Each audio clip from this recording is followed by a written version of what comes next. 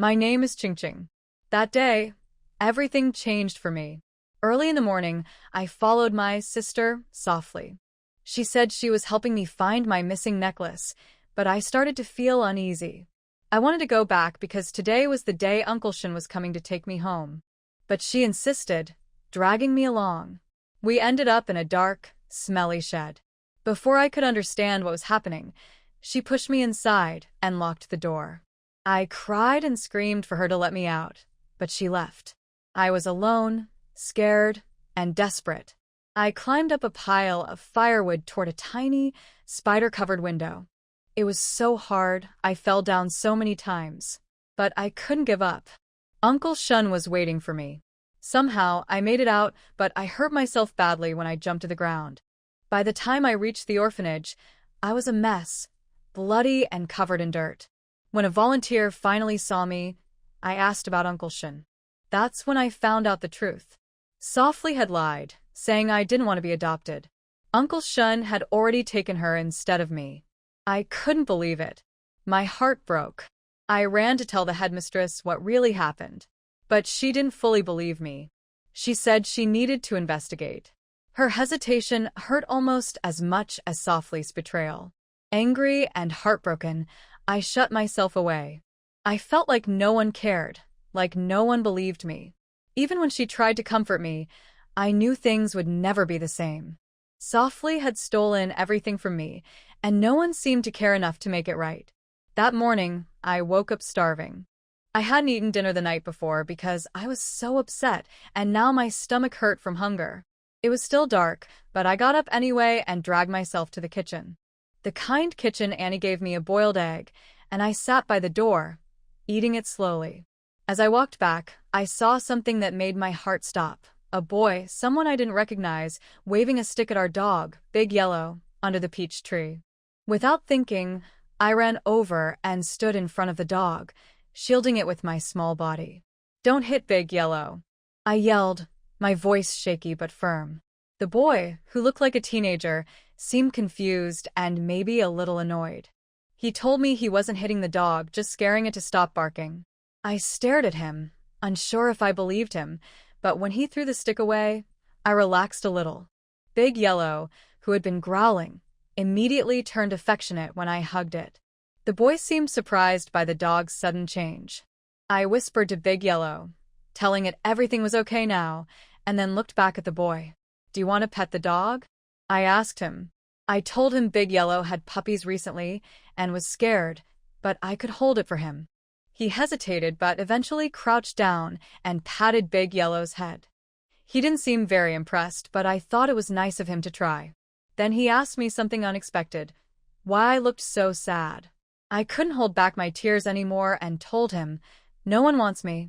He didn't say much at first, just mumbled something about me looking okay before awkwardly admitting he was trying to compliment me. I felt a little better and smiled, telling him he was okay too. He looked funny when I said that, like he didn't know whether to laugh or be annoyed.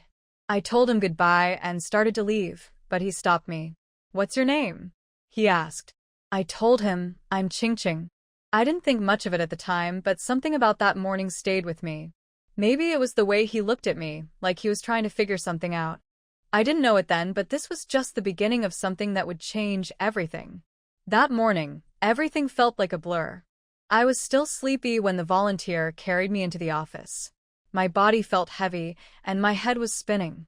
I didn't know what was going on until I saw the director, looking both nervous and excited. Then I noticed them, a tall, serious-looking man and a boy who seemed about my brother's age. The man, Uncle Fu, looked calm and distant, but the boy, he was different. He seemed a little shy, even awkward. When I called him brother, he barely replied, his face turning red like he didn't know how to talk to me. Uncle Fu wanted to adopt me.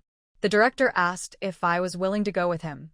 I looked at them, unsure at first, but when I saw my new brother, again, something inside me felt warm. I smiled and said, "I want to go. I'll go with Uncle Fu and my new brother." After that, things moved quickly. Uncle Fu started the paperwork while my new brother stood outside. I followed him, and soon we were talking. I thanked him for finding me, but he acted all cold, saying he didn't like me. Even so, his ears turned red, so I knew he was lying. It didn't make me sad for long. I knew he was a good person. As we left the orphanage, I couldn't help but cry when I hugged the director goodbye. She told me to listen to Uncle Fu and promised to visit me. She even said she'd take care of Big Yellow, our dog, and send me one of its puppies when they were older. My new brother came back to pick me up, lifting me in his arms like I weighed nothing. He didn't say much, but his hold felt steady. As we drove away, I looked back at the orphanage, tears still streaming, feeling both sad and excited. For the first time in a long time, I thought, maybe someone really does want me after all. That day, everything felt so overwhelming. I tried hard not to cry, wiping my tears quickly so no one would be upset with me. But my heart still ached. It was hard to stop feeling sad. My new brother, Fuyuetsi, noticed. Even though he seemed annoyed, he grabbed a tissue and awkwardly wiped my face. His hands weren't gentle, but it was still comforting. "I'll bring you back here in a week," he said stiffly, like he was trying to sound tough. I whispered a soft thank you, and he patted my head. When we arrived at Fu's house, or their temporary home, it was so big and grand. I felt tiny standing in front of it. It was too clean, too fancy, and I was scared of messing anything up. I followed Fuyuetsi closely, wanting to hold his hand for comfort, but too afraid he'd be upset. Can I hold your hand for a little bit?" I finally asked. My voice shook, and when he hesitated, I thought I'd done something wrong. I quickly apologized, but then he surprised me. He picked me up instead. His voice was stiff and awkward, but he told me not to say sorry anymore. I nodded and rested my head on his shoulder. For the first time in what felt like forever, I felt safe. Meanwhile, at the Shin family's home, Softly was having a very different experience. She arrived at a huge, beautiful house, one even grander than ours. But when she walked in, everything went wrong. The Shuns had prepared a welcome party, thinking she was me. There were gifts, banners, and confetti. When they realized she wasn't me, the excitement in the room disappeared. Softly tried to hide her disappointment, putting on a pitiful expression that seemed to make everyone feel bad for her. Even so, the gifts meant for me were packed away, and the party ended awkwardly. Softly stayed calm on the outside, but I could imagine how much she was stewing over those gifts. As I settled into the Fu home, Softly was left in a family that didn't even mean to take her in. It made me wonder what would happen to both of us now, in these two very different houses. Fuyuetsi explained to me that he had to go to school and would only be back in the evening. He told me to stay at home and not run around. I nodded obediently, even though I didn't want him to leave. He patted my head before walking out, promising to bring me something tasty later. That small gesture made me so happy. I smiled all the way back to the sofa. After breakfast, Aunt Lu took me to my room. It was clean and new, but I could tell no one had lived there before. She was so busy fixing up the bed and organizing things that she took me to the garden to wait while she finished. The garden was lovely, and I sat on a wooden bench, watching a gardener work. When he fell while watering flowers, I ran to help, even though I wasn't strong enough to do much. I just wanted to do something useful. Upstairs, someone was watching me. I didn't know at the time, but it was my third brother, Fu Shueji. He was so thin and pale, like he hadn't been in the sun for a long time. Later, I heard he was very sick. He watched me for a while, but when someone brought him medicine, he closed the curtain and shut himself away again. It made me sad to think of him being so lonely. When Aunt Lu called me back inside, I noticed a maid carrying a flower pot with a wilted plant. I couldn't help but stop and ask her about it. She said it was my third brother's flower, but it had died, and he told her to throw it away. I asked if I could have it instead. The maid was surprised but agreed, even warning me that it might not survive. I didn't care. I thought if I could make this flower live again, maybe it would make my third brother smile. Maybe he wouldn't feel so sad anymore. So, I hugged the flower pot close, determined to take care of it. Aunt Lu listened for a while. Although she didn't know why the young lady wanted this pot of dead flowers, she helped to keep the flowers. Since the young lady wants it, give it to me. She took the dead jasmine from the servant's hand and asked Qingqing, Miss, where do you want to put this pot of flowers? Can I put it in the room? Of course. Aunt Lu held the pot of flowers and took Qingqing to her room. After entering, she put the flowers directly on the balcony, where the first rays of sunlight in the morning could shine in. Then she explained to the child how to use many things in the room. Because there were other things to do, she didn't stay with Qingqing for too long. After Aunt Lu left, the little girl walked to the door. After making sure the door was firmly closed, she ran to the pot of jasmine that had lost its vitality. The balcony was a bit high, and she dragged a chair with great effort. After climbing up, she finally touched the jasmine. Qingqing took off her shoes and stood on it. There were still scars on her little hands, and her fingers were soft. She poked the leaves of the flower pot, her soft and tender voice full of regret. Poor little flower, the jasmine leaves that had lost their vitality suddenly moved, and it happened to be the one that Qingqing touched. It was as if it was using all its strength to respond to her words. Qingqing stretched out her other hand and held the drooping leaves of the jasmine with both hands. A faint fluorescent green light was faintly lit in the palm of her hand. One by one, small dots of light flew into the trunk and branches of the jasmine like fireflies and finally disappeared and merged with it. 2 minutes later, the little dumpling withdrew her hand, her body was in a trance, and she almost fell to the ground. When she got down from the chair, her little face looked paler than before, and a lot of sweat oozed from her forehead. In a short while, she was so weak that she couldn't stand steadily. But her eyes were unusually bright, like a black gemstone under light. Very beautiful.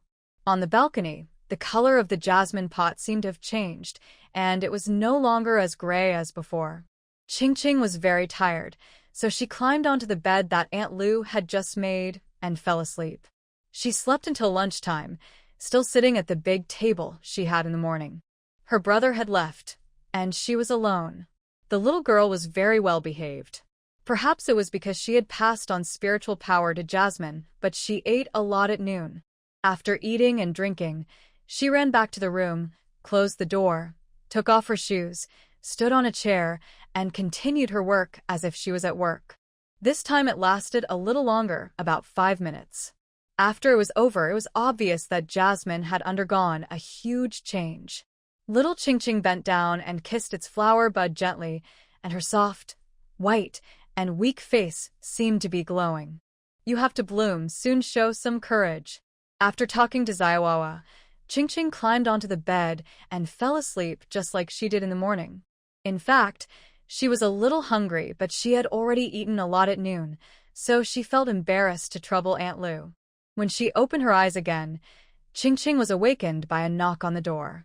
A young boy's immature voice came from outside the door. Qingqing, can I come in? Qingqing rubbed her eyes in a daze, and when she heard the voice, her aho hair stood up. It's my brother. The little guy quickly put on his shoes and ran to open the door. Fu Yuetzi held a small pink bow-shaped cake in his hand and handed it to her awkwardly. Hey, Aunt Lu said you were very good today. This is what I promised you. Qingqing looked at the exquisite cake in surprise, raised her soft white face, and thanked sweetly. Thank you, brother. She held the small cake, as if it were a treasure, and carefully placed it on the table. This was the first time she had seen such a beautiful cake, even more beautiful than on TV. Fu Yuetzi followed her in. After seeing this empty and monotonous room, his brows knitted slightly. To be honest, it looked like a guest room. He glanced at the child's happy face and frowned even deeper. I didn't notice it before, but now I realize that this really doesn't look like a room for a little girl. I will mention it to Aunt Lu later. Fu Yuetzi's eyes swept around the room and inevitably fell on the pot of withered jasmine on the balcony. Because it was too abrupt. He walked over and stared at it for a long time, then turned back and asked Qingqing, Isn't this the pot that third brother raised? Why is it here with you? Qingqing pinched her little hands nervously, her beautiful big eyes flickering, and she answered truthfully, yes. A sister said she wanted to throw it away, so I came here. Fu Yuetzi was stunned for a moment, a little puzzled. It's dead. The little girl hurried over, looking up her little head eagerly. It's okay, brother, let me raise it. I like it. She had already begged in a low voice. What else could Fu Yuetsi say? He could only nod and agree. Seeing the child's happy smile, his heart seemed to be gently scratched by a kitten's claws. Itchy. It's so easy to satisfy. Before he noticed it, a faint smile climbed onto Fu Yuetzi's face.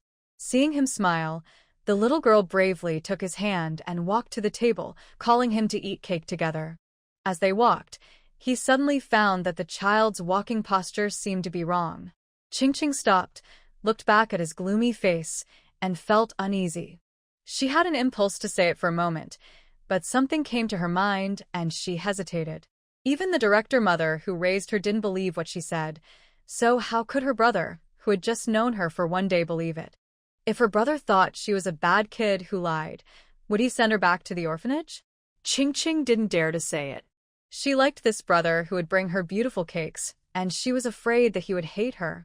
The little girl raised her soft and white face and said in a baby voice, "Brother, I will be fine in 2 days." After thinking about it, she forced a flattering smile and tried to get away with it. Fu Yuetsi pursed his lips, and his pretty face was cold. He didn't say anything and directly picked up Ching and put her on the bed. "Brother." The little girl was startled. Seeing him squatting down to look at her legs, her baby voice trembled. Her reaction made Fu Yuetsi have a bad premonition in his heart. If nothing happened, how could she be so scared? Thinking of this, he carefully pulled open Ching's trouser legs and then froze in place, as if he was frozen. There were so many scratches on her calves. Not only that, there was a large bruise on the knee, which was particularly eye-catching on the little guy's white and soft body. Fu Yuetsi seemed to have thought of something, and with a gloomy face, he pulled the child's hand. The palm of her hand was red, all covered with new scabs. It was not caused by the fall, as she said before. It was clearly all scratches, and the one near the wrist was a bruise, which was very serious. Fu Yuetzi's eyes froze, and his voice suddenly became several degrees colder, his eyes like a cold pond with sinking stars. "When I asked you in the orphanage, did you lie to me?" Ching's eyes flashed with guilt, and she lowered her head silently, saying sorry in a muffled voice. Fu Yuetsi took a deep breath, and his heart sank directly to the bottom of the valley. It was not because of Ching but because of himself. He neglected it. When the child said that she fell, he should have asked a few more questions. As a result, her injuries have not been treated until now. If she hadn't found something wrong just now, I don't know how long she would have kept it secret. Fu Yuetsi put her hand down without saying a word. He walked out of the door and closed it. Ching was so scared that she dared not make a sound, and even her breathing was deliberately controlled. When the door closed, her wet eyes trembled. Is her brother angry? Because she lied, her brother thought she was a bad lying child, so he left. Ching looked at the closed door, tears dripping. She wiped her tears carelessly, jumped off the bed, and wanted to go out to find Fu Yuetsi with a pale face. She wanted to apologize to her brother.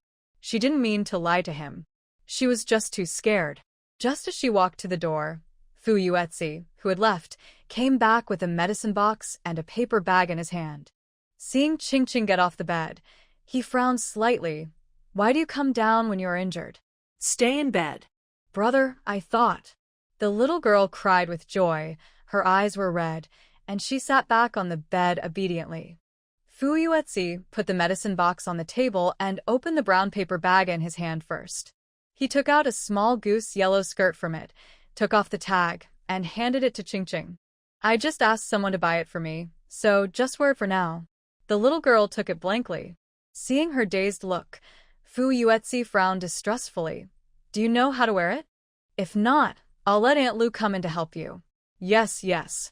Ching came to her senses and nodded quickly, with 2 dimples on her tender cheeks. Seeing this, Fu Yuetsi hummed and closed the door tightly after going out. He leaned against the white wall next to the door, not in a good mood. He seriously suspected that the child had been bullied in the orphanage before. That's why she is so cautious, so sensible, and much more obedient than other children of the same age. There was a knock on the door, and Fu Yuetsi came to his senses. He pushed open a very thin gap to let his voice in. "Have you put on your clothes?" The little girl's soft voice came from inside. Okay, hearing this, he pushed the door open and went in. The little girl who changed her clothes was particularly bright and beautiful. She had fair skin, and wearing light colors would not make her look darker. Instead, she would look more lovely, like a small dumpling in a yellow coat. So cute. Although Fu Yuetsi thought so in his heart, the words he said were still extremely arrogant. "It's okay," a bit like a Fu family member. Qingqing was very happy and grinned at him with a big smile. "Thank you, brother. I like it so much." Fu Yuetsi bent down and carried her to the bed. He took the medicine box that he had brought over at the beginning and then squatted down. The boy's black hair also fell down, covering his eyelids. Qingqing felt a little cold on her legs, and she couldn't tell whether it was the medicine or her brother's hand. The little girl was wearing a long-sleeved shirt before. After changing into a skirt, her 2 arms like lotus roots were exposed, and Fu Yuetsi saw that she also had injuries on her arms. He applied the medicine to her in silence. The color of the medicine was very dark, so dark that it was purple. When applied to the skin as white as onion, it looked like a large mass of black birthmarks.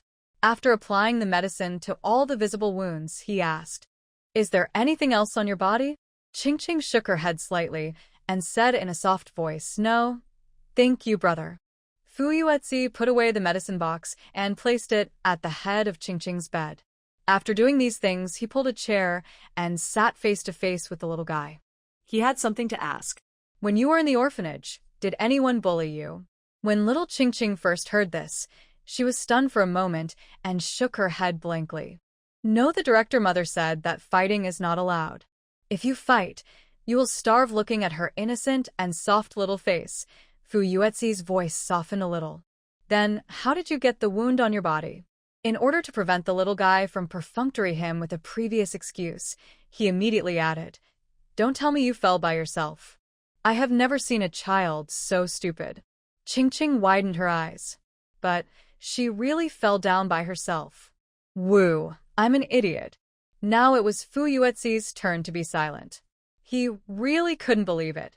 "You fell down by yourself?" He looked at the aggrieved little girl suspiciously. Is this child really an idiot? Of course, there is another possibility, that is, they just met for the first day, and the child didn't want to tell him something. He didn't ask further, fearing that Qingqing would feel uncomfortable. His peripheral vision swept over the unopened cake on the table, and Fu Yuetsi walked over and took off the packaging box. He cut off a piece of cake with a knife and handed it to Qingqing with a plate. "Here, don't eat too much. We will eat later." The little dumpling didn't take it, but gently pushed the plate towards him, revealing 2 dimples on her cute little face. "Brother, you eat first." Fu Yuetsi paused for a moment, then put the plate down, cut another piece, and handed it to Qingqing. This time the little guy happily accepted it.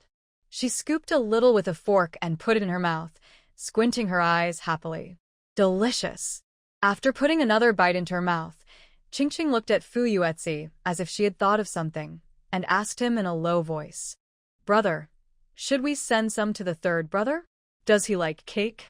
Fu Yuetsi's expression was stunned, as if he was reminiscing about something. When the 3rd brother was a child, he loved sweets very much. His eyes fell on the half of the bao cake that was left, and his hand holding the fork tightened. Thinking of this, he looked at the remaining half of the cake. Little Qingqing stood on tiptoe, and was also happy. "Brother, cut here, it's beautiful here." Fu Yuetsi listened to her, and cut off the best-looking piece. He held the plate, took a pair of knives and forks from the cutlery box, said something to the little guy, and walked out. Fu Shueji's room was at the end, and was very quiet. He stood at the door with the cake and knocked gently. After a while, the doorknob turned, and the white door was slowly opened. Fu Yuetsi stood at the door, holding the small cake in his hand. "3rd brother." Fu Shueji's eyes fell on the cake in his hand. Her long eyelashes trembled slightly, and she didn't say anything. "Hey, this is what I bought for Qingqing tonight. Do you want to try it?" He paused and added, "It's very sweet." Fu Xueji raised his eyes and asked an irrelevant question. Her name is Qingqing. Yes. Speaking of the little girl, Fu Yuetzi suddenly talked more and more, minding his own business.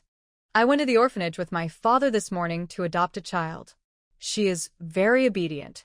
By the way, brother, have you seen her? Fu Xueji put the back of his hand against his lips and coughed lightly. Weakly, I have seen her, in the small garden. Oh. The atmosphere became quiet again. Then, if you don't want to eat this cake, I'll take it out. After a long silence, Fu Yuetzi finally uttered this sentence. He had already prepared to be rejected, but to his surprise, Fu Xueji raised his hand, and the white and almost transparent hand slowly took the cake from his hand. Thank you. After closing the door, Fu Yuetzi stood at the door for a long time and couldn't come back to his senses. Third brother actually accepted it and thanked him. Fu Yuetzi clenched his hands hanging by his side, and some joy overflowed from his eyes. If he had a tail, it would definitely start swinging wildly now. Fu Sihuai didn't come back for dinner, and only Qingqing and Fu Yuetzi were at the table. The little guy held it in for a long time but decided to ask, Brother, isn't uncle coming back? Fu Yuetzi was in a very good mood now, and turned his head and replied habitually, Well, sometimes he will come back in the middle of the night if he is busy at the company. Oh, the little girl lowered her eyes, stared at the rice in her bowl, and didn't speak. She still ate a lot at night. After all, she started to feel hungry since noon. It was already 7 o'clock after dinner. Fu Yuetzi went out for something, and little Qingqing returned to her room. She closed the door and stood by the balcony, looking at the pot of jasmine. The little girl had nothing to do now, so naturally, she put all her thoughts on the flowers. The jasmine, which was obviously dead in the morning, stretched out its branches and leaves in the dusk, swaying lazily in the wind. Qingqing touched its leaves with her small fleshy hands and talked to herself. You have to recover faster, you have to make third brother happy, okay? Jasmine seemed to understand what she said and rubbed her fingers with its leaves affectionately. It used to be bare, and the leaves on its body had almost all fallen off. The small branches were dry, and the roots were the same except for the top. But now, its dry roots seemed to have a continuous vitality flowing to all the branches. The flower buds that were originally hit by frost stood up, a small ball, white, and it seemed that you could smell the faint fragrance emanating from it when you got close. Qingqing stood on the balcony for a long time holding its branches, just like she did in the morning.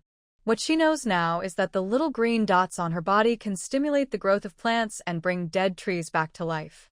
She figured these two out slowly in the orphanage. After coming down, she saw the flowers in the vase in the room. There were some gorgeously blooming roses. Aunt Lu saw that the room was too monotonous in the morning, so she put a vase on the table. Qingqing walked over, holding the flower bud in her little hand, with a glowing green light on her fingertips. The already gorgeous rose bloomed even more beautifully, and its fragrance filled the entire room at an extremely fast speed. Qingqing took a breath and was very satisfied with her masterpiece. This way the flowers can live for a long time and become fragrant. She went to the bathroom alone to take a shower and went to bed contentedly. In the middle of the night, the little girl woke up because of hunger. She sat up in bed and found that the light in the room had been turned off at some point. A warm yellow night light at the bedside emits a non-glaring light. The little girl's stomach growled with hunger, and she remembered the unfinished cake in the evening. At that time, her brother wanted to throw it away, but she refused. The lights were on in the corridor, but it was empty and silent. She walked out very quietly, like a kitten on its paws, without making any noise. The lights in the living room downstairs were off, and there was a dim night light that vaguely illuminated half of the room. The little guy quietly walked to the refrigerator, opened it with great effort, and saw the little cake he had been dreaming about on the top layer. The light in her eyes grew brighter, and she reached out to take it. 2 seconds later, the little dumpling looked at his hands in confusion. She couldn't reach it. This is such a sad thing. She held the refrigerator door, wondering whether to drag a chair over. But that would definitely make a noise. Just as she was struggling, a tall figure suddenly appeared behind her, and a large, bony hand reached out from above her head and touched the cake she had been longing for. Ching-ching. She turned her head suddenly and tilted it upwards. Coincidentally, the man behind her was also looking down at her. Fu Sihuai was still wearing a pure black suit. He was too tall, with a high nose and thin lips. However, his face looked a little tired. "Is this it?" His voice was magnetic and a little hoarse. Ching-ching was so frightened that her heart skipped a beat. Firstly, she was caught eating in the middle of the night, and secondly, she was a little afraid of him. Her face flushed instantly, and she stammered, "Uncle, uncle." Fu Sihuai hummed lightly, retracted his gaze, and took down the small cake from the top shelf of the refrigerator. He walked towards the table with his things in hand, his figure stretched very long by the single lamp. "Are you not full?" Although his tone was calm, the sense of oppression he emanated was so strong that the little guy shook his head embarrassedly. "I'm full, but I'm hungry again," he whispered. Fu Sihuai didn't say anything else. He had just returned home and wanted to sit on the sofa and rest for a while before going upstairs. However, not long after he sat down, he saw a small figure coming down the stairs. He didn't say anything and watched the little girl walk to the refrigerator. When he saw that she couldn't reach the things on top, he stood up and walked over. Fu Sihuai retracted his gaze and hummed in a light tone. It is inevitable that children will feel unfamiliar when they first arrive in an unfamiliar environment. It is normal for them to eat less in this situation. The cake was right in front of her, but Ching-ching did not dare to touch it. Because the oppressive feeling from Uncle Fu was too strong, she was afraid and was as timid as a little quail. Fu Sihuai saw her embarrassment and restrained herself a little. "I'll go up first. You should go to bed early after eating." Hearing that he was leaving, the little guy's eyes lit up, which was particularly obvious in the dim light. Fu Sihuai looked away and pretended not to see. After he left, Ching-ching sat on the sofa alone, finished the remaining cake, and went upstairs quietly after eating as she came.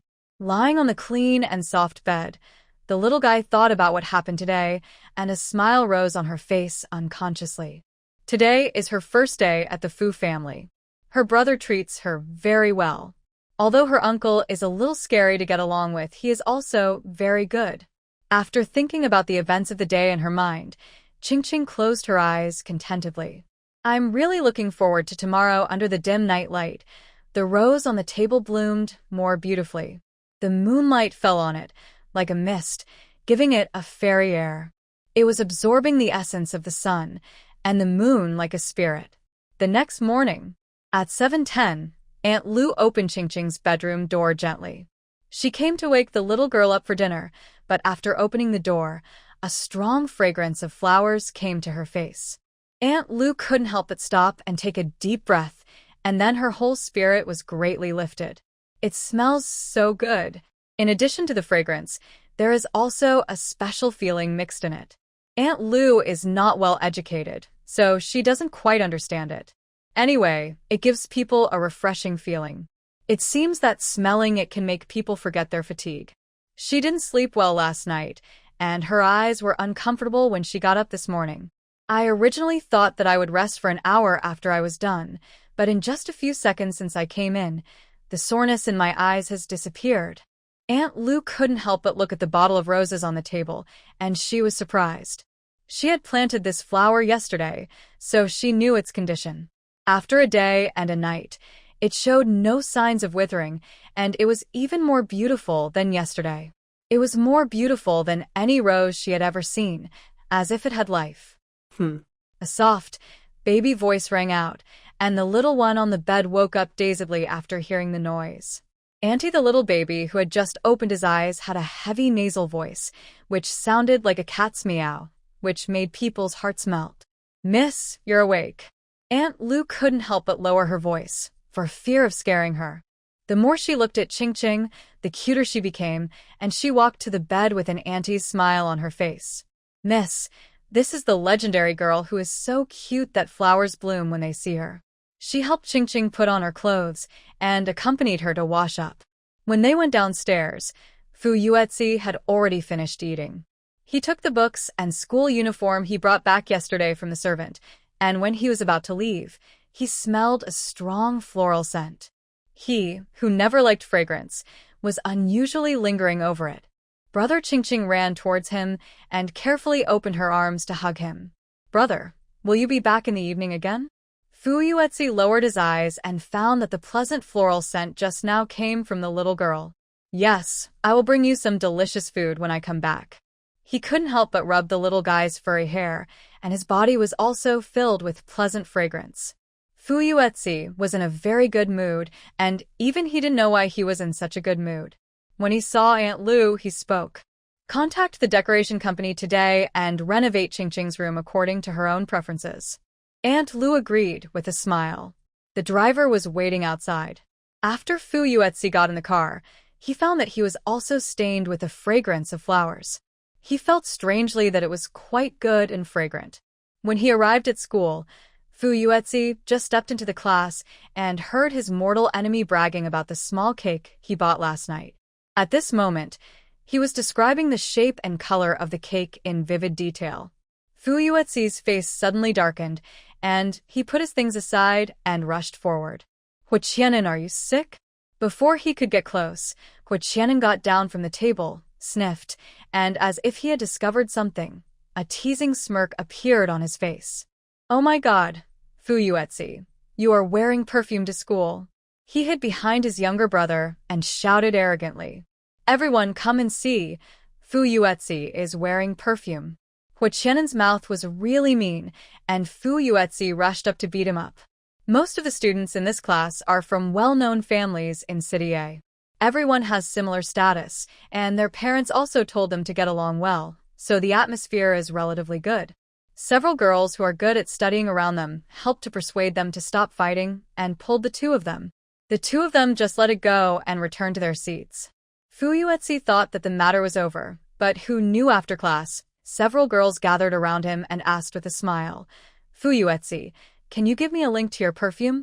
It smells so good." Fu Yuetzi. Shen Jinxia, who was sitting behind him, also heard it and poked him with a pen. "Brother Ci, give me a link when you go back. My mother likes roses, and I'll buy her a bottle." He was so angry that he gritted his teeth and said, I didn't wear perfume." Okay. Seeing that he was angry, everyone coaxed him. They agreed that they didn't spray it, but in fact no one believed it. Fu Yuetzi saw it, and he felt even more depressed. Fu's house. When the people from the decoration company came, Aunt Lu hurriedly took the roses out of the house for fear that they would accidentally knock over the flowers on the table. She really cherished these roses and felt that they were spiritual. The more she looked at them, the more she liked them. Qingqing, who was playing nearby, suddenly saw this scene and was a little confused. "Aren't these flowers in her room?" Aunt Lu held the flowers in a posture, like holding a child. Thinking of something, the little guy leaned over and said in a sweet voice, "Aunt Lu is young." Aunt Lu looked at her in surprise. What did the young lady say just now? Aunt Lu is holding flowers young. Aunt Lu was so happy that she went to the mirror in the bathroom and found that she seemed to be a few years younger. Several servants who had a good relationship with her gathered together, and none of them did not praise Aunt Lu for her good spirits.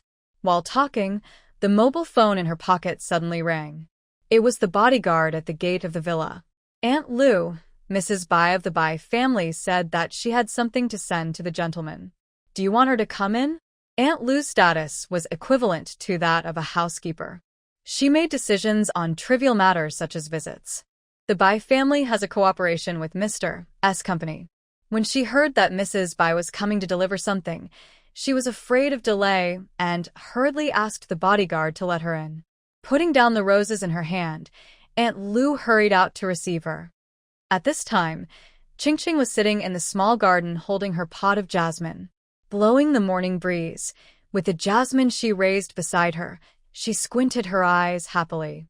"So happy upstairs." Fu Shueji gently opened the curtains a little, and sure enough, he saw the child from yesterday again. His eyes moved to the jasmine next to the little girl and did not move. That was the flower he raised with his own hands. How could he not remember it? But even so, he still carefully identified it for a long time before he dared to confirm it. Yesterday morning, Fu Xueji confirmed that it would never come back to life, so he asked the servant to take it away. But now it is in the arms of the little guy, and it seems to be blooming with vitality again. In just one day, it came back to life. Fu Xueji leaned against the window, looking a little stunned. When the little girl was about to find him, he closed the curtains. Qingqing felt as if someone was looking at her, but she stood up and looked around, but saw no one. The little girl continued to hold the flowers and talk to herself, and suddenly, a voice came from behind. "Are you the child that Fu Sihuai adopted in the orphanage?" Qingqing turned around and saw an auntie in luxurious clothes standing behind her. The woman wore a valuable watch on her wrist and a bracelet of the same color as the watch. In addition, her neck and ears were not empty. Although the little girl did not recognize luxury goods, due to the stereotype of rich people on TV, she subconsciously felt that this auntie was not an ordinary person. She put the flower pot in her arms on the chair, stood up obediently, and called auntie. She was obedient and cute, but Su Xiao didn't feel it at all. She waved her hand in disdain and put her well-maintained fingers under her nose as if she smelled something dirty. "Don't call me auntie if you are an orphan." After she said this, the little girl's face turned red instantly. She lowered her head and picked at her skirt, and the color of her face seemed to be dripping with blood. She knew that orphans were children that no one wanted. Su Xiao lowered her eyes and glanced at her clean and soft hair, with some disgust in her eyes. She didn't hate children, but she hated those who stood in her way. She looked at him coldly, with a sneer on her lips. "Those who come out of the orphanage are not presentable. I don't know what was wrong with Fu Sihuai to adopt you back. My granddaughter is so much better than you." Her eyes were turned down, and her eyebrows were full of disdain. The little guy's face turned pale in an instant. If Aunt Lu saw this, she would be heartbroken. "Just as I thought." At this moment, Aunt Lu's voice squeezed in with a very strong attitude. "Mrs. Bai, you're here." She felt something was wrong before she saw anyone in the living room, so she asked someone and found out that they both had gone to the garden. Su Xiao had always wanted to marry his daughter to Fu Sihuai, so he was so angry after hearing that the Fu family adopted a girl from an orphanage. Su Xiao's daughter is also divorced. She is 25 years old this year and has a 4-year-old girl who was born to her ex-husband. A few days ago, her daughter brought her granddaughter to the Fu family and stayed for a while. Fu Sihuai's attitude was cold, which scared the child to tears. Because of this incident, Su Xiao was very dissatisfied. Then Fu Sihuai turned around and went to the orphanage to adopt Qingqing. She became even angrier and came this time just to see Qingqing under the pretext of delivering documents. After Aunt Lu came over, she took Qingqing's hand in a subtle manner and pulled her behind her, as if she was protecting her own child. Su Xiao glanced at it out of the corner of his eye, taking the whole scene in. His expression was not very good, but he didn't say anything. Aunt Lu is an elder of the Fu family, brought here from the capital by Fu Sihuai. No matter how angry Su Xiao is, he will never get angry with her. Therefore, she lazily looked at her manicure and returned to her usual appearance. "Didn't Madam say she was coming to deliver something? Why don't you go to the living room and I'll make you some tea?" Su Xiao's face was cold and she replied indifferently, "I forgot to bring something, so I won't go in." It was very perfunctory. After she finished speaking, she glanced at Aunt Lu and was a little frightened. When she came 2 days ago, Aunt Lu looked haggard, and she looked no different from the yellow-faced women who cooked in her family. Why did she seem like a different person today? If you smell it carefully, you can still smell the rose scent coming from her. Su Xiao suppressed her surprise and pretended to be indifferent and asked, "Where did Aunt Lu go for beauty treatments these 2 days, and she also sprayed perfume?" The reason why she mentioned perfume was because Su Xiao was conquered by the scent. She had never smelled such a pure and beautiful rose scent. Aunt Lu's smile paused, and her mind turned quickly in an instant. After a moment, she smiled awkwardly. "Madam Su, you are really kidding me. What kind of beauty treatment do I and Nanny have? Those are things that you ladies can enjoy. As for this perfume, it is actually a cheap perfume that we servants bought privately. It smells good at first, but you get sick of it after smelling it for a long time. Hearing that it was a cheap perfume, Su Xiu's eyes flashed with disdain. She originally thought that the scent was good, and she could buy a bottle to spray. But since it is used by servants, forget it. How can she, the wife of the Bai family, use the same one as the servants? Isn't this lowering her status? Thinking of this, she retracted her gaze, covered her lips, and smiled. Hypocritically, don't say that. You people can also go and experience it. Aunt Lu, you are an old lady in the Fu family, and a month's salary is enough to try it once. Oh, by the way, if you go, remember to tell me which store it is, and I will avoid that store. Aunt Lu seemed to not hear the sarcasm in her words, and still smiled. Su Xiu felt like she had punched cotton, but she came here today just to see who this orphan was, and now she felt that he was quite ordinary. Her purpose had been achieved, so she didn't stay here any longer. After she left, the smile on Aunt Lu's face disappeared instantly. She squatted down and picked up the little girl with red eyes. She was really distressed. Miss, don't cry, don't cry. Yeah. Ching Ching burst into laughter. Her eyes were red and misty, and she said in a nasal voice, I know Aunt Lu took her back, and after settling Ching Ching down, she took out her cell phone to complain to Fu Sihuai. This matter could be big or small, and it did not cause any physical damage to Ching Ching. If the two families canceled their cooperation because of this matter, it would be a bit too trifling. Su Xiu must have thought of this, so she came here in a swagger. Aunt Lu sneered while typing on her cell phone. Oh, if Su Xiu really thought so, then she really didn't understand Mr. Mr. was not very timely in replying to messages after arriving at the company, and Aunt Lu was used to it. She put her cell phone in her pocket and sent the decoration company people away. The servants carried the original furniture in and arranged it neatly. Aunt Lu held the vase and reluctantly placed the flowers on the table in Ching Ching's room. A pair of rough hands caressed its delicate petals lovingly. Little Ching Ching stood on the chair and struggled to straighten the jasmine flowers. This was what she saw when she climbed down. Aunt Lu didn't look like she wanted to take the vase of flowers away. She tilted her head and asked in confusion, Aunt, don't you want it? Aunt Lu shook her head and said in a resistant manner, These are the young lady's flowers. It's rare to see such beautiful flowers. How can I take them? Leave them here.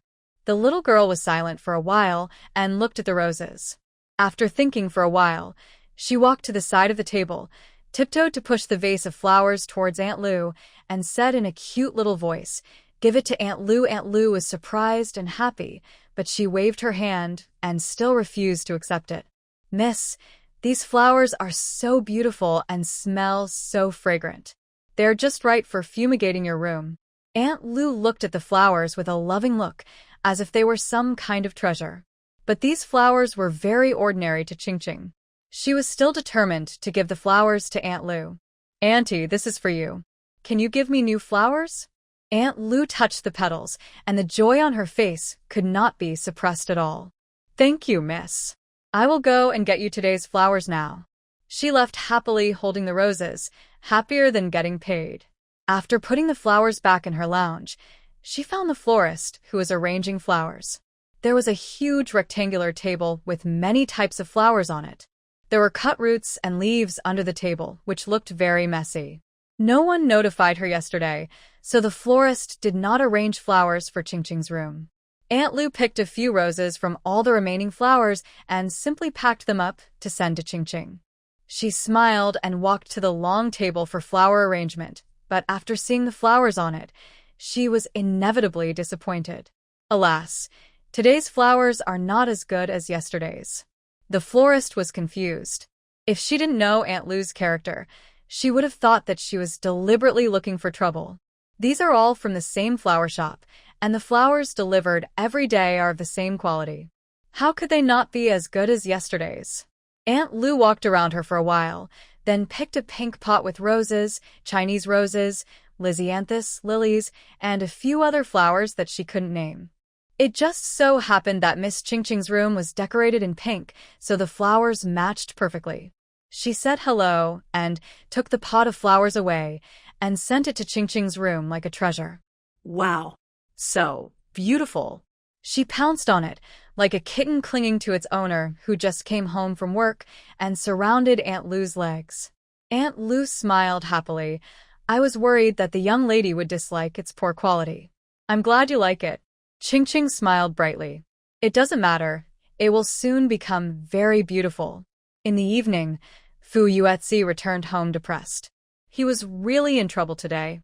The girls in the class kept trying to find out what perfume he was wearing. From morning to after school, they would run to his side during every break, and on the way back, some people kept asking him. He said several times that it was not perfume, but no one believed him. Even when he went to buy a snack after school, a lot of people followed him. When he got home, he handed the things to the servant to take them down, and personally put the snacks he bought on the table in Ching Ching's room. After entering, he first looked at the decoration style of the room. He didn't say it, but his eyes showed that he was very satisfied. Yes, this is like a little girl's room. There was also a faint floral scent in the room, the same as what he smelled in the morning. Fu Yuetzi looked at the bouquet of flowers on the table. It was blooming beautifully, but the fragrance didn't seem to be strong. Brother. Seeing him staring at the flower for a long time, Ching Ching asked curiously, Do you want flowers? Fu Yuetzi shook his head, retracted his gaze, and said casually, I feel that your flower doesn't smell as good as the one this morning.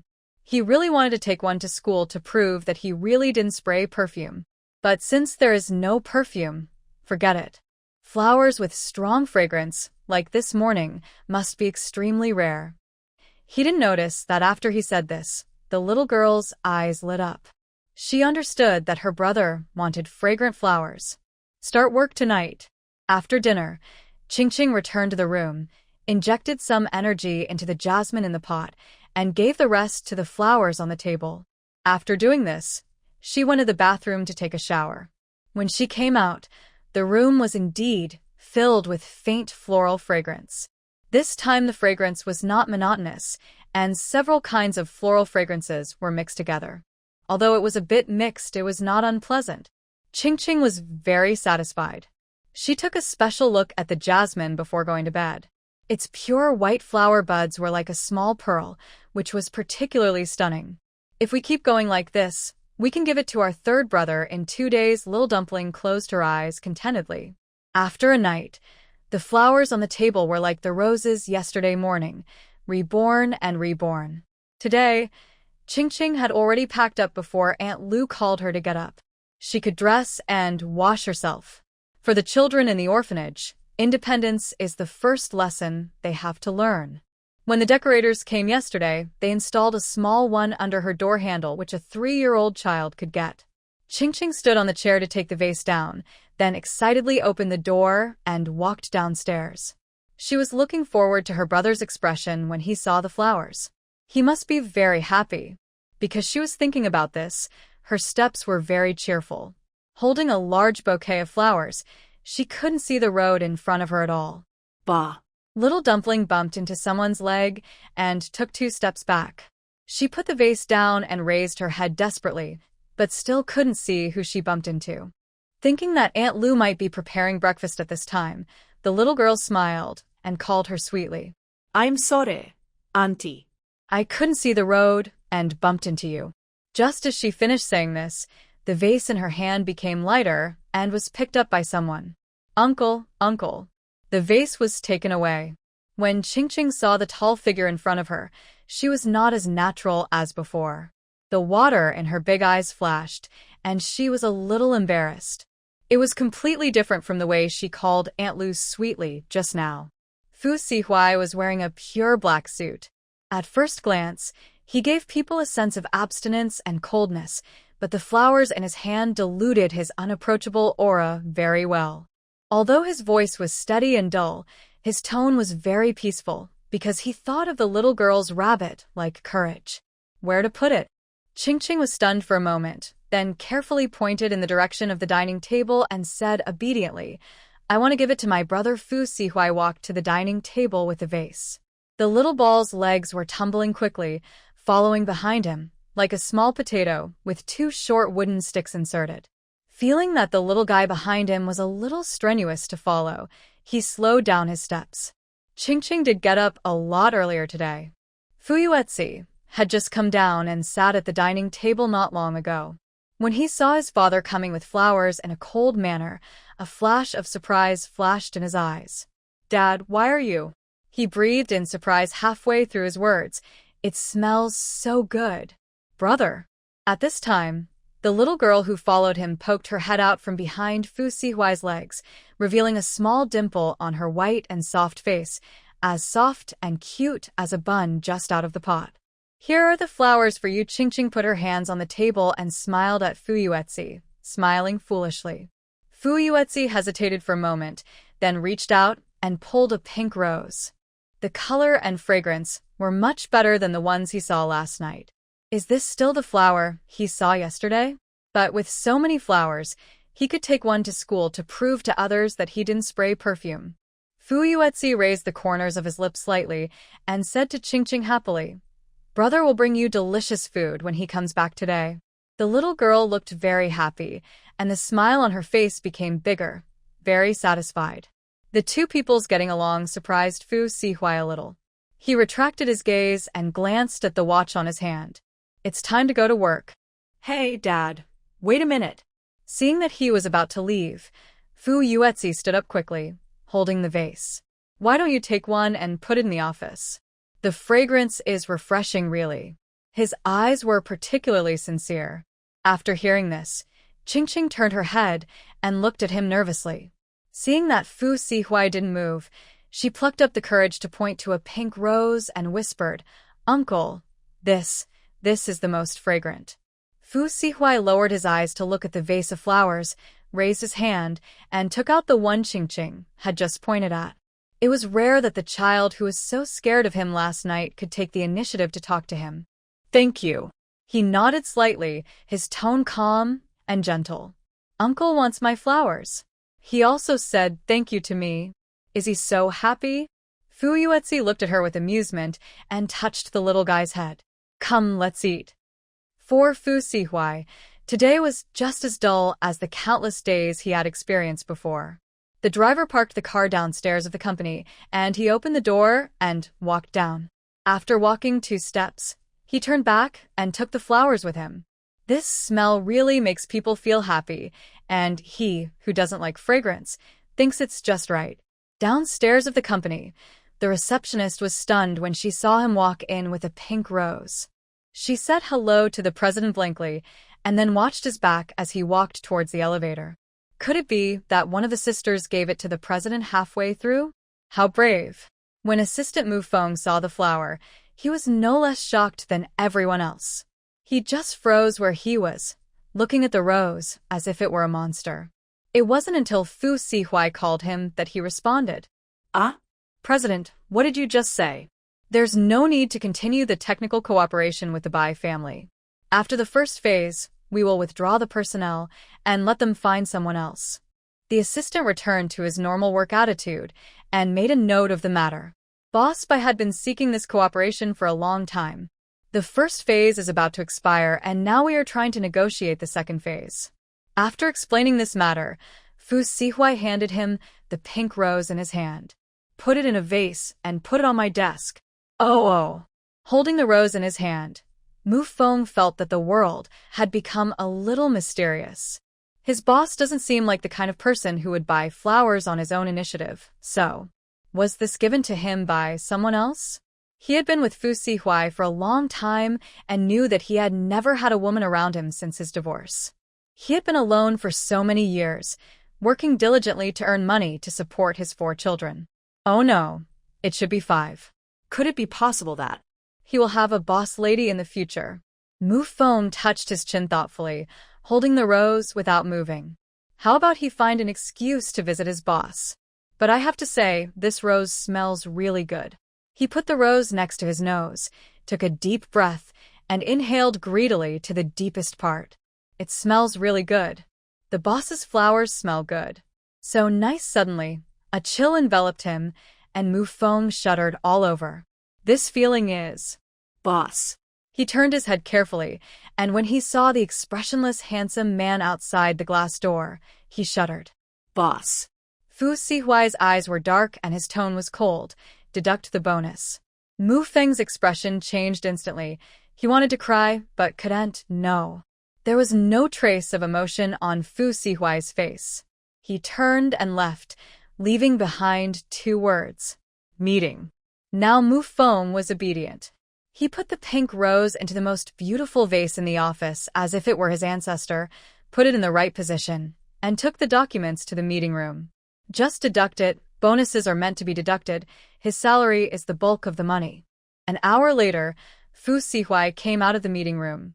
He pushed open the office door and saw a man standing in front of the desk, taking pictures of his roses with his mobile phone.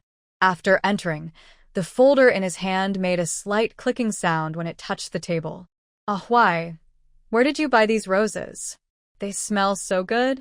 His tone was familiar, and it was obvious that he and Fu Sihuai were old acquaintances. Why are you here? Xiao Su sat down beside him and sighed. I came to see how you've been doing since leaving the capital. Since you're in the mood to grow flowers, that's not bad, right? After saying this, Xiao Su changed the subject and looked at the flowers on the table curiously. Honestly, why? Give me the address of these flowers. I will go back and bring some to my elder sister to make her happy. You are the benefactor of our whole family. Fu Sihuai didn't know about the flowers. It was all Aunt Lu who made the decision. He took out his mobile phone and called Aunt Lu at home. After asking for the address of the flower shop, Xiao Su left in a hurry, saying that he was afraid that he would not be able to buy it if he went too late. It stands to reason that such fragrant flowers, it is impossible to stand at the door and not smell anything. After walking around inside, although Xiao Su didn't say anything, the disappointment in his eyes almost overflowed. He left depressed, and after getting in the car, he started to call Fu Sihuai. Why? Did you give me the wrong store? The flowers there are very ordinary. I showed them the photos I just took, and they insisted that these were not the flowers in their store. After he finished complaining, there was silence for a long time. After a few seconds, Fu Sihuai's low and cold voice slowly flowed out of the phone. Aunt Lu won't make a mistake. It's indeed that store. Xiao Su looked a little disappointed, but he had no choice. Well, maybe I didn't arrive at the right time, and that batch of flowers has been bought up. Something flashed through his mind, and he suddenly cheered up and said excitedly, By the way, how about I go to your house to take a look? If there are any left, I will take them all. You don't mind, do you? Fu Sihuai hummed, nonchalantly, no mind, go ahead. After hanging up the phone, he glanced at the flowers on the table. The eyes seemed to see through it and see others. Xiao Su's eldest sister is the head of the Xiao family now, a very powerful woman. But since she lost her child 3 years ago, she has become violent and her temperament is also unpredictable. If taking those flowers back can make her happy, it is worth it. Fu's house at 8 or 9 in the morning. Qingqing likes to water the flowers in the garden with the gardener. The gardener waters the big ones, and she holds a small watering can to water the small ones. Just when she was having fun, she heard the sound of someone arguing. She stopped with the small watering can and walked a few steps towards the source of the sound. There were many people at the door of the villa. The most conspicuous was a woman in a purple haute couture dress. She had a mature and beautiful appearance, a slightly plump figure, and was not as tall as Aunt Lu. Blocked at the door by bodyguards, Bai Wei's face was indifferent. Aunt Lu was also there, and she had a fake smile on her face. I'm sorry, Miss Bai. My master has instructed you not to embarrass me as a servant. Bai Wei pursed her red lips, angry at her attitude. But when he glanced at Aunt Lu and saw that her face looked as if she was 10 years younger, he couldn't help but feel surprised. Just as her mother said, the old woman went to the beauty salon secretly and wanted to keep the beauty salon secret without telling her mother. Thinking of this, Bai Wei's expression became even colder, but she didn't come here to ask about the beauty salon today. My mother just came here to say a few words, and what did she say wrong? She wants to stop cooperating with my family because of this matter. How can an orphan be so delicate? Aunt Lu's eyes flickered, and the smile on her face deepened. It seems that the gentleman has taken action, which is great. Although she thought so, a regretful expression appeared on her face. I don't know about that. I have no right to ask about the work of the gentleman. Bai Wei's eyes flashed with sarcasm. You don't know? Didn't you complain to him? You dare not admit it, old thing. You're pretending to be innocent again. The smile on Aunt Lou's face faded, and she felt that the words were really unpleasant. She simply stopped pretending, with an expression of indifference on her face. Yes, I told the gentleman, so what? If your mother didn't come to the Fu family to bully people, how could I have this opportunity to complain to the gentleman? You're asking for trouble. The more Bai Wei listened, the more angry she felt, and her anger rose. How was her mother's words unfair to the child? She was an orphan and was not allowed to speak? Seeing the fearless expression on Aunt Lou's face, she really wanted to slap her. Bai Wei really did it.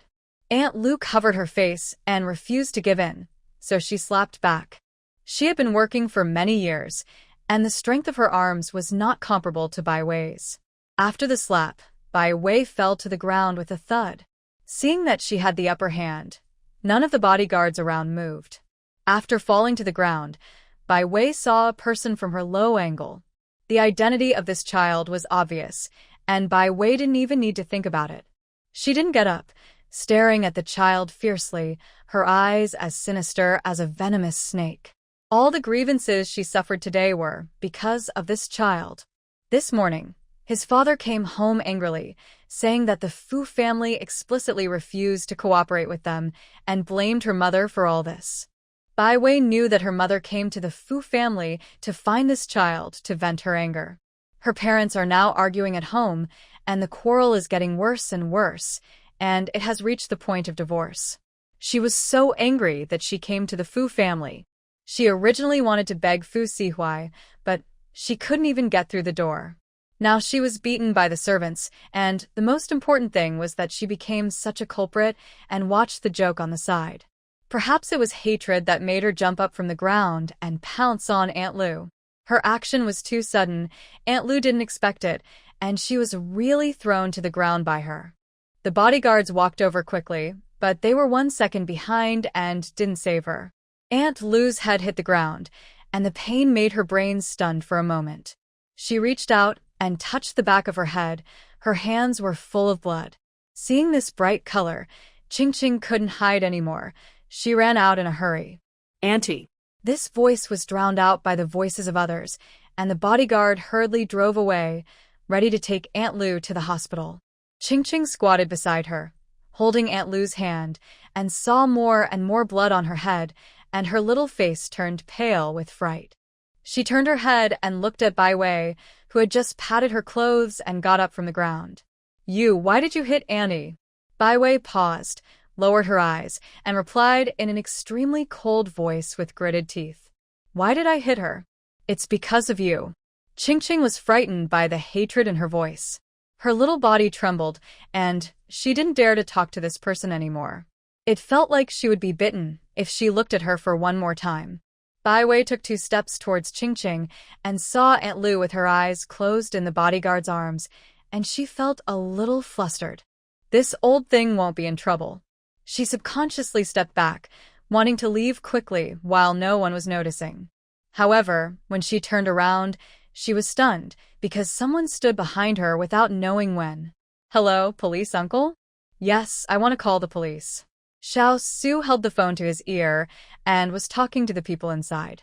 Someone deliberately hurt someone. Come and catch her, police uncle. If you come too late, she will run away. Xiao Su. Hearing what he just said, Bai Wei hurriedly stretched out her hand and tried to grab his phone. You are crazy. Don't call the police. The moment she took action, Xiao Su saw what she was thinking and slowly stepped aside. After he stood firm, he stretched out a hand to block himself, his tone leisurely. Pay attention to your image, Madam Qian. Men and women should not be close to each other. Don't get so close to me. Hearing this address, Bai Wei's face instantly became ugly, and she glared at Xiao Su fiercely. Qian is her ex-husband's surname. They are all acquaintances. Why are you calling the police?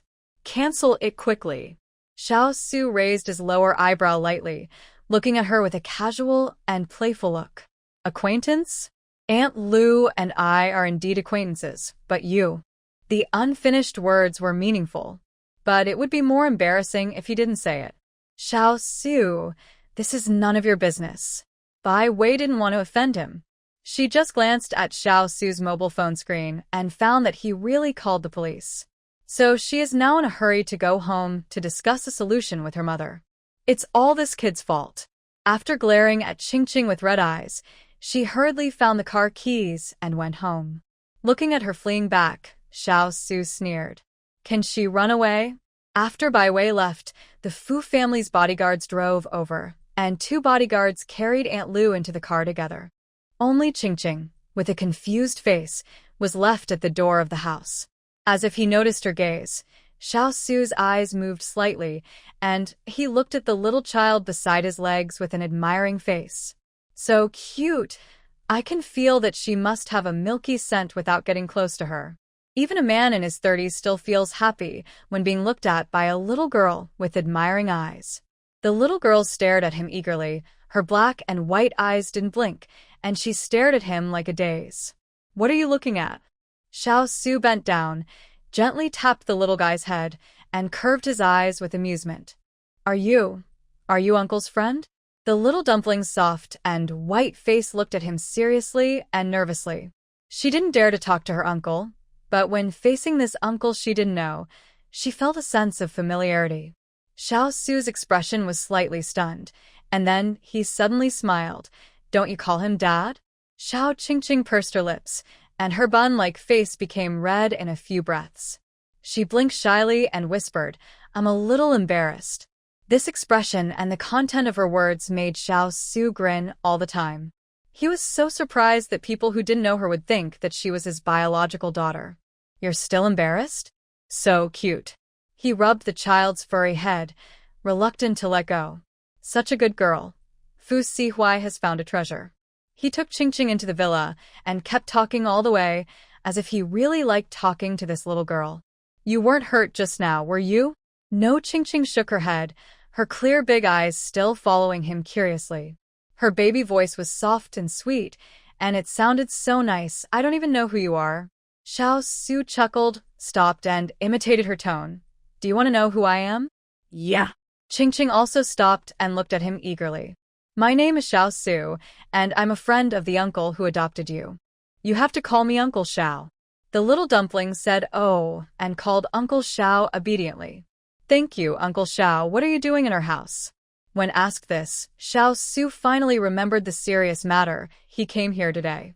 He called a servant, sat on the sofa like a bandit robbing money, and said skillfully as if he was at home, Take out all the flowers in your house. Hearing such a strange request, the servant was stunned. Mr. Xiao, you mean? All the flowers in the house? Xiao Shu hummed lightly. The servant didn't understand, but did it. 10 minutes later, all the flowers in the house were brought over and placed on the table in front of him. Xiao Su stared at the flowers on the table for a long time, and then raised his eyes reluctantly. Is that all? These are all the flowers in our house. He waved his hand uninterestedly. Okay. Put them away. Servant. Okay, Mr. Xiao. Little Qingqing, who was sitting next to him, saw the whole process. She jumped off the sofa and ran upstairs when Xiao Su wasn't noticing. There was still one that her sister hadn't taken out, the one she gave to her brother in the morning. But her brother didn't take them all. He took 2, and the rest were still in her room. Qingqing found the vase of flowers in her room and ran downstairs holding it. Uncle Xiao, there's another one here. Before Qingqing went over, Xiao Su smelled the strong fragrance of the flowers. Xiao Su took the flowers from Qingqing's hand, and his eyes inevitably overflowed with some surprise and joy. Where did you find this? He turned his gaze to Qingqing and asked. The little guy pointed upstairs and replied softly, Brother Xiao sees? He stroked the vase with his slender fingers, thinking, since it's Xiao sees, then I requisitioned it openly. The little dumpling looked at him ignorantly, not quite understanding what requisition meant. At this time, Xiao Su put his big hand on her shoulder and patted her as if he had entrusted her with an important task. Little guy, when your brother comes back, tell him that this vase of flowers was taken away by Uncle Xiao. Okay, she didn't understand but nodded obediently, and she looked easy to deceive. He felt that the flowers seemed to be more fragrant, and his whole body was light. If he hadn't made an appointment with someone at noon, he would not have been willing to leave. Qingqing was very happy to see him holding the flowers carefully. In the past, only the director's mother liked her flowers, but now there are several more people. So happy, by the way, I don't know when the director's mother will come to see her. At this time, the director who was being talked about by Qingqing was standing outside the Shin family. The situation of the Shin family is the same as that of the Fu family. The two adults are not at home on weekdays, and the younger one goes to school. Only Wanwan is at home. The servant walked to the outside of Wanwan's room and knocked on the door. After a few seconds, the door opened from the inside. Wanwan's room is very exquisite, and every detail inside is done very well. It can be seen that the beautiful room has been prepared in advance with thought and time. There is a soft and expensive carpet on the floor. The servant did not dare to go in and stood at the door. "Miss, there is a person outside the door who claims to be the director of the welfare home and wants to see you." Wanwan originally opened the door with a smile, but after hearing this, the smile on her face disappeared all of a sudden. Her eyes became a little alert, and her little hands holding the door tightly. "Is she here alone? Are there other children around her?" The servant was stunned for a moment and looked at her in shock. Can a 3-year-old child react so quickly? Is this logic a bit too strong? She recalled the situation at the door and shook her head. There is no one else, only the dean. Hearing this, Wanwan loosened her hand that was tightly clinging to the door frame. She came out of her room and said to the servant in a very natural tone of command, "Let her come in." The servant left, but the strange feeling in her heart continued to spread. When the master and his wife were at home, the young lady was quite normal, but once they were not at home, the young lady had an indescribable strong sense of disobedience.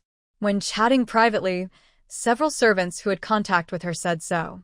Without thinking too much, the servant walked to the door and brought the dean in. The living room of the Shin family. When the dean came in, Wanwan stood up from the sofa and raised an innocent smile to her. "Dean's mother, are you here to see me?" The dean smiled calmly, and she started to speak after the servant poured the tea. At first, it was just a simple inquiry. Wanwan felt impatient in her heart, but she still endured to answer. Although she didn't say it, every detail of her actions revealed it. The director's eyes darkened. Knowing that Wanwan didn't want to talk to her, she didn't waste any more words and got straight to the point. "Wanwan, did you take Qingqing's necklace?" Although she was asking, her tone was very sure. She searched everywhere in the orphanage, even the children's dormitories, but still couldn't find Qingqing's necklace. Qingqing's necklace was beautiful, and many children wanted to wear it. Fearing that it would be lost, the director found a box and helped Qingqing keep it. She kept it in the cabinet in her room, but it was lost a few days ago. After checking the surveillance footage, I found that the only person who had entered her room in these 3 days was the child Wanwan. When Wanwan heard this, her heart suddenly tightened and she shook her head nervously. "I didn't take it." The dean sighed helplessly, stretched out his hand to her, and did not get angry, but continued to speak to her gently. "Give it to me, Wanwan, it belongs to Qingqing. When she grows up, she will use the necklace to find her biological parents. It is really important to her." After she finished speaking earnestly, her soft expressions suddenly changed. "Whoever took her things, you will only be partial to Qingqing. I am now the 3rd daughter of the Shin family. My parents bought me so many necklaces that a cabinet can't hold them all. I don't want her broken necklace." As she said this, her eyes were roaming all over the place. At first glance, she looked very imposing, but in fact, her panic was evident in her eyes. The dean listened to her quietly, his expression never changing, and even his voice was calm. "If you don't want it, then give it back to Qingqing." Wanwan bit her lip. She guessed from the dean's attitude that the other party definitely knew something. But that shouldn't be the case. No one saw her stealing the necklace. Wanwan knows the orphanage very well. She knows exactly where the surveillance cameras are and where the surveillance cameras cannot capture. She decided to believe herself and continued to be stubborn. "I said I didn't take her things, but you are partial to Qingqing, so you suspect me." Wanwan became angrier and angrier as she spoke. I am now the third daughter of the Shin family. Have you ever thought about how if these words were heard by my parents, they would think I am a bad kid and that you have never considered me? The dean rubbed her brows with a headache, her eyes full of complete disappointment. If she intended to expose Wanwan, why would she tell her in private? After all, she raised the child, and it is also her responsibility that Wanwan has become like this now.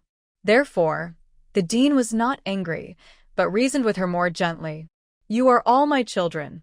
Of course, I will consider your future. I will never tell Mr. Shun and Mrs. Shun about this.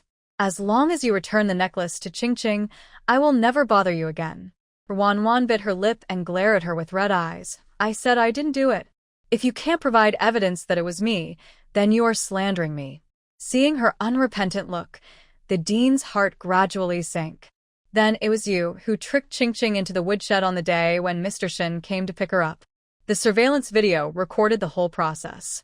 If you don't want Mr. Shen to see these surveillance videos, return the necklace to Qingqing. The dean's attitude suddenly became tough, and the content of his words scared Wanwan so much that her face turned pale. This was the first time that the dean, who was always gentle and kind, was so fierce. Coupled with her threatening words, Wanwan thought stiffly for a few seconds and then suddenly burst into tears. Woo-woo. I hate you. You wronged me, so you are partial to Qingqing. Her crying attracted the servants of the Shun family. Seeing Wanwan crying so miserably, they were all scared. Miss, what's wrong with you?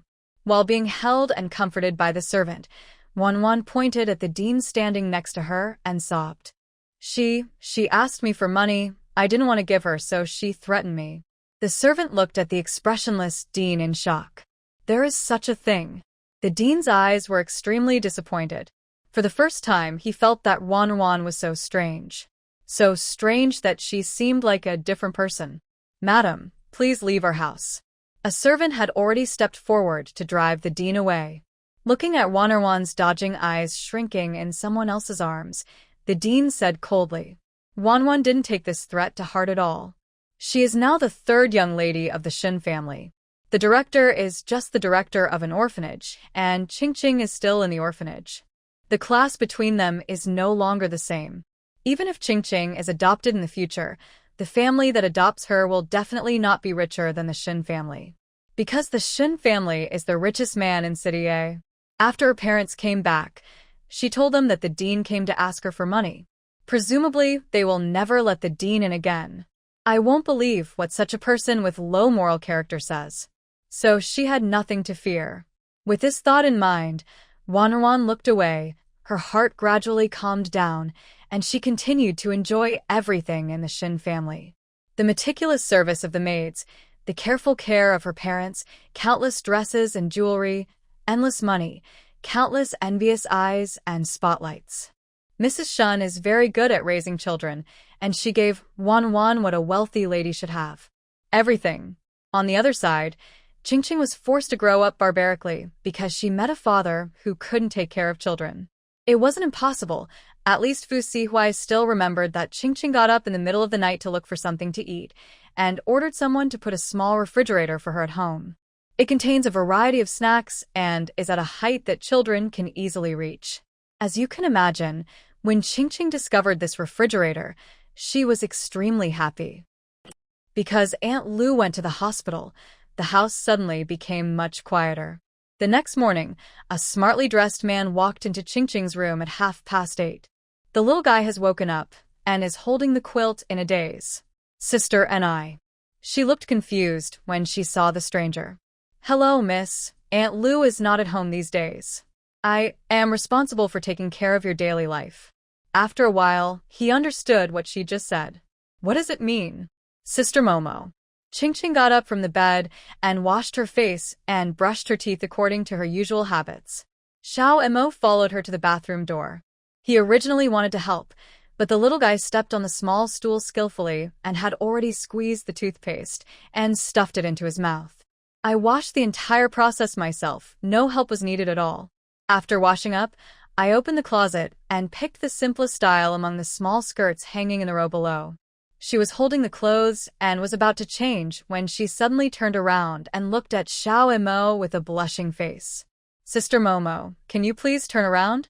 Xiao Emo was stunned. His body reacted faster than his brain. She turned around and asked hesitantly, Miss, can you dress yourself? Yes. Qingqing struggled to take off her nightgown and put on the new dress she had just picked. Then she walked to Xiao Emo and patted her leg, then turned around and said, Sister, help me zip up my clothes. This was the only part of the morning that Xiao Emo felt involved in. After putting on her clothes, Qingqing went downstairs to eat. She got up late today, and Fu Yuetzi had already gone to school, so she was the only one downstairs. The little guy was also very well behaved when eating, and no one had to worry about him at all. Has Sister Momo eaten? Qingqing asked her with her little head tilted. Xiao Emo nodded quickly. Miss, I had eaten when I came. Okay, Xiao, Qingqing responded. After breakfast, she went for a stroll in the small garden and returned to the room after the sun rose. Xiao Emo remembered that when she was choosing clothes, her little hands automatically skipped most of the fancy dresses and chose a relatively simple one. But according to her observation at the time, 9 out of 10 dresses in the closet were exaggerated princess dresses. I don't know what kind of straight male aesthetics it is. She felt that the young lady might not like those complicated dresses. She walked to the balcony, and Xiao Qingqing was just looking for her. Sister Momo, can you help me take this pot of flowers down? Xiao Emo looked at the pot of jasmine with green leaves, nodded, and asked her where to put it. Put it on the chair first. Thank you, sister. Qingqing stood beside the chair and carefully wiped the dust off the leaves with a tissue, one by one, until they were shiny. Xiao Emo brought a chair for her to sit on, and then squatted down to help her wipe it. Is this pot of flowers raised by the young lady? It's really well raised. Xiao Qingqing smiled and continued to wipe the leaves. By the way, young lady, do you want to go out? I can go out. The little girl stopped and looked at her happily. She had been in an orphanage since she was born, and because she was young, she had never gone out once. Of course, Mr. Fu told me to take you out to play when I'm free. Did your uncle say that? Xiao Emo saw a childish smile on Qingqing's face for the first time since this morning, and she was happy too. Mr. Fu said that before he left. Are you going out later? Qingqing blinked and looked at her expectantly. Can I wait a little longer? I want to clean the flowers first and send them to my third brother. Xiao Emo nodded without thinking. Of course. She helped Qingqing, and the efficiency of the two of them was still faster. Halfway through the cleaning, Xiao Emo thought of the third brother that Qingqing had just mentioned. If I remember correctly, the third son of Mr. Fu's family is in poor health, right? A pot of flowers was quickly cleaned. This pot of jasmine exuded vitality and vigorous vitality. It grew vigorously, and the dense leaves covered all the branches. Each leaf was full, and the color was emerald green. After the two of them carefully cleaned it, it was now as beautiful as if it were fake. Xiao Emo couldn't help but exclaimed again. This was the best-kept potted plant she had ever seen. Just looking at it made people feel good. Let's go, Mississippi. Let's take it to the third young master. Xiao Emo bent down to help Qingqing pick up the flower pot. But at this time, the little girl hesitated. She looked up at Xiao Emo and said softly, I don't know which room the third brother lives in. Just ask someone at home. Xiao Qingqing was still hesitating. She was actually a little scared because she had never seen the third brother and didn't know what kind of person he was. But Xiao Emo had already stopped a servant to ask. Qingqing stood by their legs and recognized that the servant was the sister who gave her the flowers. Miss, do you want to see the third young master? But he just took the medicine and is now asleep. The expression on the servant's face was very embarrassed. Xiao Emo lowered his eyes and looked at Qingqing and whispered, Miss, why don't we come back to take it after we come back? The little girl raised her soft and pale face and hesitated for a few seconds. Sister, then we won't go. Can you give the flowers to the third brother? The servant took a look at the flowers in Xiao Mo's hand and was surprised by the growth. She recognized the flower pot, but didn't recognize the flower inside. She thought Qingqing had planted a new one in it. After all, no one could have imagined that Jasmine, who was dead a few days ago, would come back to life in just 5 days and change her appearance. Thinking of the fact that the third young master liked Jasmine, the servant nodded quickly. She smiled and took the flowers. Of course, miss. Leave it to me. She didn't think about how Qingqing got such a big pot of flowers. Thank you. Qingqing watched the servant's back leave, and when she could no longer see him, she took Xiaomo's hand and looked at her eagerly. Sister, can we go out now? Of course. As they were about to go out, Qingqing was still a little scared. She held Xiaomo's hand and walked to the door of the Fu family villa. Looking at the road outside, a fear of the unknown arose from the bottom of her heart. Miss, wait a moment. I just contacted the driver and he will drive the car here soon. She also realized now that the young lady seemed to have never gone out. After thinking for a while, Xiaomo bent down and picked her up. The Fu family lived in a villa area which was close to the river and had a beautiful scenery. When the two stood outside the door waiting for the driver, 2 cars just passed by the road in front of them. Qingqing was held in her arms, and she was looking at the Fu family behind her without noticing. So naturally I didn't see a familiar face flash past in the car behind. The Shin family is also in this villa area, but the place is too big and the 2 families are far away. He lay softly on the car window, stretched his head out, and leaned over to look at the 2 people who had just passed by. Mrs. Shun hugged her down and said softly, Wan, this is very dangerous. You can't do this in the car in the future. Wan hummed absent-mindedly, thinking about the person he just saw. Was it an illusion? She felt that the child in the arms of the woman just now looked like Qingqing. Although she didn't see her face and only her back, she felt the similarity because she was so familiar with Qingqing. And when she saw that figure from behind, her heart skipped a beat. But Wan then thought again. Qingqing is currently staying in the orphanage and should not appear here.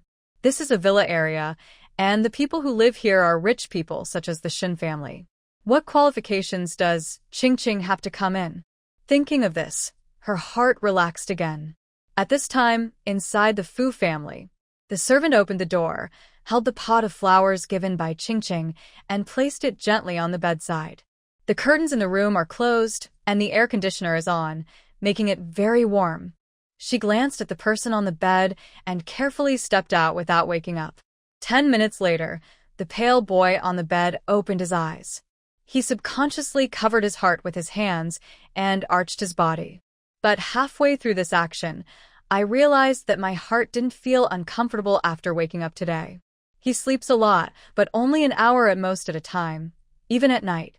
Basically, I sleep for a while and wake up for a while, day and night and so on. Fu Xueji squinted her eyes and looked at the gray ceiling, but suddenly smelled the smell of jasmine on the tip of her nose. I must have smelled it all along, but now I calmed down and looked for the source of the floral fragrance. He tilted his head and looked at the table, where a pot of jasmine flowers had been placed at some point. Fu Xueji helped him get up from the bed. When he saw the familiar flower pot, he had a feeling of not knowing whether he was in a dream or not. He seemed to have more strength in his body and was no longer as soft as before. Fu Xueji sat on the bedside, stroking the flower pot with her pale hands, looking at the roots of jasmine and the direction of its branches. His black hair was messy, but his light brown eyes were astonishingly bright. This is the pot he threw away before.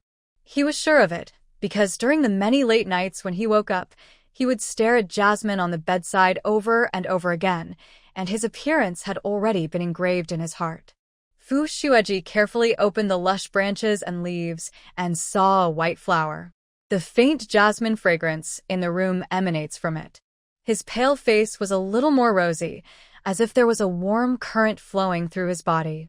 He had seen this pot of flowers in the hands of the new sister who came here 4 days ago. She was sitting in the small garden at that time. Fu Xueji couldn't believe that in just 5 days, this pot of jasmine not only came back to life, but also grew so beautiful. He rang the bell beside the bed, and soon the servant came in. "Third master, this is what Miss Qingqing asked me to bring to you. She must have heard that you like jasmine, so she specially raised it." From what the servant said, it seemed that she had not yet realized that this pot of jasmine was the one she had thrown away. Fu Xueji put the back of his hand against his lips and coughed twice. The servant looked at the flower and continued to sigh. Miss Qingqing is really amazing. It is not easy to raise this flower so beautifully. It must have taken a lot of effort.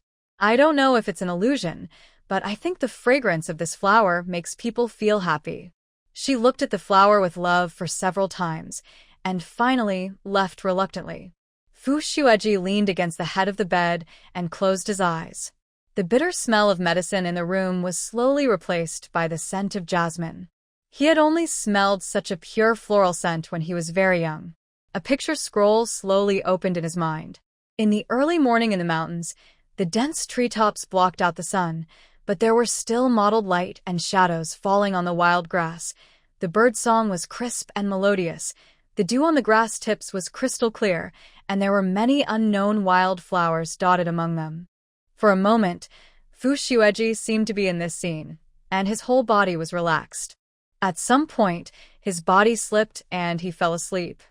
Looking at the tall buildings and all kinds of people coming and going in front of him, Qingqing looked for a few seconds after getting off the car and tried to get back by pulling the car door. Xiao Mo quickly bent down to hug her. "Miss, don't be afraid. This is just a shopping mall." Qingqing was picked up, and her limbs gradually gave up struggling, and she lay flat on Xiao Mo's arms. Some passers-by laughed secretly when they saw this scene, and an aunt holding her 5-year-old child pointed at Qingqing and her son and whispered, "Look, that little sister doesn't want to walk. She's asking her sister to hold her." When Qingqing heard this, her little face blushed, and her little body immediately stood up. Xiao Mo couldn't help curling her lips and walked inside with Qingqing in her arms. She took Qingqing to a counter store of a children's clothing brand and let her pick out clothes. The enthusiastic attitude of the clerk made Qingqing feel awkward. She turned back and looked at Xiao Mo pitifully. In the TV that Qingqing watched, these beautiful stores should be very expensive, so after a round of sales, her face turned red and she didn't choose any of them. She pinched her skirt awkwardly. The clerks were all discerning. They knew at a glance that the skirt on Xiao Qingqing was very expensive. They thought she didn't like the clothes here, so they watched her leave with regretful eyes. "Miss, don't you like the clothes inside?" Xiao Mo asked her after leaving the counter. The little guy shook her head embarrassedly. "Sister Momo, we don't have money." Xiao Mo was stunned and couldn't help laughing. "Miss, are you still worried about not having money?" Qingqing was a little confused, and then she heard Xiao Mo say, "Mr. Fu has plenty of money. It's okay even if you change 10 new clothes a day." Xiao Mo felt that Qingqing was a little too sensible. Born in the Fu family, who would think about the problem of being poor? As long as you don't try to start a business, you can't finish the family fortune in 3 lifetimes. This is also the reason why the Fu family is so fierce in the fight for the family fortune. Qingqing is now the 5th daughter of the Fu family, so why should she worry about being poor? But Uncle works hard to make money.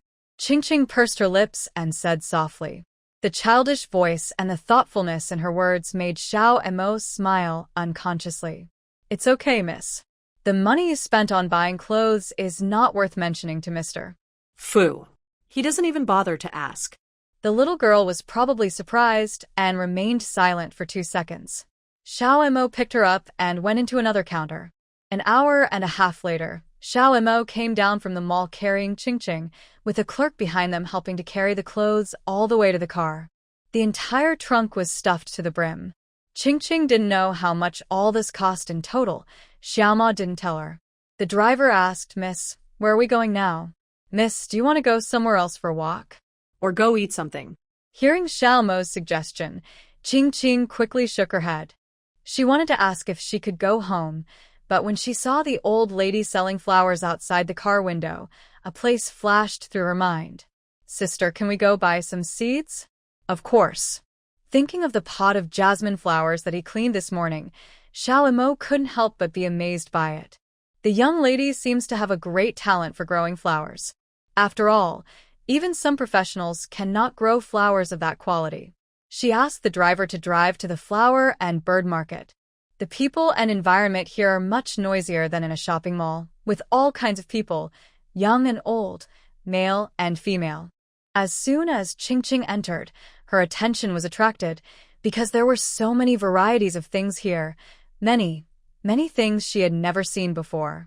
Xiao Emo held her in his arms and walked inside while asking, "What kind of flowers do you want to grow, miss?" Qingqing looked at the flowers in confusion, and after a long time she said hesitantly, "I don't know either. In September, chrysanthemums, orchids, and jasmine are all good. If you haven't decided, let's take a little of each back." As they were talking, they walked to a small stall. "Dendrobium, artificially cultivated dendrobium, there is only one pot left, and we will go back after selling it." The flower seller's shouting attracted Qingqing's attention, and Xiao Emo also stopped. The two looked at the last pot of dendrobium in front of the flower seller. "Come and take a look. These are all raised by my family, and they are guaranteed to bloom." Qingqing couldn't take her eyes off the flowers. She carefully pulled Xiao Mo's clothes and whispered in her ear, "Sister Momo, I want this." As if seeing Qingqing's thoughts, the flower seller introduced his dendrobium more vigorously. "This is the most fragrant dendrobium officinal. It has many uses. It can clear away heat and reduce internal heat, nourish the body, and treating deficiency and hyperactivity of fire, etc. It's the last one. I'll sell it to you at a lower price of 250 yuan. Xiao Emo frowned and started bargaining. "Cheaper. Who does business for a fool?" 50. The flower seller widened his eyes and was shocked by her chopping skills. "No girl, no one bargains like you." The flower seller pointed at Xiao Qingqing and said sincerely, "I gave you the real price because I saw that this little girl wanted it sincerely. You cut it down to a fraction in one go. How can this be? The lowest price is 230 yuan. It won't be cheaper." Qingqing raised her little face and looked at Xiao Emo worriedly. "Sister Momo, if it's more expensive, we won't want it." Xiao Emo patted her hand soothingly and gave Qingqing a look that said, "I'll take care of everything. Don't worry." The boss's expression froze, knowing that he had met an expert. He was no longer as confident as before, and after an awkward cough, he gave a real and realistic price. 100. My flower pot is worth more than 30 yuan. This time, Xiao Emo paid without hesitation. Her initial 50 was nonsense, and it was already the limit to be able to bargain down to 100. After paying, Xiao Emo called the driver and asked him to move the pot of dendrobium to the car. She took Qingqing to buy two other things. One pot was chrysanthemums and the other was jasmine, both of which are also common in the market. Back in the car, the little guy would look at the dendrobium in Xiao Mo's hands from time to time, and his expression was happier than buying new clothes. Xiao Emo asked someone to help move the flowers she bought to the room, just before the balcony where the jasmine was placed. After lunch, Qingqing hurried back to her room. Now she has nothing to do, and the only thing that makes her feel accomplished is growing flowers. She liked to deal with flowers and plants when she had nothing to do in the orphanage. Seeing them bloom beautifully made her happy. After dealing with the 3 pots of flowers, she was a little hungry. Qingqing went downstairs and walked to the small refrigerator prepared for her. She took out a small mousse cake from it and walked into the room carefully. 2 servants who were chatting next to her passed by her. Because the little guy was too short, they didn't notice her.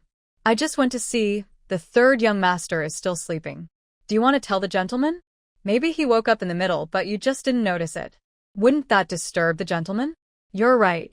The voices of the 2 people pulled the little girl who was about to go upstairs like a rope. She looked back at the backs of the 2 servant sisters and fell into deep thought. Did something happen to the 3rd brother? The joy that the little girl had just received the cake was swept away. She went back and ate while thinking whether she should go and see. She was at home all day and night, and sometimes she would hear the servants chatting at home. Thus, they knew that the 3rd brother had a very strange disease. When everyone mentioned him, their tone was regretful and fearful. After eating a small cake for more than 10 minutes, when she opened the door again, Qingqing saw her sister talking to others on the stairs again. She carefully pushed open the white door at the farthest end, and after 1 minute in, she ran out in panic. "Go and contact the doctor and the sir. The 3rd young master has slept for so long. Something must have happened." The servants were frightened and hurried to the living room to contact Fu Sihuai with the home phone. In the panic, No one noticed that there was a small ball the size of a potato standing beside his legs. The servant was so scared that he was in a hurry to go downstairs to make a phone call and forgot to close the door. At this time, the door was ajar, leaving only a small gap. Ching touched it with her hand, and it opened. The room was large, and the light was not bright. All the windows were covered with opaque curtains, with only a dim light on by the bed in the distance, making it impossible to tell whether it was day or night once one came in.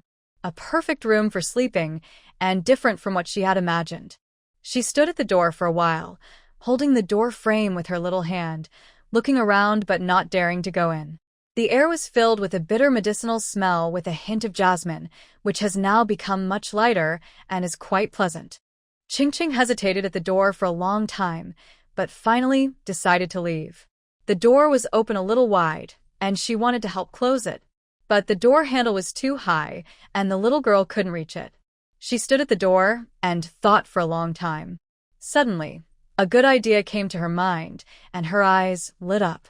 She walked into the room and stood behind the door, feeling proud of the good idea she had come up with. If she can't close it from the outside, then she can go inside and push it to close it. With a click, the door of the room closed tightly, and Ching smiled happily. She is a smart kid. Okay, now that the door is closed, she will leave as well so as not to disturb her brother's sleep. After this thought came to her mind, Ching prepared to go out. However, the next second, facing the closed door, she just froze in place. Huh? Hey. How come she was locked in the room? The little girl's proud expression visibly collapsed. She stood on tiptoe and leaned against the door, but still couldn't reach it. Woo-woo. A bolt from the blue. She couldn't help sobbing softly and raised her white and tender arms to wipe away her tears. It's too early to say. She's not smart at all. Ching lay on the door, like a salted fish hung out to dry in the sun, feeling lifeless. Because she never looked back from beginning to end, she naturally had no idea how long the person behind her had been looking at her. The room was very quiet, so even the faintest voice behind him could be heard clearly. Ching. When the little girl heard someone calling her, she stopped crying and looked back with tearful eyes. Seeing the figure sitting up, she wiped her tears and said in a childish voice with some nervousness, "Brother, brother." Although she was nervous, it couldn't stop her from being curious. As she walked over there, a look of surprise flashed across the little girl's eyes. What a handsome brother! Fu Xueji was also looking at her. The child has a chubby face and a pair of big watery eyes like a deer with red eye sockets. At first glance, he looks very smart and makes people feel pity for him. He stretched out his hand, thin and pale. Ching, come here. Little Dumpling came a little closer, looked at the pale hand, thought for a moment, and then put her chubby little hand on it. "Brother, your hands are so cold," she said in a small voice. Fu Xueji moved his fingers, as if trying to pull them back. There was some apology in his voice. Yes, there are some. Instead of pulling his hand back, the child was holding his hand tightly and said in a soft and tender voice, "Ching will warm you up." She held Fu Xueji's finger seriously, as if this could really warm his hand. The little girl raised her soft white face and laughed shyly. "Brother, what you say is really nice." When her big, twinkling eyes fell on Fu Xueji's face, her clear eyes suddenly became worried. "Brother, are you okay? The sister outside said that you were in trouble." Fu Xueji lowered his eyebrows and chuckled.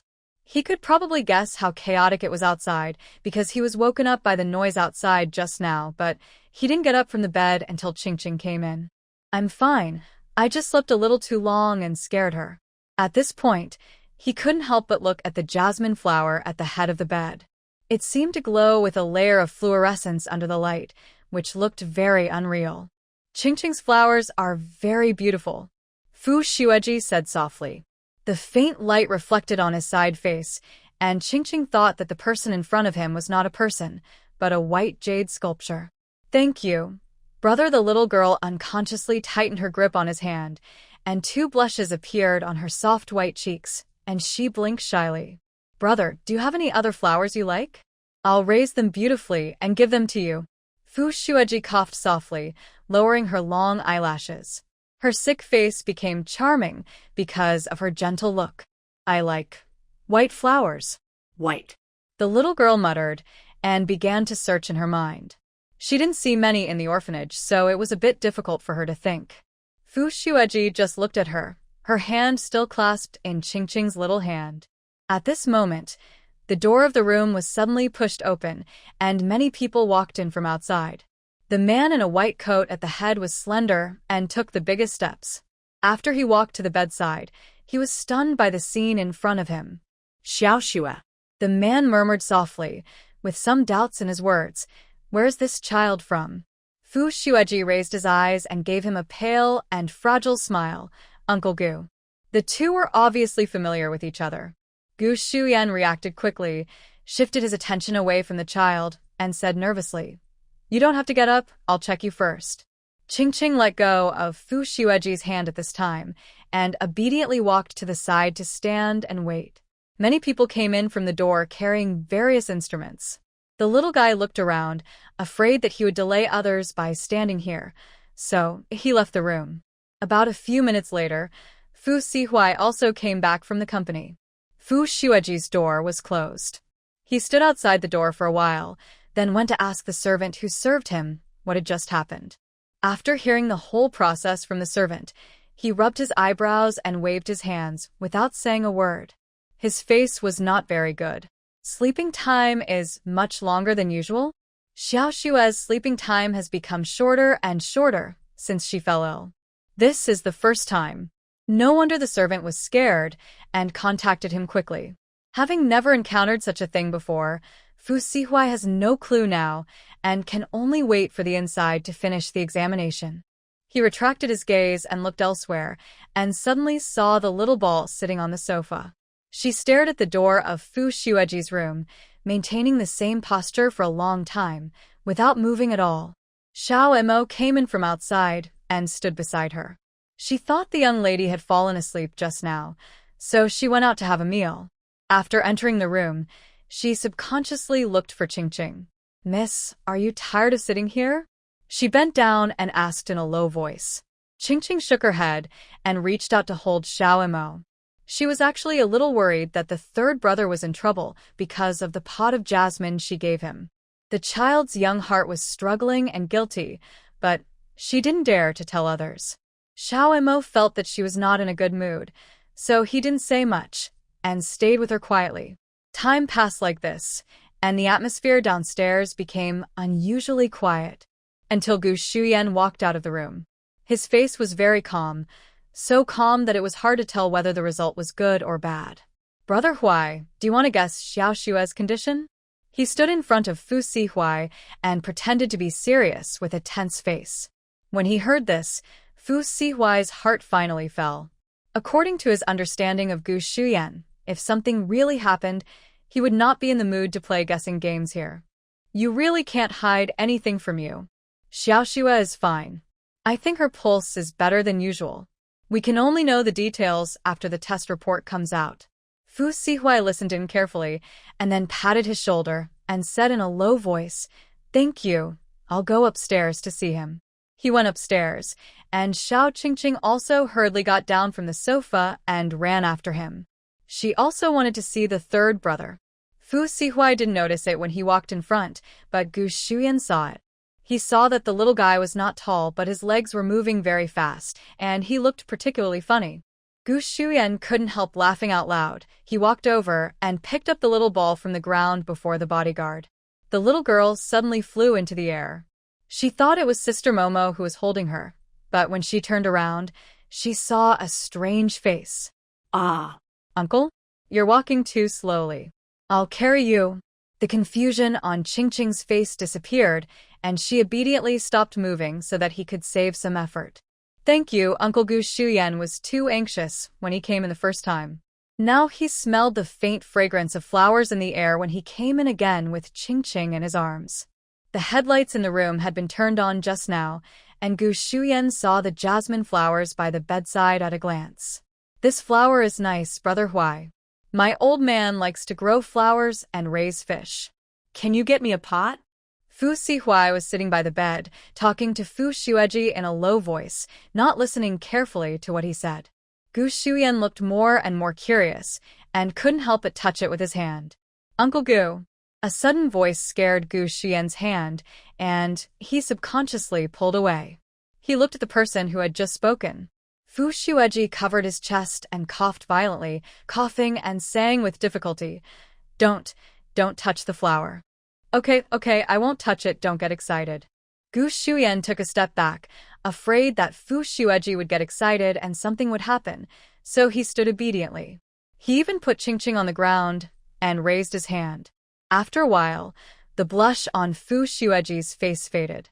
You can't get excited with this disease, just say it nicely, Uncle will listen to you. Fu Xueji pursed his lips, then don't touch this pot of flowers. Gu Shuyan nodded and agreed without hesitation. Okay, I'll take a look, okay. He touched his chin, approached the pot of jasmine, and marveled. After thinking about it, Gu Shuyan took out his mobile phone and clicked the potted plant. Take a picture and show it to his old man. Fu Sihuai's eyes stayed on the jasmine for 2 seconds and then moved away. How do you feel now? He asked Fu Xueji. Dad, I'm fine. I felt much better after a good night's sleep. He couldn't remember how long it had been since he had a good night's sleep. He also had a little more strength and was not as weak as usual. Fu Xueji needed to rest, and the people in the room left one after another. When going downstairs, Gu Shuyan's cell phone rang. He took it out and saw that it was a message from his old man. Old man Gu, where did you get fake flowers to fool me? Gu Shuyan snorted and raised his eyebrows. Fake flowers? He saw it clearly. If Xiao Xue hadn't told him not to move, he would definitely run back and pluck off a leaf and take it home to show the old man. As the few people were about to go down the stairs, Fu Sihuai saw the little girl following them. Her 2 short legs moved too slowly, like a plush doll wound up with a spring. So he bent down and picked her up from the ground. The moment she was picked up, Qingqing had never been so stiff. There were a few words written all over her body. Dare not move at all. Fu Sihuai came back from the company, and he didn't have time to change his clothes. He was still wearing the black suit he wore when he went out in the morning. A cold and unknown fragrance, mixed with a fresh citrus smell came. He was calm and composed, but Qingqing was tense all over. When she went downstairs, she only held a piece of cloth with her little hands, fearing that she would fall. Fu Sihuai's cold eyes swept over the piece of cloth that she had wrinkled, and he spoke more slowly. I asked someone to contact a kindergarten. After a pause, he added, It's okay, if you don't want to go now, you can postpone it. When she heard this, Qingqing raised her soft and pale face and looked at him in surprise and joy. Uncle, I want to go. It is normal for a 3-year-old child to yearn for that place because he has not experienced the beatings in school. I want to go to school. Fu Sihuai nodded and said, You can go in 2 days. It is also worrying for the little girl to be alone at home. If she is willing, it would be good to go to kindergarten where there are children of the same age to play with her. Gu Shuyan supported his chin beside him, and the corners of his mouth curled up without knowing when. He just knew that Qingqing was an adopted child, and now seeing the father and daughter getting along, he really wanted to laugh. Why do these 2 people have a sense of politeness? Gu Shuyan felt inexplicably happy when he thought about how they would get along in the future. Just then, Fu Sihuai's cell phone rang. He went out to answer the call, and only Gu Shuyan and Qingqing were left in the room. Little girl, come here and let your uncle take a look. As soon as he left, Gu Shuyan couldn't wait to wave to Qingqing and let her come over. The little girl looked at him blankly for 2 seconds, pursed her lips, and walked over slowly. Uncle, she called softly. Gu Shuyan asked her to sit next to him and touched her hair with a smile. His fair and dignified appearance was very friendly. Do you know where you bought the jasmine flowers on your 3rd brother's bedside? Little Qingqing was completely stunned this time, staring at him blankly. 3rd brother, bedside, jasmine? She pursed her lips and didn't say anything, but Gu Shuyan didn't give up and said, If you know, nod your head. If you don't know, shake your head. Little Qingqing. How can she express this? Gu Shuyan naturally interpreted her blank expression as not knowing. Thinking that this was just a 3-year-old child, It was normal for her not to know, so Gu Shuyan did not ask any more questions. He began to feel curious about the expressive power and flexible thinking of children, and found many topics to talk about. At this time, Fu Sihuai was talking on the phone with Xiao Su outside. Xiao Su's voice was very excited. "I'll come to see you tomorrow. Leave me some of the flowers you used last time. They're very useful." Fu Sihuai suddenly realized that he hadn't seen that kind of flower for 2 days. He thought it was randomly delivered by the flower shop and maybe the quality would be better occasionally for a few days, but there was no guarantee. But Xiao Su didn't listen to his explanation at all. He kept praising the flower. After praising the flower, he started talking about his elder sister, not giving Fu Sihuai a chance to speak. After he finished talking to himself, someone called him. He quickly said a few words and hung up the phone. Fu Sihuai only said one sentence during the whole process, then silently put away his phone and turned into the house. I hate people who are too expressive because it makes it hard for them to fit in. Qingqing in the room was still having meaningless chat with Gu Shuyan. It was mainly Gu Shuyan who was talking. Qingqing's little head couldn't keep up, and she was in a daze for a long time.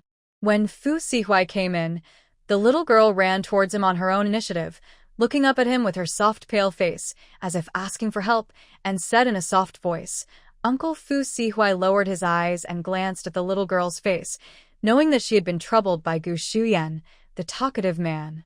He looked at the smiling Gu Shuyan with cold eyes and scolded him lightly, "Don't bully the child." Gu Shuyan snorted, feeling strange. Xiao Shuai and her friends all suffered from his troubles when they were young, so why didn't we see this man protecting them back then? When he saw the little girl running to complain in a sweet voice, he became rebellious. He would come again next time, secretly when Fu Sihuai was not at home, and chat with the child for 2 hours. The medical team that came with them packed up their equipment and called Gu Shuyan back. Before leaving, he was still thinking about the pot of flowers. He stood in front of Fu Sihuai, rubbing his hands and begging, "Brother, when Xiao Shuai wakes up, please ask him where he got the jasmine flower. I will also get one back for my old man. He likes flowers very much. It happens that his birthday is coming soon, so I can make him happy." Xiao Shuai first saw the flower online and asked the servant to help get it. This is much simpler. Just find the seller online. But Fu Sihuai is a little confused as to why he is asked to help get flowers recently. He sent Gu Shuyan to the door and walked back after the car was out of sight. Qingqing returned to the room and started to fiddle with the 3 pots of flowers she raised. The 3 pots of flowers now are completely different from when they were first brought back. Not only are the flowers bigger, the leaves are more moist and green, and the color has become much more conspicuous, not to mention the fragrance. If you get a little closer to the chrysanthemums, you can smell the unique bitter smell. It was because the dendrobium was too weak when I bought it that it hadn't bloomed yet, otherwise the scent of the perfumed dendrobium would have definitely swept the entire room. Qingqing stood on the chair and spoke to Xiaohua in a baby voice. On Saturday, the Fu family was rarely lively. Fu Yuetzi and Fu Sihuai were both at home. After breakfast, Xiao Su also came. As soon as he entered the door, he ran to the table skillfully to look at the flowers on it. He smelled them one by one like a pervert, and then asked Fu Sihuai with a painful face, "Flowers, my flowers." Fu Sihuai's bony fingers clenched the teacup, took a sip of tea calmly, and spoke in a casual voice. "There are no flowers of that kind today." Xiao Su's face was full of painful masks. If it weren't for his good looks, he would have been very funny to make this expression. He was very familiar with Fu Sihuai. Their families were old friends, and they grew up together. So Xiao Su didn't pay attention to his image in front of him and angrily accused, "You cold and heartless person." Fu Sihuai put down the teacup without speaking and continued to read the business newspaper without raising his head. Obviously, he was used to it. Xiao Su was helpless and furious for a while, and when he saw that no one paid attention to him, he lay down on the sofa with no desire to live. Fu Yuetzi and Qingqing were in the garden. The little girl is now very dependent on this brother and follows him wherever he goes. Because she found that although her brother is sometimes fierce, he always says one thing, and means another. So now she is not afraid of Fu Yuezi's cold face at all. The two played for a while until a guest arrived outside the door. At this time, outside the Fu family, a couple was talking with two children. The Fu family, like us, also adopted a child from an orphanage, and it seems to be the same orphanage. The two children may know each other. We can let them go to school together in a while, but let's get in touch with each other first. The couple's conversation reached the ears of the little girl beside them. The girl's eyes were flustered for a moment, and then returned to normal. This family is the Shun family, and the girl they are holding is Wanwan, and Shin Jinxia is standing beside her. When Mrs. Shun went to the orphanage with her assistant to inquire about the admission conditions yesterday, she saw Fu Sihuai's secretary. After some chatting and asking, Mrs. Shun learned that the Fu family had also adopted a child, and the assistant came here today to handle the admission procedures for the child. What a coincidence! So, after returning home, she told Shinyu about this matter. The two discussed it at home and felt that this was a good opportunity. The two children had the same experience and were the same age. They could go to the orphanage together. This would not only give them a companion, but also promote the relationship between the two families. In this way, they brought Wanwan here today. When she heard Mrs. Shun's words just now, Wanwan didn't know why she felt a deep panic in her heart. She thought of Qingqing, but then she quickly threw the idea out of her mind. Impossible, impossible, absolutely impossible. Qingqing must still be living a hard life in the orphanage now. How could she be adopted by the Fu family? The Fu family is a big family in the capital.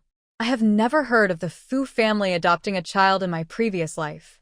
Thinking of this, Wanwan's heart calmed down a little. As long as it's not Qingqing, anyone will do. She followed the Shin family and Shin Jinxia into the living room. The Fu family and the Shin family are in the same villa area, but this villa area is too large and the two families usually don't move around. The Fu family's decoration is more austere than the Shin family's. It is obvious after entering that they have not lived here for a long time, so there is no human touch. After the servant served tea, he quietly left. Mrs. Shun talked about the purpose of this visit. While she was talking, Wanwan kept peeking at Fu Sihuai. Now that he is older, he has a more mature and stable taste. With his calm and abstinent temperament, not only is his charm not diminished, but it is even more attractive. Wanwan is not a real 3-year-old child. She had seen this face in financial news in her previous life, and it was exactly the same as the one she saw now. After looking for a while, she looked away with a little regret. What a pity. If he were 10 years younger, there would still be a chance for the two of them. A mature man knows how to take care of people. She had dated one in her previous life, and she knows this well. But she is the daughter of the Shin family in this life, and there will be plenty of handsome and rich men to choose from in the future, so she will not consider Fu Sihuai. After retracting his gaze, Wanwan began to look at the person next to him. This guy is also good-looking and has a kind of both good and evil temperament. He only said one sentence to his parents when he entered the door, and has been silent since then. It goes without saying that anyone who can sit on the same sofa with Fu Sihuai must be a big shot. The soft body sat up straight, and he tried his best to control his expression, making it look innocent and cute. Just as the Shun couple were talking to Fu Sihuai, a young and immature boy's voice came from the door. Wanwan's eyes lit up, and she quickly turned around to look. The young man who came in had a young appearance, but his eyes and eyebrows were somewhat similar to Fu Sihuai, a bit like a younger version of him, and his identity could be guessed at a glance. This was a handsome young man, but Wanwan had no intention of looking at him. Her eyes swept over the little person in the boy's arms, and her mind went blank, as if a bolt of lightning had struck her from the blue. How is that possible? How could Qingqing be here and be hugged by this boy? Shouldn't she be in an orphanage now? Qingqing also saw her, and the little girl was also stunned for a moment. The Shin family and Shin Jinxia turned around after hearing the noise. When they saw Qingqing, their first reaction was that they were dazzled. Qingqing. Mrs. Shin stood up from the sofa and looked at her in shock. Why are you here? After asking this question, Mrs. Shin felt a sore throat, as if she had suddenly realized something. Are you the child adopted by Mr. Fu? Ching was also surprised to see them, but she was also a little sad. Because she was originally going to be adopted by the Shin family, Uncle Shin and Aunt Shin had called her on video one day in advance, showing her the room and the family members. She thought the Shin family was her home, but on the day of adoption she was locked up in the woodshed by Wan and thus missed the opportunity to visit the Shin family. I didn't expect to see them here now. Ching nervously pulled Fu Yuetzi's arm and called out Uncle and Auntie in a soft, baby voice. Fu Yuetzi had already noticed something was wrong. He looked at Shin Jinxia's complicated expression and asked in confusion, "Why do I think you know my sister?" Shin Jinxia glanced at him with a strange expression. Ching should have been my sister. Fu Yuetzi didn't understand. He thought Shin Jinxia was provoking him. They sat in front and back of each other in school, and they had a good relationship and loved playing around. "You came to my house to steal Ching, didn't you?" After these words came out, Wanwan's expression became even uglier. "Grab your lover? What's there to grab? Stupid, dumb, and eats a lot." Seeing the strange behavior of the Shun family, Fu Sihui spoke slowly. His voice was low and magnetic, neither hurried nor slow, but it easily attracted everyone's attention. Mrs. Shun withdrew her gaze from Ching and looked at Fu Sihui with a complicated expression. She and her husband looked at each other and sighed helplessly. "To be honest, Mr. Fu, Ching was originally the child we planned to adopt, but something happened on the day of adoption. Maybe it's because we are not destined." The little girl pursed her lips in grievance in Fu Yuetzi's arms, resting her head on his shoulder. She wanted to say that she was locked up by Wan, but when she thought of the words of the dean's mother, she swallowed the words that came to her lips. Fu Yuetzi was the closest to her and almost immediately sensed the little guy's lonely and sad mood. He held Ching's body with one hand, touched her hair with the other, and asked in a low voice, "Do you want to go to the Shin family?" It's not surprising that he thought so. Xiao Ching shook her head quickly and put her hands around his neck. Xiao Nian was extremely aggrieved. "No, brother." Fu Yuetzi was a little absent-minded. His eyes swept across the top of Ching's furry hair, and suddenly he felt a line of sight. The presence of it was particularly strong, so I looked over. I saw the little girl brought by the Shin family looking at Ching in her arms with a vicious look, and there seemed to be a threat in her eyes. Fu Yuetzi's heart suddenly lifted. At this moment, Wan also noticed his gaze and quickly looked away. She was the same age as Ching. Fu Yuetzi couldn't understand how a 3-year-old child could have such eyes. Also, why did she look at Ching like this? These two children are from the same orphanage. Could it be that the Shun family bullied Ching when they were in the orphanage? The more Fu Yuetzi thought about it, the more he thought it was possible. His child had injuries all over his body on the day he arrived, which were obviously not caused by a fall. Thinking of this, his expression turned cold. Shinny was still talking to Fu Sihui, telling him almost everything he knew about Ching. So that's it. Mrs. Shin still likes Ching very much.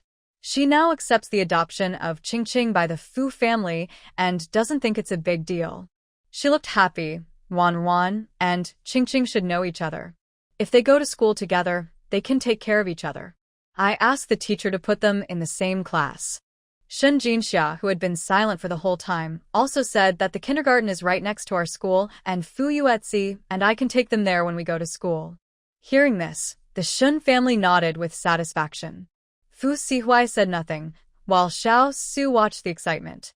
Xiao Ching hugged her brother's neck tightly, leaving a round back to everyone in the room, as if she didn't want to face him. The Shin family didn't think there was anything wrong, because they had learned when they called Ching before that the little girl was a bit quiet and shy, and now she might be afraid of being in crowds. Only Fu Yuetzi knew that Ching's little hands were trembling. She doesn't seem to like the softness of the Shin family. So he turned to Shin Jinxia with an unhappy face and said, "I won't give you your sister, so don't give me my sister." He couldn't fight with Shun's elders, but Shin Jinxia could. They both fought in school. I'm used to it. Shin Jinxia only thinks of him as a sister-in-law. At this moment, Wan, who was sitting next to Mrs. Shin, suddenly spoke aggrievedly. "Mom and Dad, I don't want to be with Ching." When we were in the orphanage, the director liked her very much, so her temper was not very good. I'm afraid. The Shun family members were stunned, looking at her and then at Qingqing in disbelief. Mrs. Shun was the first to react, and then asked, "Is it the dean who came to our house to ask you for money last time?" "Yes, that's her." "Oh my God." Mrs. Shun was shocked and scared, thinking that maybe Fu Sihuai still didn't know the dean's character, so I told him what happened last time. "Mr. Fu may not know that the dean came to our house a few days ago and threatened Wanwan to give her money. No one of us was at home at the time." Little Wanwan was frightened and cried. Hearing this, Qingqing turned her head in shock. Her clear big eyes looked at the soft and aggrieved face, and her childish voice was full of anger. "You lied. Dean's mother is not such a person. Wanwan was not to be outdone. The director loved you the most when we were in the orphanage. Of course you would speak for her." No, no. "The dean's mother also likes you very much." The adults in the room were all surprised by this sudden change. It can be seen that the relationship between these two little guys is not good, just like the scene on TV where two sisters are at each other's throat. Qingqing was about to cry because she didn't expect Wanwan to be so bad. A dark light flashed in his big soft eyes. Now they are both 3-year-old children, but Qingqing is not the only one who cries. She also cries. She pinched herself secretly, and tears immediately filled her eyes. Then, Wanwan hugged Mrs. Shun's arm and crawled into her arms. "Oh, Mom, I'm scared." She cried and said aggrievedly, "Mom and Dad, she has a bad temper. I don't want to be with her." Mrs. Shun quickly comforted her, her delicate eyebrows tightened, and she was so embarrassed that she didn't know what to do. I originally wanted the two children to be friends, but unexpectedly they became enemies. What should I do? The Shun family members hurriedly went to comfort her. Wanwan acted like a spoiled child and cried pitifully. Qingqing was so anxious that she also cried, but she didn't speak and kept shedding tears. The child who cries gets sweets, but when the two are together, the one who cries louder is more lovable.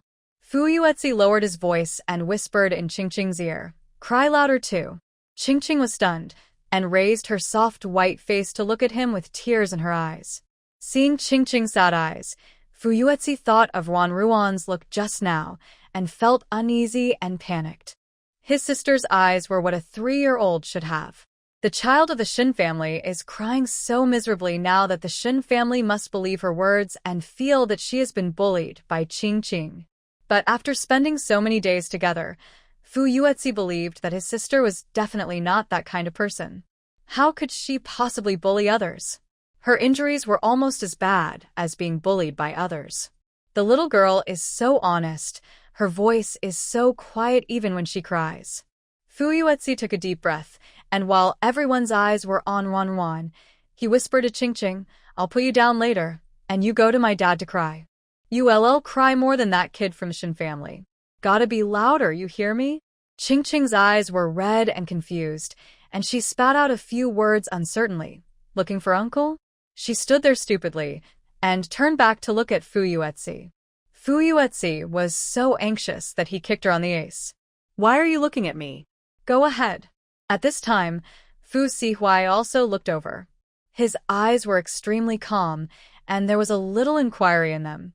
Qingqing felt her scalp tingling, and she stumbled over with a determined heart. The little girl cried while running, and bumped directly into Fu Sihuai's legs.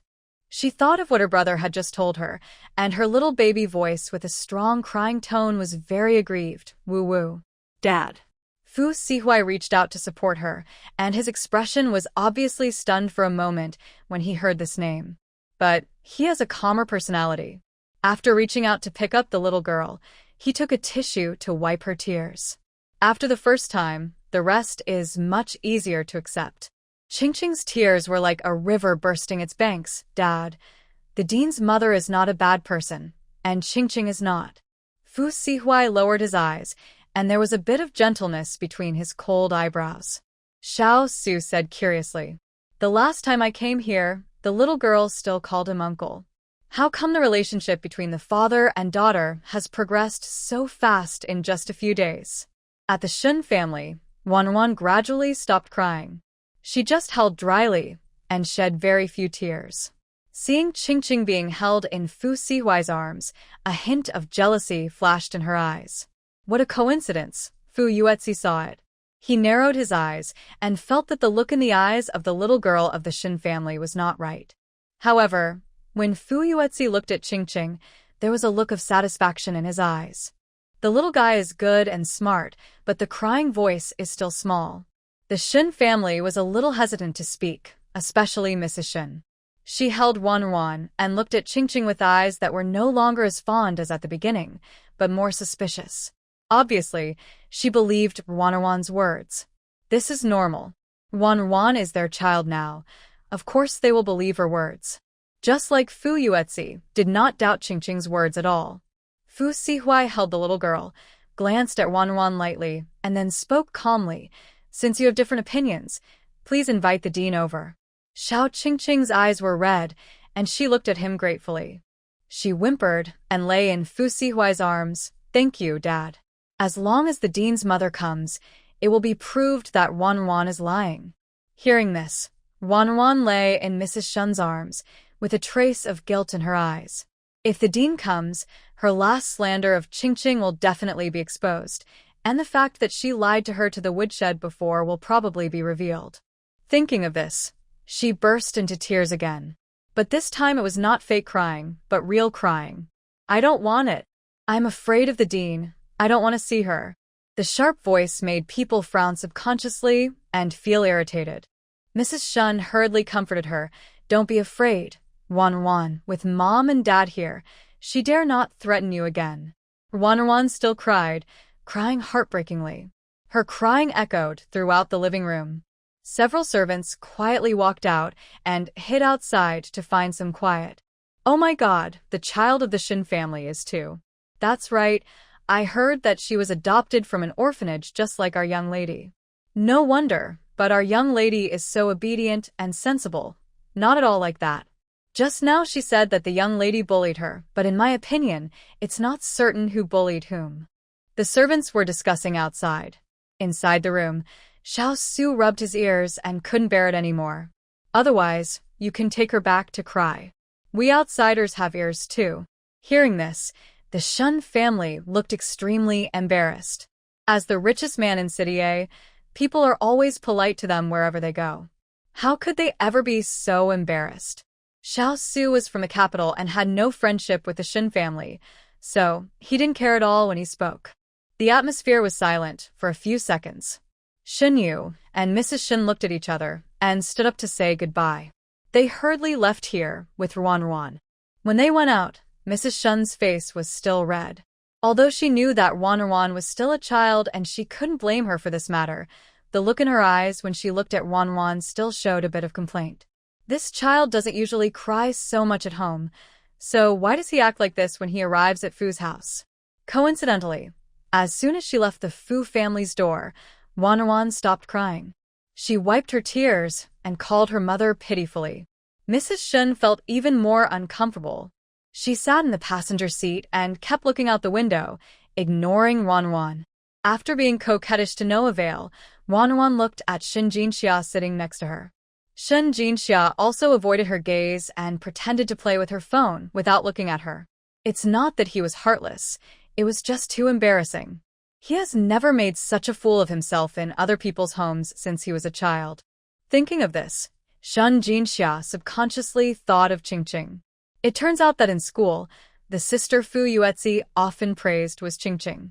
At first, he and his brother thought that Qingqing was their sister, but they turned out to be weak. Such a comparison made Shin Jinxia feel some inexplicable and sour feelings in her heart. Fu family. After the Shun family left, Fu Yuetzi walked up to Qingqing. He looked at the little girl with his dark eyes bent down, and his face darkened slightly. Qingqing, did that girl from the Shin family bully you just now? Fu Yuetzi's eyes were firm, and he was afraid that the little guy wouldn't tell the truth, so his expression was pretending to be fierce. If you don't say anything, I'll ask your dean. Qingqing was a little scared. She didn't want to cause trouble to the dean's mother. She carefully looked at Fu Yuetzi's face and saw that his expression was serious. She thought it was true, and tears started to fall from her big eyes again. "Brother!" The little guy yelled pitifully. Fu Yuetsi was unmoved and said with a cold face, "Tell me, did she do the injuries on your body the day you came back?" Only Fu Yuetsi knew about this matter. After he told it, Fu Sihuai and Xiao Su looked at Qingqing together. Did she do it? Fu Sihuai lowered his eyes and asked. Seeing that everyone's eyes were on her, Xiao Qingqing pursed her lips and nodded after hesitating for a while. "It's really her, I know it." Fu Yuetsi's face was dark, and he was filled with anger when he thought of the girl's threatening eyes at that time. So just now she was the first to file a complaint against someone evil. "How dare you?" After the words fell, Fu Yuetsi asked again, "Did she beat you? Or did she bring other children to bully you?" The little girl rubbed her eyes and hesitated to speak. "Don't be afraid. Just say whatever you need. We are a family." Hearing this, Qingqing's nose felt sour. At this moment, a big hand placed on her head and rubbed it gently. It was Fu Sihuai. This action seemed to be a kind of silent support. It was the day Uncle Shin came to pick me up and locked me up in the woodshed. Xiao Qingqing's voice was very low, and her little hands were still holding Fu Sihuai's sleeves tightly when she spoke. She was so nervous that even her voice was laced with emotion. Trembling a little, several people in the room were silent, and no one spoke for a while. "Dad, what I said is true." The little guy's childish voice was filled with tears, and his black and white eyes could see the whole thing at a glance, clean and thorough. Fu Sihuai's thin red lips pursed tightly, and his slender fingers gently rubbed her hair. "I believe it." After saying these 3 words, Xiao Su followed suit, sighing, "Is this a child over 3 years old?" He was surprised when he saw Qingqing a few days ago, thinking that this child speaks fluently and thinks clearly, which is extremely rare. But after hearing Qingqing's words today, he was shocked. How could a 3-year-old child be so scheming as to lock other children in the woodshed in order to gain access to the Shin family? You are so ruthless in doing things when you are young, but when you grow up, you can do it better. After hearing this, Fu Yuetsi got excited all over and quickly held his arms to calm down. "I felt something was wrong with that girl's eyes just now. She was secretly glaring at Qingqing while you were talking. It seems that his feeling is correct. That girl is really not a good person." Thinking of this, Fu Yuetsi felt that Qingqing was so pitiful that anyone could step on her. He tapped the little girl's head lightly with his finger. "Idiot! Why didn't you tell me this last time I asked you?" Xiao Qingqing covered her head and screamed, too aggrieved to speak. What did she say? Dean's mother told her before she left. Woohoo! Fu Yuetsi couldn't help but shook his head and sighed. If such a child is adopted, the Shin family will never have peace again. Since Shun Jinxia is his back desk, he will go to school tomorrow. Just remind him a little bit.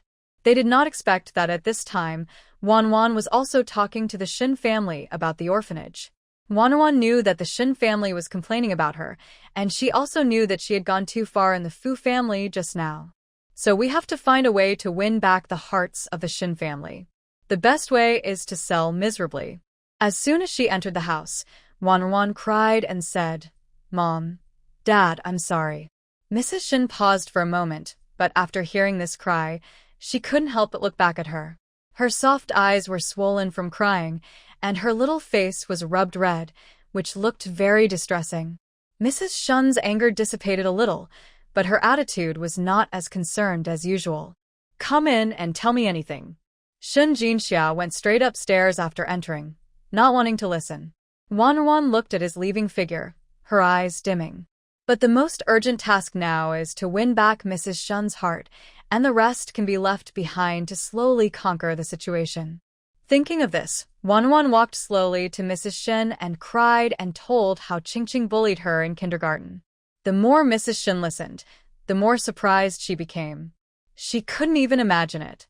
She thought that the introverted and quiet Xiao Qingqing turned out to be a little bully-like existence in the orphanage. After listening to Wanwan's story, Mrs. Shin could understand why she was so resistant to meeting the dean. Now, when she looked at Wanwan's little face that was red from crying, all the dissatisfaction in her heart had disappeared, leaving only a sigh. "You should have told your mother earlier about being bullied in the orphanage." She stretched out her hand and gently pulled Wan into her arms, stroking her hair. Where she couldn't see, a dim light flashed in her soft eyes. Because my mother originally planned to adopt Qingqing, I dare not say anything. After hearing this reason, Mrs. Shen felt extremely distressed. She patted Wanwan's back and said in a gentle voice, "You are our child now. Of course, mother will believe what you say." Wanwan sobbed and looked at her with hazy eyes. "Thank you, mother. Since Qingqing bullied you before, you don't need to go to kindergarten with her, Mrs. Shen said. Neither of them noticed that when they were saying this, Shen Jinxia walked out of her room at some point and was standing on the stairs, listening quietly. Shen Jinxia looked at his loving mother and felt a very complicated feeling in her heart. His mother didn't know yet that the very fragrant roses he brought back from school 2 days ago were given to Fu Yuetzi by Qingqing, and then they were swarmed by classmates and divided up, and he also grabbed one. The flower stayed at home for 4 or 5 days before it withered, and its fragrance filled the entire living room. She liked it so much that she even asked the servant to take out her favorite vase and put it in it. Shen Jinxia looked away and returned to the room quietly. His mother has a shortcoming. It is easy to listen to other people's words. Maybe it was because she was so well protected, or maybe because she was dealing with a 3-year-old child now, so she lost the ability to detect lies, and she believed whatever the other person said. Shen Jinxia returned to the room and saw the message Fu Yuetzi sent him on his phone, telling him to be careful. He was silent for a long time and finally replied, "We will meet and chat after school tomorrow." The next day in school, Shen Jinxia heard a completely different version from Fu Yuetzi's mouth. In this story, Wan is the protagonist who bullies others. Shen Jinxia lay on the table with mixed emotions. Although she had guessed that the real situation was not what Wan said, it was one thing to hear it with her own ears. Fu Yuetzi thought he didn't believe it. "Anyway, I absolutely believe what my sister said. If you really don't believe it, the 2 of us will go to the orphanage together after school." Shen Jinxia nodded and agreed. He also wanted to know what things were like. If it is confirmed that he is bullying others and lying, then he will take the evidence home and show it to his family. Just like that, after school, Shen Jinxia told her driver to go back first and that she would take Fu Yuetzi's car. After arriving at the orphanage, the 2 went in, and Fu Yu found the director's office by familiar routes. But the 2 of them arrived by chance, and the dean happened to be away. Fu Yuetzi thought of the big yellow dog he saw in the backyard when he met Qingqing for the first time. He walked over with Shen Jinxia. The big yellow dog was sleeping, but stood up alertly after smelling a strange smell. When he saw the 2 teenagers sneaking towards it, he started barking without thinking. Shen Jinxia was stunned because he found that the dog was just barking at him. "What's going on? Why doesn't it bark at you?" Fu Yuetzi curled his lips and said nothing. The last time he came here, Qingqing got him familiar with this dog, so of course it wouldn't bark at him. "Okay, Dahuang, we're here to see you." After confirming that Shen Jinxia was also a good person, Dahuang wagged his tail enthusiastically.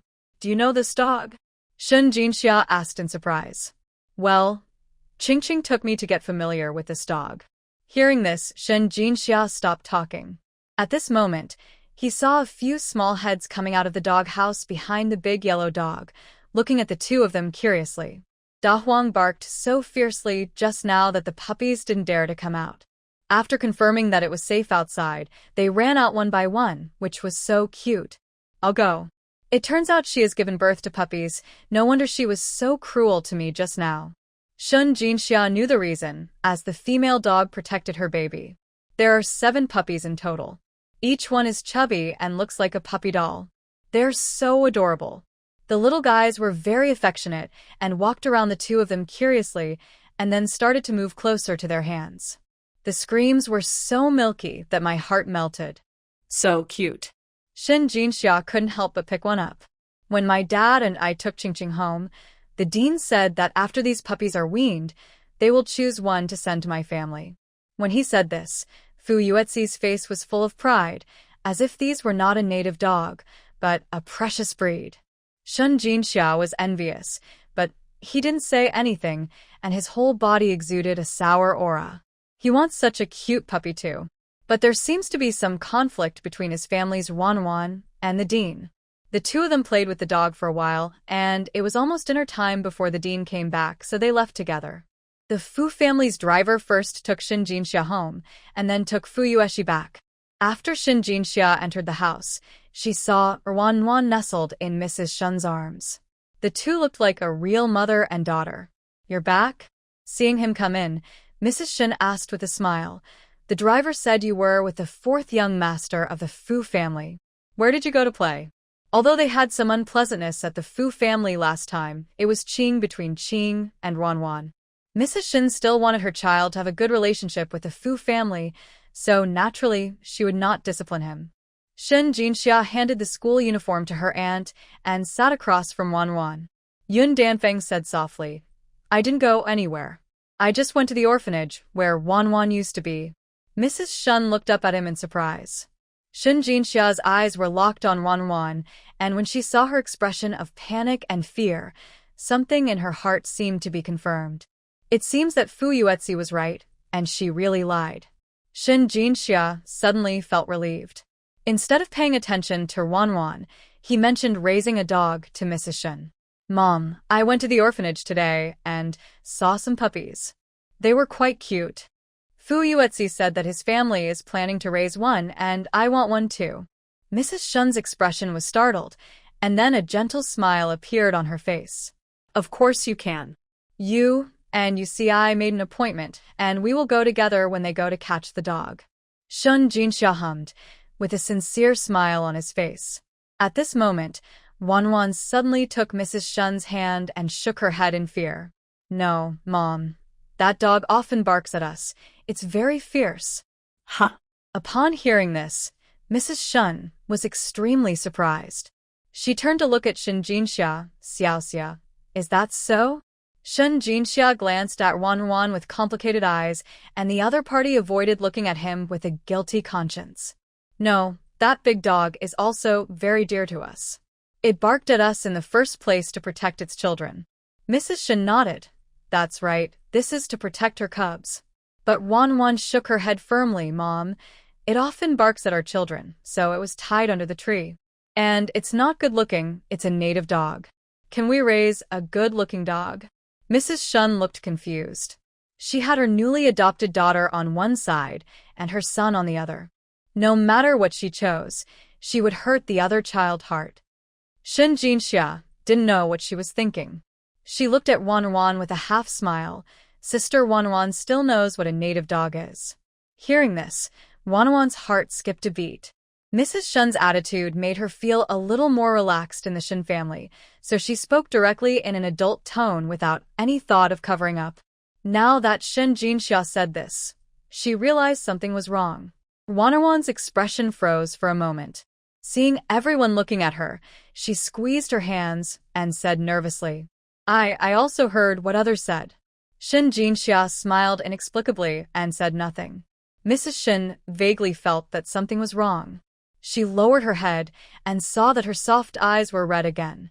The idea that had just emerged was suppressed. Okay, let's not talk about this for now.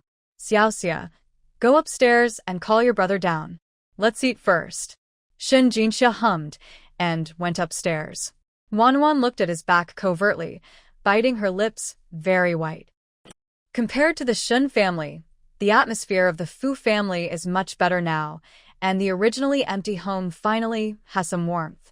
Because of Xiao Qingqing's change of heart, they are now like a real family. Another thing is that Fu Xueji's current condition is slowly getting better.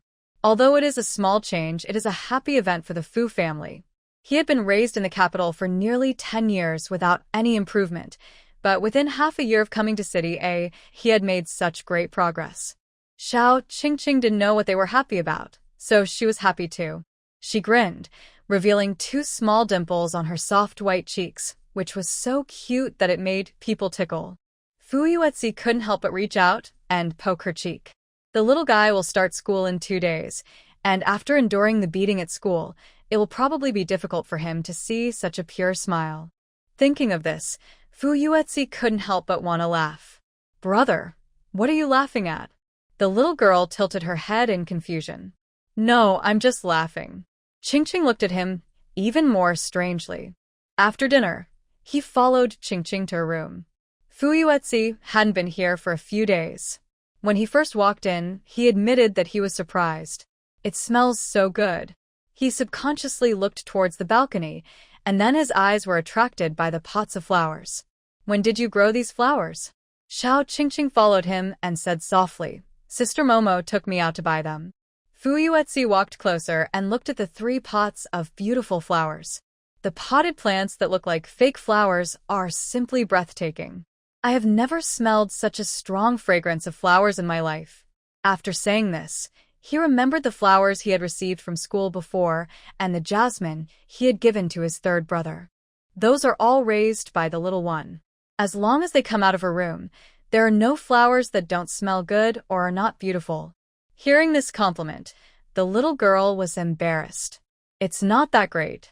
She can just make the flowers grow faster and bloom more beautifully, but there is no other effect. It can be seen that Fu Yuetzi likes these flowers very much. Qingqing was busy for a while before going to bed and transferred a little energy to all the flowers in the vase on the table. She has been thinking about the 3 pots of flowers she has raised these 2 days, and she hasn't done these for a long time. Little Qingqing originally wanted to give the flowers to her brother tomorrow, but she overslept. When she got up, Fu Yuetzi had gone to school, and Fu Sihuai had also left. Both of them were not at home. After finishing their work, the servants of the Fu family gossiped in the resting place.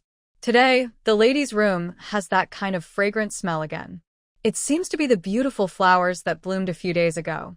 The fragrance of the flowers is so good. I pretended to pass by several times today just to smell that fragrance. Mr. Xiao came here for this kind of flowers the day before yesterday. As he was talking about him, Xiao Su came. He entered the Fu family as if he was returning to his own home, and the servants all knew him. Xiao Su strolled leisurely in the small garden, looking more like the master than Fu Sihuai. The servants passing by would stop and politely call Mr. Xiao. Xiao Su nodded slightly. Don't worry about me. Go and get busy. He would stay in City A for a few days, and he came to the Fu family just to have fun, and by the way, he would make a surprise check to see if there were any flowers he wanted at home. In fact, Xiao Su didn't have much hope today, so he walked around the small garden first after he came in. After a stroll, he walked into the living room. As soon as he entered the door, Xiao Su smelled a faint floral scent in the air. He looked like he had been injected with chicken blood, his eyes shining, and he looked around the house. That's right, it was the kind of flower he had been thinking about.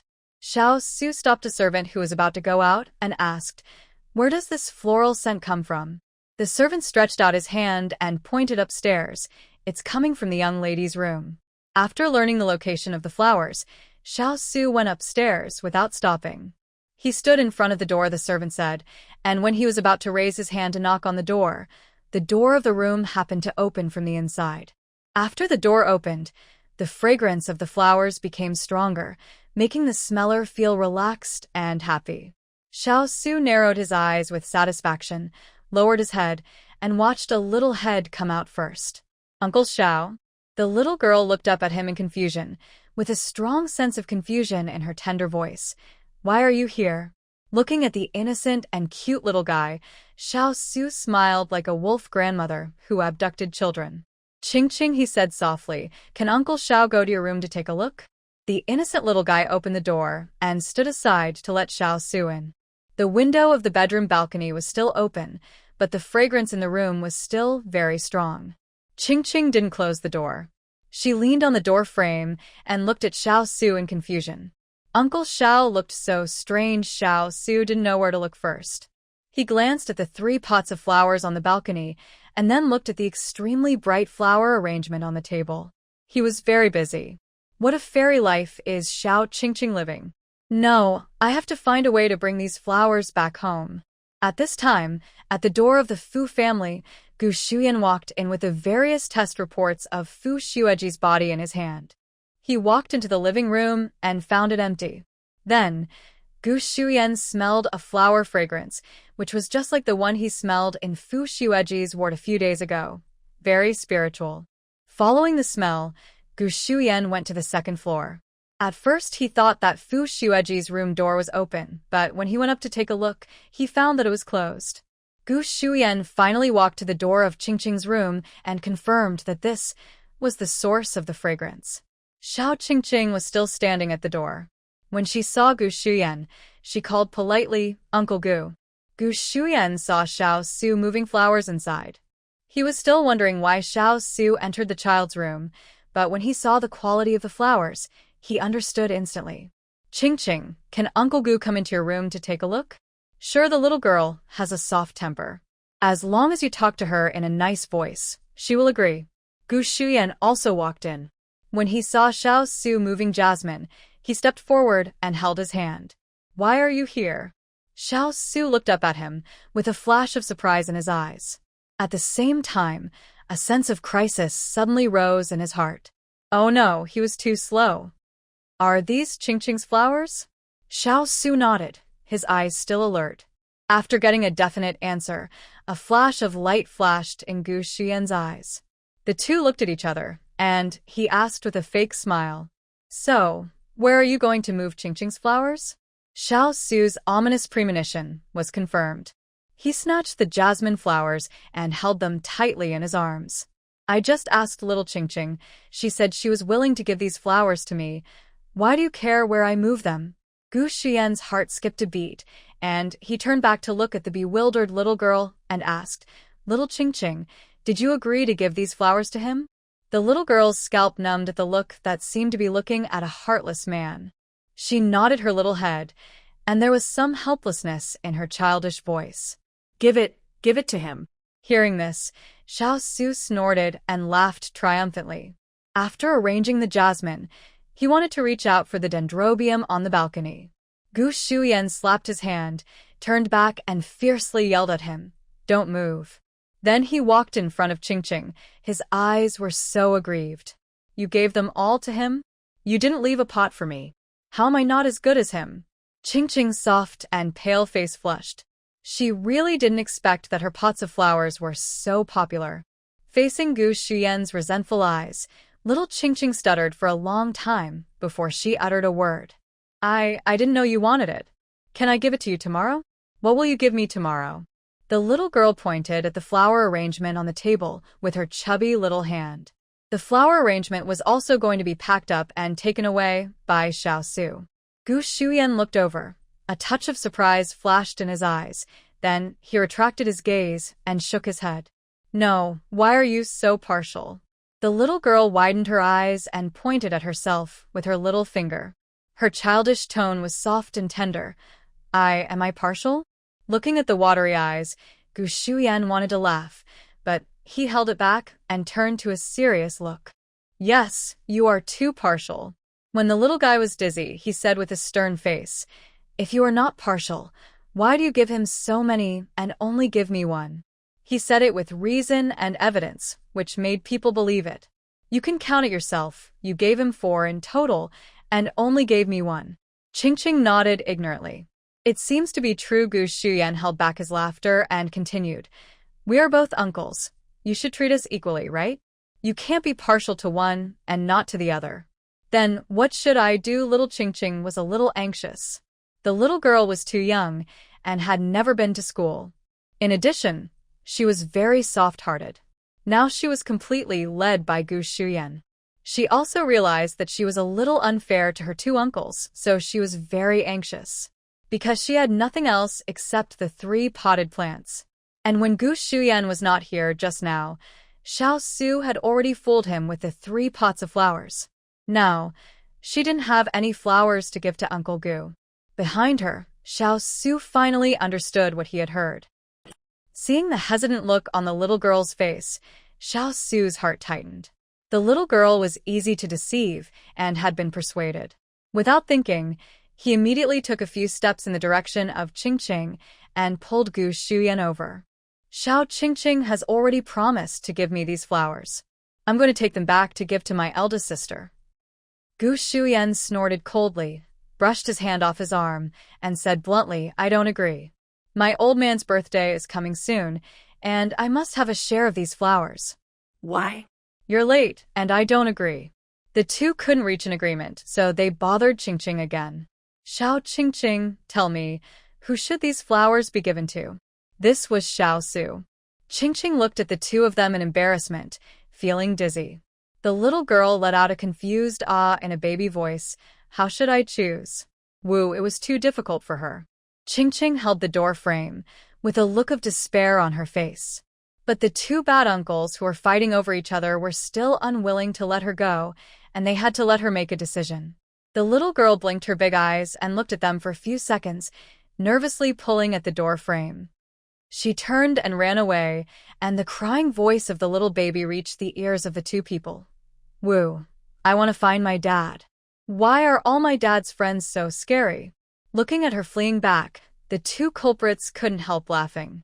After laughing, they looked at each other and started arguing again. Xiao Su said, You also know about my eldest sister. She has been in a bad mood in the past 2 years, but the fragrance of this flower can relieve her manic mood, so I must take these flowers away. Gu Shuyan was not to be outdone. My old man likes to grow flowers and fish the most, especially orchids. His birthday is in 2 days, so no matter what, I want to take this pot of dendrobium. Xiao Su lowered his eyes and glanced at the pot of dendrobium. This flower is more beautiful than the other 2 pots, and it hasn't bloomed yet. The variety is the most fragrant perfume dendrobium. Once it blooms, the stunning degree is unimaginable. Xiao Su was reluctant, he was hesitating. Gu Shuyan did not back down at all, and even said directly, Either give me the dendrobium orchid and you take the rest. Or we both stay here today and live directly at the Fu family. I have plenty of time anyway. Qingqing had just promised him that she would get him another vase of flowers tomorrow, which was why Gu Shuyan only chose the dendrobium orchid at this time. The two of them were deadlocked for a few minutes, and finally Xiao Su gritted his teeth with heartache. Okay, you take the dendrobium orchid. Good, brother. Gu Shuyan was satisfied, raised his hand and patted his shoulder, and returned to his usual good brotherly appearance. Even though they fought for it, the friendship remained unchanged.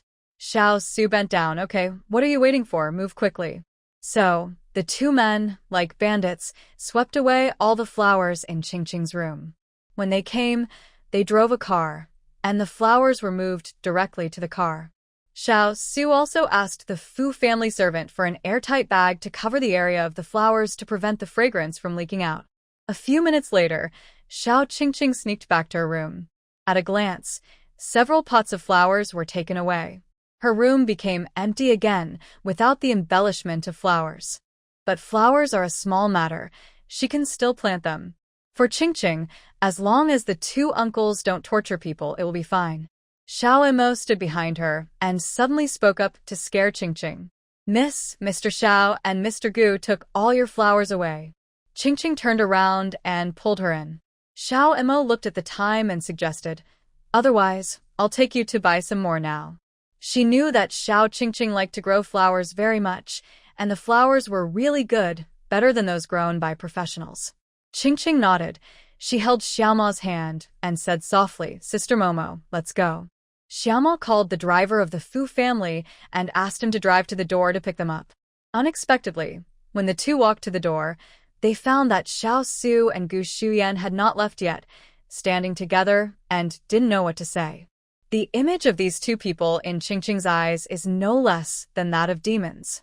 Seeing them, the little guy felt a chill on his back and turned around to go into the house. But it was too late. Gu Shuyan saw her with his sharp eyes. Little Qingqing, why are you hiding? He asked knowingly and walked over with Xiao Su with a smile. Hide when you see us too? Don't like us? Qingqing opened her mouth, as if she wanted to say something, but finally closed her mouth, with a delicate face tense, and didn't say anything. The two looked at each other and laughed. Where are you going? Are you going to find your father to complain about us? The little girl blushed. She looked at the two people smiling, and knew that they were teasing her. No. The voice was fierce. Where are you going? Xiao Su looked at Xiao Emo and asked. Xiao Emo was a little speechless. The lady's flowers were taken away by you. I want to take her to buy a few new pots to raise them. After saying this, the two bandits' eyes lit up. Buy flowers? You should call us for this kind of thing. Xiao Su said seriously, we too know the most about flowers. The little girl looked doubtful, and the 3 words disbelief were almost written on her face. Gu Shuyan picked up Qingqing from the ground without saying anything. Let's go. The uncles will go buy flowers with you. He waved to Xiao Emo. Tell your driver not to come. We can drive Xiao Qingqing there. Xiao Emo took out her mobile phone and called the driver. While she was calling, Gu Shuyan had already got into the car with someone in his arms. Looking at the back of the car that whizzed away, Xiao Emo was in a mess in the wind. No, she hasn't gotten in the car yet. In the car, Xiao Qingqing looked at Xiao Emo, who had become a small black, and said with an urgent voice in her childish milk voice, Sister Momo. Sister Momo didn't come. Flower market. When Xiao Su held Qingqing and got off the car, their group attracted the attention of many people around. It was because they were too dazzling. The trio's appearance was too outstanding, and their clothes and temperament were incompatible with the flower market. Gu Shuyan walked and stopped in front of a stall selling orchids. Grow orchids, Qingqing. Orchids are beautiful and fragrant. The most important thing is that his old man likes them. Xiao Su was one step ahead of him in what he wanted to say, and he was immediately anxious. This variety is not easy to raise. Let's raise roses. His eldest sister likes it. Orchids are good. Roses are beautiful. Seeing that the 2 of them were about to quarrel again, Qingqing felt that she was in a big trouble. Uncles, stop quarreling. She pushed the little guy to a panic, stretched out her short arms, patted them, and at this moment she felt that she was the adult. Grow them all. Raise them all, okay? Gu Shuyan and Xiao Su looked at each other, and the smile in their eyes almost overflowed. Okay. Little Qingqing didn't notice it, and she was relieved. Who said that children don't have worries? She has a hard time too. Just like that, the 2 of them picked a lot of things they liked regardless of anything. Xiao Qingqing's face was numb, but she didn't say anything. She can grow anything, as long as the 2 uncles don't quarrel. After a market, the 2 picked and chose more than a dozen pots. When they went back later, Xiao Su directly called a car to pick them up. If the little guy was not too young, they still had a conscience, otherwise it would be possible to move dozens of pots back. After achieving their goals, the 2 finally remembered Qingqing. Gu Shuyan smiled like a fox who succeeded in doing something bad. By the way, Xiao Qingqing, we have been picking all the way. Do you have any you like? Qingqing pursed her lips and shook her little head obediently. She didn't. She could grow any flowers, anything, as long as she didn't let herself be idle. But thinking of this, Xiao Qingqing remembered one thing. Her smart big eyes blinked, and her voice was soft. Uncle, Dad said that I have to go to school in 2 days, so it will take a long time for you to come and get it. The 2 of them had no objection. It's okay, your school is important. We are both in City A, and we can come to see you every now and then. The little girl was very well behaved, watching them quietly throughout the whole process, without saying a word. Xiao and Gu, who had a guilty conscience at this moment, felt itchy. How about this, Qingqing, you have helped the uncles so much. How about the uncles take you to buy delicious and fun things? The 2 looked at Qingqing's clothes. A pink and white dress, 2 furry little chicks on her head, delicate and porcelain-like white skin seemed to glow. The eyelashes were long and curly, like 2 thick brushes, and the big round eyes were dark and smart. This look is not inferior to the little actors on TV. Xiao Su had a flash of inspiration in his mind, and he hugged Qingqing back to the car. Let's go. The uncles will buy you beautiful clothes, and you must dress up beautifully to go to school. Gu Shuyan agreed. Qingqing wanted to say that she had a lot of clothes, but the 2 people didn't listen at all and drove directly to the largest mall in the business district. The boss behind this mall happened to be Xiao Su's friend. He had a VIP card in his hand. After he took it out, someone came to receive him immediately. Knowing that the little girl in front of him wanted to buy clothes, the receptionist took them to the children's clothing area. She was very patient and gently introduced the clothes to Qingqing. The little guy's soft white face was flushed, and the fear of being dominated by sales rose in her heart again. Miss, try this skirt. The color of this skirt is very beautiful. You must be very cute in it. Qingqing blushed and turned to look at Xiao Su and Gu Shuyan in a bit of a daze. I really don't know what to say. But the two people seemed to have misunderstood what she meant. Xiao Su waved his hand, very generously. Take it. Take anything she looks at twice. I'll give you an address later and send it there. The salesman was so excited that his hands were shaking, and he quickly agreed. Yes, sir. This was a big customer. If the lady in front of her could just move her eyes a few more times, she would get her sales target for this year. When Xiao Qingqing heard this, she hurried back to pull Xiao Su and begged in a baby voice, I have a lot of clothes. Please don't buy so many.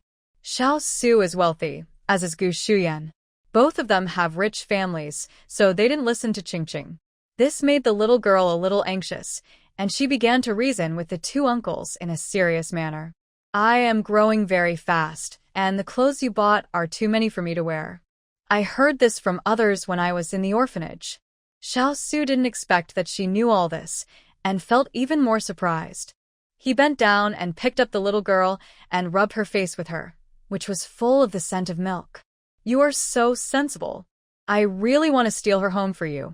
He became more and more excited as he spoke, looking at Qingqing expectantly. Why don't you go home with your uncle? Gu Shuyan was unhappy. I want to go home with you just because you hugged me twice, but I was sitting next to Qingqing in the car, so does she want to go home with me too? These two people. Qingqing felt dizzy again. The relationship between adults is so complicated. It was clear that these two uncles were talking and laughing just now, so where did the quarrel start? She didn't have time to think about it, and hurried to pull them together. Don't quarrel. Don't quarrel. The little girl was sweating on her forehead, and finally said something that hurt the two of them. Don't go back. Qingqing wants to be with Daddy. After saying this, the two of them stopped. At the same moment, a bit of jealousy arose in my heart towards Fu Sihuai. How could a man who is quiet and boring be as good at making children happy as they are? Why did they choose him? Qingqing didn't know what they were thinking, and she was very glad that the two men finally stopped. Just at this moment, the little guy had time to wipe the thin sweat from his forehead. She sighed with a look of worry on her face. Alas, it's so difficult.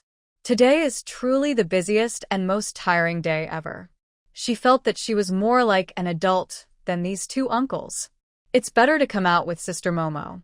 After Qingqing said she didn't want the clothes, Xiao Su didn't insist. He and Gu Shuyan selected several dresses according to their own aesthetic tastes and asked the salesperson to pack them and send them to the Fu family. Xiao Qingqing thought they could finally go home, but it turned out that she was still too young. The two men stood together and talked for few words, then suddenly took her straight to the jewelry store. At this moment in the jewelry store, Mrs. Shun and Wanwan were choosing a gold and jade necklace. The Shun family prepared the wrong gift when welcoming Wanwan home, and they never made up for it. Today, Mrs. Shun brought Wanwan out and wanted her to choose by herself. Wanwan immediately fell in love with the most expensive and highest-placed diamond crown in the store. She couldn't take her eyes off the crown and pointed at it, saying she wanted it. Mrs. Shun looked up and saw that the crown was the size for adults, and it was marked as not for sale. She didn't ask and turned around to take Wanwan to the counter to look at the necklace. Wanwan was not satisfied, and her face was gloomy. Mrs. Shun could tolerate the little girl's temper, so she didn't get angry. She smiled and asked the clerk to take out the collar, and she gestured to it on her soft body. Just at this time, Xiao Su and Gu Shuyan walked in with Qingqing. The store was very big, and they didn't see Mrs. Shun and Wanwan at first glance. But the crown was in the most conspicuous position, and the two men saw it. Without thinking, Xiao Su pointed at the crown and said to the clerk, "Take it down and let my little girl try it on." The clerk looked apologetic and said, "I'm sorry, sir. Those are only for display. They are too precious, so we usually don't take them out." Wanwan, who was far away, heard what the clerk said. She finally felt relieved and looked at Qingqing proudly. Xiao Su's expression did not change. Without saying anything, he took out a black card from his pocket and handed it to the clerk. Can I wear it now? When the clerk saw the card, his face changed, and then he smiled at him respectfully. Of course, sir. Please wait a moment. We will take the things out now. She called 2 clerks and carefully took out the crown from the display case. While taking the things, a new clerk next to her asked her, in a puzzled whisper, "Sister, what is that man holding in his hand?" VIP card. The young clerk was even more puzzled. Isn't the VIP card purple? And there were customers who wanted to try on the crown with VIP cards before. Didn't you refuse them at that time? You also saw that the 2 cards are different colors. The purple one is issued by the mall when the consumption reaches a certain amount. But I have only seen 2 black ones in total. I heard that the behind-the-scenes boss of this mall gave it to his friend. If you can be friends with the boss of this mall, you don't have to think about it. You must be a big boss of the same level. So, as long as they have a request, they will give him a face no matter what. After saying these words, the clerk walked up to Xiao Su, holding the crown. "Sir, do you need me to help you put it on this lady?" Xiao Su nodded. He put Qingqing on a chair and stepped back 2 steps. The clerk first helped Qingqing tidy up her hair, then solemnly put on gloves and opened the door of the glass cabinet. She carefully held out the crown. Other customers who were shopping in the store were also attracted by this scene. Some of them were regular customers here and had always known the value of this crown, but this was the first time they saw it taken down. When the crown was placed on it, it had a sense of luxury and alienation, as if no one was qualified to touch it. Now that it has been taken down, this sense of alienation has disappeared a little.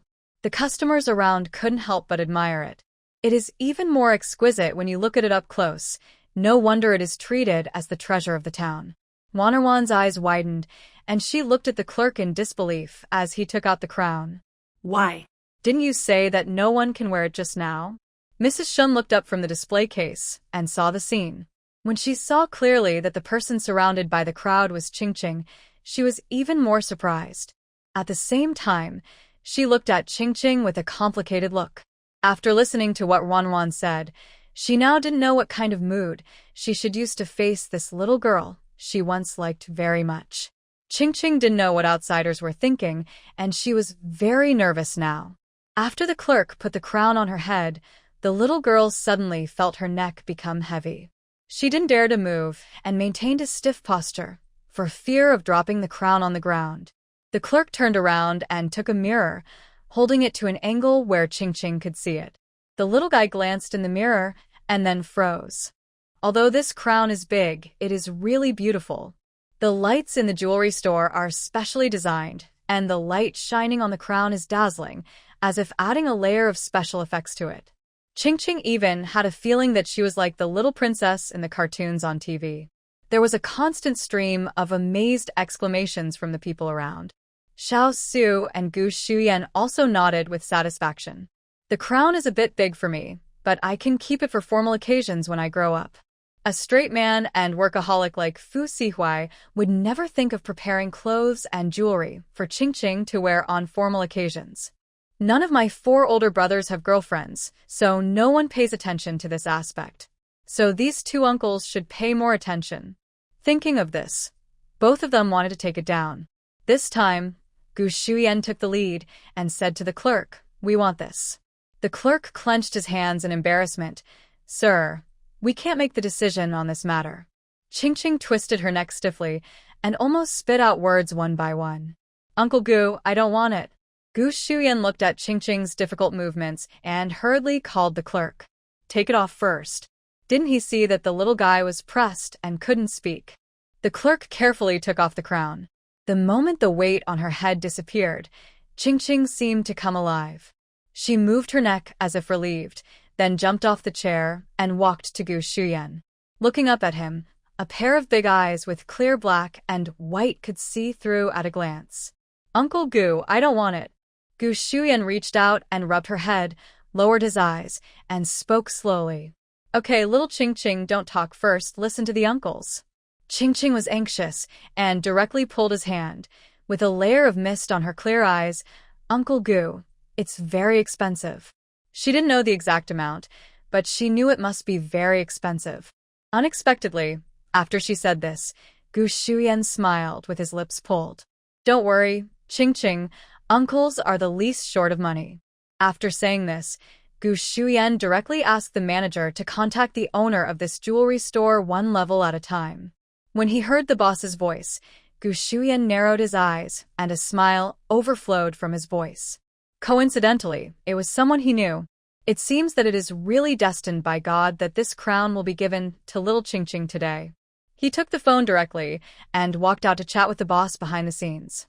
The manager took the phone, trembling with fear.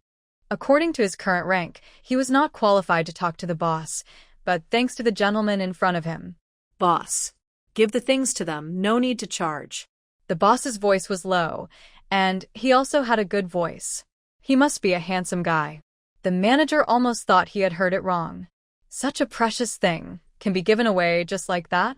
This matter was of great importance, so he asked again carefully, "Boss, did you say send it?" Yes. The boss was very calm. The manager opened his mouth, was silent for several seconds, and then respectfully said yes. After hanging up the phone, he walked in front of Gu Shuyan, smiled respectfully and affectionately. "Sir, should we send it to your home or?" Hearing the manager's words, everyone around showed incredible expressions. Who are these three people? They really bought it? Didn't you hear what the manager said on the phone just now? It wasn't a purchase, it was a gift to these three people. The man on the far right took out a black card at the beginning. Although I haven't seen it, it doesn't prevent me from thinking that these three are definitely big guys. The whispers of the people around kept coming into Wanwan's ears. She clenched her fists, and her eyes were red. Why, isn't the Shin family the richest in City A? Something that even her mother can't buy was given to someone else by the owner of the store? In Wanwan's heart, anyone can buy this crown, but Qingqing can't. Thinking of this, she couldn't help but look at Mrs. Shen. Mrs. Shen's expression was a little amazed, a little better than that of passers-by, because she knew the identities of Xiao Su and Gu Shuyan. But she didn't expect that these two people would be so good to Qingqing and call the boss behind the scenes for her. Even if she chose to owe someone a favor, she'd take the crown down for Qingqing. Mrs. Shen's eyes were fixed on Qingqing, a little complicated. The Xiao family and the Gu family are all shrewd people. If Qingqing is really a bad kid who bullies others and has a bad temper, would these two people still like her so much?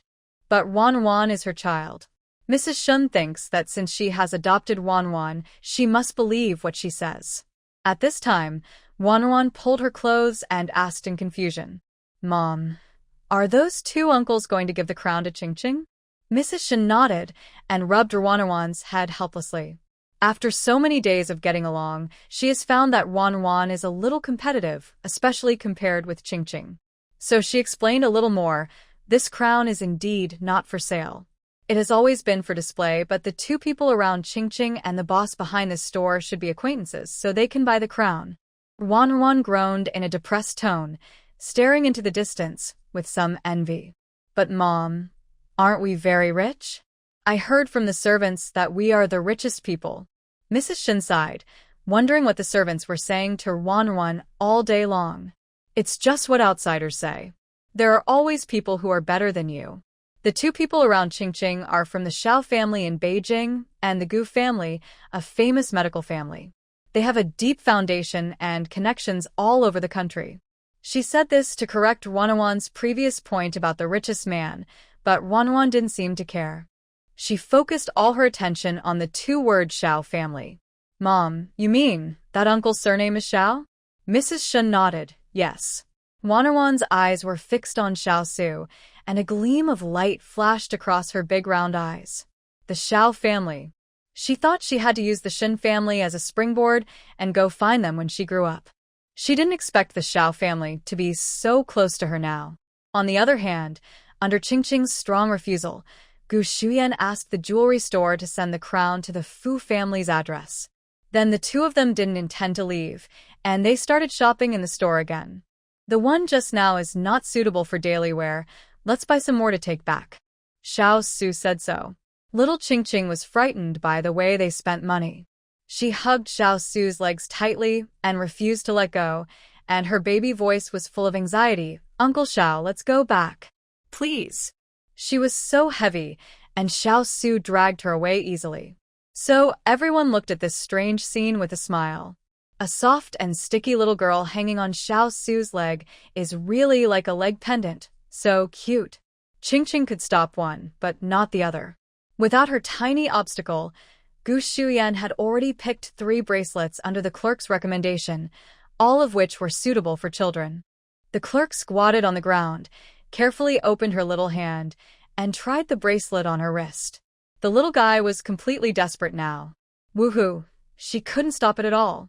When the 3 of them walked, they would inevitably bump into Mrs. Shun and Wanwan. Although Mrs. Shun felt a little embarrassed, she still nodded to Xiao Su and said hello. Xiao Su didn't embarrass her and nodded in response. This attitude was relatively friendly. Mrs. Shun was slightly relieved and asked the clerk to pack up the collar she had just picked. She had a good eye. The gold and jade collars in the store were very suitable for children to wear, rich and elegant. Xiao Su was attracted and walked towards the counter over there. When he walked over with his leg pendant, Wanwan had the biggest reaction. Wanwan was sitting on a chair. When she saw him coming, she immediately sat up straight and stared at him with her big eyes. Last time at the Fu family, she had left a bad impression on the Xiao family, so now she wanted Xiao Su to change her mind about her. Thinking of this, when Xiao Su came over, she called out obediently, "Uncle Xiao." This sudden voice not only scared Mrs. Shen, but even Xiao Su felt puzzled. Seeing Xiao Su's eyes fixed on her, Wanwan clenched her clothes nervously and said, "Uncle Xiao, I'm sorry. I disturbed you when I cried last time." After she finished speaking, Mrs. Shun's heart behind her was put back. Fortunately, it was an apology, and she didn't say anything she shouldn't say. Since she adopted Wanwan, her heart has been up and down, jumping back and forth. After all, there are too many uncontrollable elements in children, and she hasn't found someone to teach Wanwan etiquette and other things, so she is afraid that she will say something she shouldn't say. Now, if Wanwan does something, it will directly affect their Shin family. Mrs. Shun is quite satisfied with Wanwan's sudden apology this time. But Xiao Su's eyes are very strange. Ever since he heard what Qingqing said at the Fu family, he has had a feeling of resistance to Wanwan. Now that he had heard her apology, he naturally didn't like it. Xiao Su's face was cold, and his voice was very dull, which was completely different from when he was teasing Qingqing just now. These merciless words made Wanwan's little face turn pale, and she looked at him in disbelief. She seemed to not understand why Xiao Su treated her like this. She is a child, and she even took the initiative to apologize. Why should Xiao Su be so malicious to her? Mrs. Shun also looked embarrassed when she heard this. Seeing Wan Ruan's ugly face, she was afraid that she would offend Xiao Su if she said anything else, so she put a hand on her shoulder and patted her. It can be seen that Xiao Su really doesn't like her softness. In this case, whatever Wanwan says will only lead to self-humiliation. A smile appeared on her face, and she said apologetically, "I'm sorry, Mr. Xiao. I'm leaving with Wanwan. I wish you all a good time." Xiao Su still had no hostility towards Mrs. Shen, who smiled at him. Speaking, he responded politely. Mrs. Shen didn't say anything else. After leaving an address for the clerk, she took Wanwan and left in a hurry. After walking out of the jewelry store, she said softly with some displeasure, "Wanwan, Mr. Xiao doesn't like you. Apart from saying hello, don't say anything more to him when we meet in the future. Do you understand?" Ruan's face was already pale, and it became even more ugly after being said like this. She couldn't help but defend herself. "But Mom, I just want to apologize to him." Mrs. Shin shook her head with a bad expression. There is no need to apologize in the future. She always spoke gently and softly, and rarely used words like this. Done. Wanwan knew she was angry, so she pursed her lips and shut up and stopped talking. After a while, she waited for Mrs. Shun to calm down before she began to apologize to her aggrievedly. This set of tricks made Mrs. Shun very confident. In the mall, it was almost dark when Xiao Su and the others came out. The 2 men looked at their phones and found that it was 7:30. Xiao Qingqing was a little anxious, but they returned to Fu's house slowly and unhurriedly.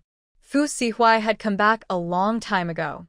You can imagine his mood when he saw a lot of things piled up in the living room at home. After asking, I found out that it was Xiao Su and Gu Shuyan who took Qingqing out. He didn't know when the relationship between these two people and his children was so good. Because they had known each other since childhood, Fu Sihuai knew the two of them very well. These two people are typical people who can't afford to be early without benefits. Suddenly they are so kind to Qingqing, maybe something is wrong. After waiting for nearly an hour, Xiao Qingqing was finally sent back. However, Xiao Su and Gu Shuyan did not enter the house. They drove their cars and found someone to transport the flowers they snatched from Qingqing's room to their homes overnight. When Xiao Qingqing came in, she saw so many things at first that she felt a little dizzy. At the second glance, she saw Fu Sihuai. Dad. The little guy walked towards him. After walking around with the two people for a day, she was still quite haggard. The wilted little dumpling walked up to Fu Sihuai and bumped softly into his leg. Her cute little voice sounded weak. "I'm so tired." Fu Sihuai held her little face and looked at it, with a listless look on his face. "What's wrong?" He rubbed his slender white fingers on Xiao Qingqing's face and asked in a low voice. "Uncle Xiao and Uncle Gu." She lay on Fu Sihuai's lap, and for a moment, she didn't know what to say. There are really too many unreliable things about these two people. We often quarreled along the way and were disobedient. Fu Sihuai can probably guess it. Xiao Su and Gu Shuyan have similar personalities. They were the more lively types when they were young. There is a reason why they play together. Qingqing is too young and easy to deceive. Being with them is like a little sheep in a wolf's den. Fu Sihuai ruffled Qingqing's hair and lowered his eyes. Poor little guy. On the other side, Xiao Su sent the flowers to the capital overnight. When they arrived at the door of the Xiao family's old house, he directed the servants to carry the flower pots inside and reminded them to be careful. Late at night, the housekeeper heard the noise and quickly put on his clothes and came out. "Third master, why are you back at this time?" Xiao Su held the vase himself. The flowers were covered, but a hint of fragrance still wafted through. The housekeeper took a deep breath, his eyes suddenly lit up, and asked in surprise, "Could this be the same flower as the ones we saw a few days ago?" Xiao Su curled his lips and smiled. "Of course, by the way, where's my eldest sister?" The housekeeper followed him, and the two of them walked inside while talking. "The head of the family has already gone to bed. The flowers you sent back a few days ago are more useful than those tranquilizers. The flowers I got from Qingqing not only bloomed beautifully and smelled fragrant, but also bloomed for a very long time. But after so many days, they are almost withered. I brought back a lot this time. In addition, there are 2 potted plants. When the eldest sister wakes up, you can have someone put the 2 potted plants at her bedside." The housekeeper walked happily. "That's great. Third master." At the same time, he was a little confused. "By the way, third master, where did you get these flowers from?" "City A? We can discuss with the flower seller and ask her to supply us for a long time so that you don't have to run between City A and Beijing." Xiao Su smiled mysteriously. "This can't be sold in bulk, but I have found a channel now." The housekeeper was very curious, but he knew he couldn't ask more questions, so he closed his mouth and followed Xiao Su into the house. Inside the house, Xiao Su carefully untied the bag wrapped with flowers, and in an instant, a domineering floral fragrance swept the whole house. What a good smell! The housekeeper couldn't help but cheer up and looked at the bouquet in shock. This quality is so good. If it is on the market, it will definitely be a priceless item. Even an old man like him feels relaxed after smelling it, as if he is a few years younger. Hearing this, Xiao Su felt a little relieved. Fortunately, he discovered it early and established a good relationship with Xiao Qingqing. But no one could have imagined that this kind of flower was actually raised by a little girl. Xiao Su put the flower in the living room and told the housekeeper, "When my eldest sister wakes up tomorrow, put this pot of flowers in her room." After that, he walked back to his yard to sleep. The Xiao family is very big, with a Chinese garden design, and there are many plants in the yard. On the way back, Xiao Su couldn't help thinking, if Xiao Qingqing was taken back to his house and let her live here for a while, would the flowers raised in their home be as fragrant as the pot of flowers? At that time, he can smell the fragrance every moment, every day. What a beautiful thing it is. The more Xiao Su thought about it, the more excited he became. His desire to abduct a child reached its peak at this moment. What he didn't know was that Gu Shuyan had the same idea as him at this time. Gu Shuyan also returned home late at night. He put the pot of dendrobium in a bag and quietly sent it to his room, thinking of giving the old man a surprise on his birthday. But the old man was a light sleeper, and he had woken up when he heard the noise when he returned home. Now looking at his sneaky appearance, he was very confused. Gu Shuyan, what are you doing in the middle of the night? Gu Shuyan had just closed the door when he was frightened by the powerful voice and shivered. After he made sure that the door of his room was closed, he looked at the old man with a flattering face. I'm taking a walk. The old man snorted coldly. How could he not see that this kid was guilty? Wait, what's that smell on you? Old Master Gu narrowed his eyes, and a gleam of light flashed in his old and turbid eyes. Gu Shuyan felt a chill on his back, and his face changed several times, and finally smiled at him awkwardly. No, nothing. It's the smell of perfume. Hearing this, old Master Gu's lips straightened, his eyes sank, and he snorted coldly to interrupt him. You sprayed perfume. I'm your father. How can I not know you? He asked in a sonorous and powerful voice. What on earth is it? Running home in the middle of the night and hiding something secretly without wanting him to know, it was obviously wrong.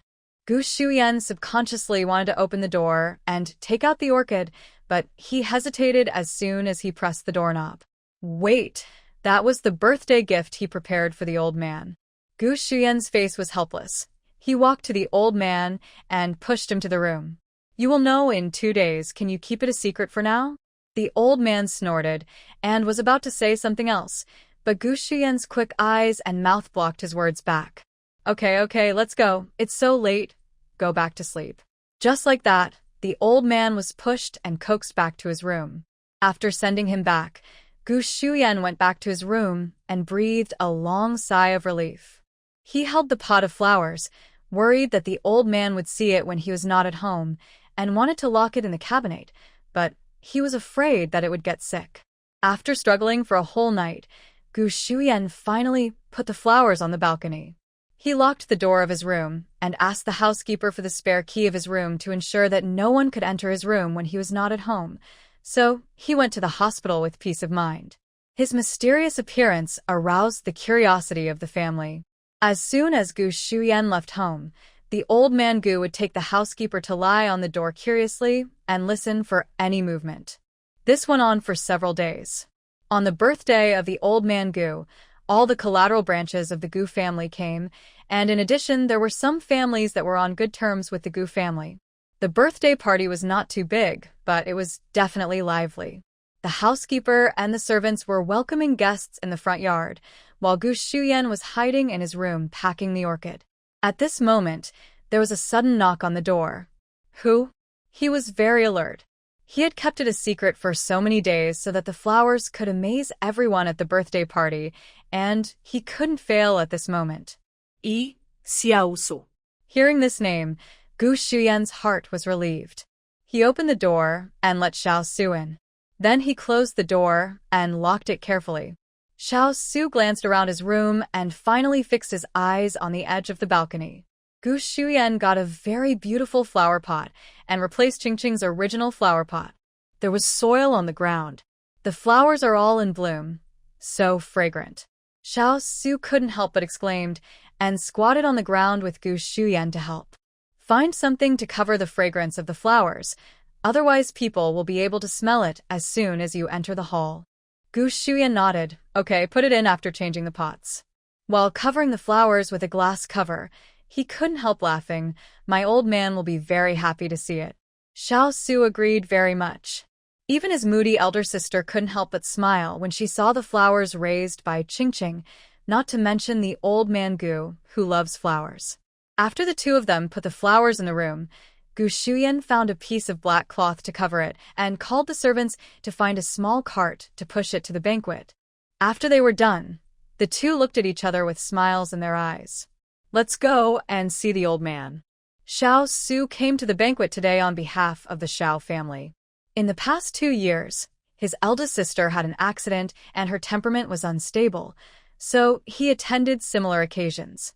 Every family member also knew that every time they saw him, they would ask about his eldest sister's current situation. It was the same this time. As soon as he entered, Mr. Gu's eyes fell on Xiao Su. The two of them walked straight up to the old man, talking and laughing, making the other people in the Gu family envious. The Gu family is large and has many children, but Gu Shuyan can be said to be the most favored one.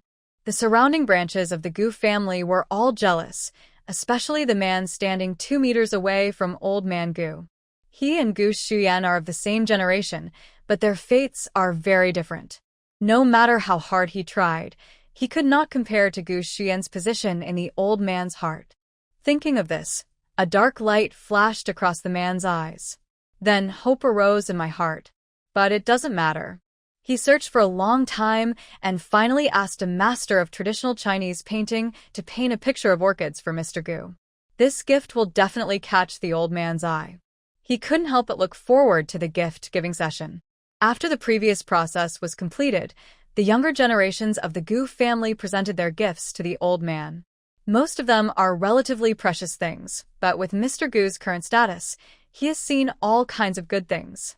He had a smile on his face as he watched so many things pass by in front of him, without feeling the slightest bit of emotion in his heart. It's like this every year. He sees it too much. Just then, a man stood in front of the old man holding a long brocade box. He said some auspicious words of blessing like the others, and then changed the subject. I know you like orchids very much, so I asked Master Tan Qishan to draw an orchid picture for you. As he said this, he opened the brocade box and took out the scroll inside. People around him were talking about it. Master Tan Qishan has a bad temper. This child must have gone through a lot of trouble to ask him to draw an orchid picture. Yes, everyone knows that Mr. Gu likes orchids, but only his gift touched his heart. Although everyone's discussion was quiet, a few words still reached the man's ears. He smiled triumphantly and then opened the scroll. Mr. Gu's eyes lit up and he laughed and said good. It can be seen that he really likes this gift. Seeing him so happy, the people around him couldn't help but compliment the man who gave the gift and Mr. Gu. The housekeeper came over and helped to put away the scroll. At this time, the man couldn't help but look at Gu Shuyan standing next to the old man with pride. His eyes were full of provocation, but Gu Shuyan was whispering with Xiao Su and had no time to look at him. He held his breath in his chest and glared at Gu Shuyan fiercely. Humph, let's see what gift you can come up with. Everyone's gifts at this banquet have been given, and he doesn't believe that anyone can come up with something that will please the old man more than him. And Gu Shuyan has to be the last one to give a gift. If the gift is not good, it will only make him look even more embarrassed. Thinking of this, the man curled his lips and stepped aside. The people around him were also watching the show silently. Gu Shuyan glanced around and found that everyone had given their gifts, leaving only him. He curved his lips and shouted to the outside of the hall, "Push my gift in." After the words fell, everyone's eyes looked outside. 2 servants of the Gu family came in, pushing a cart on the left and right. There was a large square object on the cart like a box, but it was covered with a black cloth so that people couldn't see what was inside. What is this? It's so big. I don't know. It's so mysterious. Is it a jade sculpture? Such a big jade sculpture? Don't be ridiculous. How much would it cost? Everyone was attracted by the mysterious big box, even Mr. Gu. As the car moved forward, he smelled the overflowing fragrance. Mr. Gu was very familiar with this fragrance, and he immediately thought of the night a few days ago. You kid, is this what you have been tinkering with in your room these days? Gu Shuyan smiled and nodded. That's right. In order to surprise you today, do you know how hard I have been hiding it these days? When I was at work, I was thinking in my heart whether you and the housekeeper would pry open the door of my room and peek in. He pretended to be pitiful, which made Mr. Gu laugh. Don't be so slick, show me what it is. He was very curious, but he didn't go to the point of prying the door in to peek. Gu Shuyan reached out and grabbed a corner of the black cloth and then carefully lifted it up, revealing the orchid covered by the glass cabinet inside. At that time, only a wow was heard in the living room. The orchid in the glass cabinet was quietly blooming. Its graceful posture was like an elegant woman, and its leaves were so green that they could almost drip water, making the flowers more delicate and beautiful. This is something no one has ever seen before, and it is so beautiful that it seems fake. While people are intoxicated by its beauty, they can't help but wonder if such a flower is real. Grandpa Gu even stood up directly, surrounded the flower. His eyes were full of energy. He looked at the slender and beautiful leaves and smiled so hard that his mouth couldn't close. Everyone knew that this gift really touched the old man's heart. But at this moment, Gu Shuyan spoke again. "Grandpa, please sit back first. This flower has another surprise. Let me introduce it to you." Grandpa Gu reluctantly sat back in the main seat. Everyone around couldn't help looking at Gu Shuyan, wanting to know what he was trying to say. Gu Shuyan just smiled mysteriously, holding both ends of the glass cover with both hands, and carefully took the cover off. In an instant, all the fragrance inside was released, spreading to the entire living room at an extremely fast speed. What a good smell! How can it be so fragrant? This fragrance smells so good. I feel like I'm full of energy. Now, the discussion in the room became louder, and even people who didn't like to smell fragrance couldn't help but be fascinated by it. Because it is not only fragrant but also has a kind of fragrance that can make people feel relaxed and happy. This is the case for people who are far away, not to mention Mr. Gu, who is closest to the flower. He took 2 deep sniffs and said with vigor and energy, laughing, "Good, good." This gift really touched his heart. He couldn't help but look at Gu Shuyan, admiring and curious. "Where did you get such a pot of flowers, boy?" Gu Shuyan curved his lips and deliberately kept it a secret. Mr. Gu was not annoyed, and smiled and kicked him lightly. He didn't seem angry, but was full of intimacy. When the man who had just given the orchid picture saw this scene, he clenched his fists, and the unwillingness in his eyes almost overflowed. If Gu Shuyan hadn't introduced this pot of orchids at the end, his orchid picture would have been the old man's favorite thing. But now, this pot of flowers is shining, and his brilliance has been buried.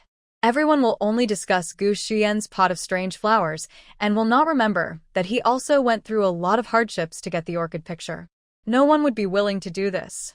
Mr. Gu took a few deep breaths of the fragrance around the flower, then instructed Gu Shuyan, cover it quickly." Gu Shuyan obediently covered the glass cover. The guests around him all had a flash of regret in their eyes. "Send it to my greenhouse." "No, send it directly to my room." He directly asked the butler to take people to push it back and carefully reminded them to be careful. The people in the hall watched the flower leave. The scent of flowers in the living room had not yet dissipated. After everyone came to their senses, they immediately complimented Mr. Gu. At the same time, many people came to Gu Shuyan and asked him about the origin of the pot of flowers. They are not short of money.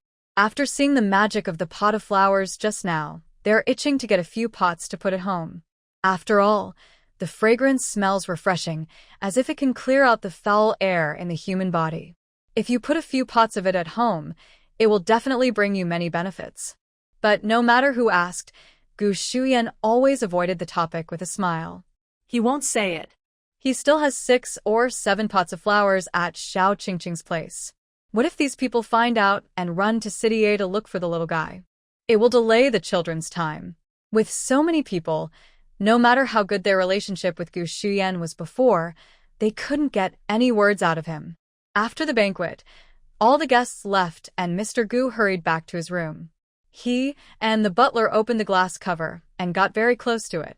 The housekeeper had already been surprised at the banquet, but he couldn't stop praising her now. "I don't know where the second young master got it from.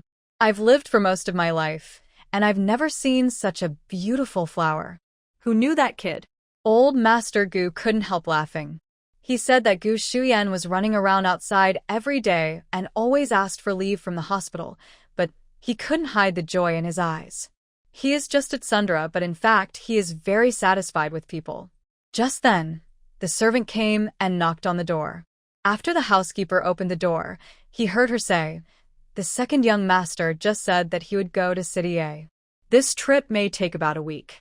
Let me tell you, Old Master Gu was just praising him in his heart, but now he was so angry when he heard this. This kid, he can't stand being praised. But after being honest at home for 2 days, he ran around again just after his birthday. At this time, Gu Shuyan had already arrived at the airport with Xiao Su. The two of them made an appointment to go to City together. It has been a week since they left last time, and I don't know how Qingqing is doing. Xiao Su called Fu Sihuai and learned that Xiao Qingqing was sent to school by him today. It was the first day of school. After asking the name of the school, the two went straight to the school, wanting to give Qingqing a surprise. At the same time, in Chengdu Kindergarten, Xiao Qingqing stood on the podium, facing the innocent and curious eyes of so many children under the stage. She couldn't help but feel a little shy. The teacher held her hand and soothed her gently. "Don't be afraid. Introduce yourself to everyone first." Qingqing blushed and nodded. Although she mustered up her courage in her heart, when she really spoke, her voice became very small, as thin as a mosquito. The children below began to make a noise. "Can't hear, teacher." "We can't hear." The teacher raised her hand and pressed it down, signaling everyone to be quiet. "Okay, children, the new student is a little shy. Let's applaud and cheer her up, okay?" The teacher took the lead in applauding, and the children below joined in. Qingqing clenched her hands, and after the applause stopped, she finally took that step and said what she had thought of in her heart before coming. After Qingqing finished speaking, the children in the audience applauded. The teacher smiled and said, "Qingqing is a new kid. Everyone should make friends with her, okay?" "Okay," the children said in unison. Qingqing clenched her palms and looked at the children below with sparkling eyes, excited and happy. The teacher glanced around the classroom and finally pointed to an empty seat for Qingqing. "Little Qingqing, you can sit there first."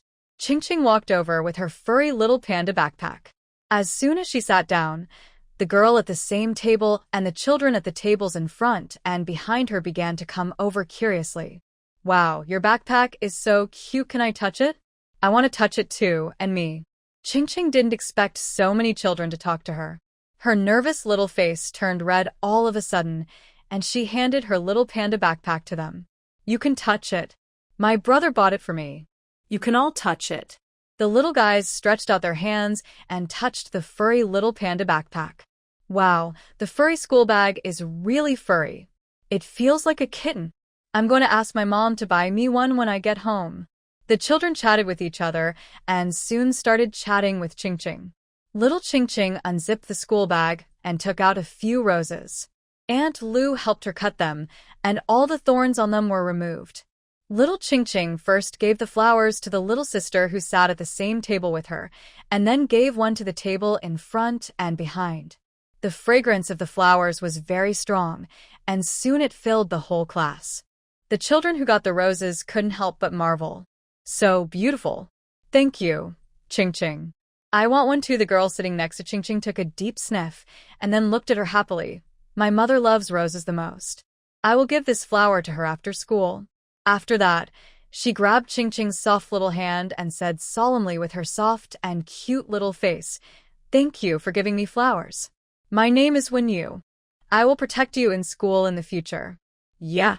Qingqing was very moved. "Thank you, sister." After class, all the children who were far away in the class were attracted. They gathered around Qingqing's seat, looking at the beautiful roses, their eyes full of envy. "Qingqing, I want one too." "Qingqing, do you have any more flowers?" "Qingqing, can you give me one?" Children of this age are all very familiar with each other. They directly called Qingqing's name and talked to each other. Little Qingqing touched her school bag, but there was none. She opened her kitten backpack to show other children and said embarrassedly, "Sorry, I don't have any more." Before coming, she was not sure if she could make friends, so she only took a few flowers. But she didn't expect so many people to talk to her, so she didn't have enough flowers. Seeing the disappointed expressions of the children, Qingqing quickly said, "I have more at home. Can I bring them to you tomorrow?" After saying this, the disappointment on the children's faces disappeared. "Okay. Thank you." Because Qingqing promised to bring them flowers, many people were willing to help her when learning to recognize words and playing games. Some people even rushed to be in a group with her. Xiao Qingqing was immersed in this atmosphere. Even though she was shy at first, she gradually integrated with these children. It's the same day, the same kindergarten, and Wanwan also starts school today. When she was led into the classroom by the teacher and saw the room full of chattering children, her head almost exploded. I hate children the most. When the teacher asked her to introduce herself, she just said her name dryly. The teacher thought she was shy and called on the whole class to encourage her. But Wanwan thought it was so childish. Not only the teacher's tone of voice when coaxing the children, but also the innocent questions from the children below were all extremely childish in her eyes.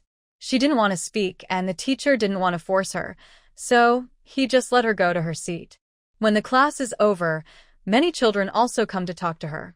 They had a lot of questions, and Wanwan was impatient to answer them, but when she thought that all the children in this kindergarten were from wealthy families, she replied with a lack of interest. Although children are very young, they are still quite sensitive to emotions. Noticing Wanwan's bad attitude, gradually, no children were willing to talk to her anymore. Because their attention is currently scattered, they will be attracted by new things in a short while. So, after they lost interest in Wanwan, they went to play something else. Wanwan's deskmate is also a little girl. She really wants to talk to Wanwan, but every time she speaks, Wanwan's tone is very impatient, and the girl behind her ignores her. When the teacher asked the students to play games in class, Wanwan just lay down on the table and fell asleep. The same thing happened when she was learning to read. At first, the teacher thought she was too shy and came over to remind her twice in a friendly manner. But every time she finished speaking, after a while, Wanwan would return to her normal state and continue sleeping on the table. In addition, no matter what she did in kindergarten, Wanwan was out of tune with the other children. All the other children were having fun, but she was the only one sitting in the corner with a blank expression, isolating the whole class. The teachers always felt that the soft look was strange, as if it showed some contempt and disgust, but they also felt that a 3-year-old child should not be like this, and they all thought they were wrong. At the end of the day, Wanwan felt like her ears were about to be blown away by the noise from the kids in her class. She was an adult in her previous life, and it was very tiring for her to act young all day long and be with these kids. So she didn't want to pretend unless it was necessary, and maintained her quiet image until school was over. After school, the Shun family's housekeeper came to pick up Wanwan. Although Mrs. Shun dotes on her, she may not always have time for her. After the housekeeper carried her out of the classroom door, she suddenly heard a familiar voice behind her. Wanwan turned her head and saw Gu Shuyan and Xiao Su standing on Qingqing's left and right, talking to the teacher. They had smiles on their faces, and when they looked down at Qingqing, their eyes were so gentle that if you didn't know, you would think they were real uncles. Wanwan couldn't help but clench her palms, and a strong sense of crisis arose in her heart. Is this the power of blood? No. It seems that she needs to recognize the Xiao family as soon as possible, and then cut off the relationship between Qingqing and Xiao Su. At this time, Xiao Su and the teacher still had some misunderstandings that had not been resolved. When the two came to pick up Qingqing just now, Xiao Su was smiling. He held Qingqing's little hand and said, "Your father is too busy to pick you up, so let us two help send you back. Come with us." This made the teacher, who was about to turn back, pause, and hurriedly pulled Qingqing behind him to protect her. It was really that Xiao Su's words just now were too classic. Isn't this a classic quote when kidnapping a child? That's why the teacher was alert. She protected Qingqing and looked at Xiao Su and Gu Shuyan warily. "Who are you two?" to the child. Xiao Su was stunned, and then smiled and replied, "Uncle, didn't you see how much I look like the child?" This was originally a joke, but the teacher pulled Qingqing over, looked at her little face carefully, and then looked at Xiao Su. It's true that there is a little resemblance. But even so, her vigilant heart has not calmed down. Call the child's father, otherwise I can't let you take her away. Xiao Su raised his eyebrows slightly and looked at this responsible teacher. He didn't make things difficult for her. He took out his cell phone and called Fu Sihuai. After explaining what he was facing, he gave the phone to the teacher and asked her to speak. 2 minutes later, the teacher realized that it was a misunderstanding. She let go of Qingqing's hand and smiled at the two of them embarrassedly. "Sorry, you can take the child away now." Xiao Su bent down and picked up Qingqing, nodding to the teacher. The two of them took Qingqing back. Little Qingqing lay on Xiao Su's shoulder. She looked at Gu Shuyan, who was walking behind her, and there was some confusion in her baby voice. Uncle Xiao, Uncle Gu, why are you back again? The word again was used very well. Gu Shuyan groaned and rubbed her furry head with his big hand. Why is it again? We haven't seen each other for a week. Don't you miss us? He looked into little Qingqing's eyes, and Qingqing. Her big eyes full of spirit flashed and flashed, but she didn't look at them. What should I do? She really didn't want to, but it didn't seem good to say it out loud. Gu Shuyan felt as if something broke with a click. He looked down. Oh, it turned out to be his heart. Xiao Su patted little Qingqing on the back, with a smile in his voice. What should we do? You don't miss the uncles, but the uncles miss you. As they spoke, the three walked to the side of the car. Xiao Su put Qingqing on the back seat and sat in. Go drive. He directed Gu Shuyan, who had just helped to open the car door. Gu Shuyan snorted, didn't bother with him, took the car keys and sat in the front. On the way back, Xiao Su stared at Qingqing's soft little face for a long time, and he really couldn't help pinching it. This action made Qingqing look back at him blankly. Uncle Xiao, what are you doing? The face was deformed by the pinching, and the little guy was a little slurred, but even more adorable. Little Qingqing, why don't you come back to my house with me and live for a while? He bent his eyes and softened the strength of his hands. It can be seen that he really cherishes this little girl. Before Qingqing had time to say anything, Gu Shuyan, who was driving in front, was not happy. Why did I go home with you? He glanced at the rearview mirror and called Qingqing's name. Little Qingqing, go home with Uncle Gu. Uncle Gu's house is very big, and there is a very interesting old man to play with you. Do you understand the first come first served rule? I said it first. I really don't understand. Qingqing's eyes were horrified. Here it comes. That familiar feeling comes again. She raised her voice slightly, and her childish voice sounded fierce.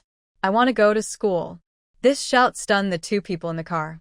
After the car became quiet, Xiao Qingqing's tone became weaker. I'm not going to anyone's house.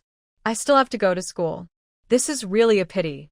However, these two have been rejected by Qingqing more than once or twice, and they're now used to it. It was the roar that the little guy just made that made them feel quite strange. Xiao Su raised his lips and poked her little face, smiling and teasing her yell again. The little girl puffed her cheeks and didn't say anything no matter how he teased her. The key is that Xiao Su didn't feel bored. He now found that this little guy had a really good temper. If it were another child, he would have been so angry that he would have beaten him. Xiao Qingqing wondered in her heart whether Uncle Xiao knew that she was annoying. She hadn't figured out a result when she got home. Qingqing wanted to go by herself, but Xiao Su disagreed and picked her up directly. After the three of them returned home, Fu Yuetzi had already returned.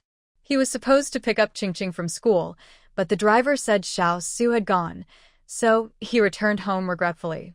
He was a little disappointed that he didn't pick up his sister on the first day of school. Brother seeing Fu Yuetzi, Xiao Qingqing got down from Xiao Su's arms and rushed towards him.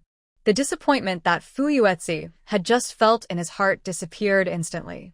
Although he didn't pick up his sister was the first to rush towards him after she came back. Happy again. Sister, how do you feel about going to school today? Fu Yuetzi asked. He touched Xiao Qingqing's kitten backpack, which had the outline of a water cup. Have you given away all the flowers?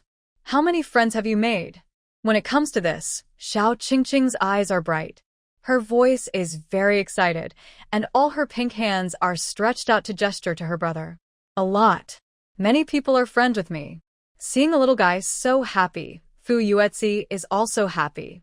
So this is the feeling of witnessing your sister's growth with your own eyes. It seems that the first day was good. Xiao Su sat next to him and said slowly. Hearing the noise, Aunt Lu also came out of the kitchen. She didn't get close, but smiled from a distance and watched Qingqing talk about her experience at school. Xiao Qingqing now feels that this is probably the happiest day of her life.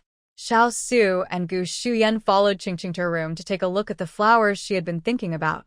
Then they stayed here contentedly for a dinner. It must be said that Aunt Lu's cooking skills are good. After dinner, the two of them left together. Half an hour after the two left, the servant came in. Fu Sihuai was in the study, and only Fu Yuetzi and Qingqing were in the living room. Master, someone who claims to be the director of the orphanage, wants to come in.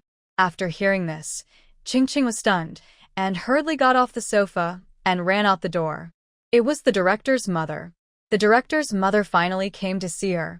Fu Yuetzi put down his phone and hurriedly ran out. Outside the Fu family's door, the director was dressed simply. She was holding a bamboo basket in her hand, and the basket was covered with a piece of goose yellow floral cloth. From time to time, the sound of a puppy humming could be heard from inside. Director's mother. Qingqing rushed over and hugged her legs. When she smelled the long-lost but familiar smell, tears in her eyes could not be controlled and flowed down. At this time, Fu Yuetzi also came out. The dean raised his head and looked at him with a smile. Master Fu, I want to come and see Qingqing. Did I disturb you? Fu Yuetzi said no. He walked closer and bent down to help the dean pick up the basket on the ground. He was a little surprised when he felt something moving inside. The next second, he seemed to have thought of something, and a flash of surprise flashed in his eyes. When he invited the dean in, he said, "Just call me Xiaozi." After the three of them entered the living room, the dean pulled open the floral cloth on the basket, revealing the chubby little puppy inside. A few days ago, I heard from the volunteers that Xiaozi went to the orphanage to find me and played with Da Huang for a while. I thought you might want to raise a puppy, so I brought one here when I came today. At this point, she added cautiously, "If you don't want it, I'll take it back later." Qingqing squatted down and poked the little puppy's head with her little hand. The puppy hummed and called to her, and its round black eyes were cute. Brother Qingqing turned around and looked at Fu Yuetzi eagerly. Of course Fu Yuetzi would not refuse. He wanted it the last time he went there. He nodded to Qingqing and gave her an affirmative look. The little guy suddenly became excited and said to the dean happily, "You can keep it." "Dean Mom, my brother said you can keep it." The puppy in the basket seemed to know that he would follow Qingqing in the future and turned around in it. Fu Yuetzi picked up his mobile phone. "I'll call the driver now and ask him to buy some things for the puppy first. When we have time on the weekend, we will go to the pet store together to buy what it needs." "Okay." After Fu Yuetzi walked out, the dean waved to Qingqing, who was touching the puppy. She held the little girl in her arms and said in a low voice with some solemnity, "Qingqing, I have another thing to tell you this time." Qingqing looked at her with her big eyes. "The necklace you lost before is with Ruan." Hearing this, the little guy couldn't believe it. The dean asked again, "Have you seen Ruan?" Qingqing nodded blankly, her voice childish. "I have. I don't know what Ruan is going to do with your necklace, but that necklace is related to your life experience. If you have a chance, you must find a way to get it back." I know, Dean's mother." The dean touched her hair with some guilt and sighed. It was her fault. Qingqing didn't know what the dean was thinking at this moment, but she could feel that she was not in a good mood, so she opened her arms and hugged the dean. Fu Yuetzi, who was outside, came back after making a phone call. When he came in and saw the little guy hugging the dean dependently, his expression was stunned for a moment. The dean is equivalent to a mother to Qingqing. Thinking of this, Fu Yuetzi said to the dean sincerely, "Qingqing is going to kindergarten now and will go home at 5 o'clock in the evening. If you have time, you can come to see her often." Hearing this, Qingqing happily rubbed against the dean's arms. "Dean's mother, come to see me more often when you are okay." The dean was also very happy and smiled and rubbed her head. When she heard Fu Yuetzi say this, she knew that the little guy was living well in the Fu family. While chatting, she glanced at the sky outside and knew she should leave. Before leaving, the dean took out a small USB flash drive from his pocket. She handed the USB drive to Fu Yuetzi and looked into his eyes. "I don't know why you came to the orphanage last time, but there are some surveillance videos in this USB drive that are very important to Qingqing." At this point, a dark light flashed across Fu Yuetzi's eyes. Obviously, he already knew what was in it. The dean had a complicated expression. When she put the USB drive in Fu Yuetzi's hand, she hesitated and clenched her hands. After all, I have watched Wan grow up since she was a child, so unless it is absolutely necessary, I really don't want to see the things in it leak out. Fu Yuetsi nodded. I know. If she doesn't bully Qingqing anymore, I won't give these videos to others. Little Qingqing looked at the two of them blankly, not knowing what they were talking about. After sending the dean away, the driver also bought the puppy's things back. The little guy was busy cleaning the puppy's nest and soon forgot about it. At 9 o'clock in the evening, Fu Yuetsi returned to his room. He closed the door, took out the USB drive given by the dean and inserted it into the computer. There were several folders in it, and Fu Yuetsi couldn't help frowning just by looking at the number. He clicked on one, and it happened to be the day when the Shun family came to pick someone up, when Qingqing was tricked into going to the woodshed. It started in the corridor outside the dormitory at around 6 in the morning, when two little girls went out of the dormitory one after the other. Little Qingqing was the one following behind. She was silly, and when she was leaving, she wanted to reach out and pull Wan, but was elbowed back by the other party. Fu Yuetsi was furious. No, that Wan is so good at acting. The last time she came, she cried and said she was bullied. He saw on the surveillance that the elbow was quite powerful, didn't he? It knocked his sister to stagger. At the same time, Fu Yuetsi felt a little disappointed in him. He always knew that the little girl had a soft temper, but he didn't expect her to be so soft. People have punched you. Why are you still following them? He was so angry just watching it while sitting in front of the computer. At this point, this surveillance video has ended. The next one is the playground. There was no one in the yard at this time. In the empty picture, there were only two potato-sized figures walking in a certain direction. Xiao Qingqing was as obedient as a clockwork doll, following behind others. Even if she talked to Wan and Wan didn't want to pay attention to her, she still followed behind others. Fu Yuetsi was so angry that he wanted to punch the computer screen. Stupid Xiao Qingqing. She followed so closely at that time. She didn't think that Wan wanted to take her to play. This is really a perfect interpretation of what it means to put a warm face on a cold ace. Fu Yuetsi really wanted to travel through the screen, kick Wan away, and then pick up Xiao Qingqing and teach her a lesson. Why does she have to play with Wan? She is so stupid? At such a young age, she follows behind people like a little dog. If anyone wants to lick, it should be others who lick her. The next day, after Qingqing woke up, she sat at the dining table to eat breakfast.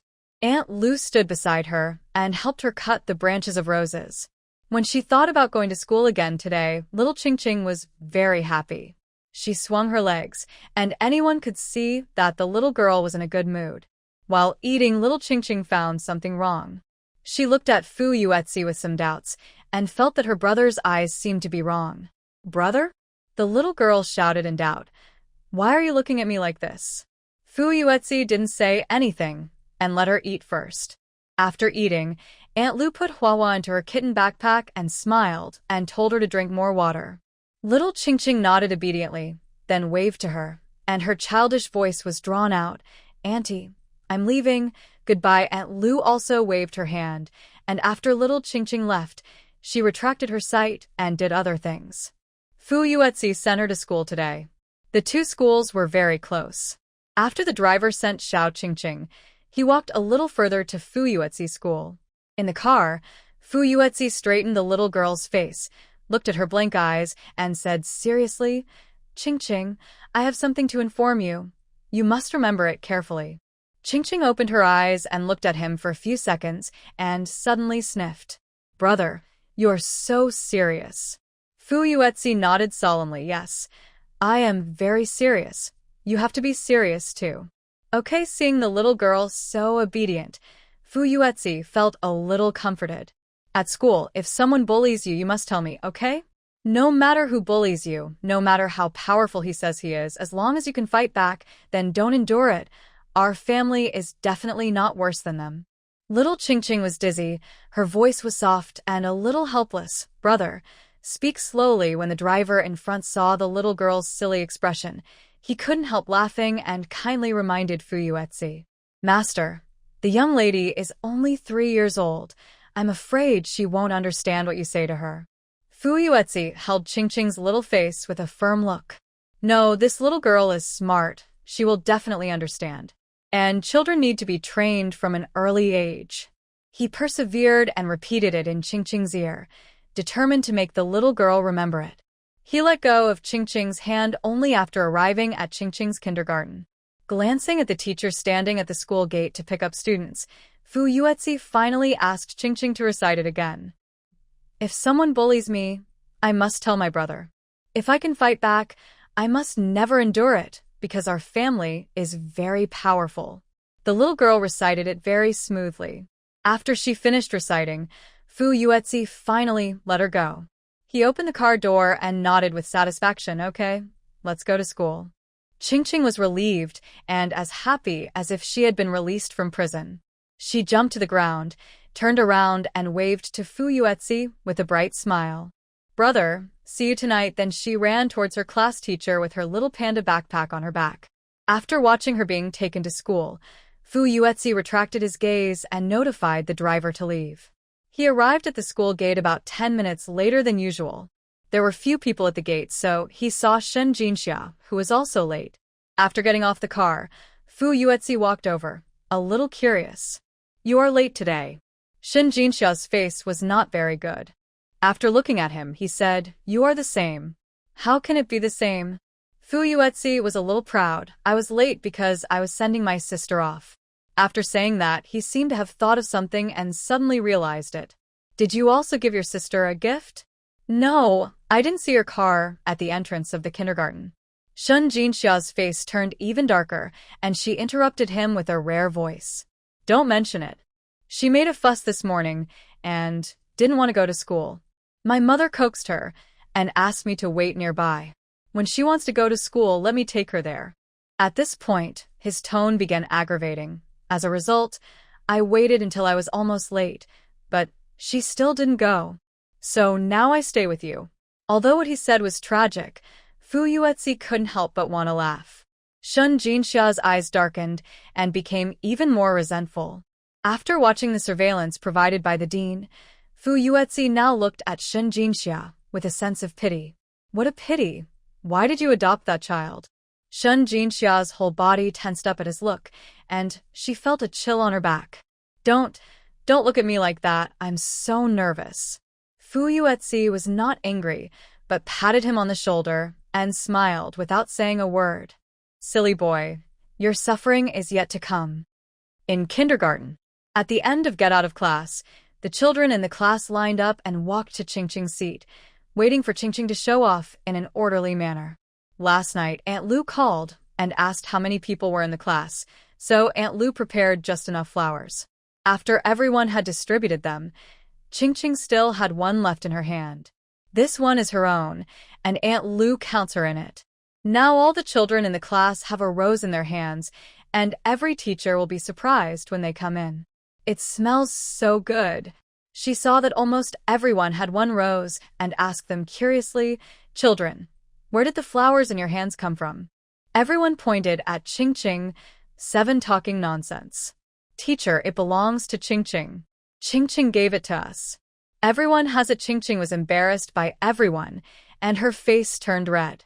The flowers given to the children today are not too fragrant, not as fragrant as those she grew before, but they are not too attractive. It's the kind of car that, although it drives beautifully, can be bought as long as you're willing to spend money. The teacher glanced at the size of all the children in the class and silently sighed in his heart that Xiao Qingqing was really generous. There are so many top-quality roses, I don't know how much they cost. I'm so envious. It would be great if she was also a child. After this incident, Xiao Qingqing became even more popular. She is the youngest among all the children in the class, so she is naturally treated as a younger sister. One of the fattest boys would come to her every time after class. He would call her Qingqing's sister very affectionately and said he would be Qingqing's brother and protect her at school. No matter who said to cover her, Qingqing would nod obediently. So after a while, she had several big brothers and sisters. Fu Yuetzi would be furious if he found out. As expected, this confused little egg didn't remember what I just told her in the morning. In the next classroom, Wanwan was finally sent over by Mrs. Shun and continued her boring and childish day. She didn't like studying. Looking at the other children, Wanwan suddenly had an idea in her heart. These children's families are rich and powerful, and they might inherit their family's property when they grow up. Wanwan began to try to integrate with the other children. At first, the children were very happy to see that she was willing to talk. Even the teacher thought that Wanwan was just a little scared on the first day of school yesterday, so she didn't talk. Now she can take the initiative to talk to the children on the second day, which is a great improvement. The teacher also specifically told the children around her to get along well with her. So even if the impression on the first day was not very good, the children were still willing to play with her. But gradually, they found one thing. No matter what game they were playing, Wanwan always wanted to suppress them. For example, when playing games in a team, she always wanted to be the boss and command others. If other children didn't know any words, she would be the first to jump out and scold others for being stupid. After a whole morning, the children in her study group were scolded one by one. She scolded people in a variety of ways, calling this one stupid, that one stupid, and another one with eyes open to both sides. And these children who were scolded were the ones who rushed to accept her at the beginning. But in just 2 classes, their enthusiasm in the morning dropped to unwillingness to play with Wanwan. Several children secretly discussed it and found the teacher at noon, saying that they didn't want to be in the same group with Wanwan. The teacher asked the reason, but didn't think too much about it. He just thought that their personalities were not compatible, so he reassigned Wanwan to a new group. After arriving in the new group, Wanwan still used the same method to get along with other children. She likes to be in the limelight in everything she does, and at the same time, she has a sense of suppression when she speaks. Other children are not fools. If they are often suppressed by their parents at home, they might really be conquered by her. But the children in this class are all rich and powerful. They have been raised like little ancestors since childhood. How could they be fooled by such a means of suppression? Not only did they not do what Wanwan thought, they also hated her. In this way, at the end of the day, she almost offended half of the class. The children in the second group also united to find the teacher at the end of class and said that they didn't want to be in the same group with Wanwan. The teacher was very confused, but because these children strongly requested, he still agreed to them and assigned Wanwan to the third group. There are a total of 4 large groups in the class, with 7 people in each group. After so many changes, Wanwan realized that there might be something wrong with her method. So when it came to the third group, she changed her strategy. This time she did not use the method of suppression, but chose to stay put. So in the rest of the time, the children in the third group got along well with her and did not ask the teacher to change groups.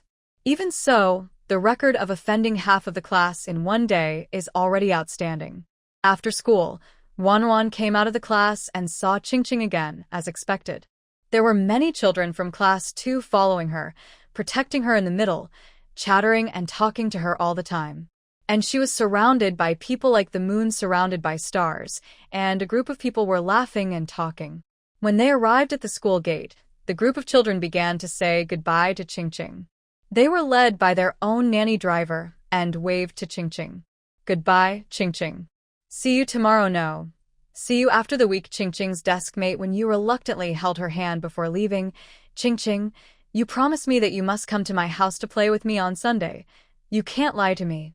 The little guy nodded seriously and promised, his childish voice soft and tender. Sister Wenyu, I will definitely let my brother take me to your house to play. Hearing this, Wenyu was relieved to be taken away by his nanny. Ching also saw her car at that place in the morning, and she ran over with her small school bag on her back. Elder brother. After the car door opened, Ching shouted happily. After shouting, she realized that besides Fu Yuetzi, there was another person in the car. She also knew this person. He was the brother of the Shin family. Shin Jinxia's emotions when facing Ching were very complicated now. He sighed silently, his heart full of regrets. If there were no accidents that day, he would be the one taking Ching to and from school now. Fu Yuetzi seemed to be able to tell what he was thinking. He reached out and hugged Ching into his arms, rubbed the little guy's head, and asked some questions about school with a smile. Ching stayed in her brother's arms obediently and remained motionless, answering questions as she asked, as well as a human machine. Wanwan, on the other side, was also picked up by the driver in the car. When she saw the empty car, she was a little confused. Didn't the second brother come back? The second young master is going with the fourth young master of the Fu family tonight. He said he wanted to see the Fu family's puppy. After hearing the driver's words, Wan Ruan's face instantly turned ugly. Puppy? Is it the dog from the orphanage? Was it adopted by the Fu family, or was it given to them by the dean? Wan Ruan's heart was in turmoil, and she was extremely scared when she thought that what she had done might be exposed. But when she went back, she thought about it and felt something was wrong. If the Fu family really had any evidence, they would have told her family. She hasn't heard anything yet, and Mrs. Shun's attitude towards her is still as conniving as ever, so nothing should happen for the time being. But now she has to find a way to reduce the contact between the Shun family and the orphanage to prevent things beyond her control from happening later. In order to prevent Shin Jinxia from going to the orphanage to adopt a dog there, after returning home, Wanwan immediately made trouble for Mrs. Shin to buy a puppy. Mrs. Shun was helpless and reluctantly agreed to her. In the evening, the Fu family. When Shin Jinxia played in the Fu family, she could clearly feel that the Fu family felt different now. He had been to the Fu family before, but at that time the Fu family was like a cold container without any emotion. But now the house smells delicious. There are beautiful flowers everywhere, and there is a little puppy jumping up and down after people's butts, so it's obvious that they feel like home. Shin Jinxia unconsciously thought of her own home. Their family used to be harmonious, and no one would express envy when they saw it. An enlightened father, a gentle mother, and a carefree elder brother. Although the eldest brother's existence has some flaws, it does not prevent their family from remaining warm. But now, he is a wife captive's father, his blind mother, his unreasonable sister, and he is weak. Oh yes, there is also a big brother who still doesn't care. Ever since Wanwan came, his family has become increasingly weird. Shun Jinxia sighed. He felt depressed when he went back now. Fu Yuetzi sat next to him and patted his shoulder. He couldn't sympathize with him, but he comforted him with a few words. At this moment, Fu Sihuai's figure appeared at the escalator on the second floor. Ching. His gentle and handsome expression was calm, and his cold voice was a bit gentle and helpless. The puppy got into my room again. Xiao Qingqing stood up and ran upstairs, her little figure like a running cannonball. She shouted in a milky voice while rushing upwards, very excited. Dad, here I come. Fu Yuetzi and Shin Jinxia, who were sitting downstairs, felt a gust of wind blowing past them. Xiao Qingqing went straight into Fu Sihuai's room and found the destructive puppy under the bed. The little girl stood up from the ground holding the puppy and smiled brightly at him. Okay, Dad, go to sleep. She forgot to take the puppy downstairs when she brought it upstairs just now, and it has been wandering around on the second floor. Fu Sihuai didn't know that as soon as he opened the door, he saw a small gray thing slipping in. It took him 2 seconds to figure out what it was. Thinking of Xiao Qingqing running around outside with the puppy in her arms, he went to call the little guy over. Don't bark at Daddy. The dog whimpered, then shut its mouth as if it understood, and licked Qingqing's fingers in a flattering manner. The little girl looked away with satisfaction, raised her soft and pale face, and smiled at Fu Sihuai. Good night, Dad. I'm leaving now. Fu Sihuai lowered his eyes and rubbed her little face with his cool fingertips, removing the most conspicuous dust. Go, take a shower and go to bed early. Okay. Qingqing took the puppy out and walked to the first floor while picking up the puppy and scolding it. You can't go to Daddy's room, you know? He has that cleanliness disease. It's very serious. If you go in and run around, he won't want us to raise you. Fu Sihuai, who was about to close the door after sending the 2 little guys away, said, It's not serious, just smiled. At night, Qingqing returned to her room. The room was filled with a mixture of various floral scents. The windows were still open, but the scent was still very strong. There were so many flowers that Aunt Lu helped move them all to the balcony. Fortunately, the balcony is very large, otherwise it would be very crowded with so many flowers. Qingqing squatted in front of them one by one, as if doing her daily task. She muttered softly, "Grow up faster, otherwise Uncle Gu and Uncle Xiao come every day, and they always quarrel. I am so annoyed." The orchid being fed by Qingqing shook its leaves, responding to Qingqing with its weakest strength. After all the flowers were arranged, Xiao Qingqing stood up. Perhaps because she was exhausted, she felt dazed for a moment when she stood up. My head was dizzy. The scene in front of me suddenly went dark, and Qingqing's body fell to my side. She subconsciously stretched out her little hand to support the things around her, and then felt a sharp pain in the palm of her hand. After Qingqing recovered, she realized that what she had been holding on to was the sharp corner of the balcony railing. She withdrew her hand, and a drop of blood red flowed out of her originally white palm. The drop of blood fell down as she turned her hand and landed on a pot of orchid. The orchid is growing well, but the buds are still immature and green on the outside. The moment Qingqing's blood fell on it, the orchid seemed to come alive, and the slender leaves suddenly began to grow, all at the same time. Almost in an instant, the buds burst open, and a soft and delicate floral fragrance flowed on the balcony. Qingqing was so scared that she took several steps back, leaning her back against the glass door, staring at the orchid in a daze. From the time the blood fell on it to now, only 10 seconds have passed. The flower has grown 1.5 times larger, and the flower that would normally take a week to bloom has bloomed in an instant. Now this orchid is as lush as a small tree, which is a huge difference compared to the other potted plants around it. No one dared to imagine that a minute ago it was the same size as the other flowers. The fragrance of flowers spread out along the balcony. Shun Jinxia had just come out of the living room and was about to go home when he suddenly smelled the fragrance. He turned and looked in the direction of the balcony of Qingqing's room, where the lights were on. Shun Jinxia stood there and watched for a long time, then finally retracted his gaze and left the Fu family in silence. The back figure looks a little lonely. There was a rustling noise at the door. The puppy was anxiously trying to get in. It scratched the door with its two little paws, scratching at it and humming in anxiety. After Qingqing walked over and opened the door, the puppy rushed in and went straight to the balcony. It ran to the orchid's pot and circled around excitedly, its little tail almost turning into a propeller. It can be seen that it particularly likes this pot of flowers. Qingqing closed the door, then walked over to the puppy and squatted down. She looked at the palm of her hand and saw that the blood was not yet dry. The little guy put his hand next to the puppy's nose, but the puppy just sniffed it, then turned its head away without interest and continued to jump around the orchid. This made Qingqing feel a little confused. She thought that the puppy liked the flower and would definitely like her blood. After thinking for a while, Qingqing turned her palm downward, squeezed the area around the wound, and squeezed out another drop of blood that fell onto another pot of orchids. A miracle happens again. Qingqing stared in shock as she watched it grow so rapidly, from a small potted plant into another small tree. 10 seconds later, it grew to the size of the previous orchid. Wow, so magical. The little guy held his hands and looked at them for a long time, unable to believe that he had such a powerful ability. Just then, there was another knock on her door.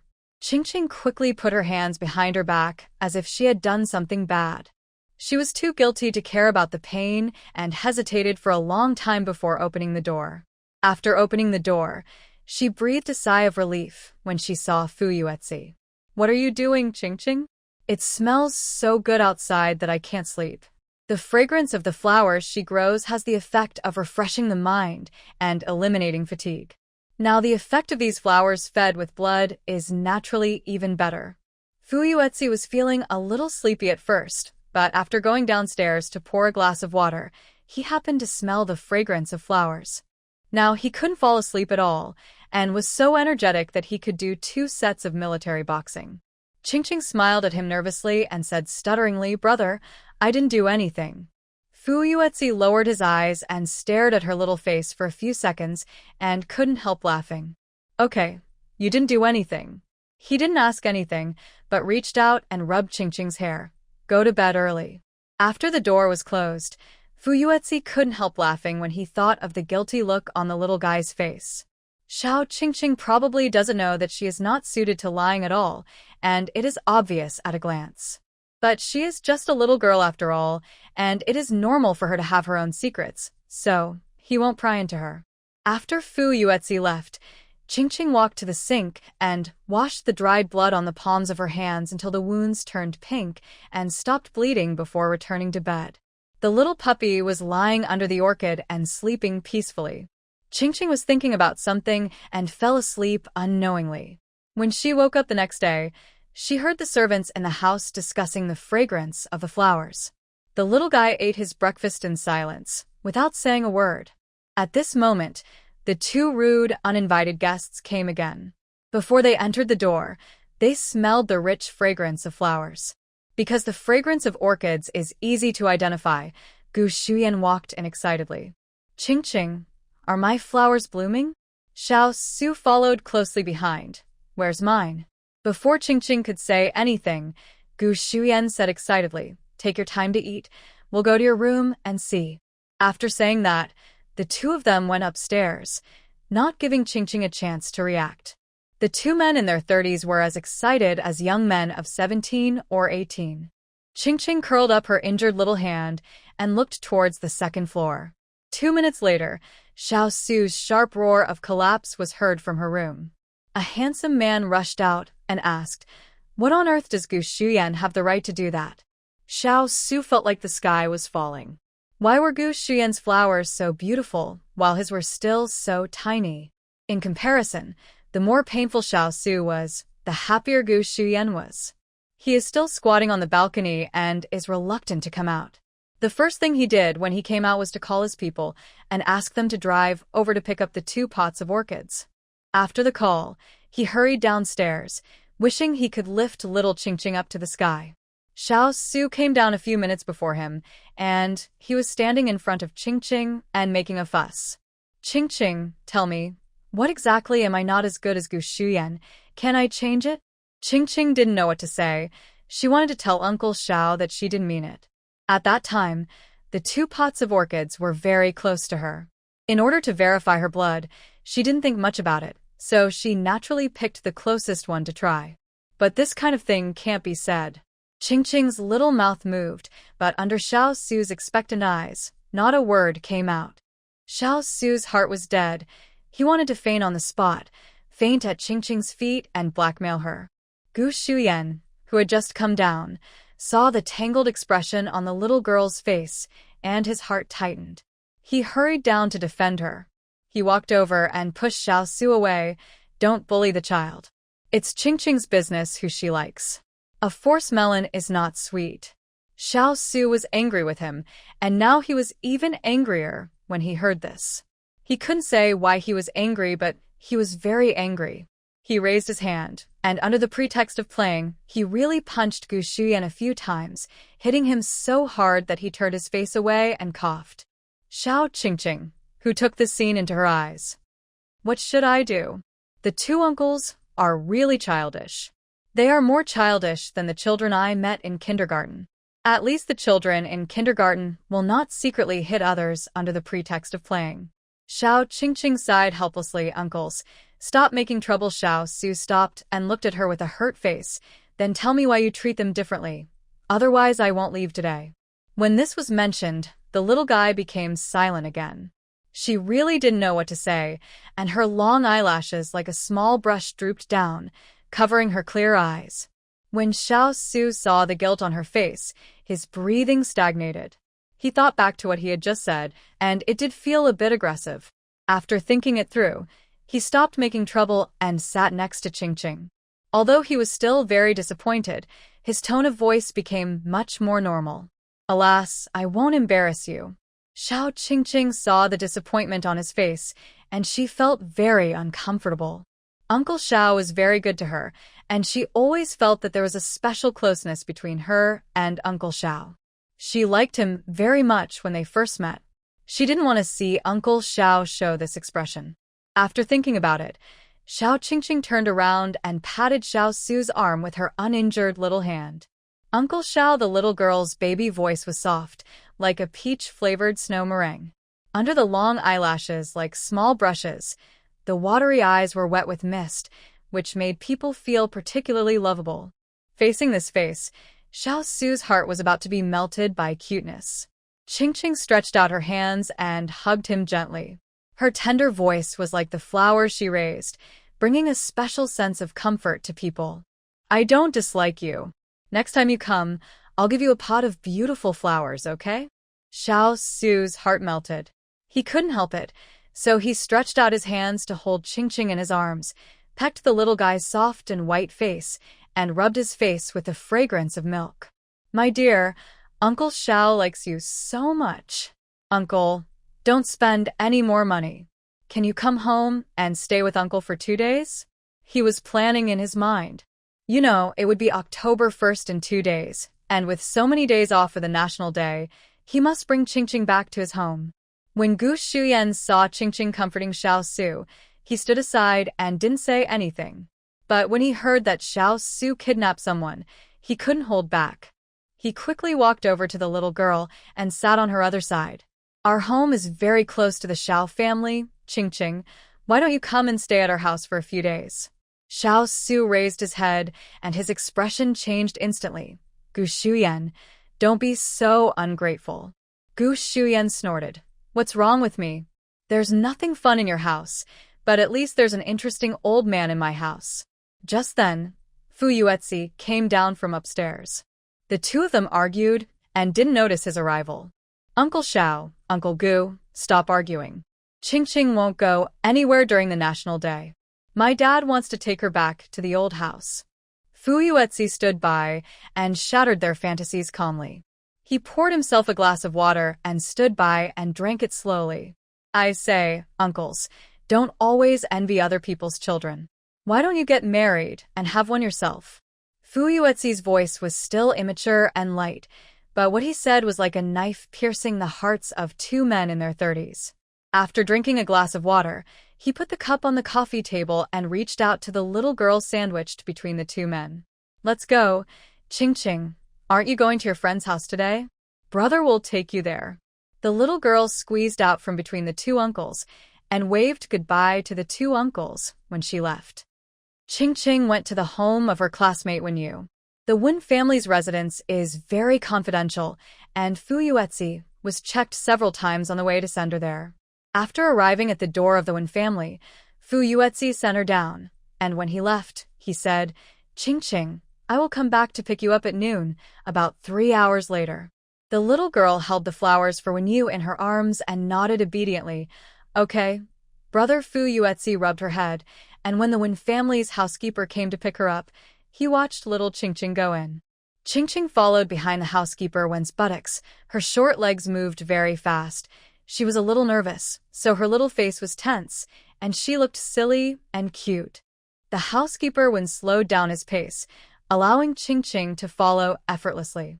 The Wen family occupies a large area, surrounded by trees, and has a strong sense of privacy. Qingqing had a very good impression of this place when she came here for the first time because she liked places with a lot of vegetation. After walking for a while, when passing by the fountain, she saw a black thing rushing out from the corner of her eye. Qingqing had no time to react at the time. In just 1 second, the flower in her arms was pulled hard, and the little guy's body staggered forward. Black tiger, black tiger. Where the black dog just rushed out, a man was shouting its name. Little Qingqing was still a little confused. She shook her head at the anxious housekeeper and said ignorantly, I'm fine. A tall man came over and took Heihu's collar from the housekeeper. He bent down and was surprised to see what was in Heihu's mouth. He hurried to pull it. Heihu, what are you eating? Qingqing and the housekeeper saw that the black dog was chewing flowers. The little guy's face changed, and he looked at his arms. The big bunch of flowers she brought had been chewed halfway. The branches were also messy, and they were completely different from the carefully wrapped ones when she came. Little Qingqing was stunned for a moment. Her red little mouth pursed, and her clear big eyes were instantly filled with mist. My flowers. She was very pitiful in her crying voice. Woo, this is what I want to give to Sister Wenyu. The housekeeper and the man were stunned. Only Heihu was still lying on the ground chewing fragrantly. "Oh, Miss Fu, don't cry yet. We'll go find you some more flowers." The housekeeper was in a hurry, and the noise here soon attracted other people. 2 more men came over and they stood very straight, and they were obviously trained. "Captain, you are finally here." The man who was holding Black Tiger at the beginning let go of his hand and hurriedly walked towards the newcomer. Black Tiger ate the flowers of the little girl. When Fei heard this, he was still a little bit unbelievable. He fed Black Tiger with good food and drink every day, and there were all kinds of snacks at home. How could it be possible for it to eat other people's flowers? However, when he got closer, hey, the big bunch of flowers in the little girl's arms was half eaten. The housekeeper got another big bunch of fresh flowers from somewhere, and he bent down and handed them to Qingqing. "Miss Fu, I've got new ones for you." Qingqing wiped her tears, looked at the flowers in the housekeeper's hand, and said in a muffled voice that she didn't want them.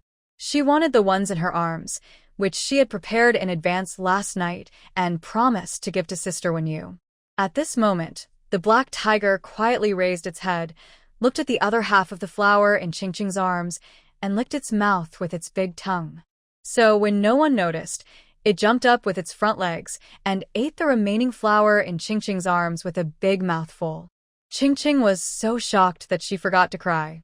Her big eyes with mist in them stared blankly at the black dog's satisfied expression. Woo-woo. After reacting, the little girl cried even louder. "No more." She let go of her hand, and the bare branches fell to the ground in pieces. "I don't have any more." When Fei squatted down quickly and took a flower out of the black dog's mouth with great effort. When he handed the flower with saliva in front of Qingqing, the little girl's heart was about to break. Well, this time it was completely impossible to coax her. While Wen Fei was not paying attention, the Black Tiger took it in his mouth and ate the flower he had just picked out. It sniffed the flower branches on the ground with its nose, and a little regret appeared in its black eyes. "What's going on?" Wen Fei stood up and asked the person who was responsible for taking care of Black Tiger at the beginning. "Captain, Black Tiger was injured yesterday. I was applying medicine to it just now, but it refused to eat. I wanted to find some snacks to roll up and feed it, but who knew that it ran away as soon as I turned around. After it came back, it had already eaten most of the girl's flowers." He saw what happened next. Black Tiger was not satisfied with eating half and ate the other half, which made the child so sad that he kept crying. I heard from others that when animals are injured, they will find herbs to eat on their own. Could the Black Tiger be the same? After hearing this, Wen Fei reached out and took the flowers that the housekeeper had brought. He could hold all those flowers in one hand. Wen Fei took the bouquet of roses of the same color and held it in front of Heihu's face. But the black dog just sniffed it, then turned away with a look of disinterest. "Not eating again?" Wen Fei asked it in a low voice. He knew that Heihu was smart. This guy had been trained in the army since he was born. He retired last year because of injuries and old age and was raised by him at home. Everyone in the army who has trained it says it is obedient and smart. When they were on missions in the past, they were often so busy that they forgot about time. Why was it like this today? Wen Fei's eyes fell on the messy branches on the ground, and something flashed through his mind. He suddenly asked Qingqing, "Little girl, are you the one who gave Wenyu flowers at school a few days ago?" When she heard Sister Wenyu's name, Xiao Qingqing stopped crying and nodded gloomily. A hint of realization flashed across Wen Fei's eyes. Now he understood why Black Tiger was so out of control. Hey, who was very excited when you brought back the flowers from school on the first day. However, his mother put the flower in the most beautiful vase and placed it high up, so Hey, who couldn't reach it. But he would often sneak into the living room, squat under the vase, and watch with his eyes wide open, drooling. Now that he saw such a large bunch, he couldn't help but rush over out of control. Black Tiger knew he had done something wrong, so he squatted in front of Qingqing, wagging his big tail to please her. At this moment, another girl's voice rang out. Qingqing. Wenyu, wearing a princess dress, ran towards Qingqing from a distance. Qingqing, why are you crying? When he walked in and saw the tears and red eyes on Qingqing's face, when you stopped and looked at her at a loss. Little Qingqing held back her tears, pointed at the scattered branches on the ground, and said in a trembling voice, the flowers have been eaten." She pointed at the flower and then at the black tiger. It means being eaten by a black tiger. When you was stunned and blinked his big eyes in disbelief. Seeing the number of flowers on the ground, he instantly felt sad. So many of them were eaten? Qingqing nodded. 2 seconds later, little Wen Yu burst into earth-shattering tears at the top of his lungs. "All my flowers." She cried so miserably that in a short while her face was covered with tears. Qingqing looked at her, and her mood, which had been improving, began to collapse. As if it was contagious, she pouted her lips and cried with Wen Yu. One of them cried wildly, while the other cried reservedly. Their cries together seemed to overturn the entire Wen family. The black tiger tucked its tail between its legs and crawled behind Wen Fei, with its head lowered and trembling. Wen Fei gritted his teeth and patted his sister, Xiaoyu. "It's just a bouquet of flowers. Big brother will buy it for you." Wen Yu took Qingqing's hand and ran towards the house. As she ran, she said angrily, "Hey, who is too much? I must complain to my mother." Qingqing was pulled by her to run, and He Go chased them madly from behind. He, who had an old injury on his hind leg. He was injured again by accident 2 days ago, so when he was chasing Qingqing and Wen Yu, Wen Fei was very worried about the injury on his hind leg. He stared at it for a while and rubbed his eyes in disbelief. Why didn't He, who limp when he ran? It was obviously limping when it ran these days, which was very distressing. Wen Fei even thought he had seen it wrong, until a surprised voice came from the side. How come He, whose hind legs are better? He realized that he was not seeing it wrong, but that He who was really better. Did you apply medicine to it? He turned his head and asked the man who had just spoken. The man nodded in a daze and said yes. But after saying that, he was confused again. "The medicine I applied to it is the same as usual. There is no difference." Its leg was still lame before the medicine was applied. How come it suddenly got better? After hesitating for a while, he said, "Could it be that He who was pretending before? What a joke. Its flesh is turning outward. How can it be pretending?" Several people speculated one after another about the reason why He, whose leg got better. Until Wen Fei interrupted them. "Okay, go and see the medicine it applied, and you will know." Here, Qingqing was pulled into the room. When you closed the door and did not let He Hu in. When she looked back and saw the tear marks on Qingqing's face, she hurriedly wiped her face with her little hands. "Don't cry, Qingqing. When my mother comes back, I will go and complain and not let it eat at night." Qingqing also wiped the tears from her face with her hands and nodded obediently. She was crying with Wen Yu in the first place, and now that Wen Yu stopped crying, she would not cry either. After the 2 little guys calmed down, Wen Yu pointed to a wooden cabinet with his little finger and asked Qingqing to look at it. "Those are the 2 flowers you gave me before. My mother put them in a bottle. They haven't withered yet." Qingqing looked in the direction of her finger. She saw the beautiful vase at first glance. When she was about to look away, she was attracted by a large rectangular photo frame on the wall. There were many people in the photo in the frame, but the one that attracted Qingqing was the woman in the middle. She was wearing a purple dress, black hair and red lips, and her skin was as white as jade and as white as snow. When she looked at the camera, her eyes were cold and calm, and she exuded an unignorable majesty. Her innate background and grace made her stand out from the crowd. "Qingqing, what are you looking at?" Little Wen Yu asked, holding her hand. Qingqing took a small step forward in a daze. She stretched out her hand and pointed at the photo frame, with a pleading voice in her soft and baby voice. "Sister, I want to see the necklace on that ant's neck." What attracted her attention at first was the purple gemstone necklace on the woman's neck in the photo.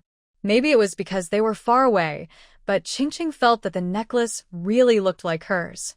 When you nodded and whispered in her ear, "Wait a minute." She let go of Qingqing's hand, ran to call her aunt over, pointed at the photo frame. "Aunt, take that down." The aunt who came over wiped her hands and was a little embarrassed. "Miss, The gentleman cherishes this photo very much, otherwise you should call him and ask him. She was worried that the two children would damage the photo when they were playing after taking it down. When you shook his head in dissatisfaction, very willful, just look at it now, take it down. The aunt had no choice but to step on a chair and carefully pick up the photo frame. The photo frame is spotlessly clean, without a speck of dust, showing how much the owner cherishes it. The aunt put it on the table, then stood aside and watched the two of them, afraid that it would get bumped or scratched.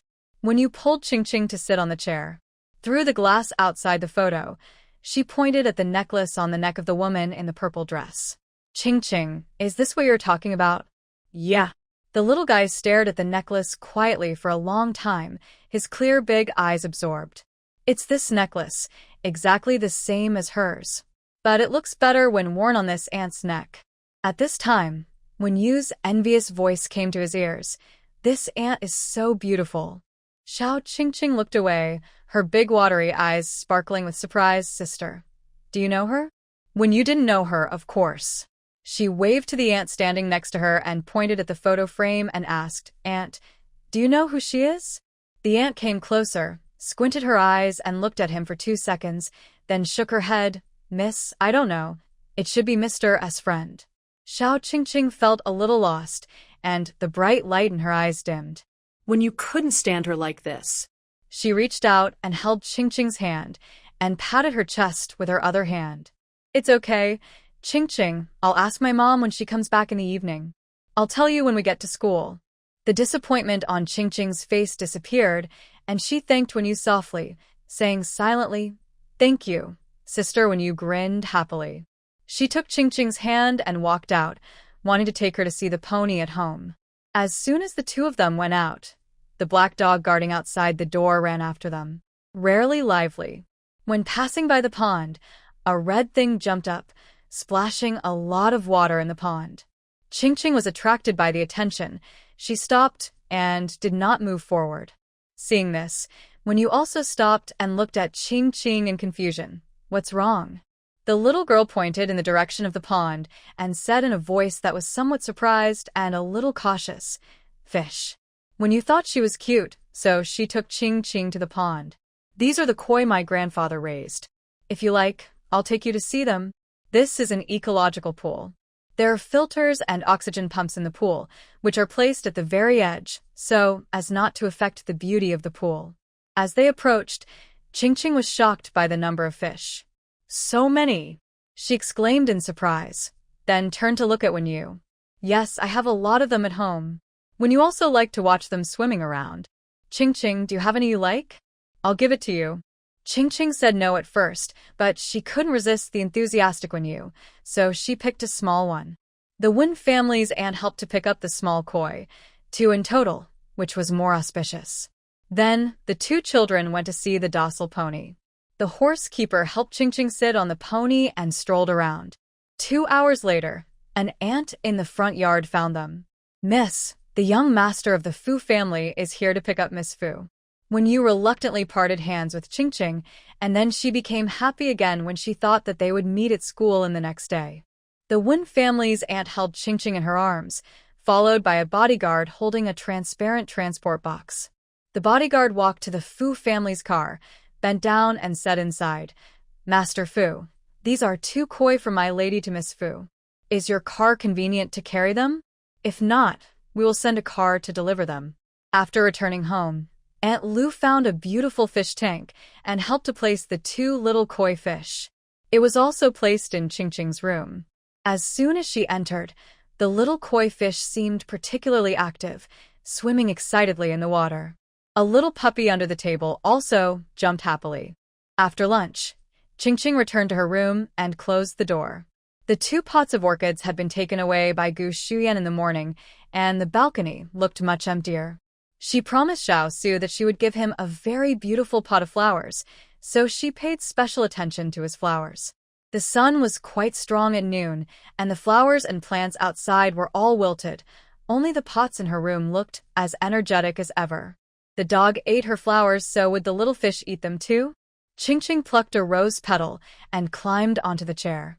She stood next to the fish tank holding the rose petal, holding the fish tank with one hand and silently transmitting spiritual power to the petals with the other hand.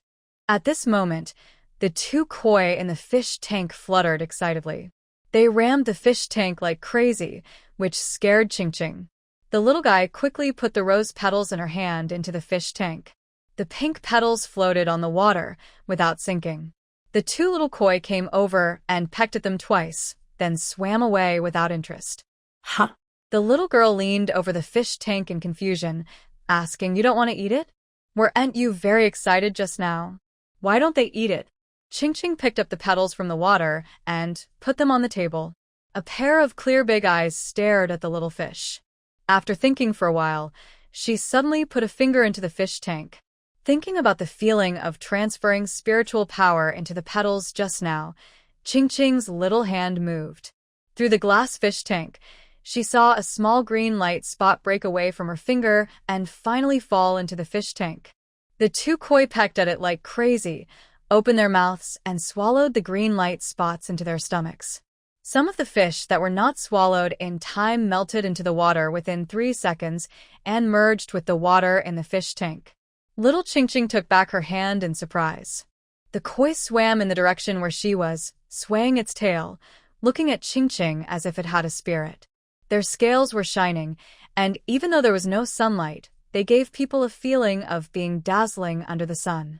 Qingqing felt that they seemed to be more beautiful than before. She only knew today that the thing in her body could be put into the water. The little guy jumped off the chair and ran to the bathroom to wash her hands. The little fish became very beautiful after drinking her water, but what about the person? After washing her hands, Qingqing held a cup of boiled water on her table, put her index finger in and pointed it, repeating the same thing just now. After the little green fell into the water, it dissolved in the water in 3 seconds. The water in the cup was clean and nothing could be seen. Qingqing took a sip from the teacup, then squinted her eyes sweetly. It tastes good. It tasted a little sweet, and the sweetness would stay in her mouth for a long time. She couldn't explain it, but she just felt much more comfortable.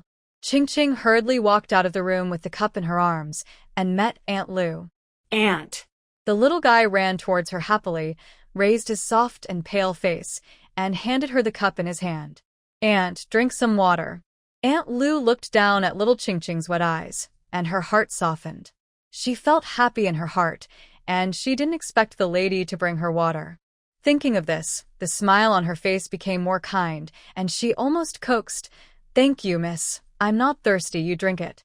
The little girl shook her head, her voice soft and sticky. No, she tiptoed and tried to pass the water higher, as if she was acting like a spoiled child. "Drink it." Her action was really troublesome, and her little face was red. Aunt Lu quickly took the water, rubbed Qingqing's hair with her big hands, and the corners of her lips rose wildly. "Thank you, Mississippi." Under the little girl's bright and expectant eyes, Aunt Lu put the cup to her mouth. She was really not thirsty, but in order to coax Qingqing, she raised the cup and drank it all. After the boiled water entered her mouth, Aunt Lu was stunned. The taste was sweet and mellow. Until now, the sweetness and slight coolness in her mouth have not dissipated, as if the clear spring in the mountains made people intoxicated, but the texture could be compared with nectar. The most important thing is that after she finished drinking, it seemed that a stream of clear water flowed to her limbs and bones, and all her troubles disappeared in an instant. As the smell faded, the clear stream seemed to gradually disappear into the heart, making people feel relaxed. "Miss, where did you get this water?" Aunt Lu thought the fragrance of flowers was magical enough, but she didn't expect there would be something more magical. Qingqing put her hands behind her back, smiled, and said nothing. "This is so delicious. I have never drunk such delicious boiled water in my life." She held the cup tightly, excited. Aunt Lu kept talking about her feelings. She was an adult, and her description was much more detailed than Qingqing. Little Qingqing said softly, "It was the water that a sister poured for me this morning." Hearing this, Aunt Lu put down the things in her hands, took the water cup, and went to the lounge to find the servant who poured water for Qingqing. She must know where such delicious water came from. After Aunt Lu left, Ching walked downstairs alone. She looked around and walked to the coffee table after confirming that there was no one. There was herbal tea on the coffee table. The little guy walked over stealthily and lifted the lid. The teapot is transparent and made of glass. She often saw her brother drinking the water in it, so she wanted to put some in here too, and then pour a cup for her brother. Thinking of this, little Ching had already put her hand in. The tip of her index finger gently touched the water surface, and many small green dots scattered into the water. At this moment, Ching suddenly heard footsteps behind her. She turned her head and saw that Fu Yuetzi was standing 5 steps away from her with a beautiful glass cup, looking at her in shock. Ching was stunned, and Fu Yuetzi was also stunned. The little guy quickly pulled his hand back and lowered his head. There were still some small dots in the teapot that had not dissipated. At this moment, many emotions flashed through Ching's heart, the most of which was panic and fear. She couldn't help but take a step back. Did her brother see it?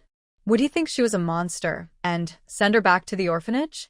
As Fu Yuetzi approached, Ching's heart beat faster. She looked up in fear, and when she met the cold face, she quickly lowered her head. It's over, my brother's face is so ugly. Fu Yuetzi took a deep breath and put the cup on the coffee table. His expression was indescribable. He bent down, picked up the little girl, and slapped her on the ace. Little Ching was dumbfounded. Didn't her brother notice? Did he think she was playing with water? Fu Yuetzi held her and sat on the sofa, forcibly turning the little girl's face so that she was facing him. The expression on his handsome face was very serious, and his voice was deliberately low, but not fierce at all. Look at me. Ching looked at him obediently, blinking her big watery eyes. Fu Yuetzi was a little overwhelmed, but he still had to try to maintain his image and temperament. How many times have you done this? Little Ching was stunned for a moment, and her soft little hand pointed to the kettle on the coffee table, tilting her head and asked, "Playing with water?" "Yes." "Oh." It turns out that her brother really didn't know. The little guy stretched out a finger, and the word honesty was written all over his face. The first time. Seeing that her brother was about to say something, Xiao Ching quickly added, "Really, brother, it's really the first time." Fu Yuetzi stopped talking and breathed a sigh of relief. It's okay for the first time. He just likes to drink boiled water, so the herbal tea at home is basically prepared for him. If this little guy washed his hands in those waters many times, he would probably have a shadow for a long time.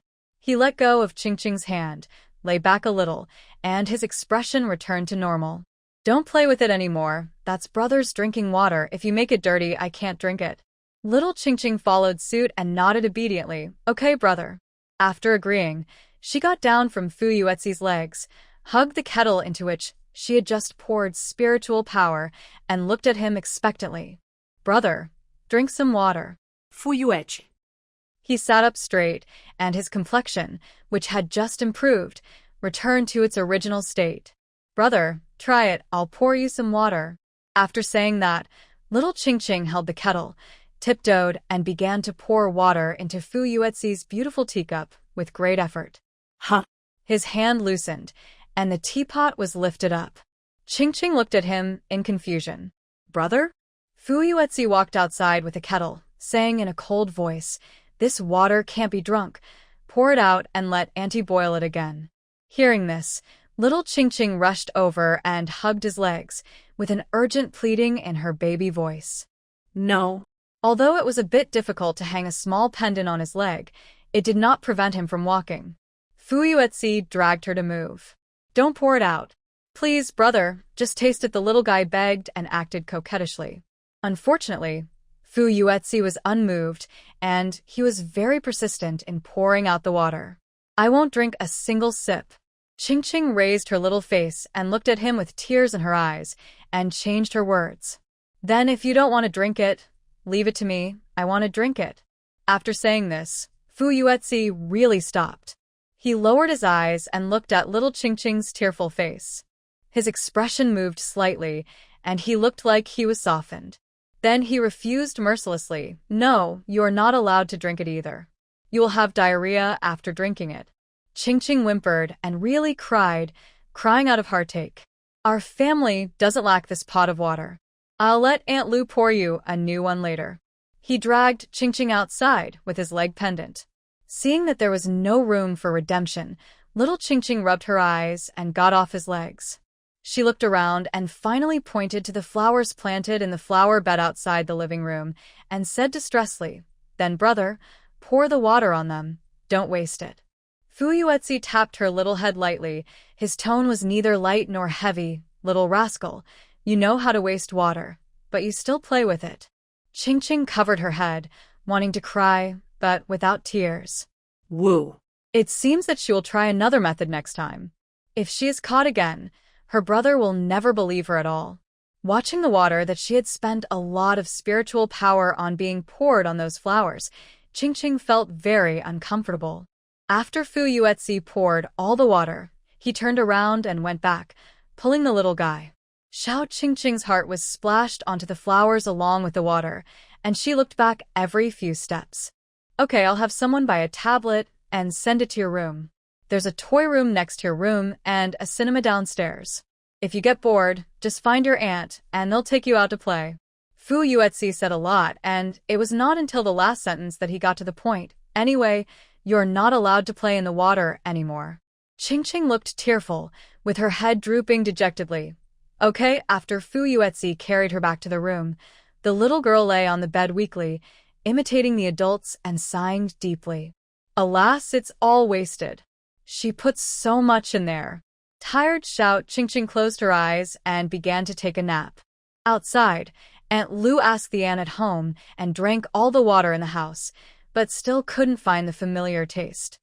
The next day, Aunt Lu came in with a fruit plate.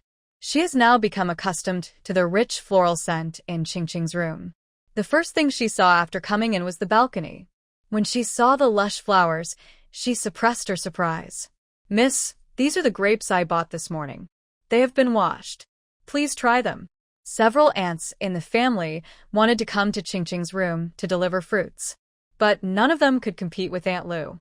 Little Ching was still thinking about the water, holding her chin with a worried look on her face. There happened to be a picture book on the table in front of her. Aunt Lu thought she was worried about studying, so she didn't disturb her. After putting down the fruit plate, she gently closed the door and left. Little Ching thought for a long time, but couldn't come up with a plan that would work. After she came to her senses, she saw the green grapes on the table out of the corner of her eye. The grapes were big and beautiful, and they looked sweet. The little girl walked over and pulled one. Just as she thought, it was really sweet. She pinched the grapes and looked at them for a few seconds, and suddenly an idea flashed. Since the energy in her body can be drunk into the stomach, can it also be eaten into the stomach? Thinking of this, she pulled off another grape, clenched her little hands, and there was a green light between them. A few seconds later, a sweet grape smell emanated from her hands. It was a very pure fruity scent, which made people feel sweet when they smelled it. Grapes like this, although they tasted sweet, had no smell. Ching couldn't wait to take a bite, and the next second, she squinted her eyes happily. So sweet. Sweeter than sugar, but not greasy at all. On the contrary, it had a refreshing fragrance. Ching ate the rest of the ao in one bite. She looked at the many grapes left in the fruit plate and smiled. 5 minutes later, Ching knocked on Fu Yuetzi's door with her fruit plate. After the door opened, the first thing Fu Yuetzi saw was the grapes that the little girl was holding up with all her strength. "Brother, here you go." The little girl's soft and sticky voice came. Before Fu Yuetzi had time to speak, the other two teenagers standing beside him spoke first.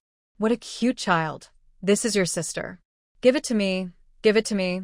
Don't hold it up. It's tiring. These two people are good friends of Fu Yuetzi, and they come to play with him on the weekend. They are very familiar with each other." After knowing Ching's name, they called Ching's sister affectionately. Little Ching's face is a little red. She wants to slip away now, but she still plucks up the courage to tell Fu Yuetzi. "Brother, remember to eat grapes." Aunt Lu also came to give them to her just now, but Fu Yuetzi said no. When he saw Ching coming to give her a fruit plate, He thought it was Aunt Lu who asked her to come, so he didn't think too much about it. I know, you go and play. He touched Qingqing's head and said softly. After the door was closed, Qingqing rubbed her hands excitedly. Inside the house, a young man was holding a fruit plate. When he smelled the rich fruity aroma, his eyes were full of surprise. This grape smells so good, can I try it, Brother Ci? Fu Yuetzi stared at the computer screen and waved his hand without much concern. Eat it, it's just a grape. Eat as much as you want. The two boys each grabbed one and stuffed it into their mouths. When the juice of the grapes splashed out of their mouths, the two squinted their eyes at the same time. It was sweet. So sweet. So delicious. They said this almost in unison. The boy holding the fruit plate handed the grapes to Fu Yuetzi and looked at him expectantly. Brother Ci, try it too, it's so delicious. Yes, I have never eaten such delicious grapes in my life. Fu Yuetzi raised his eyes and looked at them with confusion and disgust. It's just an ordinary sunshine rose. Can you two not be so exaggerated in your acting? No. The boy was stunned by this. Such delicious grapes were just ordinary things in his mouth. The Fu family is so terrifying. Brother Ci is so generous. Brother Ci is so domineering. The two of them even flattered each other so well. But then again, since Brother Ci didn't eat them, then they're all theirs. With Fu Yuetzi's consent, the two of them held the grapes and gobbled them up. Fu Yuetzi accidentally raised his head from the computer. After seeing this scene, he couldn't help but feel a little disgusted, and then some worry surged up. I'm talking to you too. Your family won't give you food, right? I haven't seen grapes for hundreds of years. The two boys' mouths were occupied, and they couldn't speak. They could only nod in response. After swallowing the last one, the boy spoke. I eat it at home, but I've never eaten such good ones. Hearing this, Fu Yuetzi looked at them with some pity in his eyes. Brother Ci, where did you buy these grapes? I'll ask my aunt to buy some when I go back. Fu Yuetzi thought casually, Aunt Lu likes to go to the big mall on Chaoyang Road. I guess it's there. The two teenagers wrote down the address. They didn't want to play here anymore. All they wanted was to go home and ask their aunt to buy some grapes. Fu Yuetzi waved his hand in disdain and let them go. After the two left, he played for a while. When he was thirsty, he took a cup downstairs to get some water, but he accidentally saw the bunch of grapes with only skeletons left. Thinking of the exaggerated expressions of the two people just now, Fu Yuetzi felt a little uncertain. Could it be that the grapes today are really that delicious? Thinking of this, he paid attention when he went downstairs. There was also a fruit plate on the table in the living room, and the grapes in it were exactly the same as the grapes that were just sent to his room. Fu Yuetzi was really curious. After staring at the fruit plate for a few seconds, he reached out and plucked one off. He put it in his mouth and chewed it. The more he chewed, the deeper his frown became. It's just still the same. It's not as exaggerated as they said. Fu Yuetzi was disappointed and went upstairs to get a glass of water. At this time, Qingqing went into the kitchen. An auntie was preparing the ingredients for lunch today, and she was a little curious when she saw her coming. Miss, this is the kitchen. Are you looking for Auntie Lu? Xiao Qingqing quickly shook her head and waved her hands, looking very stealthy. No, let me take a look. She walked over to her aunt and saw her washing fish. Then she looked away with disinterest. Fish is not okay. Then she looked at the various vegetables placed aside. Green vegetables are good. They are plants. She is more familiar with them. Xiao Qingqing walked up to her aunt, smiled warmly, and said considerately, Auntie, let me help you wash the vegetables. Auntie waved her hands quickly, surprised and terrified. How can this be possible, miss? Just let me take care of these dishes. You go and have fun. Qingqing stood on tiptoe and her little hand had already touched the cabbage. The aunt's hands were stuck with dirt from handling the fish, so she quickly wiped them with a towel, but there was still a smell. She was so anxious that she quickly washed her hands with hand sanitizer. The whole process took 4 or 5 minutes. Xiao Qingqing held the cabbage in her arms without moving. She touched this and that, as if she was finding everything new and interesting. The aunt washed her hands and was about to pull her out when the little girl let go on her own. She smiled at her aunt shyly, with 2 dimples on her soft white cheeks, and her voice was soft and cute. "Then I don't want to play anymore, Aunt. I'm leaving." The aunt was stunned, as if she had not yet reacted. The little guy waved at her obediently, then ran out of the kitchen, leaving the aunt confused. "Strange," she muttered to herself. But she didn't think much about it and reached into the fish basin to deal with the dead fish. Ching Ching ran around the entire living room, touching any fruit she saw. At noon, all the ingredients were processed. Aunt Lu cooked and another aunt helped her. When talking about Ching Ching coming to the kitchen to play today, Aunt Lu couldn't help laughing. While she was stir-frying the shrimps in the pan, she poured the chopped cabbage into it. The moment it's put into the pot, the aroma of the food hits you. Aunt Lu took a look at the yellow cabbage in the pot, smiled and sighed. "The vegetables I bought today are all good." Although she didn't think there was anything special when she bought them. They were all bought at the original place, exactly the same as before, but the smell of the dishes cooked today is especially fragrant. Several aunts passing by outside were hooked in. They stood beside Aunt Lu, looking at the cabbage and shrimp being stir-fried in the pot with greedy eyes, and praised Aunt Lu's cooking skills one by one. "Sister Lu's cooking is getting better and better." "Your cooking skills are better. I think they are better than those chefs in 5-star hotels." Aunt Lu was coaxed into a grin, and when she covered the pot with a lid, she turned her head and said modestly, No, the vegetables I bought today are still good. They are fresh and delicious when they are fried." Aunt Lu opened the lid of the pot, and a domineering fragrance instantly filled the whole kitchen. Everyone's face showed an intoxicated expression. Aunt Lu was a little doubtful about life. Is this really what she made? This color, aroma, and taste are tempting. The shrimp and cabbage absorbed enough soup and were extremely delicious. Aunt Lu poked it with the spatula in her hand, and the shrimp was soft and bouncy. "Sister Lu, you were so modest just now." "Sister Lu, next time you have time, teach me how to make it. I will go back and make it for the children." "And me." Several aunts stood outside the kitchen, talking to each other, making Aunt Lu a little embarrassed. She quickly fried the remaining dishes, and the fragrance could be smelled from a long distance. The aunts put the dishes on the delivery cart, pushed them to the side of the dining table, and began to arrange the dishes. After arranging them, one aunt couldn't help but take a photo. "Not only does it smell good, it also looks good." They pestered Aunt Lu to write a recipe. Aunt Lu had no choice but to agree. She was still thinking silently in her heart that after returning home tonight, she would also go buy some of the same vegetables and try to see if she could cook it to taste the same. Ching Ching, who came down from upstairs, took a deep breath of the aroma of the dishes, and her big eyes lit up. "It smells so good." Fu Yuetzi walked to the side of the dining table, his eyes almost unable to move away, his eyes full of drooling. He was not very hungry at first, but he was tempted by the aroma. Ching Ching stood on tiptoe to look, but her height was not even as high as the table legs, and from behind, she looked like a small potato. Fu Sihuai walked over, picked her up, and put her on the chair. Her chair was particularly tall and was specially customized. Little Ching Ching looked back and said happily, "Thank you, Dad." She stared at the dishes on the table, sipped her saliva, and her eyes were as bright as Fu Yuetzi's. At this moment, Fu Yuetzi no longer insisted on not talking while eating or sleeping. He picked up a shrimp and put it in his mouth, his eyes shining. The fresh juice burst in his mouth, the meat was firm, and he enjoyed it so much. Aunt Lu made a great meal. Fu Yuetzi gave her a thumbs up.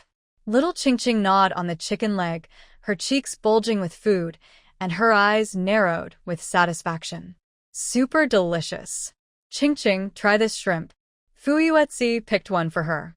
It was rare for the dinner table to be so lively, but Fu Sihuai was still unhurried and too quiet. The puppy followed the table and circled anxiously, and Ching Ching also gave it a big bone. At this moment, Fu Yuetzi saw a gray creature flash by outside with his sharp eyes. It stopped outside the huge French window, and its body was drilling in and out among the flowers, and many petals were shaken to the ground. Why did a wild cat come in? Fu Yueqi asked. Everyone followed his gaze and looked outside. Just then, the gray creature came out from the flowers. It stood outside the French window with its two front paws on the glass, its body standing up and looking inside. Fu Yueqi frowned and looked at its appearance again, and felt something was wrong. It doesn't look like a cat. Fu Sihui narrowed his eyes, and after seeing its appearance clearly, a flash of surprise flashed across his eyes. It's a mantle. Dad, what is a mantle?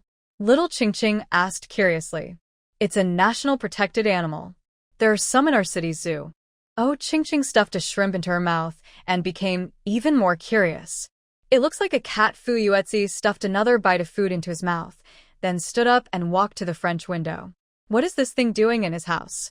He leaned over the window to take a look and made a surprised sound, then turned to complain to Fu Sihui. Dad, this little thing came to our house to cause trouble. He pointed at the flowers and described them to Fu Sihui. It has torn up the flowers in front of our door and even dug out the soil. I want to see. Xiao Qingqing slid down the chair, jumped steadily to the ground, and ran towards Fu Yueqi excitedly. She put her pink little hands on the glass and exclaimed, Wow, it's real. Fu Sihui took out his cell phone and asked his assistant to send him the contact information of the city zoo, and then he called.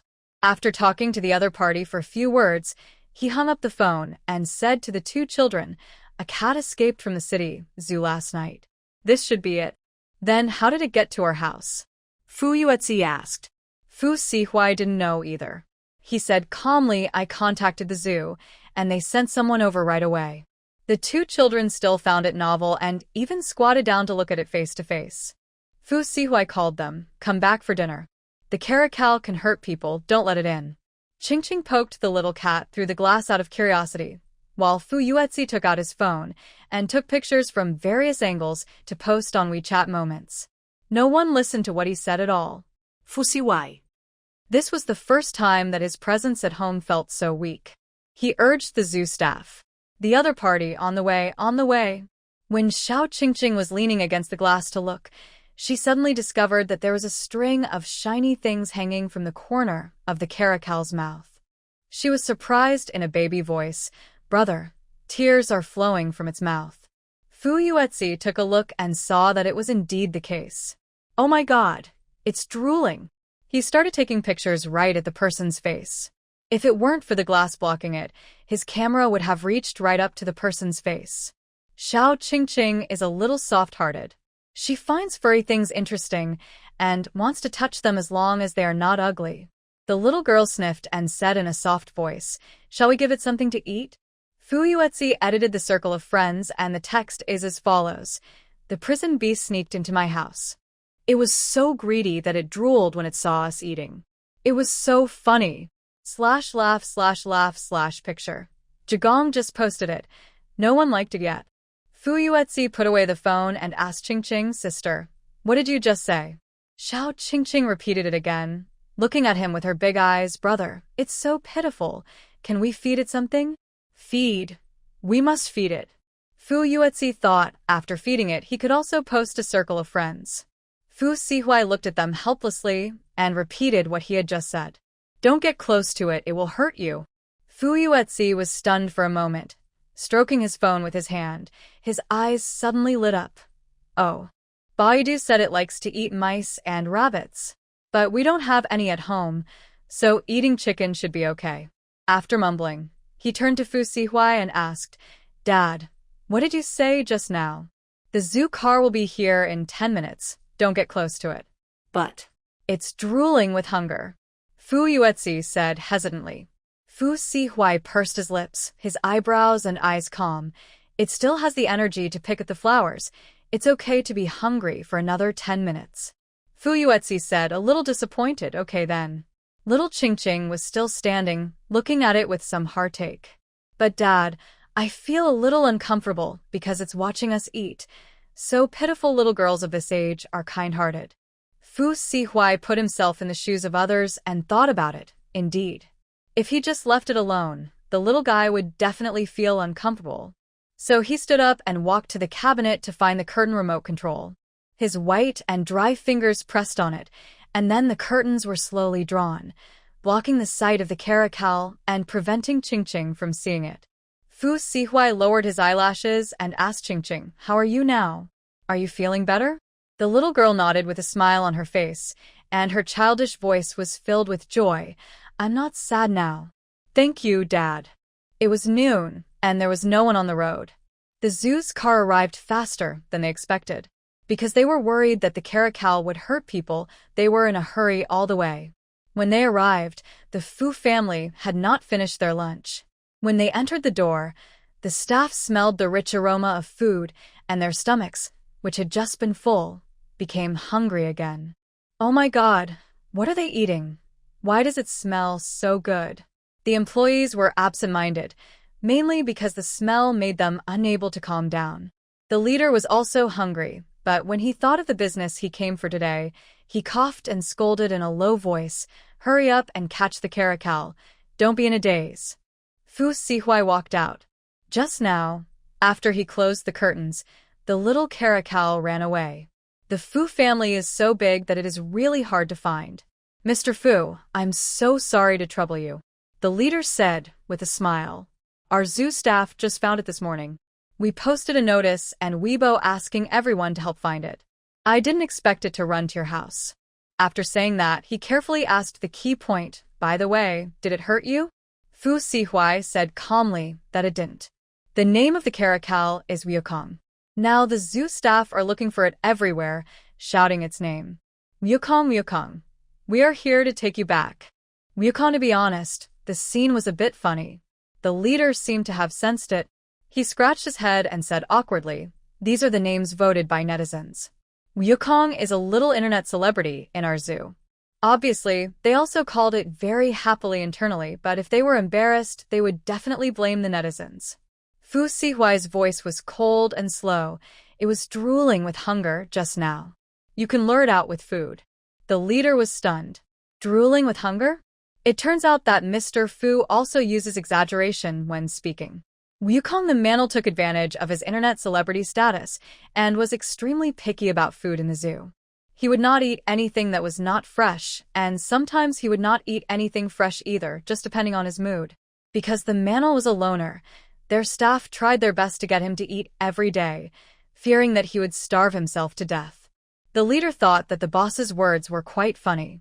In the room, Fu Yuetzi was so full that he could not eat anymore. He talked to Qingqing, stood up and walked outside to see those people looking for the Mantle. Little Qingqing was also full. She slid off the chair and ran after Fu Yuetzi. No one noticed that a small gray figure swooped onto the dining table. It hummed and hummed, as if it had not eaten for hundreds of years. The dining table was a mess.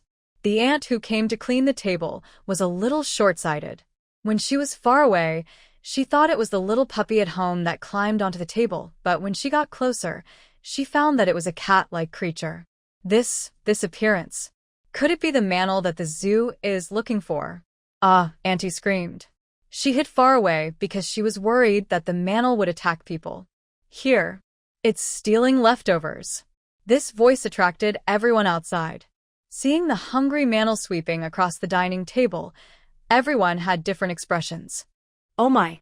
Fu Yuetzi was stunned for 2 seconds before he remembered to take out his phone to record a video. When Xiao Qingqing saw the soup and leaves on its fur, she suddenly felt that she didn't like it so much. It happened that the Mantle was holding a chicken in its mouth, looking ferocious, and staring at Qingqing's direction. The little fellow wailed and quickly hugged Fu Sihuai's legs, hiding behind him timidly and sticking his little head out to peek.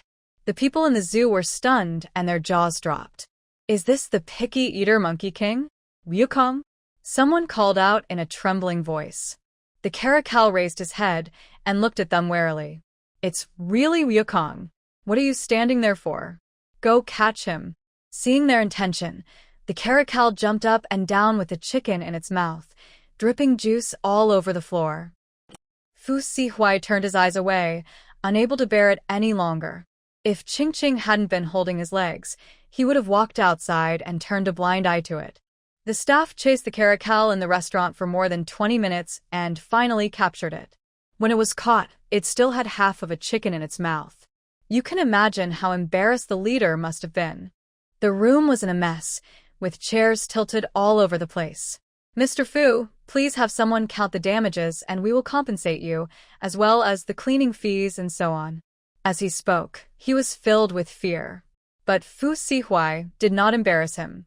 With a somewhat distant tone, he glanced at the captured caracal and quickly retracted his gaze. Well, take it away quickly. Okay. The leader waved his hand and asked people to put it in the cage quickly. At this moment, an employee tried to tear off the half chicken in its mouth, but was pawed. He dodged quickly and was wearing a coat, so it was not serious. The caracal looked at them vigilantly. As long as someone tried to take the chicken in its mouth, it would paw them fiercely. The employee looked at the leader with embarrassment. Forget it, just put the chicken in the cage together. After saying this helplessly, the boy who was recording the video next to him made a strange sound. You're eating and taking it. The leader's face turned red instantly, and he looked at Fu Sihuai with embarrassment. That. Mr. Fu, we will also compensate you for this meal. No need. Fu Sihuai's eyebrows were sparse. The people in the zoo left the Fu family with such an awkward mood. After they returned to the zoo, they took the caracal for a checkup, and they could only release it back to the zoo after the checkup. During the checkup, the caracal was still unwilling to put down the chicken leg in its mouth.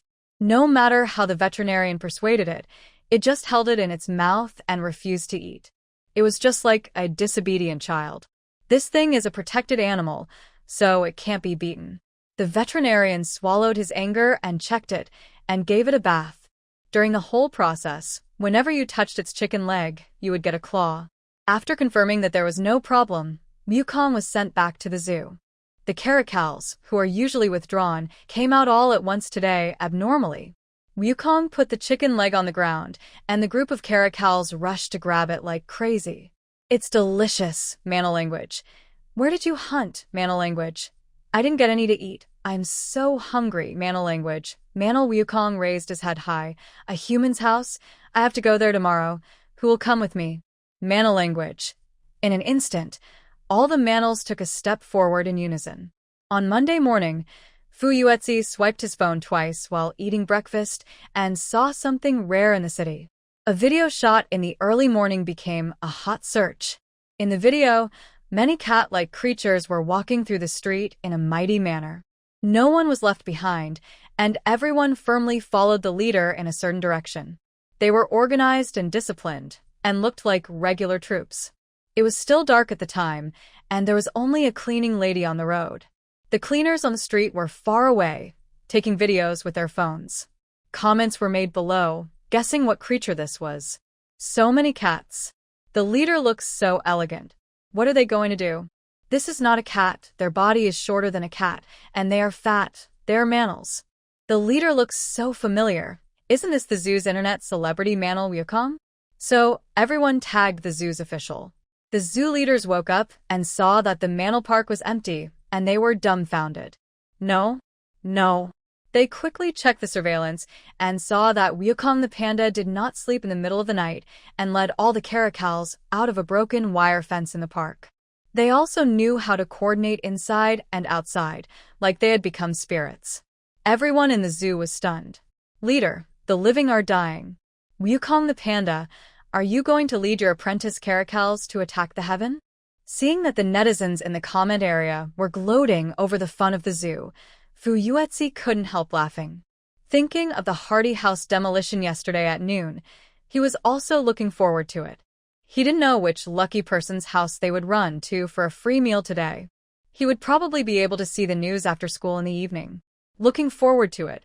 After dinner, he went to school with Xiao Qingqing, and Fu Sihuai went to the company. The three of them didn't come back at noon.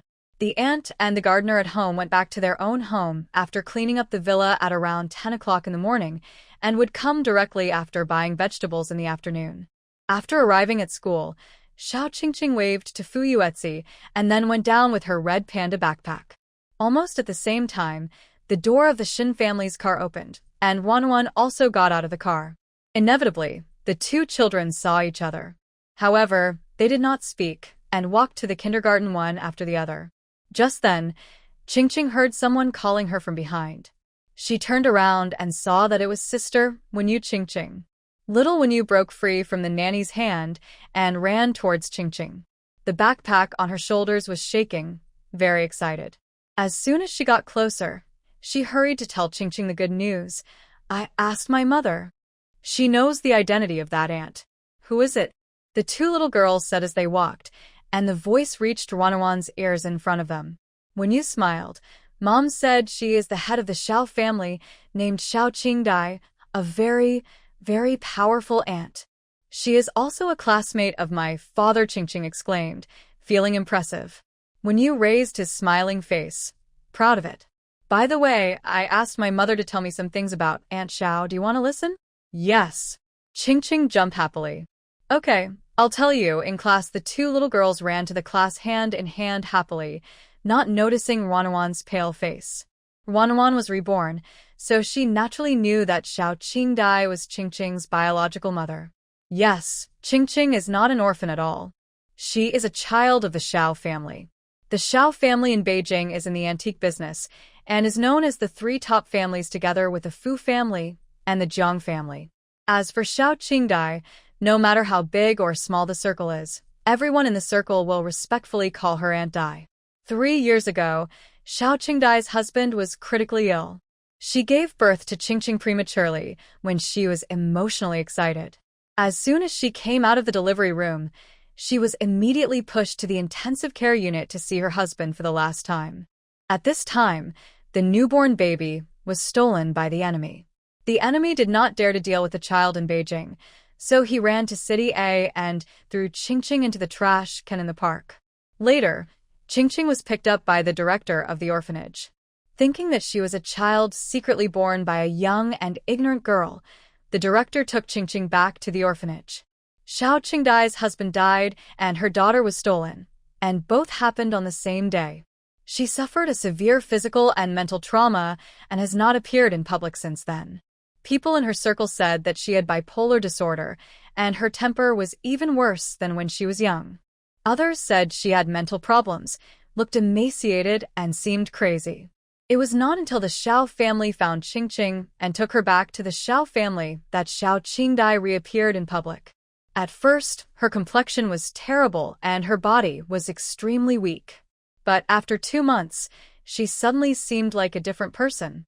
Not only did his health improve, but his appearance also returned to his youthful state. Everyone said she was happy to have found her daughter.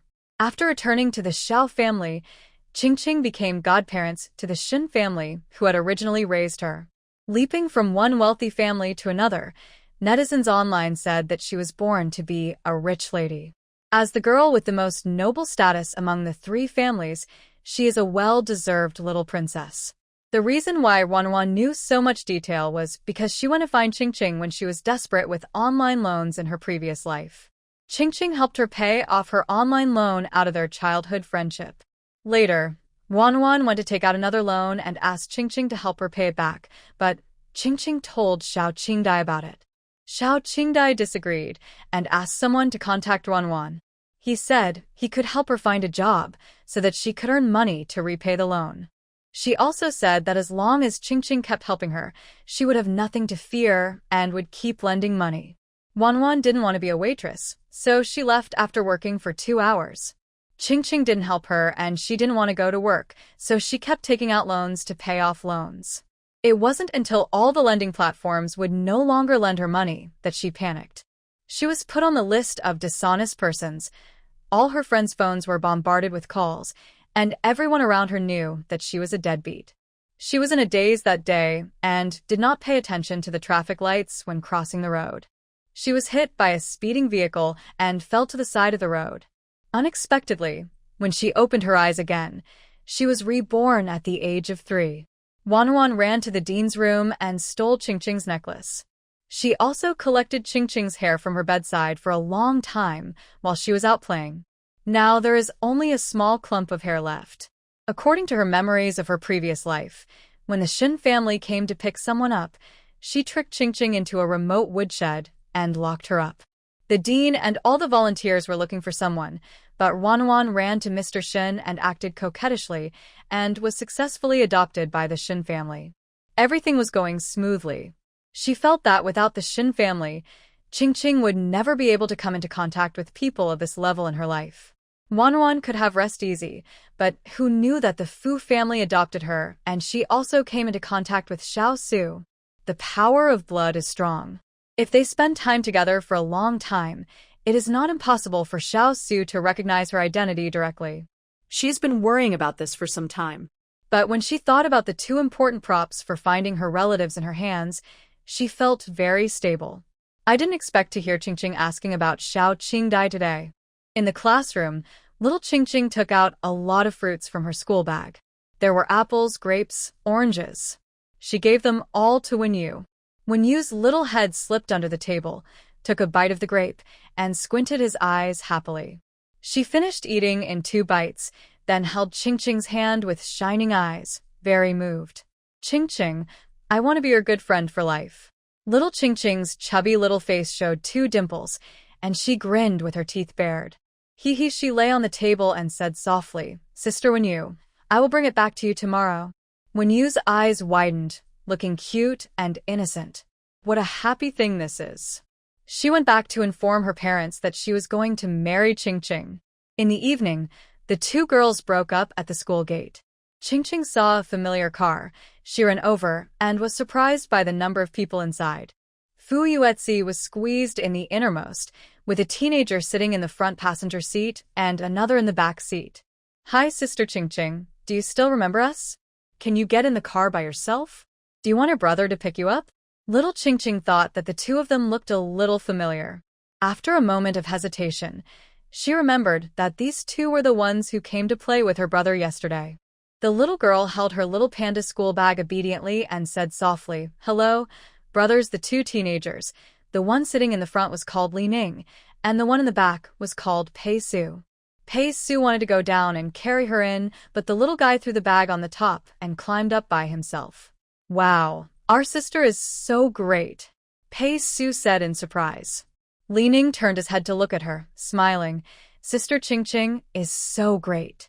After praising her, he turned his head to look at Fu Yuetzi, who had a dark face, and deliberately said, Hey, Brother Ci, why don't you praise Sister Qingqing? Fu Yuetzi's temples jumped. For the first time, he felt that these 2 people were so unpleasant. First, she shamelessly stuck to him to go home after school, and now she is trying to sow discord between him and Qingqing. Her heart is worthy of death. On the way back, the 2 mouths kept asking questions to Qingqing. Sister Qingqing, your hands are so small and white. How do you maintain them? Your face is so soft, like a bun. Your skin is so good. By the way, can I touch your head? Fu Yuetzi couldn't stand it anymore, but there was a person between him and Qingqing, so he couldn't hug the little girl. Can you 2 shut up? His voice was chilly. Don't bother my sister. The atmosphere in the car was quiet for a few seconds, and then Pei Su shamelessly leaned in and laughed. Why are you still angry, Brother Ci? Li Ning followed closely, like a supporting role in a crosstalk. That's it. Just at this time, the car stopped at the door of the Fu family. Fu Yuetzi didn't want to stay with them for a second, so he quickly opened the car door and went around to the other side to hug Qingqing. Unexpectedly, Li Ning took the lead and picked up Qingqing. The little guy had a face full of cuteness and helplessness.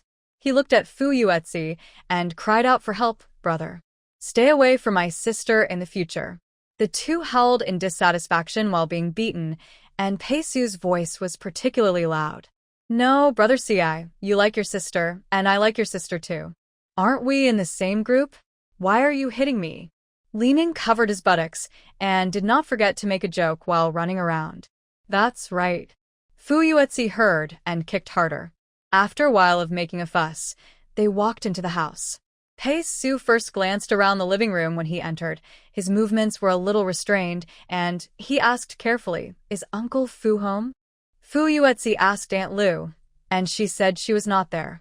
Hearing this, Pei Su and Li Ning stopped pretending and turned into bandits. They took out a plastic bag from their school uniform pockets and threw it open skillfully, like old men and women using plates to carry food at a banquet. He threw his school uniform onto the sofa and started rushing. All the visible fruits in the house were put into their convenient bags, and there were also several refrigerators that had to be cleared out. Ching was so shocked that her eyes widened.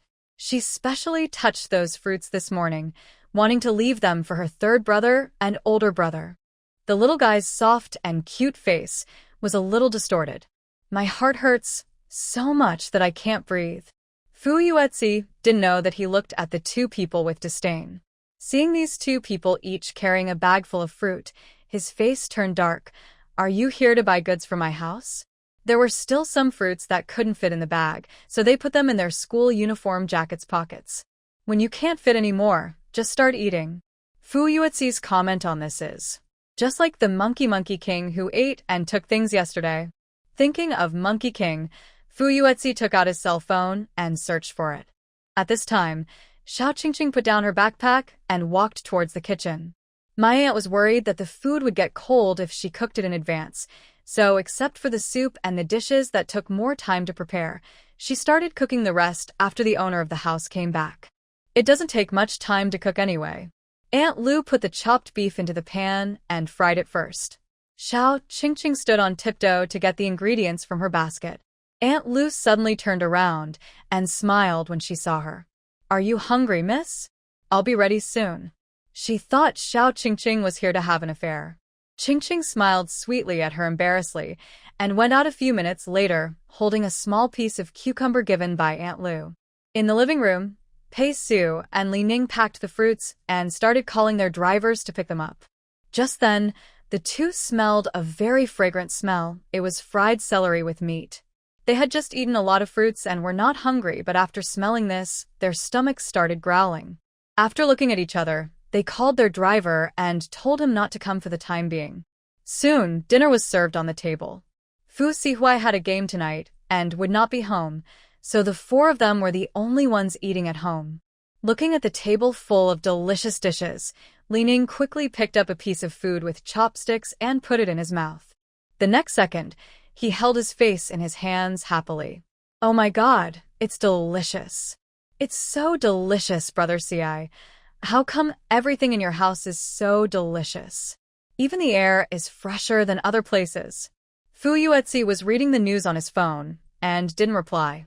The caracal that was lost early this morning hasn't been found yet? He wondered casually whose house these creatures had sneaked into and why the owner didn't report it. At this time, outside the floor-to-ceiling window, a small gray head popped out from among the flowers. Immediately afterwards, more than 20 heads popped out from the flowers. A hint of triumph appeared on the serious face of the rabbit Wukong. Finally, they have their meal. Rabbit Wukong's words. After saying this, the body of the rabbit Wukong was the first to jump out of the bushes, like a running rat. Children, it's time for dinner. Rabbit Wukong language. Then all the caracals followed it and ran towards the door. Such a big commotion naturally could not escape the eyes of the people in the house. What the Hades? What is that? Look, there are so many wild cats. It seems to be that internet celebrity at the zoo. All the caracals ran towards the door with clear goals and serious expressions. Pei Su and Li Ning were still in a daze. They hurriedly took out their phones to take pictures of this scene that was destined to go viral. You know, there are many netizens on the internet who are speculating where Wukong took the caracals. They have been nowhere to be found for a whole day. Not only can the zoo and the police not find them, but no one in the entire A company can provide clues. This has never happened in this municipality. With the experience of the last time, Fu Yuetzi's hair stood up instantly, and he entered alert mode. He quickly stood up from the table, quickly hugged Xiao Qingqing, who was sitting next to him, and held her little ace with one hand, steadying her. Then, he quickly scanned a table and found his favorite plate of rice cakes and chicken wings. He stretched out his long arms and picked them up and ran away. Those who have experienced it have already run away with their meals, while those who have not experienced it are still watching the fun. After all, it was loyalty. Before leaving, Fu Yuetzi shouted at the two people who were stunned at the table, "Stop watching, take a plate of your favorite dishes and go." Pei Su was recording a video. He turned his head and looked at him in confusion when he heard this. He didn't understand. The caracals don't eat food made by humans. Brother Ci, Why are you so nervous? They are not coming towards us. Look, you are still running with dishes. Li Ning, that's right. Fu Yuetzi paused and looked at them with a complicated and sympathetic expression. If his body didn't allow it, he would not only run with dishes, but he could run with the table. But as soon as he heard this, he knew that they didn't look at his circle of friends seriously yesterday. This group of caracals are coming for this table of food. Don't record it. Take 2 dishes now, and we can still have a full meal. Seeing that the caracals had already run into the living room and were rushing towards the dining table, Fu Yuetzi simply didn't care. He was still holding a plate of dishes in his hand. If he didn't leave, he would have nothing. So, he carried Qingqing into the kitchen and closed the door behind him. Everyone has their own destiny. There was still rice in the kitchen, plus the dish he brought, which was enough for him and his sister. Outside, the two had not yet realized the seriousness of the matter. Pei Su even recorded the video while adding his own commentary. I am now at the first scene of the Caracal demolition. We can see that the Caracal army led by Wukong is running towards me. Their goal. Before he finished speaking, Wukong jumped onto the dining table, kicked Pei Su's phone away with a left kick, and then grabbed the big chicken leg, splashing all the soup on Pei Su's face. He didn't have time to take care of his phone, because the 20 or so caracals behind Wukong all rushed over. A little caracal used his right whip kick to kick Li Ning's phone to the ground. Li Ning reacted and pulled the stunned Pei Su to run to the empty room. The place where the two of them had just sat was forcefully occupied. This group of wild caracals were showing off their dishes like they had never eaten. What a spectacular scene it was. It felt like a swarm of locusts passing through. The door of the room next door opened a little, and Pei Su and Li Ning poked their heads out from inside. They were in a mess, with soup all over their faces and hair, and they looked at the group of caracals outside with horror. The phrase suffering in silence is the most appropriate here. At this time, Fu Yuetzi came out of the kitchen holding Qingqing. The brother and sister hid in the kitchen and ate their fill. After coming out, they passed by this empty room and saw Pei Su and Li Ning in a mess. They were not from the same world at all. Jo. Fu Yuetzi suddenly spoke to attract the attention of the two people to himself, and then asked slowly, "Why don't you take pictures anymore? Aren't you going to be popular?" The two looked resentful. Little Qingqing lay in her brother's arms and covered her mouth with her hands and laughed secretly. Hee fun. Fu Yuetzi held her in his arms, walked over lightly along the wall, and then ran upstairs to get his phone to call the zoo. He added a junior leader there on WeChat, went to record a few seconds of the caracals dancing wildly, and sent it to the leader.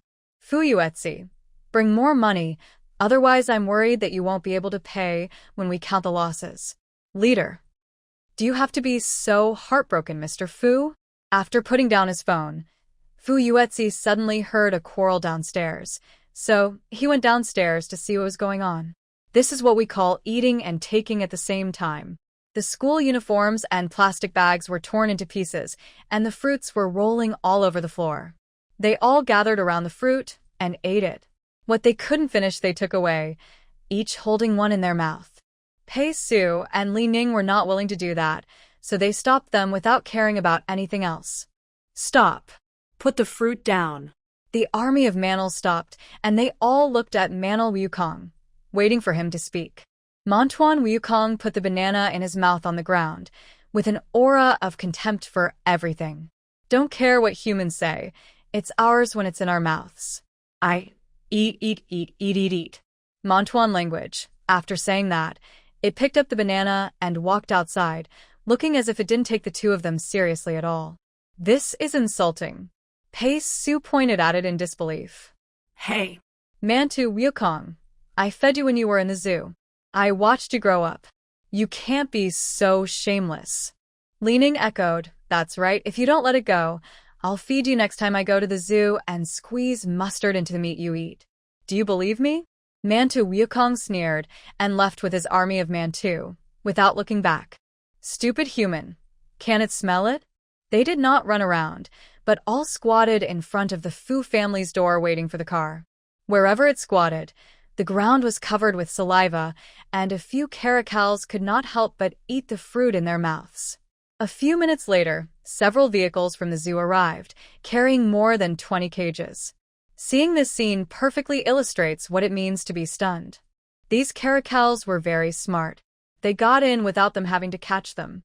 Oh my god, they are really smart.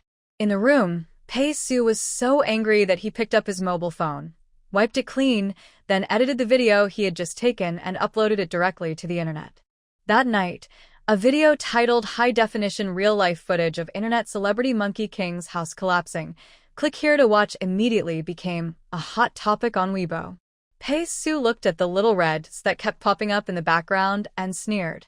Humph, get ready to experience the most brutal cyberbullying in the 21st century.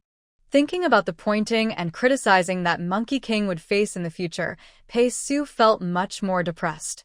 After returning to the zoo, the veterinarian was shocked to hear that they had eaten so much human food again today and hurried to check them out. The mammal is a national second-class protected animal. If anything goes wrong after eating it, the zoo cannot bear the responsibility. The director also rushed over and sat on a bench outside the inspection room with several small leaders. Just as they were getting anxious, the door of the room opened. The veterinarian took off his mask, revealing an extremely complicated face. Several leaders came up to him and surrounded him, asking, "How is it? Did you get sick from eating so much?" The veterinarian shook his head. "No, they are very healthy." Seeing the delighted leaders, the veterinarian hesitated to speak. What he didn't say was that compared with the data of the physical examination of these guys last month, their various values were a little better than before. Especially the mammal Wukong. The growth rate is so fierce, far exceeding that of the same type of mammals, and it really lives up to this name. When driving so many mammals back to the park, the calls of various animals came one after another. All the places they passed caused riots, which was a scene that had never appeared in the zoo.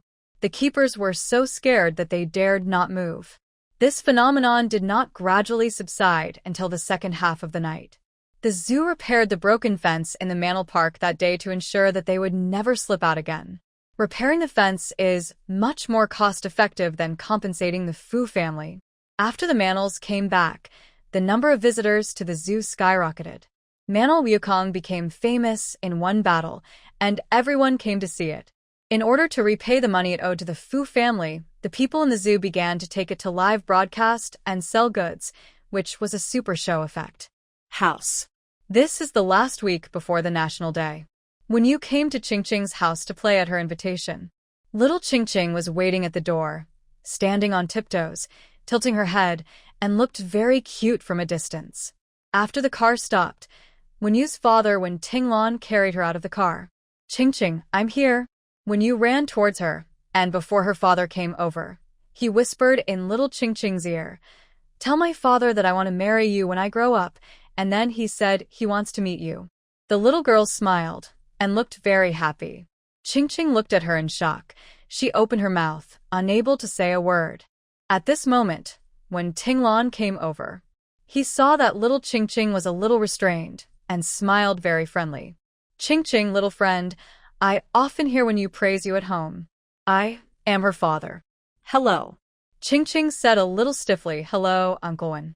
The positions of the two of them seemed to have been swapped at once. When Tinglan was very natural, "Let's go, let's talk inside." Along the way, he occasionally asked Qingqing a few words, and the atmosphere gradually became a little relaxed. "Qingqing, is your father at home?" Little Qingqing shook her head and said no. The three of them walked into the living room and ran into Fu Yuetzi, who came downstairs to drink water. When he saw Wen Tinglan, Fu Yuetzi almost lost his cup. "Oh my." He quickly put down the cup and walked over. His attitude was as stiff as Qingqing. "Hello, Uncle Wen, please sit down, I'll go pour tea." The two children couldn't sit still in the living room, so they went upstairs hand in hand. Fu Yuetzi was left alone, stiffly facing Wen Tinglan. At this time, he thought of a few lyrics in his mind at an inappropriate time. 3 or 5 strokes of ink fell on the inkstone, and the partridge cried. Who knows the meaning of the song from the Mandarin duck play? The melody in his mind became more and more obvious, and Fu Yuetzi almost sang along. Suddenly, he came to his senses and pinched himself secretly. What nonsense are you thinking? Upstairs, after when you followed Ching into the room, he was directly shocked by the environment inside. Little Wenyu was so surprised that he couldn't speak for a long time. After a long time, the little girl blushed and said, "Your room, my dream." When you didn't know which one to look at first, she ran to the balcony, squatted down to look at the flowers, her eyes shining. "Ching, are these all yours?" Little Ching squatted beside her and said yes. When you lay on the ground and took a sip, holding his little face intoxicated. Her voice was floating. "You are amazing. You raise the flowers so well, like the flower elves on TV. Hee hee." Ching couldn't help laughing. She was a little embarrassed, but at the same time, she was very happy. "The elves have wings, I don't." "No, it's okay." When you was sincere, she thought Ching was amazing.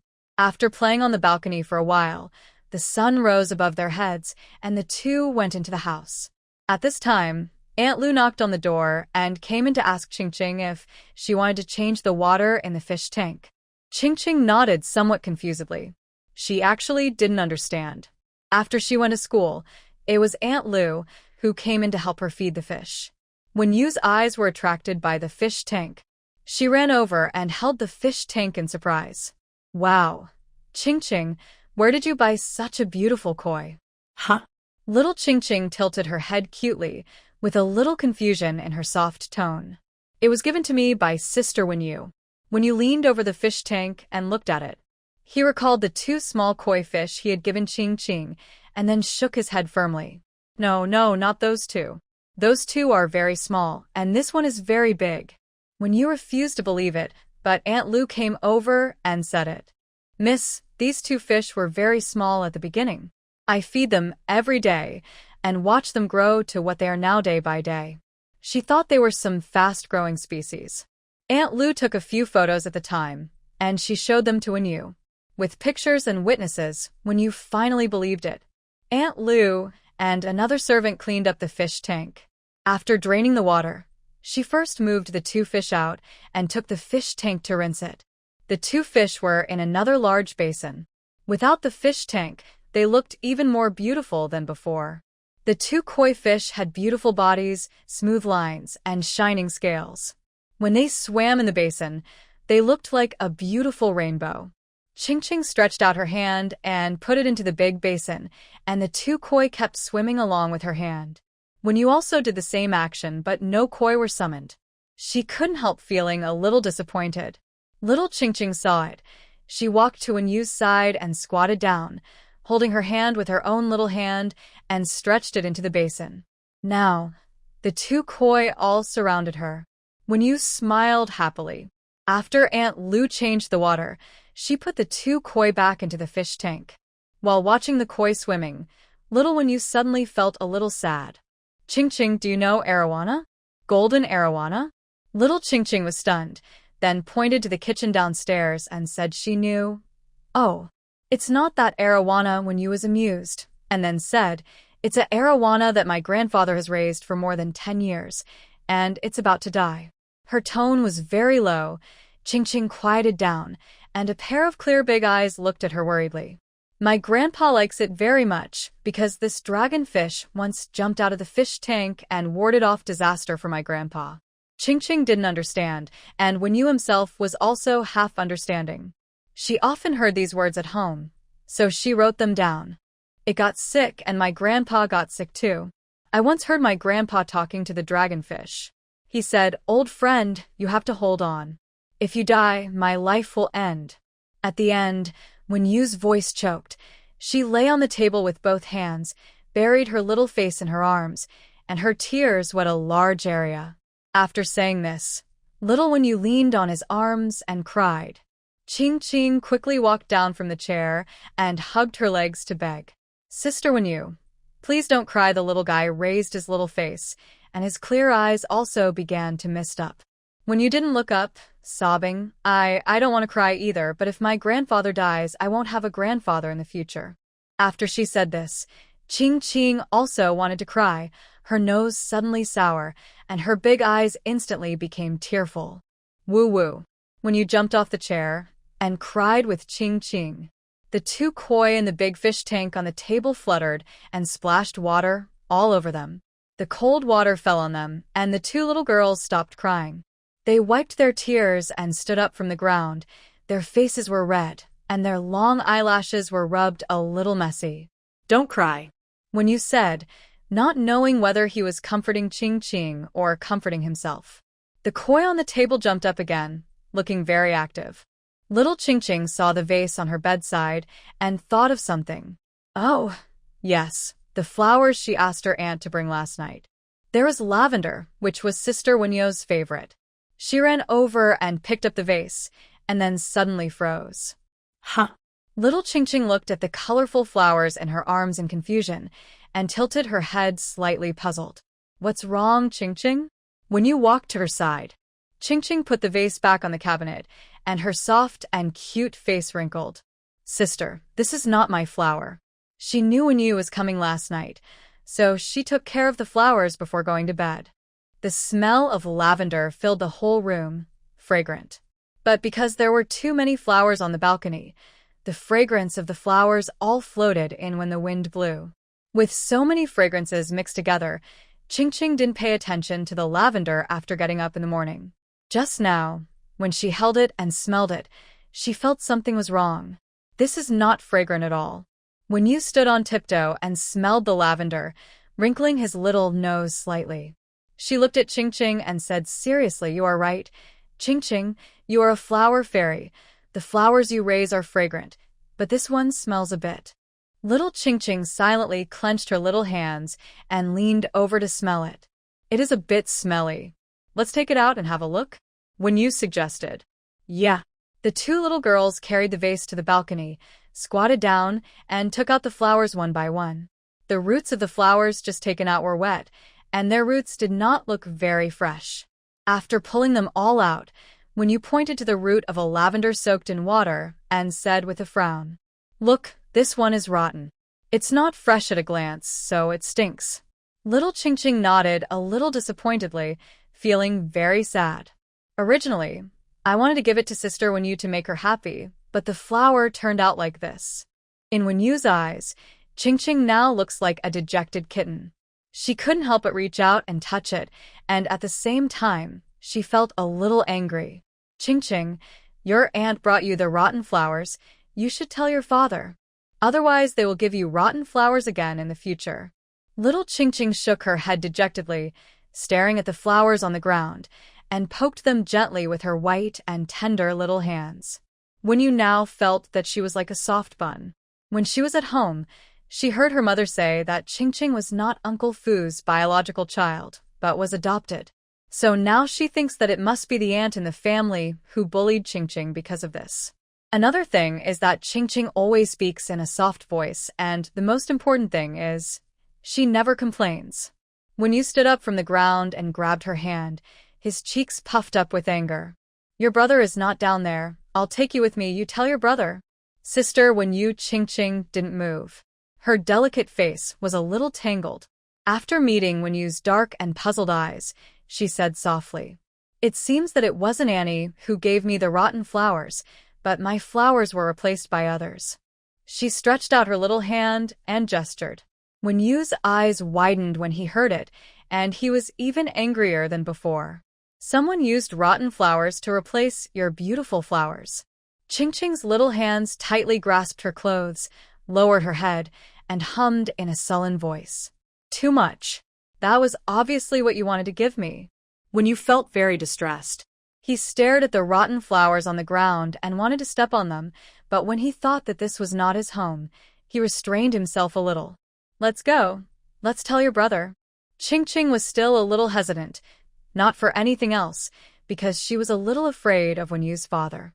The little girl was held by the hand and walked slowly. After leaving the bedroom door, Aunt Lu came towards them. Ching Ching seemed to see a savior and hurriedly called her, Auntie. She stopped and said to Wenyu, tell Annie, Auntie can also help us. The happiness in her eyes could not be hidden. Wenyu also stopped. She didn't really care who she told it to, as long as she could help Ching Ching find the bad guy who stole the flowers. Aunt Lu approached with a kind smile on her face. Her appearance was growing against her age, her mentality was getting better, and she felt much more friendly. "What's wrong, miss?" Ching took her hand and went back to her room, and the three of them walked to the balcony. Someone replaced Ching's good flowers with these rotten flowers. When you said logically, Aunt Lu saw the flowers on the ground and frowned. The flowers in Ching's room were arranged by the florist under her supervision. They were all airlifted from other places, fresh and beautiful. And the ones on the ground were not even as good as the defective ones left over from the daily flower arrangement. Aunt Lu squatted down and picked up a few seriously rotten ones. The Fu family basically gets some lavender every day, mainly to put in the third young master's room, but because he can't stand the strong fragrance, the amount is not too much. Every day, there will be a few broken lavenders left over from the flower arrangement, and they're placed in a large flower basket with other extra flowers. Aunties working at the Fu family can take any lavender they like. Even the aunties will throw away the ones they don't want before they rot. Aunt Lu is looking at these lavenders now. They look like the ones that are about to be thrown away. 2 of them are seriously rotten and 2 are slightly rotten. This is the lavender collected from the day before yesterday, and today to fill a vase. She didn't say anything, but her eyes suddenly turned cold. She should have thought that Ching's flowers are so fragrant and good for the human body. Aunt Lu stood up and looked at Ching lovingly. Alas, poor young lady. The Fu family provides such high welfare. How can there be someone shameless enough to steal a child's flowers? Aunt Lu felt that Ching was like a diligent little bee. She didn't spend any money on flowers and just raised flowers as a hobby, but it was destroyed by someone. She said gently, "Miss, don't worry. I will definitely find the person who stole the flowers." When you raised his little face and said seriously, "You must help Ching. When you find the person, tell Ching's father and let her leave your house." Hearing Wenyu's words, Aunt Lu was a little surprised. "I didn't expect Miss Wen to be so smart at such a young age. She is really worthy of being a child of the Wen family." Aunt Lu put away the surprise in her eyes and replied seriously, "Miss Wen, don't worry. I won't let such a dirty person stay in the Fu family." It was almost noon when Tinglan took Wenyu back. As soon as he entered the house, the housekeeper of the Wen family greeted him happily. "Sir, you're back." Butler Wen is also over 60 years old. Ever since the old man's dragonfish fell ill, he has been worried about the old man's health every day and has not smiled so brightly. When Tinglan saw the smile on his face and was slightly stunned for a moment, as if he guessed something. "Is the dragonfish cured?" The butler smiled even brighter. "Not yet, but the old man's friend recommended a very powerful master to come and treat the dragonfish. He is now inside." When Tinglan did not feel happy, he carried Wenyu home. While walking, he asked, "Very powerful. How powerful? Which friend recommended it?" "It's the Yi family next door." The bird raised by the old man of the Yi family also fell ill a few days ago. He was listless every day, but it was cured by the master this morning. When Tinglan's face was calm, but his tone became heavy. Can birds and fish be the same? He was afraid that his father would seek medical treatment in a hurry, so he took bigger steps and hurried to the living room. The first thing you see when you enter the door is the huge fish tank. There is a domineering dragonfish in it, but its scales have lost their luster, and it looks sick. Next to it sits an old man with gray hair, and on the other side is a master with a fairy-like appearance. Shen Tinglan frowned when he saw him dressed like a Taoist priest. "Dad, you have been a party member for many years. How can you believe these things?" Before the old man spoke, the Taoist priest spoke first. "Sir, I am different from those swindlers. I have real skills." When he said this, Wenyu's eldest brother and another person came in carrying a large basin. The old man loves fish like his life, and he certainly dared not let the Taoist priest touch his dragonfish directly, so he first caught a dragonfish that was also sick to do an experiment. The dragonfish in the big basin was not big, and it was abnormal at first glance. It didn't even swim in the water. The Taoist priest stood up from his chair and walked to the fish basin. He took out a small box from his pocket and glanced at everyone before opening it. Old sir, the money for the medicine I used for the experiment. Old master, when sick face slightly changed. I will give you the money for the medicine. Just try it directly. The Taoist nodded with satisfaction and then opened the brocade box. Suddenly, a fresh fragrance spread out. Everyone smelled this smell and was refreshed. Little Wenyu standing on the ground felt more and more familiar with it. Does it seem to smell like lavender? The Taoist took out a gray pill from it, carefully closed the box and put it in his bag.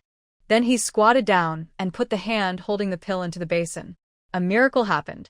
The dragonfish that was sick and motionless in the water actually swam towards his hand with difficulty. Everyone in the living room looked at this scene in surprise, and the old man also got up from the chair and was supported by the housekeeper to walk to the basin. The Taoist glanced over and curled his lips proudly in a place where no one could see. Then he threw the pill in his hand into the fish's mouth. Everyone watched the dragonfish's reaction with bated breath, except Wenyu, who was squeezed to the back and scratched his head thoughtfully. Just now, the scene where the Taoist priest put his hand into the basin of water and the dragonfish followed his hand was so similar to the scene where Qingqing held her hand and played with the koi in the basin. There was no obvious change in the dragonfish in the basin after taking the medicine, but the Taoist took out another pill from the box. He kept changing directions, and the dragonfish kept swimming towards him. Unlike the first time when it looked weak, the swinging of its body was obviously much more powerful and could stir up water in the basin. The Taoist held the pill in his palm, stood up and looked at the crowd. Well, now you believe it, right? Old Master Wen nodded and asked the butler to take the dragonfish that had just taken the medicine downstairs for a checkup to see if there were any side effects. Half an hour later, the butler came back and whispered something in the old man's ear. After he finished speaking, the old man's eyes became brighter than before. Master, how much medicine do you have? I will buy them all. When Tinglon frowned and tried to stop him, Dad, you don't talk, I'll use my own pension. The old man's attitude was unexpectedly tough. When Tinglon wanted to say that he didn't mean that, but when he saw the expression on his face, he swallowed his words back. The Taoist stroked his small box with eyes full of cherishment.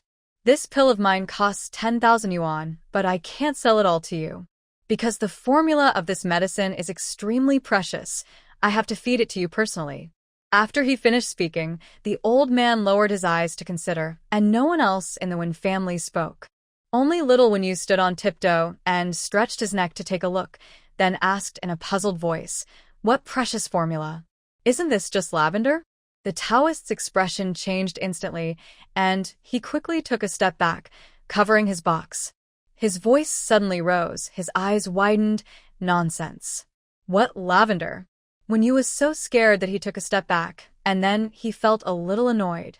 She is the only girl in the family and is very spoiled.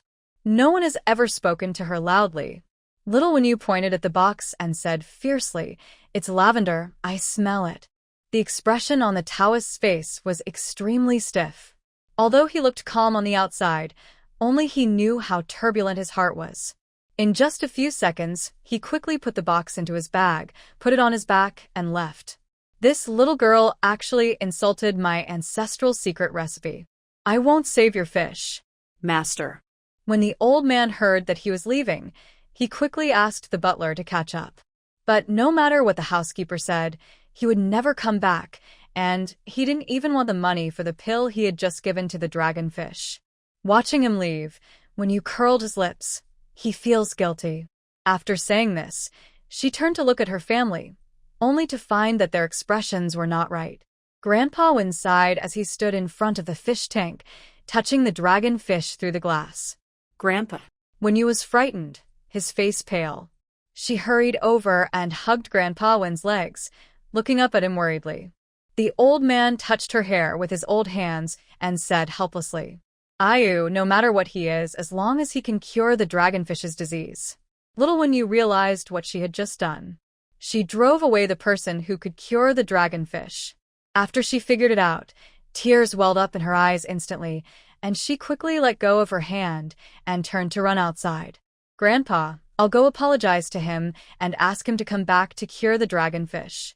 When she passed by Wen Tinglon, she was picked up. when Tinglan wiped her tears and carried her to the room. Outside the Wen family's door, the Taoist priest went out and quickly took a taxi to leave here. The Taoist priest was worried that someone would see through his magic medicine formula, so he personally fed each pill to the sick pets. He could not rest assured until the pets digested the medicine. As for why he chose pets, it was because the pills he made had little effect on the human body, but for pets, they definitely had an immediate effect. No matter what disease it was, eating them would definitely add vitality to them. Although it was for pets, the money was not lost at all. He felt a little lucky that he bought them at a high price when he met this strange flower, 20,000 yuan for a pot. Now not only has it recovered, but it has also increased dozens of times. The Taoist priest quietly opened the box and looked at the pills inside. There were only a dozen pills left. Tomorrow, he will go to the homes of those pet owners again. Feeding one pill to each pet may not be enough. He must quickly contact the woman to buy more. After returning to his residence, he quickly took out his mobile phone and called the woman who provided flowers for him. The phone rang for a long time and then suddenly hung up. At this time, the Fu family, Aunt Lu's face was very cold. Her eyes swept across the faces of the people standing in front of her one by one, and her tone was heavy. She pointed at the rotten flowers on the table that smelled bad while speaking, her face red with anger. No one would pick up these flowers if they were thrown on the street, and you dared to replace them for the young lady. Do you think I'm blind? An aunt asked in surprise. Sister Lu, are you saying that the fragrant flowers in the young lady's room were stolen and replaced with these? Aunt Lu suppressed her anger and said yes. All the aunts sighed, looking at each other, guessing who took the flowers. With so many surveillance cameras at home, it's only a matter of time before you are found out. I'm asking you now to give you a chance. Since she came in, Aunt Lu has been staring at who has a wrong expression on their face. But she hasn't figured it out yet. At this moment, a phone rang suddenly, startling everyone. The aunts present looked at the owner of the phone with some displeasure. Xiaoying, you need to mute the phone. Yes, I was scared. The woman called Xiaoying smiled awkwardly at everyone, apologizing repeatedly. Sorry, I forgot. She took out her mobile phone and wanted to hang up. But when she saw the caller ID, a flash of discomfort flashed across her face. Aunt Lu happened to see it. She walked over, grabbed Xiaoying's wrist, and glanced at the words "buy flowers" on the caller ID. Who is this person? No one. Xiaoying's eyes were evasive, and when facing Aunt Lu's questioning, her fingers were clenched into fists, and her inner panic was obvious. Seeing her expression, Aunt Lu had already guessed what was going on, and she looked at her with disappointment. Xiaoying is an honest person. She rarely makes mistakes when working at home. She is the type of person who works silently. I didn't expect that it would be her. Seeing that she could no longer hide it, Xiaoying begged Aunt Lu with a trembling voice. Sister Lu, my child is sick, and I had no choice but to do something bad. I know I was wrong. Can you give me another chance? How much did you sell it for? Aunt Lu asked seriously. Just 20,000. When the aunts heard this number, they were very surprised. That vase of flowers costs 20,000 yuan. Xiaoying, if you need money, you can ask us to borrow it. Yes, we can have 20,000 yuan if we each chip in a little. Why do we have to take the lady's flowers? Several kind-hearted aunts said. Aunt Lu let go of her hand, looked at the shame and guilt on Xiaoying's face, and sneered. What life-saving money? She is just greedy.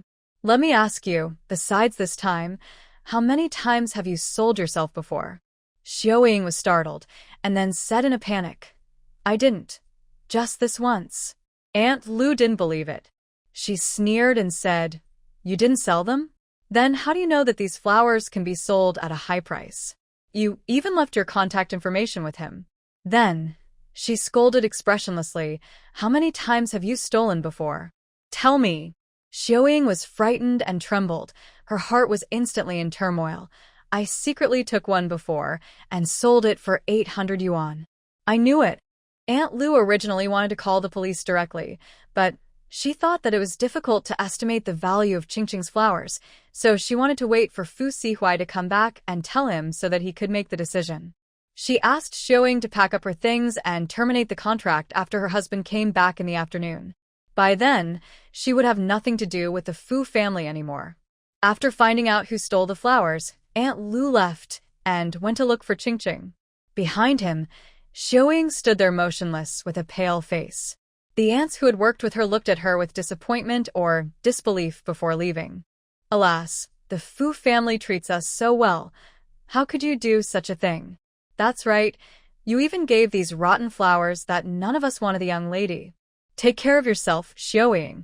If you leave the Fu family, I guess no other family will want you in the future. Several aunts said one by one, and then left to do their own things. In the evening, hearing others say that her husband had returned, Aunt Lu hurried out of the kitchen.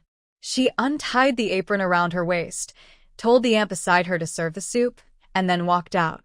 Fu Sihuai did not come back last night. When he walked to the living room, he suddenly felt that his home was a little strange. The flowers and plants in the small garden seemed to be much more lush, and a faint floral scent floated in the yard. Usually, he came back late at night and left early in the morning, so he had never observed it carefully. The flowers and plants in the house were planned by the designer when the house was designed, and they were said to be very beautiful. He didn't feel it before, but now he suddenly understood what the designer said. At the door, Aunt Lu came out and ran into him head-on. "Sir, please come in quickly. I have something to tell you." Fu Sihuai took off his suit jacket after entering the door and put it on the back of the chair. His expression was indifferent, and his voice was low. "Sit down, Aunt Lu." Aunt Lu poured a cup of tea and placed it in front of him, and there was a hint of guilt in her eyes when she spoke. "It's like this, sir. I was a little careless these 2 days, and let the aunt at home steal the young lady's flowers and sell them for money. It's the kind of flowers that are very fragrant and nice to smell. One bottle was sold for 20,000 yuan. It was said that it was sold to a charlatan who was swindling people." Fu Sihuai leaned back in a chair, his long legs crossed, his slender white fingertips stroking the sky-blue porcelain cup, his expression thoughtful. "What did you do with it?" he asked. Aunt Lu shook her head and sighed. "I didn't ask about this. Xiaoying is still at home. Otherwise, I'll call her over." Fu Sihuai said in a light voice, "Okay." After a while, Xiaoying was called over. Since she was discovered at noon, she has been on edge. Now that she was called over, her eyes were terrified. "Sir." Xiaoying's voice trembled and she stuttered. "What did you do with the flowers?" Fu Sihuai's expression was indifferent, and his voice was not heavy, but it carried a strong sense of oppression. His eyes seemed to be able to see into the depths of a person's soul. Because of this, Xiaoying didn't dare to look him in the eye, and her legs went weak. If it was Aunt Lu who asked, she might have lied, but now it was Fu Sihuai. She didn't even dare to think of lying. She trembled. The doctor seemed to say that he wanted to grind it into powder and sell it for medicine. Fu Sihuai's hand paused, and his expression was still dull. "Used as medicine? Sir, I know I was wrong. I was also bewildered at the beginning. Please give me another chance." Xiaoying pleaded bravely. Fu Sihuai raised his eyelids and glanced at her, cold and a little intimidating. He put the porcelain cup on the table as if he didn't hear it and turned his head to ask Aunt Lu, "Where is Qingqing?"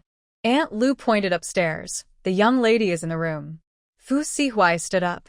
His gentle and handsome face was indifferent, and when he lowered his eyes and looked down at people, he had a feeling of compassion for the world. The voice was cold. "Talk to the housekeeping company and send her back. Just tell them the truth about the reason." "Okay, sir." After Aunt Lu agreed, she saw him walking upstairs and reminded him, "Sir, it's almost time for dinner." Fu Sihuai hummed and was gentle to her. "I'll go see Qingqing and come back." Behind her, Xiaoying was exhausted and fell to the ground. Her eyes were empty and she stared blankly in a certain direction, as if she had lost her soul. If the housekeeping company knew that she was fired because she stole her employer's things and sold them for money, she would definitely be on the blacklist. She shouldn't have coveted the 20,000 yuan. Fu Sihuai walked upstairs and bumped into Fu Yuetzi, who was about to go downstairs. "Eat, eat." Fu Yuetzi was hungry, mumbling to himself, and hurried downstairs. "Hey, Dad, when did you come back? I didn't hear anything." After seeing Fu Sihuai, he stopped and blocked the way upstairs. By the way, Uncle Wen came to our house today. You were not here, so I sat with him for 2 hours and asked him to have lunch with me, but he refused. Guess why he came to our house?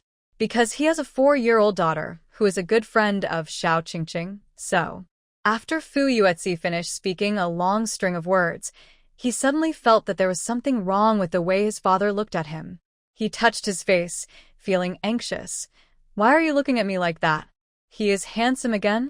Fu Sihuai walked around him and went upstairs. Before leaving, he patted his shoulder and said in a low voice, "You are talking a lot more now."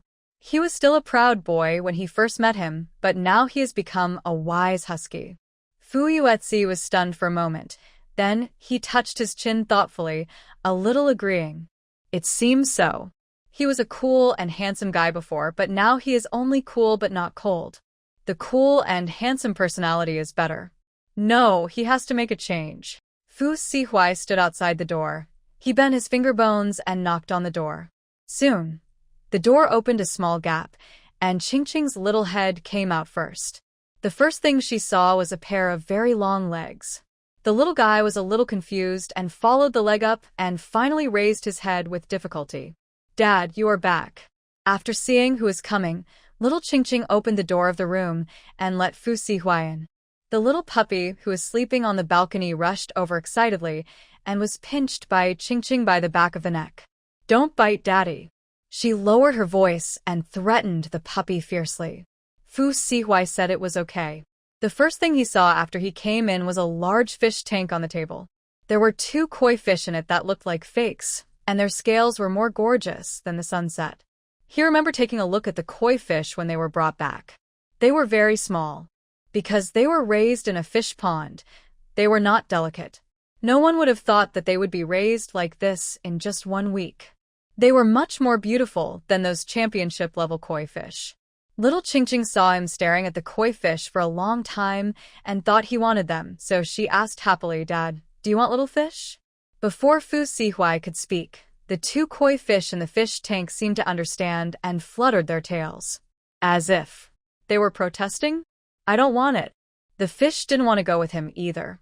Fu Sihuai suppressed the outrageous thoughts in his mind and looked away. This was the first time he entered Qingqing's room. It was very different from how it was decorated at the beginning. Seeing the flowers on the balcony, his eyes flickered slightly, his eyelashes drooped, and he asked Xiao Qingqing, "Can I go and have a look?" "Sure." Qingqing followed him, and Fu Sihuai was careful when he left so as not to step on her pink carpet. The entire balcony was filled with all kinds of flowers, all of which were lush without exception. He squatted down and touched the leaves, and his white fingers made the leaves more fluorescent green, so beautiful that they didn't seem to be something that could appear in this world. In addition, the fragrance of these flowers gave people a more wonderful feeling. Although the fragrance concentration was the same as that of the flowers in the vase, the cultivated ones made people feel more comfortable. It was very fresh, like a mountain forest that had just rained, with the fragrance of flowers, plants, and soil in the freshness, which was a combination of nature and vitality. After smelling it, the corpse spots on my body faded a lot. Selling for 20,000 yuan a bottle is conservative. If it is put on the market, it is possible to sell it for more than 100,000 yuan. As long as it is not poisonous, it can be made into pills to show its efficacy. Fu Sihuai knew that Xiao Su and Gu Shuyan had come several times, all for Qingqing's flowers. He now understood why the 2 were so crazy. Spending all day talking about love, it was indeed a waste of time.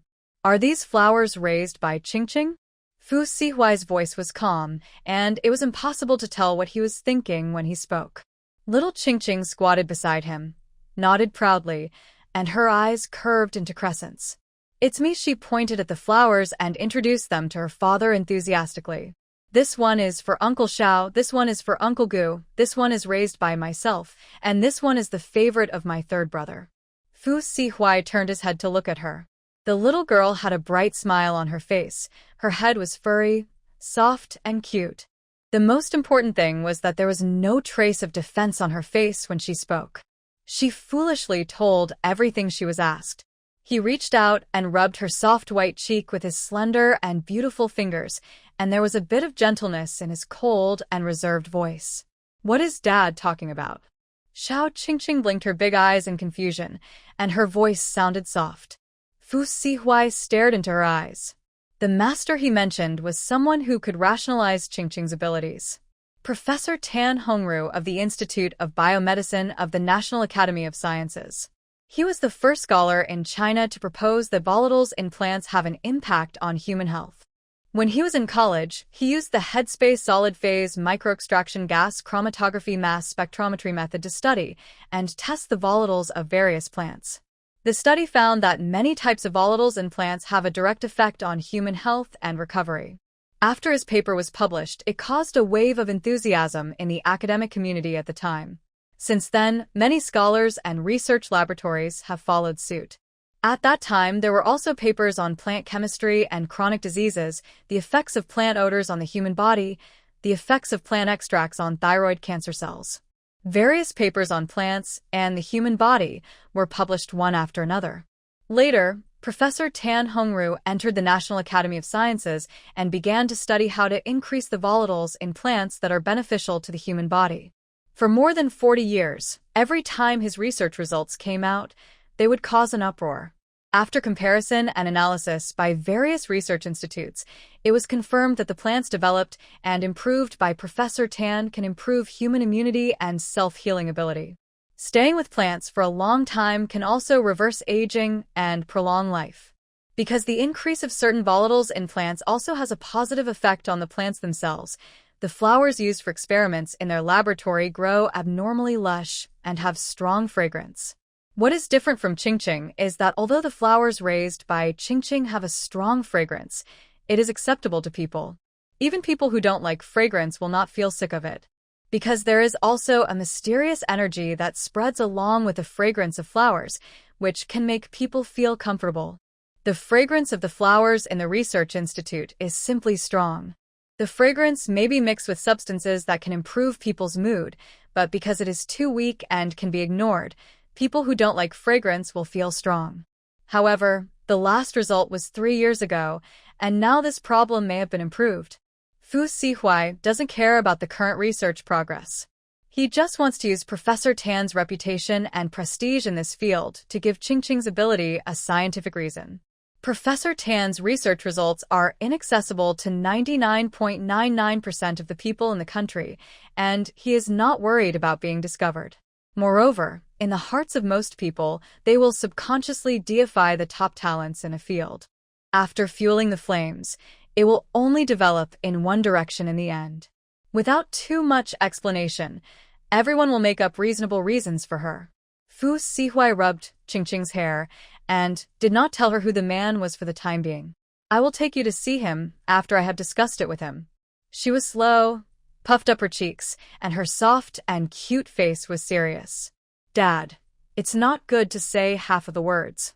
Fu Sihuai moved his fingers, and he wanted to poke. "Okay, go down to eat." He stood up and walked out of the room. Qingqing hurriedly followed, her voice a little anxious. "Ah, Dad, you haven't told me who the master is yet." Monday morning, when Qingqing got up, Fu Sihuai had already left. Aunt Lu said that he went to Beijing. After dinner, Qingqing was sent to school. She was not very happy today. After arriving at school, she met Sister Wenyu, who was equally unhappy. The two sisters came together and hugged each other. "Woo Qingqing." Wenyu whimpered, looked at little Qingqing's face and sniffed. "I'm more miserable, I'll talk first." "Yeah." Little Qingqing lay on the table and listened carefully. "Ah." Wenyu wanted to cry but had no tears, with a look of despair on his face. "Woo-woo." Qingqing was silent for a few seconds. The little expression on her face kept changing, and she was very entangled. She was about to wrinkle into a little bitter gourd. Wenyu lay on the table pitifully, sighed, and suddenly thought of something and asked, "By the way, Qingqing, have you found your flower?" "No. It was sold by someone." When you straightened up and exclaimed, "This is too bad. How did your father deal with her?" "She left our house." "That's how it should be. Otherwise, she will secretly sell it next time. Speaking of this, Ching took out the teacup filled with water from her school bag and then handed her little bear backpack to Wenyu. Sister Wenyu, this is for you. Wenyu took it curiously, opened it, and saw that it was all lavender. It was wrapped in a plastic bag, so tightly that the fragrance could not be transmitted. She closed her school bag in surprise, without letting other children around her see. Ching, you are so kind to me. Wenyu hugged Ching tightly and rubbed his little face against hers. It's okay, a sweet and soft voice came out of the little girl's mouth. After school, Wenyu ran quickly from the front door to the living room carrying his school bag. Standing at the door, she saw her grandfather sitting next to the dragonfish, and her happy steps unconsciously stopped. I hesitated at the door for a while, not daring to go in, until Mr. Wen saw her and stretched out his hand to her. Ayu, why don't you come in? Little Wenyu walked over slowly. She was carrying 2 school bags today, one of which was her own, which she held at her hand, with the shoulder strap falling to the ground. The other one is Ching's little panda backpack, which she carries on her shoulders. From a distance, it looks like a little panda lying on her back. Wenyu walked to his legs, lowered his little head, and called Grandpa in a guilt-ridden voice. Mr. Wen raised his big hand and placed it on her head and asked, "Why do you have an extra school bag on you?" Little Wenyu blinked and whispered, "It's Ching's." Speaking of this, she took off her school bag and carefully placed it on the chair, unzipped it, and took out the plastic bag inside. "Grandpa, this is for you. Put it on the bedside, so you can sleep more comfortably at night." Wenyu handed the flowers to the old man along with the plastic bag, then zipped up the small school bag and put it on his back with a look of care. Through the plastic bag, Grandpa Wen saw what was inside. "So many lavenders, did you buy them?" Little Wenyu shook his head. "No, Ching gave them to me. The little friend who plays best with you." Grandpa Wen obviously knew everything about Ching. "She is growing new flowers now." "Yes, she grows a lot of flowers and fish." Little Wenyu always has endless things to say when she mentions Ching. At this time, her brother Wenfei walked in. "What you said yesterday was true. The magic medicine in that man's hand was really made of lavender flowers ground into powder." Wenfei said a few words after entering the door, and then stood by the table to drink water. "Brother, how did you know?" "It's a coincidence. When I was investigating his identity, I found that he had a criminal record. A few days ago, he was swindling people under the overpass and cheated many elderly people out of their money with his homemade longevity pills. So I took people to arrest him. Then we took the magic medicine, he fed the fish to the hospital for analysis, and found that lavender accounted for 80% of it, and the remaining 20% was powder from other flowers." Wenfei smiled and rubbed Wenyu's head after he finished speaking. "Okay, Ayu, you have a sharp nose. You can smell the ingredients right away." Old Man Wen glanced at the fish tank and frowned. "Do you have any more of that medicine?" "The last one was just sent to the hospital for testing." Wenfei was afraid that he would feel bad after he finished speaking, so he quickly added a sentence. "But Grandpa, the man said that the lavender was bought from a nanny. If we find that nanny, we should be able to get the raw materials." Grandpa Wen sighed heavily. He knew that he couldn't be impatient, but he couldn't help it. He clenched the plastic bag in his hand, and when he saw the guilty look on little Wenyu's face from the corner of his eye, his expression eased a little. "Ayu, go get the vase. We'll put the flowers in it." Wenfei walked fast, so he went. In less than half a minute, he came down with a beautiful vase in his hand. "Grandpa, where did you get the lavender?" "The packaging is quite shabby." Wenyu kicked his calf unhappily and said fiercely, "Don't tell me." The old man smiled. It was given to Ayu by his good friend who grows flowers. As soon as he finished speaking, he just untied the knot of the plastic bag, and when he smelled the strong scent of lavender, he froze in place. "Why is this flower scent so strong?" Wenfei directly reached out and pinched a little and put it to the tip of his nose. The moment the bag was opened, the fragrance that had been sealed for a whole day quickly filled the entire room. Outside the living room, a large black shadow ran towards them. It was the black tiger. It stood under the table, and its tail was about to shake into a propeller. When Faye actually saw satisfaction and greed on its face. An idea suddenly flashed in his mind. I remember it. It's that child. The little girl who came to his house last week with a bouquet of flowers. That day, all her flowers were eaten by the black tiger, and she was scared and cried. In the end, she went home with 2 little koi. Grandpa Wen didn't know about this yet, so he asked Wen Fei to tell him. At this moment, there was a sudden movement in the large fish tank on the table. Little Wen Yu was so scared that he pointed at the fish tank and shouted, "Grandpa, the dragonfish is moving." Grandpa Wen quickly turned around and saw the shaking water surface at the top of the fish tank. "Old buddy, what do you want to do?" Grandpa Wen hurried to its side.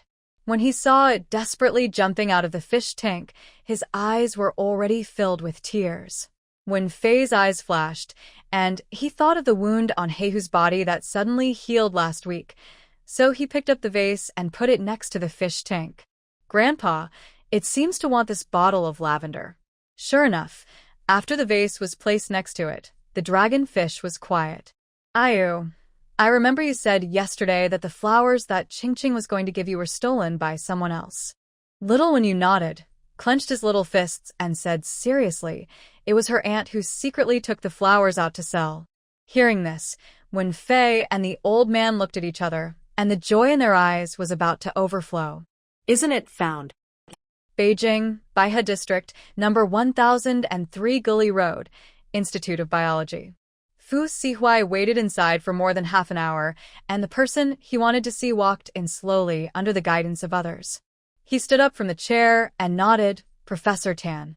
Tan Hongru is already 72 years old this year, with a head full of gray hair, but his hair is a little messy, giving people a feeling of being unkempt. His face is full of wrinkles, and his face and hunched back reveal the traces of time.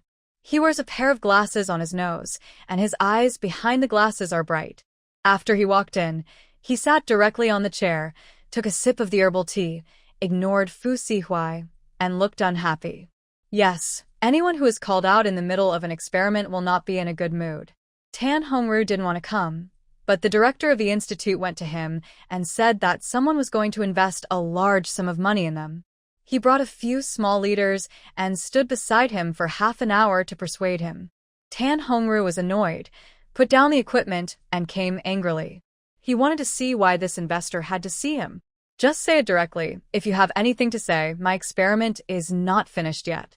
Fu Sihuai saw that he didn't like him, but his mentality was not affected by this, and his voice was still calm and unhurried. Considering Tan Hongru's strange temper, he didn't say anything polite and went straight to the point. "Professor Tan, I can fund all subsequent experimental projects of your institute, but I hope you can accept my daughter as your apprentice." After hearing this, Tan Hongru looked as if it was just as he expected, and he sneered. "Humph, I knew you capitalists are all the same." Fu Sihuai said calmly, "Professor Tan, you can consider it. It's just a figurehead. I won't let her bother you."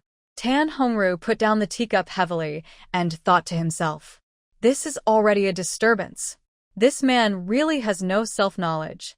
He said in a very aggressive tone, "I hate capitalists like you who are full of the smell of money." Tan Hongru, who was halfway through scolding, looked up and saw the aura of this man, and he held back the last few words. His face turned red. He didn't have it on this man, so he couldn't scold him. "Money can't buy everyone, at least I, Tan Hongru, will never do anything against my will because of your money. These rich people just want to gild their daughters." This kind of thing is not uncommon in the institute. Several of his colleagues have been listed as names. Others were sent directly through the back door. He doesn't know anything when asked, and he just makes trouble in the institute every day. Thinking of this, Tan Hongru felt a headache. He waved his hand and refused impatiently. "I won't put myself in a nominal capacity. You can find someone else. Academic malpractice is caused by you." He was not polite at all, and it was obvious that he didn't care about the other person's identity at all. There were many people who were driven away by him. When they were rejected by him so ruthlessly, their faces would be more or less ugly. Fu Sihuai didn't. The expression on his face never changed from beginning to end. People with stable emotions are always easy to win the favor of others. But favor is favor, and his experiment is not finished yet, and he has to go back to do it. Tan Hongru stood up. His tone was still unfriendly, but it was much better than the attitude when he pointed at Fu Sihuai and called him a capitalist just now. Go back to where you came from. I'm going back to do the experiment. Fu Sihuai had expected to be rejected. On the way here, he had read Tan Hongru's detailed information, an old antique in the academic world. No one can take him down. Although he knew it very well, he still stopped him. Professor Tan, wait a moment. Tan Hongru subconsciously stopped, looked back at him, and said in a bad tone, "Do you have anything else to do?" Tan Hongru had just glanced at it unintentionally, but he was attracted by it. He walked quickly to Fu Sihuai, and his steps were so fast. When he got closer, the rich fragrance of the flowers rushed directly into his nose, and Tan Hongru's eyes lit up. He wanted to reach out to take it, and his expression was excited and shocked. Fu Sihuai had been staring at Tan Hongru's expression. After seeing his change, his brows relaxed, and he closed the box with a click. He was careful not to pinch Tan Hongru's hand. Hey! Tan Hongru looked up at him, his expression changed, and he was no longer as stubborn as before. Let me see. Fu Sihuai lowered his eyes calmly, and his voice was light. My daughters matter. When it came to this, Tan Hongru's face froze. He absolutely did not support the spread of this unhealthy trend in the academic world, but he was really interested in the flower in his heart. On a wrinkled face, the expression changed again and again, and finally decided to cheat. Let me take a look first. We can talk about your daughter's matter after I finish looking at her. Fu Sihuai was very familiar with this statement, because he would say this when he didn't want to agree to someone else's request and wanted something at the same time. He didn't move and looked at Tan Hongru. This flower is a gift for my daughter to become a disciple. If her matter is not settled first, I may not be able to give it to you. Tan Hongru was even more entangled. He patted Fu Sihuai's arm and pretended to talk to him to secretly pull the long wooden box. Pull didn't pull it? Pull again. This time it did pull, but the other end of the box was connected to a hand. Fu Sihuai's voice was elegant and calm. Professor Tan's action. Can I understand that you accept this gift for becoming a disciple? Tan Hongru clenched his fists. His heart was lifted and put down, and his emotions fluctuated back and forth for a long time. He sighed heavily, as if he was disappointed. At the same time, he pulled the box over with force. Okay, hang it up. After saying this, he couldn't wait to open the wooden box. When he saw the nearly perfect rose inside, his eyes were excited, and he couldn't help but marvel. To cultivate such a flower is my lifelong dream. When he was very young, he got lost in the mountains and smelled a similar flower fragrance. The fragrance was so beautiful that it didn't seem to be something in this world. It seemed to soothe all the anxiety and uneasiness in his heart. He couldn't help but be fascinated by it. When he was about to walk over, he saw two tigers fighting next to him. Both tigers seemed to want to fight for the flower, as if they had lost their minds. The tiger roared and scared the birds away. In the end, a big tiger won. It lowered its head and took the flower into its mouth and ate it. Tan Hongru hid under a tree, his body limp with fear.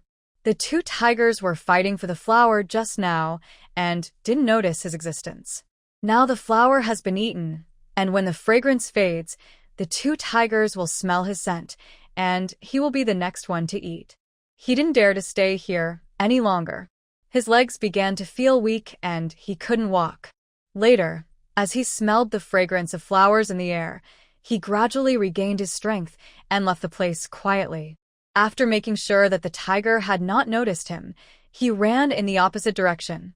Later, his family went up the mountain to find him. Tan Hongru left the mountain, but could never forget the magical white flower. Because of this incident, he developed a strong interest in plants.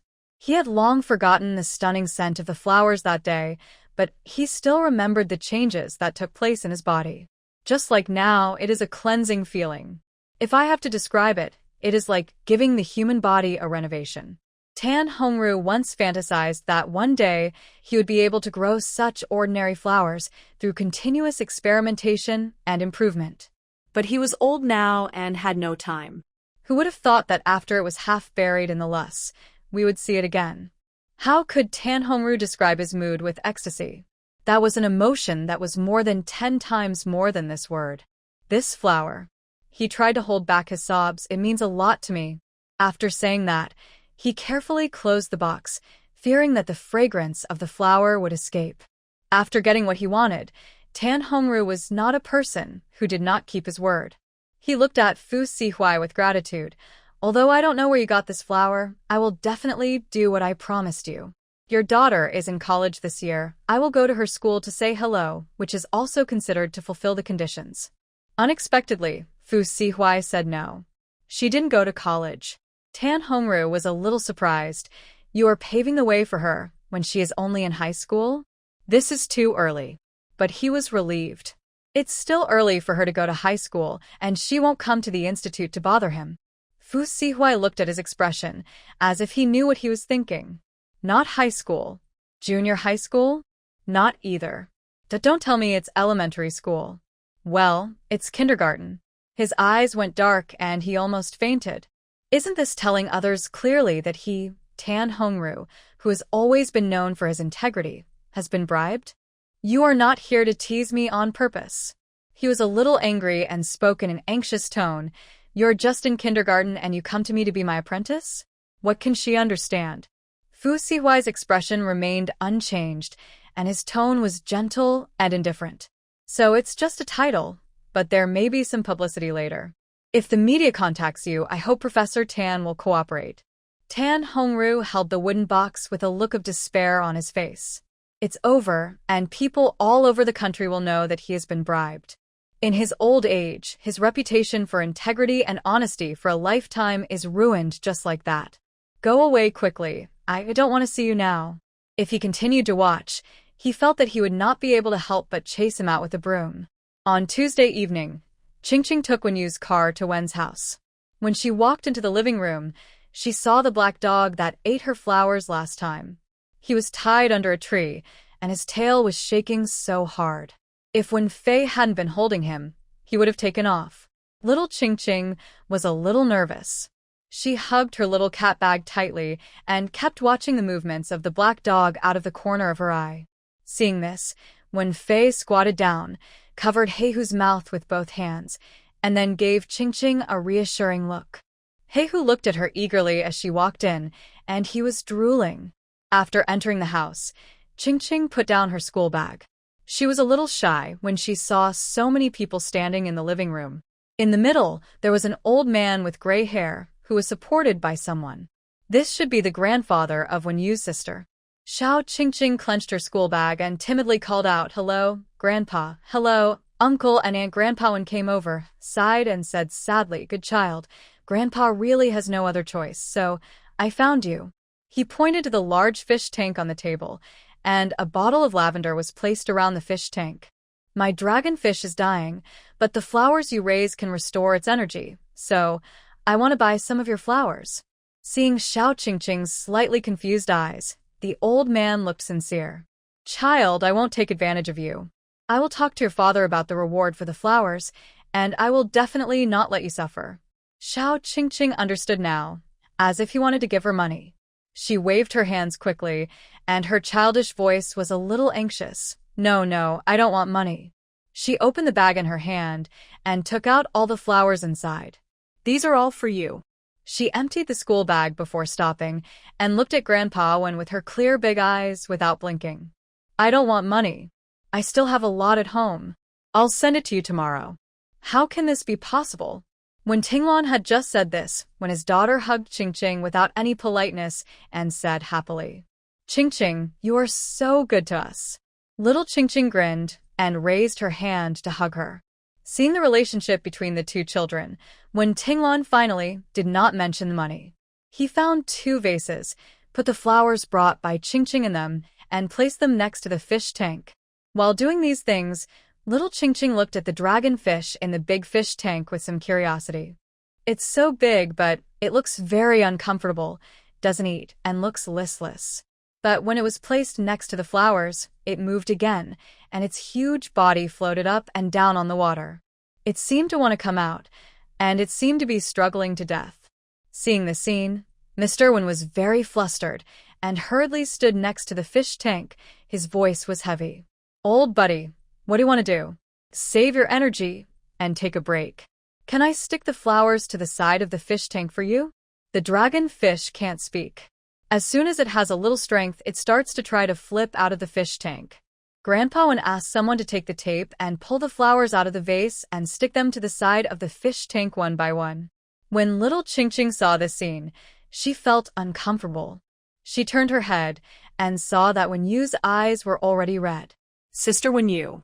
Ching pulled her and whispered in Wen Yu's ear while the adults were busy, "I can try to save it, but everyone has to go out." Little Wen Yu looked at her with tears in his eyes and whimpered, "Really, Ching?" "Yeah, I believe you." Without saying a word, Wen Yu let go of her hand, ran directly to the old man's legs, took his hand and walked to the side, and told him what little Ching had just said. The old man couldn't hide the joy in his eyes, and he shouted to the people by the fish tank to leave. "Everyone get out. Let's all get out." Several people looked at him in confusion, but Mr. Wen said nothing. He first drove everyone out, then moved a chair to the table, and took Wen Yu out. When the living room door was closed, little Wen Yu ran back and whispered in Ching's ear. "Ching, it's okay even if it's not cured. Dragon fish will bite people, so be careful." "Yeah." After Wen Yu went out, the room suddenly became dark. Little Ching climbed onto the chair and was finally able to reach the fish tank, but it was the bottom of the fish tank. From this point of view, the dragonfish's body was even bigger. "Don't jump outside." Before starting, little Ching told it first, although the dragonfish might not understand. Then, she put her little hand on the fish tank and tiptoed with effort to let the spiritual power in her hand pass in. The dragonfish calmed down and opened its mouth to bite those green nuts. All those that couldn't be bitten melted into the water in the fish tank. After a long time, Ching's arms were sore and her legs were a little unsteady. She stopped and looked up at the dragonfish's current condition. "How do you feel?" the little girl asked in a worried voice. The arowana swam around in the fish tank, and as if it understood Ching's words, it swung its tail and splashed out some of the water. What a coincidence! All of them fell on Ching's face. With a splash, her head and clothes became wet in an instant. The little girl was unusually calm. She carefully got down from the chair, and after she stood firmly on the ground, she said belatedly, "You have the energy to play in the water now. Are you feeling better?" The dragonfish splashed water on her face again. Ching wiped the water off her face, ran to the door, and shouted for it to be opened. The people who were waiting anxiously at the door were shocked when they saw Ching's soaked appearance. "Ching, what's wrong with you? When you wiped the water off her nervously, did you fall into the fish tank?"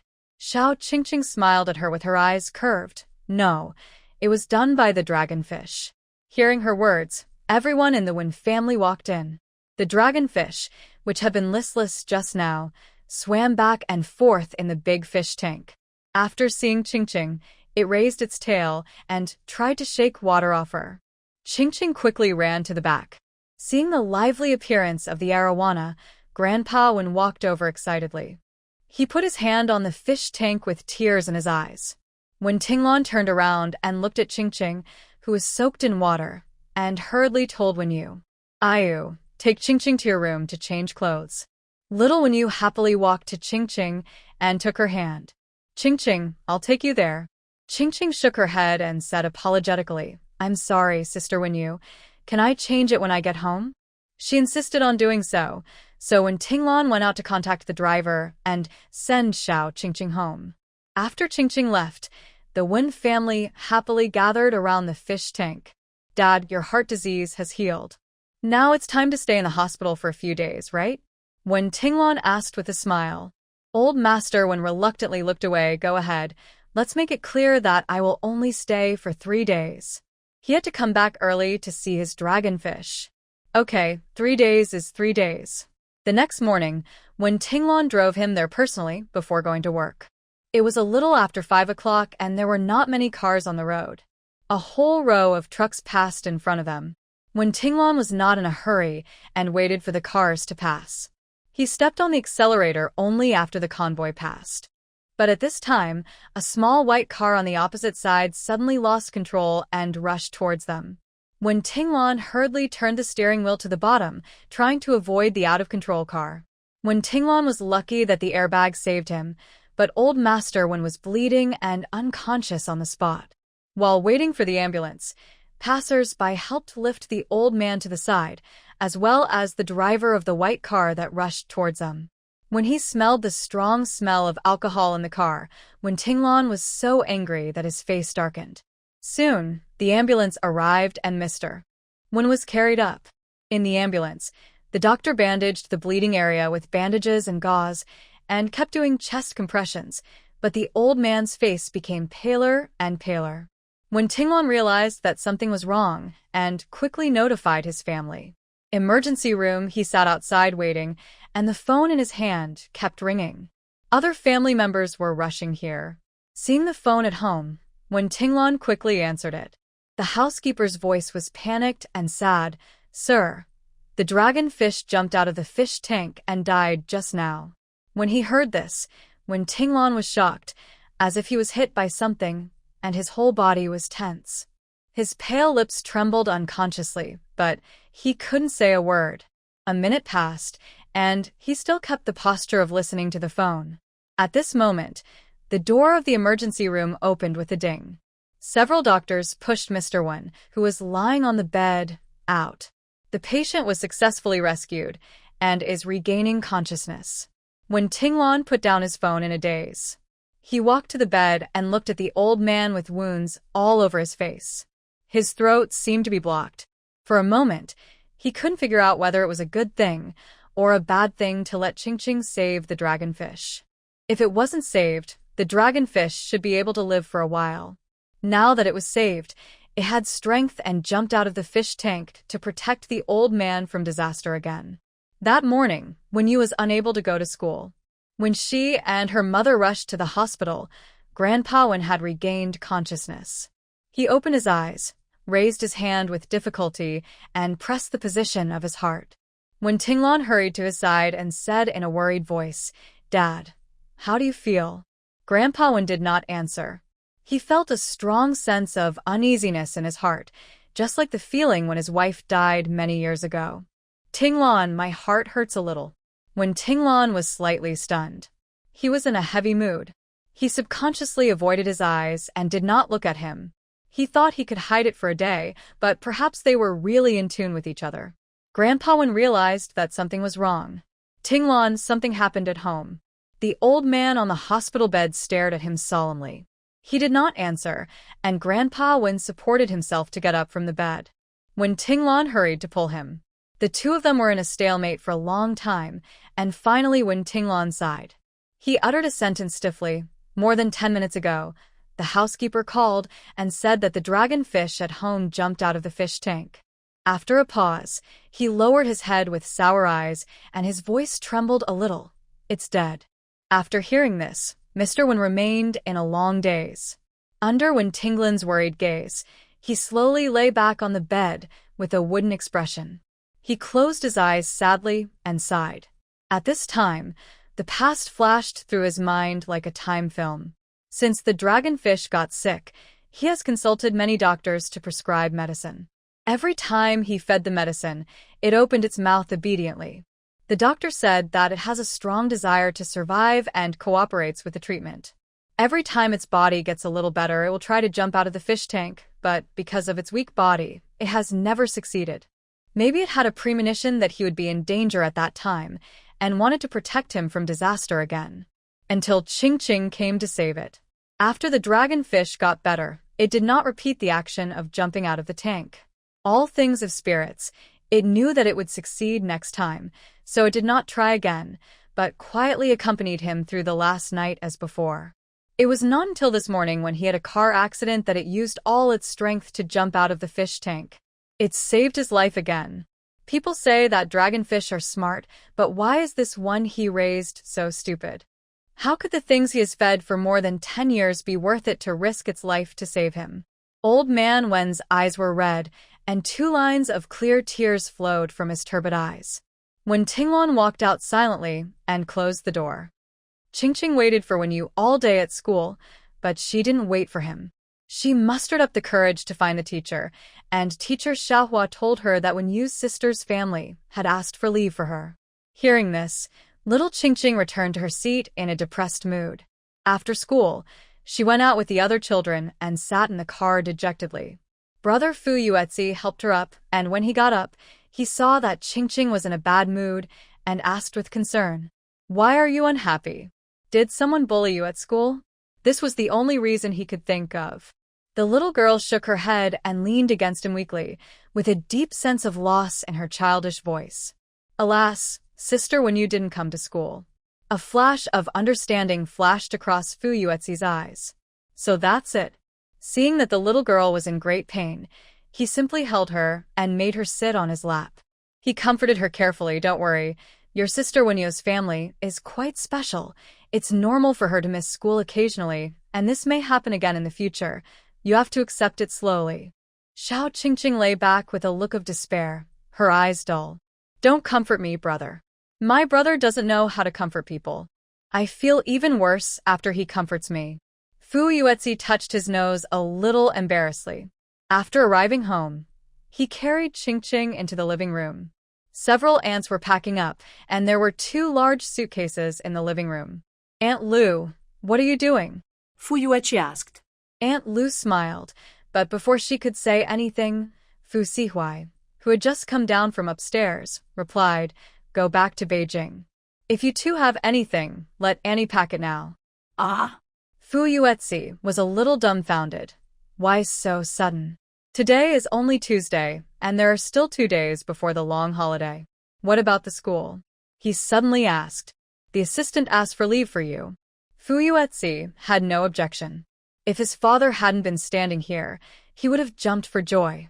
Having a holiday early means that he doesn't have to wait until the last day and won't hear what homework the teacher assigns. He can play for 10 days and doesn't have any homework. When it's time to hand in his homework at the beginning of the school term, he says with an innocent look that he had asked for leave. What a great joy! He resisted the urge to smile, put Qingqing down in a depressed manner, and went upstairs to pack up his game console. Xiao Qingqing, who was suddenly put down, raised her head and saw his distorted expression. My brother is so weird. Qingqing didn't pay much attention to him. She walked slowly to Fu Sihuai and raised her soft and pale face, looking pitiful. But Dad, I haven't told Sister Wenyu yet. Fu Sihuai's expression was somewhat complicated, and he sighed softly. She will know. Xiao Qingqing pulled his hand in surprise and asked, Dad told her? Fu Sihuai nodded and said, her brother just came. The little girl didn't think much about it. After knowing that Wenyu was fine, she happily followed Aunt Lu upstairs to pack her things. In the study, when Fu Sihuai was organizing his computer and documents, the back of his hand accidentally touched something cold to the ground. He bent down to pick it up and stared at the number 749 for a long time. State Administration of External Security, Branch 749. Behind the sign is a contact number. The contact person is Shang Ran. This is the director's contact information sent by the Wen family. Fu Sihuai might not be able to get this contact information. Although the Wen family is in politics, it must have taken a lot of effort for them to get this brand. Although he knew that the Wen family had good intentions, Fu Sihuai couldn't make a decision. If he sends her there now, the child might not understand and will remember him for the rest of her life. Fu Yuetzi packed up his things and was shocked to see so many boxes in the living room when he went downstairs. Dad, are you moving our family to Beijing? Fu Sihuai glanced at him expressionlessly, then went upstairs and knocked on Fu Xueji's door. Now Fu Yuetzi understood that it was his third brother's medicine. Aunt Lu picked Qingqing up from the room, holding a large backpack in her hand. After she came down, she didn't see Fu Sihuai, so she told the boy standing next to her, Fourth young master, after we get to the capital, take Miss to buy some more clothes. The temperature in the capital is quite cold, and the clothes at home are not suitable anymore. Fu Yuetzi took Qingqing's pink backpack and wrote it down in the memo of his mobile phone. Okay, I understand, Aunt Lu. The family servants and bodyguards carried the luggage to the car, and 2 minutes later, the living room became empty again. Where's Dad? Xiao, Qingqing asked in confusion. Fu Yuetzi held the little guy and sat on the sofa waiting, then pointed upstairs, in the third brother's room. Oh, Qingqing swung her legs and waited for about 3 minutes, until finally someone came down. Fu Yuetzi stood up, looked at the two people going downstairs, and took a step forward, wanting to go up and help. Fu Sihuai held Fu Xueji's arm, and the people beside him stopped every step, but he was very patient, and there was no unnecessary emotion on his face, only gentleness. After coming down the stairs, Fu Xueji raised her face and pursed her lips. Qingqing. Xiao Qingqing ran over quickly, but she was too short to help her third brother. You haven't come to see me for a long time. The little girl felt a little guilty, and her soft, white face turned red. She went to school, was beaten up at school, and fell asleep as soon as she got home. Fu Yuetzi stood nearby and joked seriously. Hearing this, Fu Xueji curled his lips, and a faint smile spread across his clear eyes. Fu Sihuai waited quietly for them to finish speaking. A few minutes later, he helped Fu Xueji out. The light at night was not very glaring. Fu Xueji covered his eyes with his hands and gradually released his hands after he got used to it. But it was still a little bright for him. He narrowed his eyes and kept looking down. After they left, the servant cleaned the house and left a key in Aunt Lu's hand. She couldn't go to the capital and couldn't help but feel worried when she locked the door. I don't know if the young lady will be bullied by the Fu family in the capital. Oh, how sad. At 9 o'clock in the evening, the plane arrived in Beijing. Outside the empty airport, several cars were parked. Seeing the people coming down, Xiao Su, who had known the news and was waiting in advance, came over with a smile. I've been waiting for you for a long time. Come on, I'll take you back. He came over and held Qingqing in his arms, then gestured to Fu Sihuai. Let's go. Fu Sihuai didn't move. He looked at the other man who was jogging over. Sir. Assistant Mu Feng ran over breathlessly. He had just been locked in the car by the bodyguards brought by Xiao Su, and he forced his way out through the car window. Seeing him running out, Xiao Su's expression froze and he turned around and glared at his bodyguard. You can't even take care of one person. You're so useless.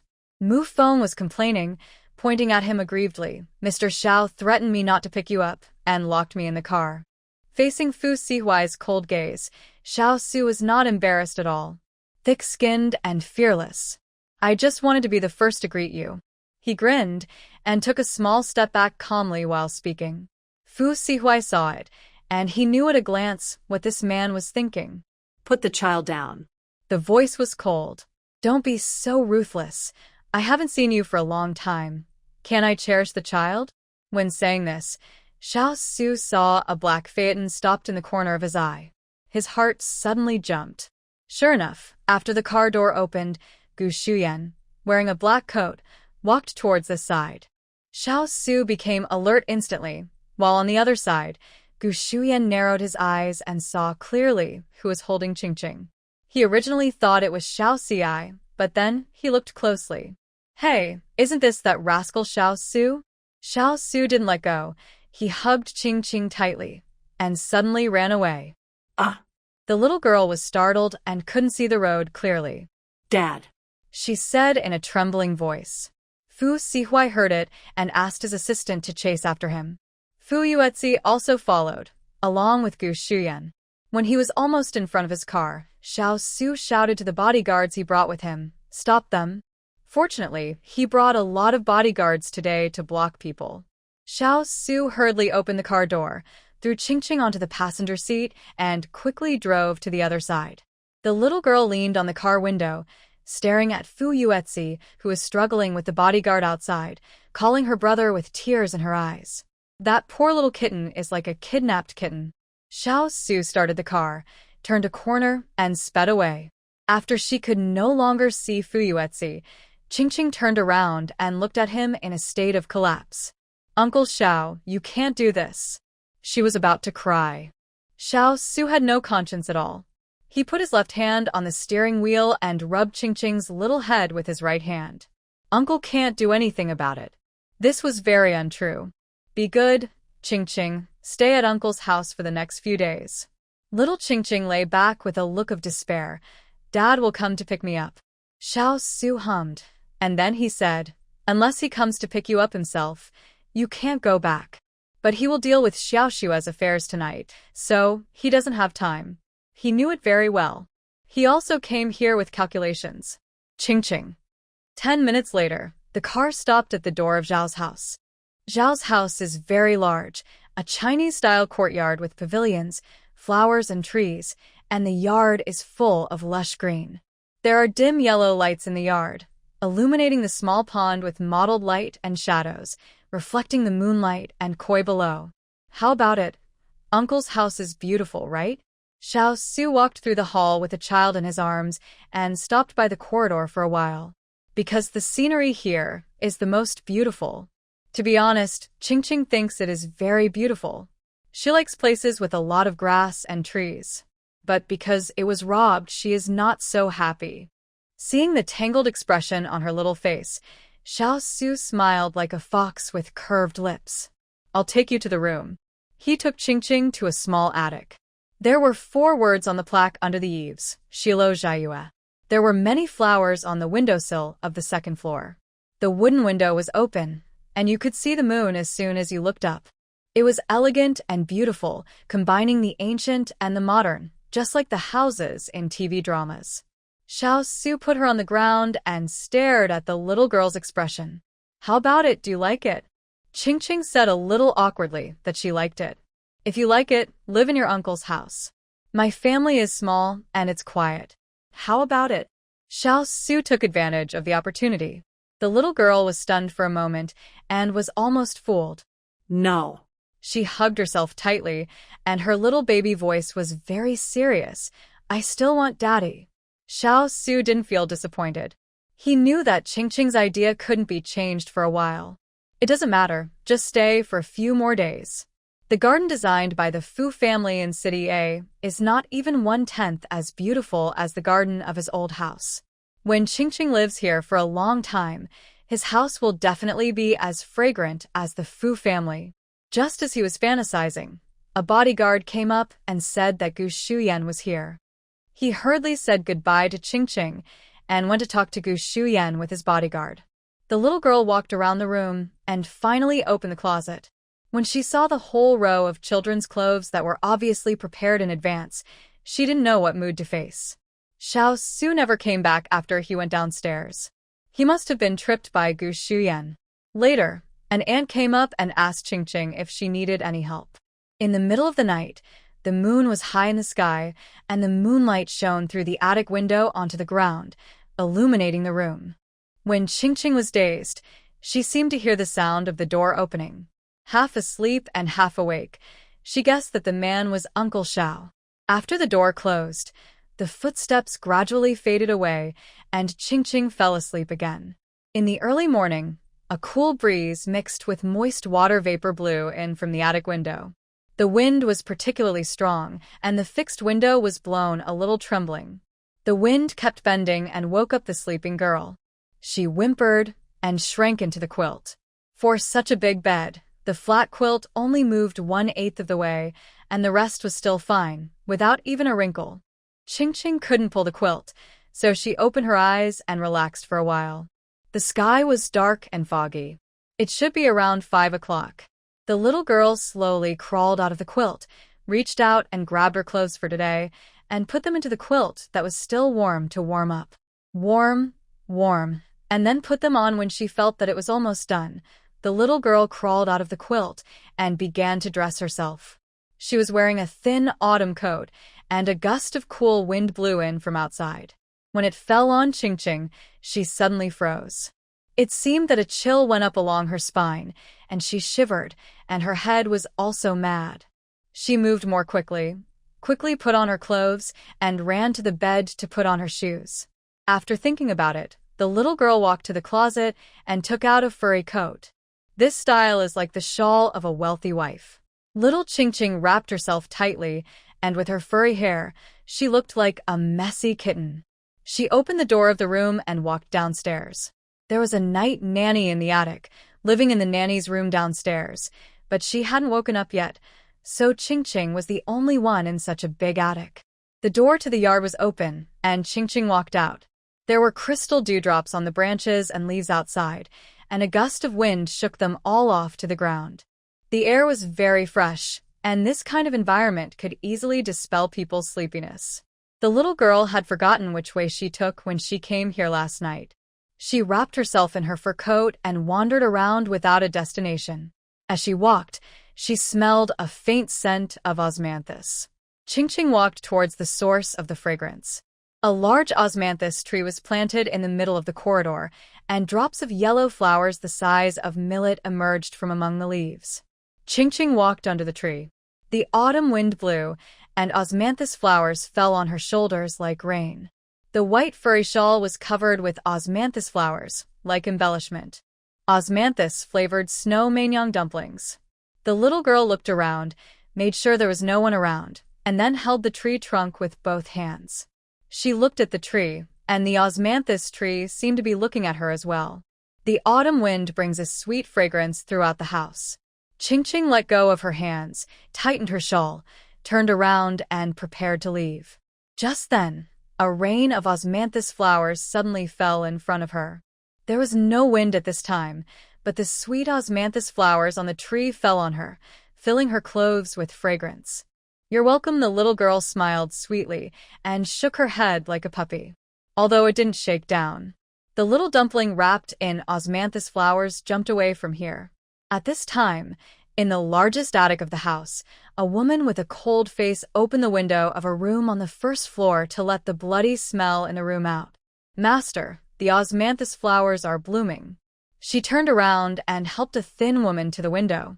"It smells so good this year," Shuangjiang said in a calm voice. She moved a chair to the window, waited for Xiao Qingdai to sit down, and then turned around and moved a pot of flowers to the room. She packed everything up and whispered, "Master, I'll go get the people down there to settle the bill." Frost turned around and went out, closing the door. The house was silent and dimly lit, revealing a rotten and corrupt dead silence. Xiao Qingdai leaned against the windowsill. On her extremely thin face, only her eyes were extremely bright. They were a pair of narrow and gloomy phoenix eyes. The pupils were as thick as ink, without a trace of spirit. Like an endless snowy wasteland, all that is left is deathly silence and desolation. She was tired of the scenery outside the window that had remained the same for 3 years, so her brothers changed the scenery every once in a while to make her happy. To Xiao Qingdai, every scene is the same. She especially disliked seeing the sun in the past 2 years. When the sky turned pale, she narrowed her eyes and prepared to leave. It was a small ball covered in white fluff, with leaves and fallen flowers on its head, running around in the woods like a little Samoyed. Xiao Qingdai was stunned for a moment, and some ripples began to appear in her calm heart. The little girl shook her head until she felt dizzy, and not a single leaf fell out of her hair. Ching Ching is getting annoyed to death. She reached over her head and grabbed a handful of leaves. Why are they all falling on her? The little girl pulled off her shawl and carefully patted the fallen flowers and leaves on it. It was a bit cold, she shivered and quickly put her clothes on. There are many flowers planted in the flower bed in front of me, called 3 drunken hibiscus, but only a few of them have bloomed. She had never seen this kind of flower before, or rather, she had never seen most of the flowers in the yard. The little guy came following the scent. Here she smelled the fragrance of the flowers she had grown. Standing under the tree, Ching Ching looked up and was startled by the person by the window. She is a very thin auntie, with a sickly pale complexion and extremely outstanding bone structure. Perhaps because of her years of experience, her eyes look decadent and weathered. Even so, the grace remains. Ching Ching was stunned. She felt that this aunt looked somewhat familiar. "I just can't remember." "Hello." Auntie Ching Ching stood under the window and called out obediently. "Hello." The voice was cold, lazy, and low. Ching Ching is a shy child. She is not the type to speak actively when facing strangers. But now she had an inexplicable urge to say a lot. "Auntie, did you grow these flowers?" the little girl asked in a childish voice, pointing at the 3 drunken hibiscus. Xiao Qingdai looked at her face, without even glancing at the flowers. No. Oh, Ching Ching was not very disappointed, because she was just making small talk. The little guy walked a little closer, staring at her thin cheeks and clear skin, with a little worry between his brows. "Annie, are you sick?" Perhaps because she lowered her eyes, the contours of her face looked much softer. "Yeah." Her voice was as cold and beautiful as before, and she spoke with a bit of nonchalance. "I'm sick." "Why are you sick?" After asking this question, Xiao Qingqing felt bored. Would her aunt think she talks too much? Xiao Qingdai didn't feel that way. She was in an unusually calm mood. "Unhappy." Xiao Qingqing was stunned, then raised her little face and asked in confusion, "Are you unhappy every day?" Xiao Qingdai hummed, and added gloomily, "Except today." Hearing this answer, the little girl was silent for a while.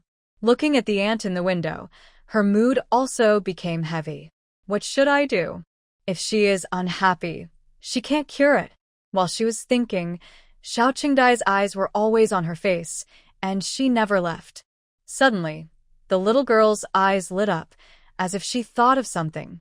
She raised her little face, and her watery eyes narrowed into a crescent moon. "Auntie, let me perform a magic trick for you." After saying that, Qingqing turned around and plucked a flower bud that had not yet bloomed from the 3 drunken hibiscus behind her. Before plucking it, she asked politely, "Auntie, I'll pluck a small flower for you. Pick it." Xiao Qingdai leaned lazily against the window with her eyelids drooping. Seems to want to see what she is going to do. Qingqing held the flower bud in her hand. She first tried to lift it up to show Xiao Qingdai, with a serious expression on her cute little face. "Look, it hasn't bloomed yet." Then, she placed the flower in her palm and held it tightly with her 2 hands. In order to ensure a good effect, she also adjusted the direction of the flower bud to make sure it was facing the ant. "Auntie, look at my hand. Look carefully." Xiao Qingdai nodded in cooperation and finally took her eyes off the little girl's face. Qingqing grinned, revealing a row of small white teeth. She tried hard to stretch her hands forward and raise them high. The little girl's eyes sparkled, and she uttered a clear and joyful voice. She smiled and then slowly opened her hands. "Bloom." As she uttered these 2 words, the bud of the 3 drunken hibiscus in her hand was blooming at an extremely fast speed. In just 3 seconds, it opened wider than her hand. Xiao Qingdai was stunned. She looked at the flower and then at the little girl's face full of expectation. Just at this moment, the sky was bright with light breaking through the clouds, and the first ray of sunlight shone through the leaves and fell on the child's face, looking at her sparkling eyes. Her eyes were smiling like crescent moons, and she was beaming with joy. Xiao Qingdai thought that it must be the Milky Way in the sky that was pouring down, and all the stars were flowing into her eyes, which resulted in such vast stars and hazy and shining eyes. She stretched out her hand and smiled, and her dead eyes seemed to come alive again. At this moment, the deep ice melted and the winter snow melted. "I give it to you. I give it to you." Seeing her smile, Qingqing also smiled, but her smile was silly and her expression was bright and lively. She walked to the window, stood on tiptoe, put one hand on the edge of the window, and struggled to pass the flowers upwards. Xiao Qingdai bent down and took the flower with her cold fingers. After giving the flowers away, Xiao Qingqing took 2 steps back. There was a hint of coquettishness in her soft and cute voice. "Auntie, I performed a magic trick for you. You must not be unhappy in the future." Xiao Qingdai turned the hibiscus flower with her slender fingertips and looked away at the child. In the little guy's expectant eyes, she slightly opened her pale lips. "No." Qingqing looked at her with tears in her eyes, like a puppy. Xiao Qingdai was pinching a flower, her sculpture-like face was relaxed, and her cold and lazy voice was captivating. She said again, "If you only perform this magic trick for me, I will listen to you." Qingqing regained her spirits and became active again in an instant. I'll perform it for you. I won't perform it for others. She stretched out her hand next to her head and said, seriously, I swear. Xiao Qingdai supported her chin, and the flowers at hand made her look much more cheerful. Come up and play, she asked the little guy below. Qingqing wanted to go up, and when she was about to nod, there was a sound of explosion in the sky in the distance. It was not very loud because it was far away. She looked up and saw that it was fireworks exploding. The sun had just peeked out from the horizon, so the sky was not very bright. Qingqing saw the fireworks exploded one after another in the sky, and then turned into a few words. At this time, Gu Shuyan stood outside the wall of the Xiao family, directing the bodyguards at home to set off fireworks. There were a few big words on the fireworks. Xiao Su, give me my child back. He set it off once, and chose the angle farthest from Xiao Qingdai so as not to disturb her, but to make sure she could see it. In the car next to Gu Shuyan, Fu Sihuai looked away with difficulty, his voice calm. Are you sure this will work? It will work. Gu Shuyan was excited, pointing at the house angrily. Xiao Su is shameless, and Aunt Ai will definitely not sit idly by when she sees it. Xiao Su dared to let the bodyguards kick him out last night, and he was so angry that he went to customize these fireworks overnight.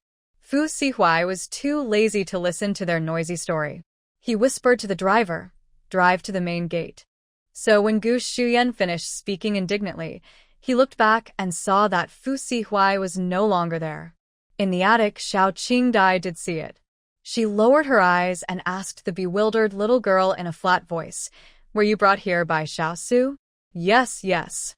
Qingqing clenched her little fists, and she was a little angry when she thought about it. Her pink cheeks puffed up, and she complained angrily.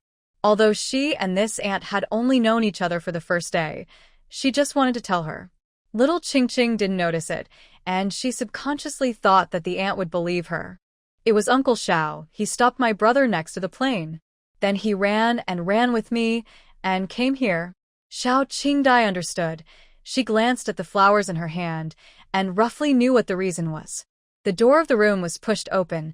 She didn't look back, and said to Shuangjiang, who came in, send the child back to her family, and then call Xiao Su to me. Shuangjiang nodded, closed the door, and went out to find Qingqing. When Qingqing was picked up and ready to leave, she waved to the aunt in the attic. In a baby voice, Annie, you have to be happy every day. Xiao Qingdai nodded, and at the same time, her voice was indifferent. You also have to remember what you promised me. Okay. Very loud. A few minutes later, the frost returned again. She pushed the door open quietly and let the person behind her in. Xiao Su already knew what had happened on the way when he was called here. After entering the door, he lowered his head and called Big Sister obediently. Xiao Qingdai leaned back in the chair, turning the flowers in her hand with a gloomy look. Because she was facing away from the light source, Xiao Su couldn't see the expression on her face. You stole that child. She spoke after a long time. Her voice was faint and no emotion could be heard. Xiao Su said yes. He raised his head, his tone a little anxious. Sister, that child has special abilities. Those flowers were all taken from her. You smelled the sweet-scented osmanthus outside today, right? That's. Before she finished speaking, Xiao Qingdai raised her pale and delicate face. Her expression was calm, but it was as cold as a pond that made people's backs cold. No. Xiao Su was stunned. He clenched his fists hanging at his side, loosened and tightened them again. Sister. He contradicted Xiao Qingdai for the first time. I just brought her here to stay for 2 days. It's nothing to her. I won't hurt her. Just 2 days is more useful than the medicine you take for a month. After he finished speaking, the room suddenly became silent. Shuangjiang stood by the door with his head down, trying his best to reduce his presence. Xiao Qingdai tightened her grip on the flower. Her eyes were cold, and she uttered 2 words calmly. Come here. Xiao Su's heart skipped a beat, and he walked over with a stern face. When he got closer, he knelt on one knee on the cold ground. Xiao Qingdai put the hibiscus flower aside, raised her hand, and slapped him hard. After a loud slap, Xiao Su turned his face away, his eyes red. Xiao Qingdai's face was still expressionless. She stared into his eyes, and the dark eyes were surging with ink. Xiao Su knew that she was angry, so he didn't dare to say anything. He lowered his head and apologized humbly. "Sister, I know I was wrong. Don't be angry." Xiao Qingdai took back her hand and closed her eyes sickly. Her gloomy phoenix eyes were a little red, and now they faded down a little. She looked even more listless, and her face was very pale.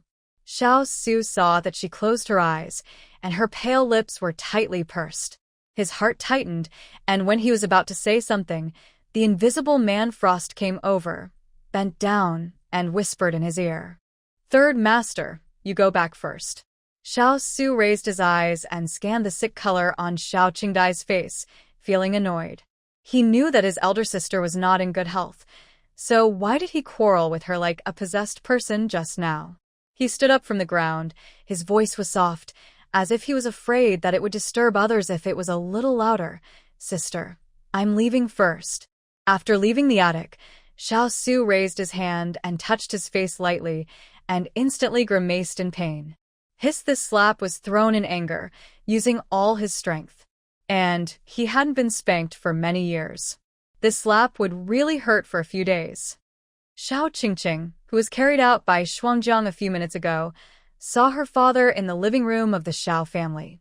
She happily stretched out her arms and said in a sweet voice, "Dad." Fu Sihuai, who was talking to the Xiao family's housekeeper, stopped and turned to look at her. The little girl was put on the ground and then happily jumped on him and hugged his legs. "I knew you would come to pick me up." The sweet fragrance of osmanthus hit him all over. Fu Sihuai bent down and picked her up. His big hands brushed off the leaves on her head and said goodbye to the housekeeper. "Mr. Fu, take care," Shuangjiang said with a smile. Fu Sihuai paused for a moment when he saw Shuangjiang. He didn't expect that Xiao Qingdai's people would come to see him off. He nodded slightly, turned around, and left with the child in his arms. "Dad," in the car, Xiao Qingqing raised her little face and asked him curiously, "Where are we going?" "Home." Concise and to the point. After a 2-second pause, perhaps realizing that his attitude seemed a little cold, Fu Sihuai added in a calm voice, "It's a house in Beijing. Your 2 brothers are there." Little Qingqing looked out the window expectantly. Because she slept very late last night and was woken up by the wind in the morning, her eyelids gradually became a little heavy.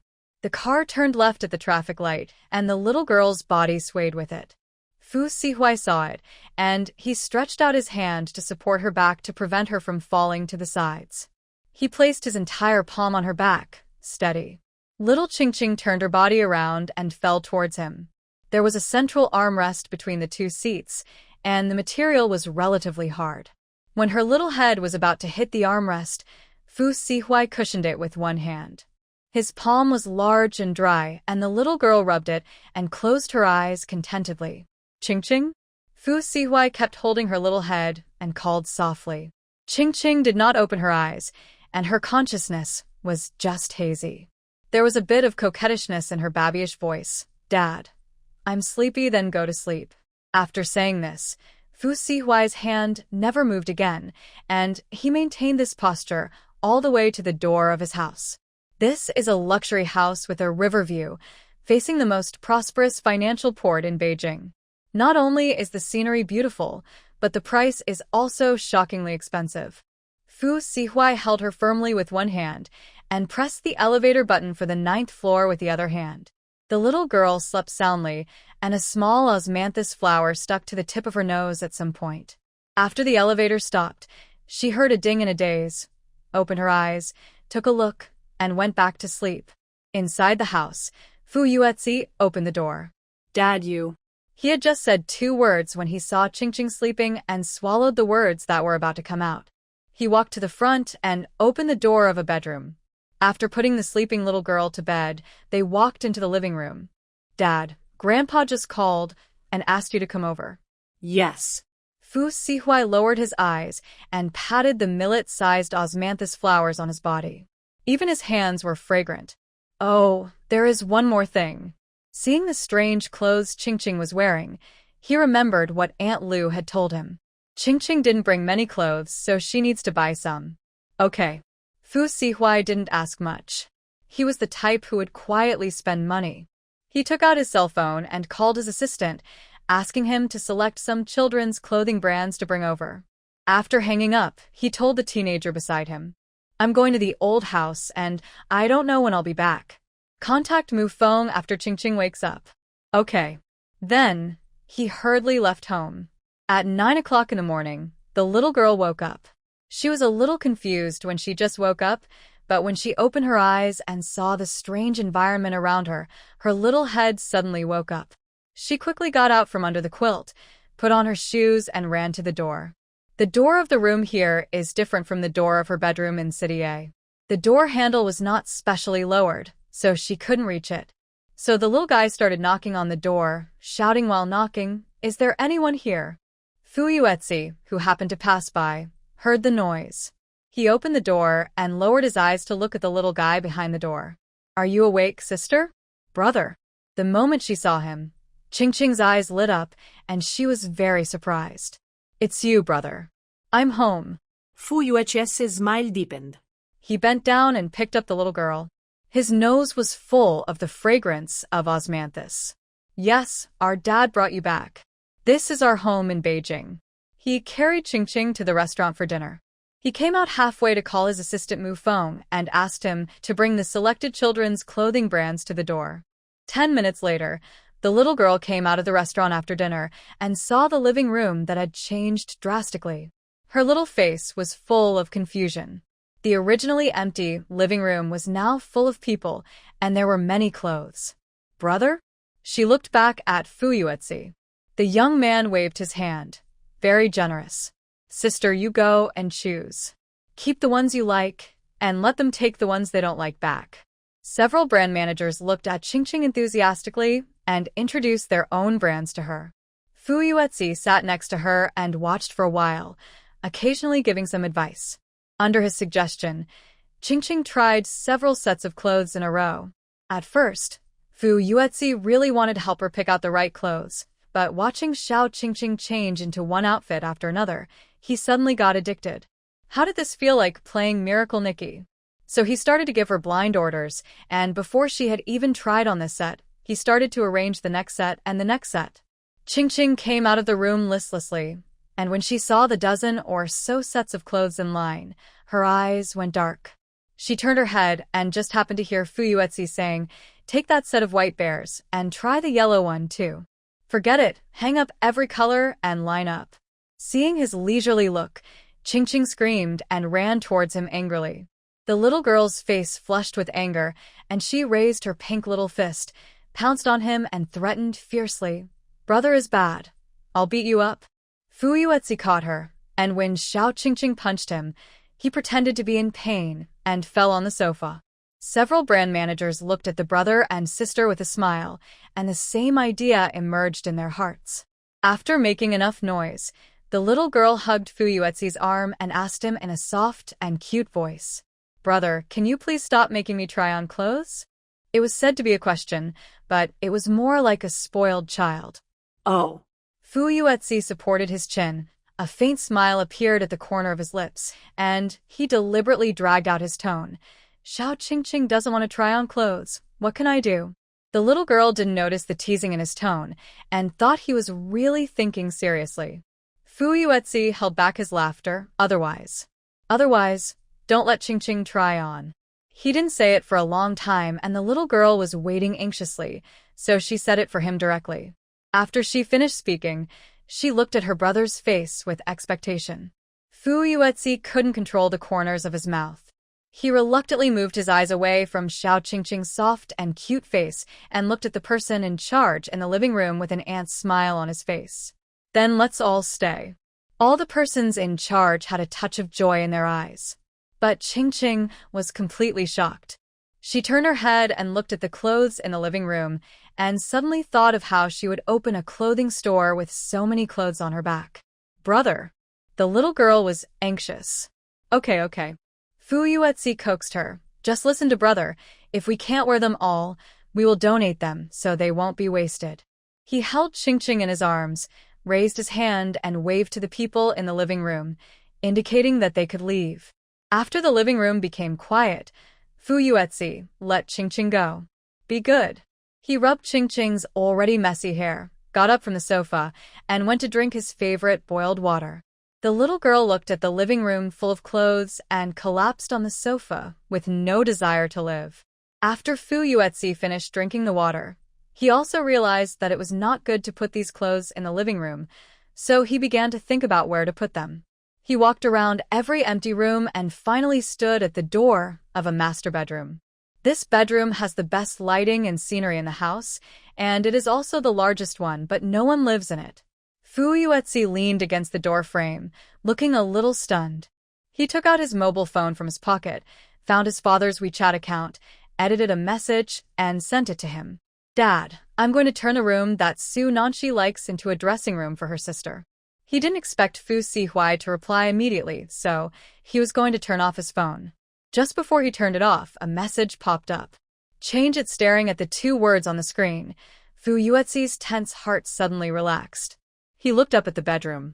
The room was pure white, with no signs of anyone having lived there. This was the only place with the largest space, so it might be enough to make a dressing room for her sister. Fu Yuetzi turned around to find Qingqing. He originally wanted to call his assistant Mu Feng, but when he picked up the phone, he thought it would be good to go out for a walk to relax.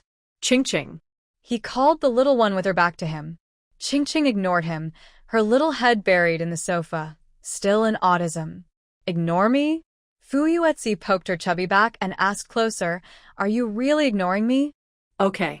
He stood up from the sofa, walked to his room to change into a thicker sweatshirt, and stood by the door to instruct her before leaving.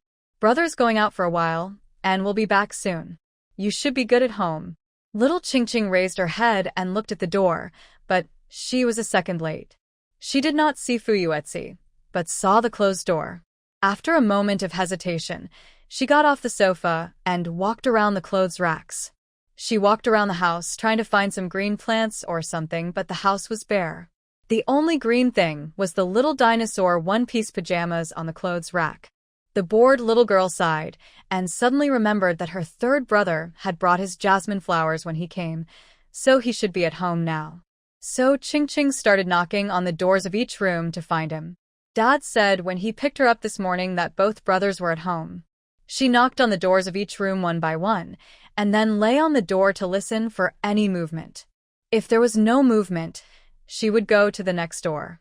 When Qingqing ran to the next door, the door she had just knocked opened. Brother!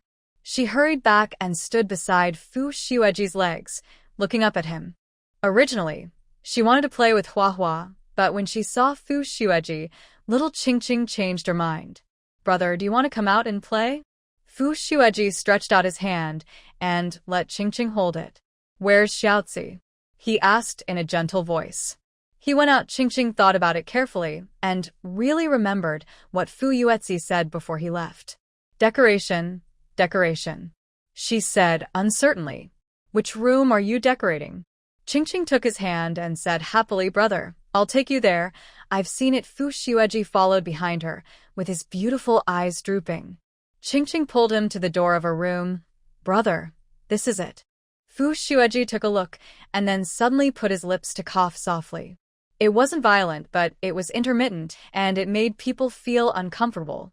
When he saw the little girl's worried eyes, he endured it, rubbed her head, and asked softly, Did he say what he was going to do? Qingqing pointed to the direction of the living room with her little hand and said truthfully, My brother bought me a lot of clothes, and there was no place to put them, so he said he wanted to put them here. Is that so? Fu Xueji said slowly, with a light voice, like a light spring breeze. I feel a little wronged, Qingqing. Qingqing knew nothing, and after hearing him say this, she quickly shook her head, No, no, no. Just then, the doorbell rang suddenly. Little Qingqing quickly looked in the direction of the door, a little surprised. Is it my brother? No. Even if Fu Yuetzi didn't bring the key, he couldn't leave his fingerprints. Fu Xueji walked over to open the door, and little Qingqing followed him worriedly. Brother, could he be a bad guy? No. The voice was like the collision of jade. Those who can enter this community are either owners or brought in by the owners. When non-owners enter, security will follow them until they leave. Xiaoxue? Why are you in Beijing too? This was a female voice that was rather indifferent and a little puzzled. Fu Xueji's hand was still on the door.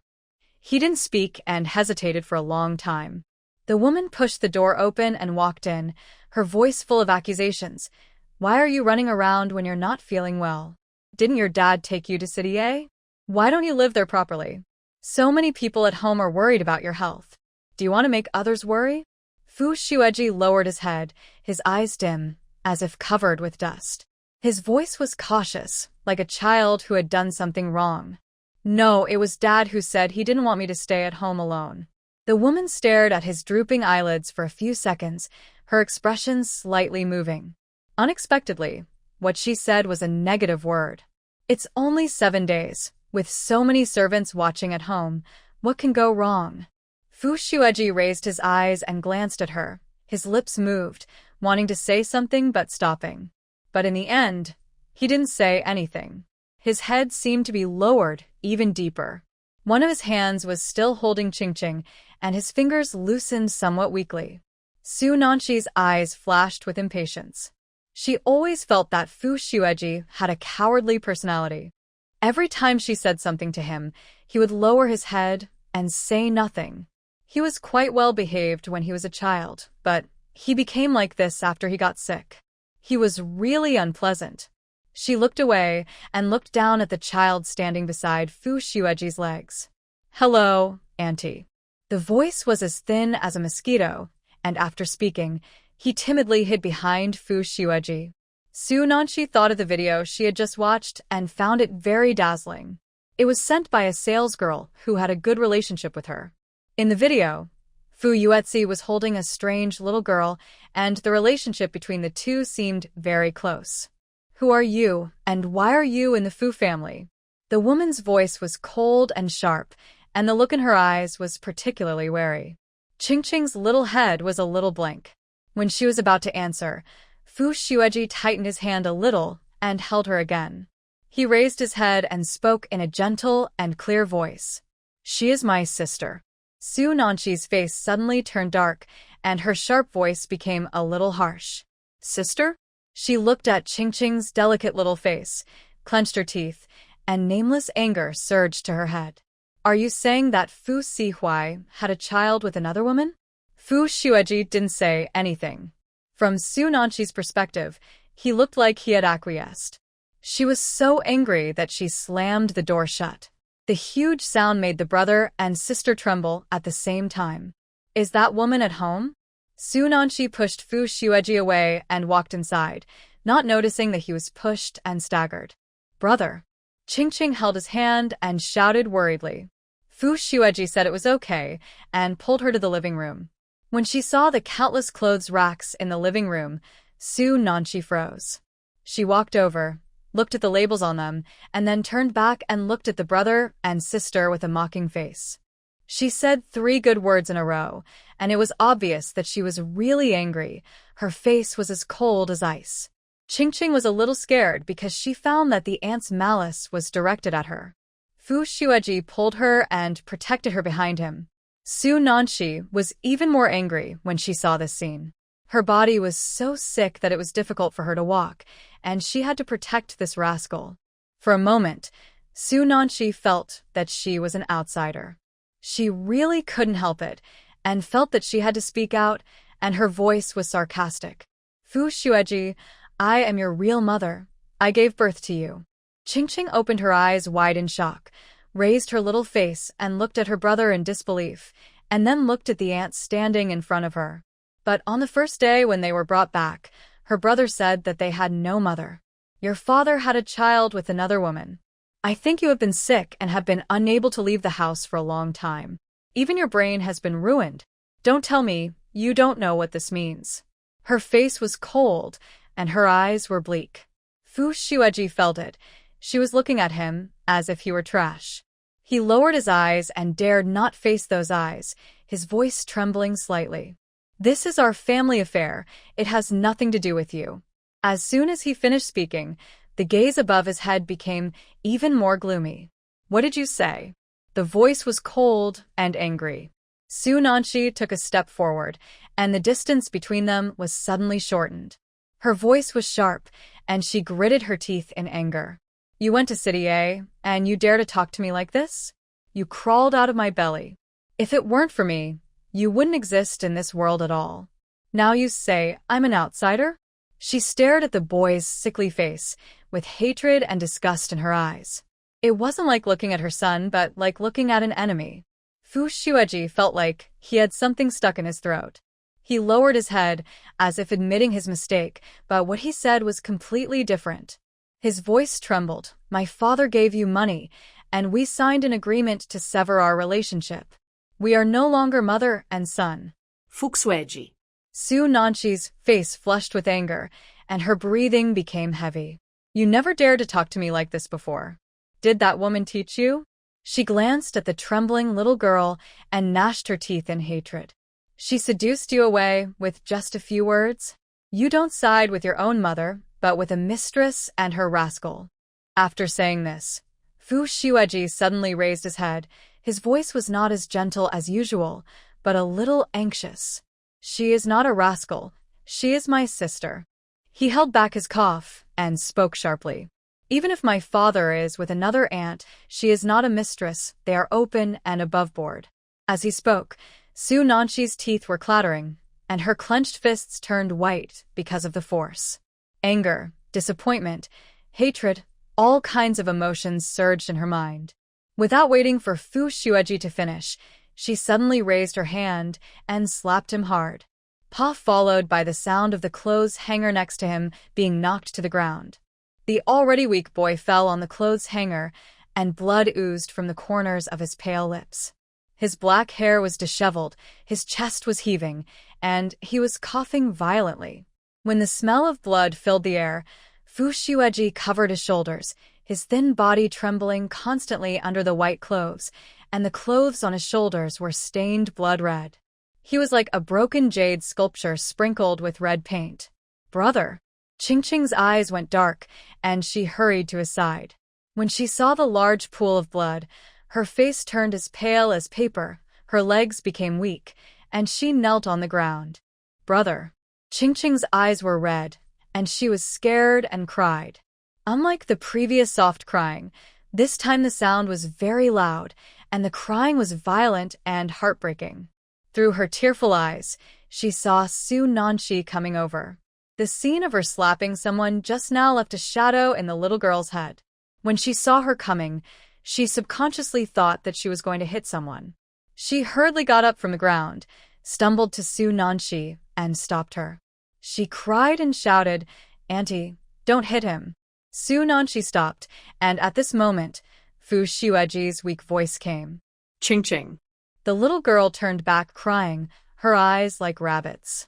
Go to your room. His face was pale with a little blue, and his forehead was covered with cold sweat. Qingqing's eyes were red and swollen, and she cried even harder.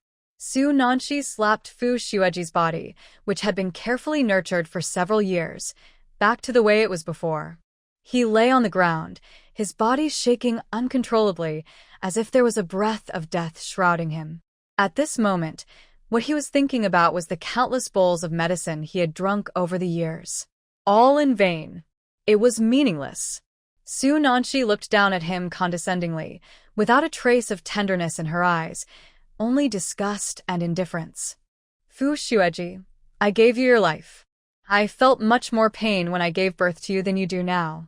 Even if I sign a severance agreement, I am still your mother, because my blood flows in your body. Fu Xueji felt cold all over, staring at Su Nanshi's face with lifeless eyes, his eyes gradually covered with a layer of mist, and his eyelashes wet when he lowered his eyes. His pale lips trembled slightly, and he was stunned. The heartbreaking cry of a child was in his ears. He tilted his head and saw Qingqing standing beside her, blocking Su Nanshi from getting close.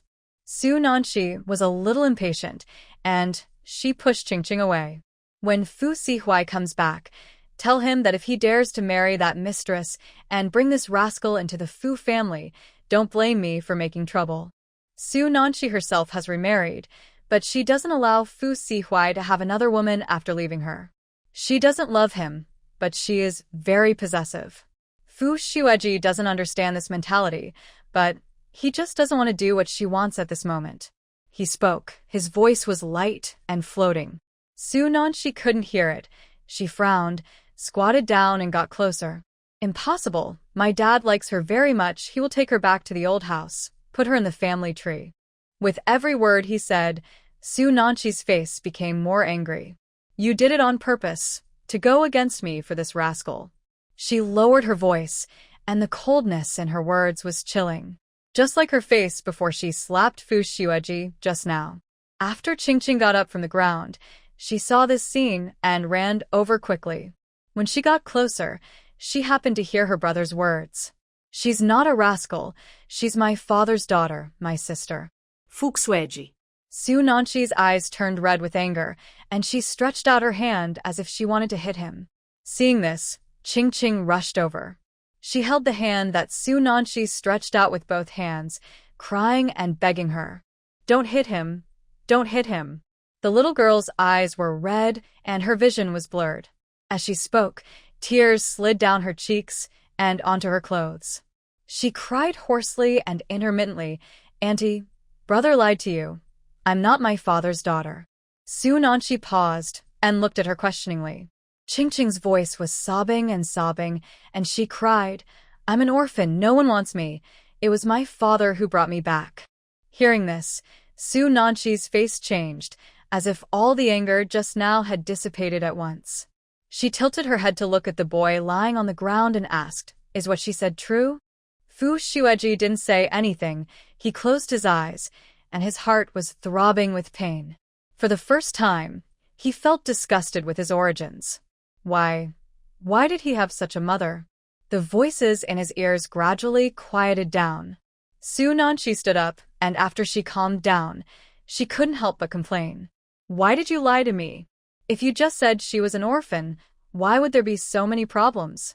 After saying this, Su Nanshi couldn't help feeling a little uneasy. She looked away again and looked at Qingqing. And you should have said no earlier. Xiao Qingqing cried and said sorry. Fu Xueji opened his eyes, which were empty and lifeless, and he was dying. His heart seemed to be grasped by a pair of strong hands, causing him despair and pain. He couldn't see Qingqing's face. He could only see her back shaking constantly, and even the little bare ears on her clothes trembled. She is an orphan. Why do you still bully her? Now you are satisfied. Fu Xueji spoke weakly, and his moans gradually became hoarse. Su Nanshi frowned. What are you talking about? When she saw Fu Xueji's expression, she held back the complaints she was about to say. Fearing that something might happen to him, she asked, Where is your medicine? I'll get it for you. Fu Xueji looked painful, with a dead look in his eyes. Don't worry about me, he said tiredly. Go away. Su Nanshi rarely cared about him, but was brushed off like this. Her face turned cold. Looking at the mess on the ground floor, she turned away indifferently. She was also in this community. When they divorced more than 10 years ago, Fu Sihuai gave her a large sum of money, and she bought a house here with that money. She looked at the blood and was trembling with fear. Brother, do you take medicine? I'll get it for you. The little girl held his hand. Her eyes were red and swollen from crying, and her childish voice was hoarse. As she spoke, her voice became panicked. Brother, will you die? Fu Xueji looked at her face, and the scenery in front of him gradually became hazy. When he spoke, his voice trembled. I'm sorry. Then he slowly closed his eyes, like a withered flower. Qingqing shook his body in fear, looking panicked and helpless. She stood up and ran to Fu Xueji's room to get medicine. But the room was clean. She looked around but found nothing. She only saw an empty bowl on the cabinet beside the bed that seemed to be filled with medicine. There was still some medicine residue at the bottom of the bowl. Qingqing didn't understand. She climbed onto the bed to reach the bowl, held her in her arms, and ran out to find Fu Xueji. She just handed the bowl to Fu Xueji's lips and cried to him, Brother, drink the medicine, brother. She tilted the medicine bowl, and the medicine flowed down Fu Xueji's lips to the edge of his cheek, and finally soaked his clothes. Qingqing burst into tears. She tried many times, and the medicine in the bowl was almost drained, and not a drop went into Fu Xueji's mouth. The little girl's voice was helpless and shrill. She looked around blankly and cried, "Is there anyone who can save my brother? Who will save him?" The room was very large. After she shouted out a sentence, she heard her own echo. Her voice gradually became hoarse, and finally completely lost its voice. Qingqing looked at the medicine bowl in her hand. Her fingertips moved, and the small green dots of light on her fingers fell into the bowl. She put the bowl aside, looked at her hands, and placed her only hope here. She didn't know if these things could enter the human body. She had never tried it. Qingqing saw those small green dots seeping into her brother's wound. She didn't know if it would be useful, but at least it could give her a little hope and make her feel less scared. She felt some pain in her eyes, but she didn't dare to take her hand back to wipe it. Gradually, after an unknown amount of time, some crystal sweat oozed out of her forehead, and she began to feel a little tired. If you take off Fu Xueji's clothes at this time, you can see that the bloody wound on his shoulder is healing at an extremely fast speed. Fu Xueji gradually regained consciousness, and in the haze, he felt something warm flowing to his limbs. It was like soaking in warm water, and the feeling of being slowly lifted up by buoyancy. He opened his eyes and just saw a small green, jumping in front of his eyes, jumping up like a life, and jumping into his body, leaving only a faint green light in his pupils. Fu Xueji thought he was dazzled, but when he looked away, he was stunned. He saw those green dots again. They separated from Qingqing's fingers, fell lightly like raindrops, and melted into his body lightly. Looking up, he saw the delicate face of the little girl. She was lowering her eyes at this moment, and her thick and curled eyelashes cast a gray shadow on her eyelids, trembling gently. Fu Xueji raised his hand, and he seemed to realize something. Little Qingqing's originally rosy cheeks turned extremely pale, and her eyebrows and eyes revealed a weak and haggard look. He raised his injured arm, and his slender and thin hand suddenly covered Qingqing's white and soft little hand, interrupting her. The little girl was frightened, and her shoulders trembled slightly. When she saw the owner of this hand, her pupils dilated instantly, as if an electric current spread throughout her body, leaving a feeling of ecstasy. Qingqing couldn't help it. She lay down and hugged his neck tightly, buried her little face in Fu Xueji's neck, and cried loudly, "Brother, I thought you." The childish voice was hoarse and weak, intermittent. Fu Xueji raised his hand and held her in his arms. When he opened his mouth to say something, he noticed a bitter taste of medicine in his mouth. He was very familiar with this taste. He tilted his head and looked at the ground, and sure enough, he saw a familiar medicine bowl. This morning at 5 o'clock, his father got up to boil the medicine, and later he went to pick up Qingqing, and it was Xiao Xiai who helped him filter it. It was not filtered well, and it was all medicine residue. He choked for 3 minutes after drinking a mouthful. It was too uncomfortable, so he didn't finish it and put it on the table beside the bed. Now that he is here, you can imagine. Fu Xueji lowered his eyes and looked at the little girl crying on him. He couldn't say anything and hugged her a little harder. He didn't have many meaningful moments in the past 10 years, and this happened to be one of them. The room was frighteningly quiet, and the only sound in his ears was the crying of the little girl. A large area of the clothes around his neck was soaked, and it was warm. The little girl cried for a long time, and her collarbone trembled. Fu Xueji touched her head and looked at her closely with his clean black eyes. "Qingqing." His voice was extremely hoarse, but much better than before. Little Qingqing's hands were still soft and cute, and the hat of her little white bare clothes drooped listlessly. She didn't speak, and her emotions hadn't calmed down yet. Fu Xueji held her and coaxed her for a while, and the little girl finally raised her head. Her own eyes were red and full of bloodshot, and she felt very uncomfortable. Xiao Qingqing wiped her tears with her hands, staggered to her feet, then bent down to hold Fu Xueji's hand. His voice was still shaking as he spoke. Brother, let's call Dad. You have to go to the hospital." Fu Xueji touched his wound. The blood was a little sticky, but the wound seemed to have healed and he didn't feel any pain. He suppressed the shock in his heart, got up from the ground, and was about to say something when he heard the sound of the door opening and closing. Ching froze, thinking that the aunt had come back again, and quickly turned around to look. The person who came in was Fu Yuetzi, followed by the designer and surveyor from the decoration company. As soon as he told the receptionist about his needs, upon hearing that he was from Yunjin Cheng, he immediately sent out the company's best designer and room surveyor. So this trip didn't take too long. Fu Yuetzi was still talking to the designer when he walked in. He walked through the entrance hall to the door of the reception room. When he saw the messy scene inside, his head buzzed.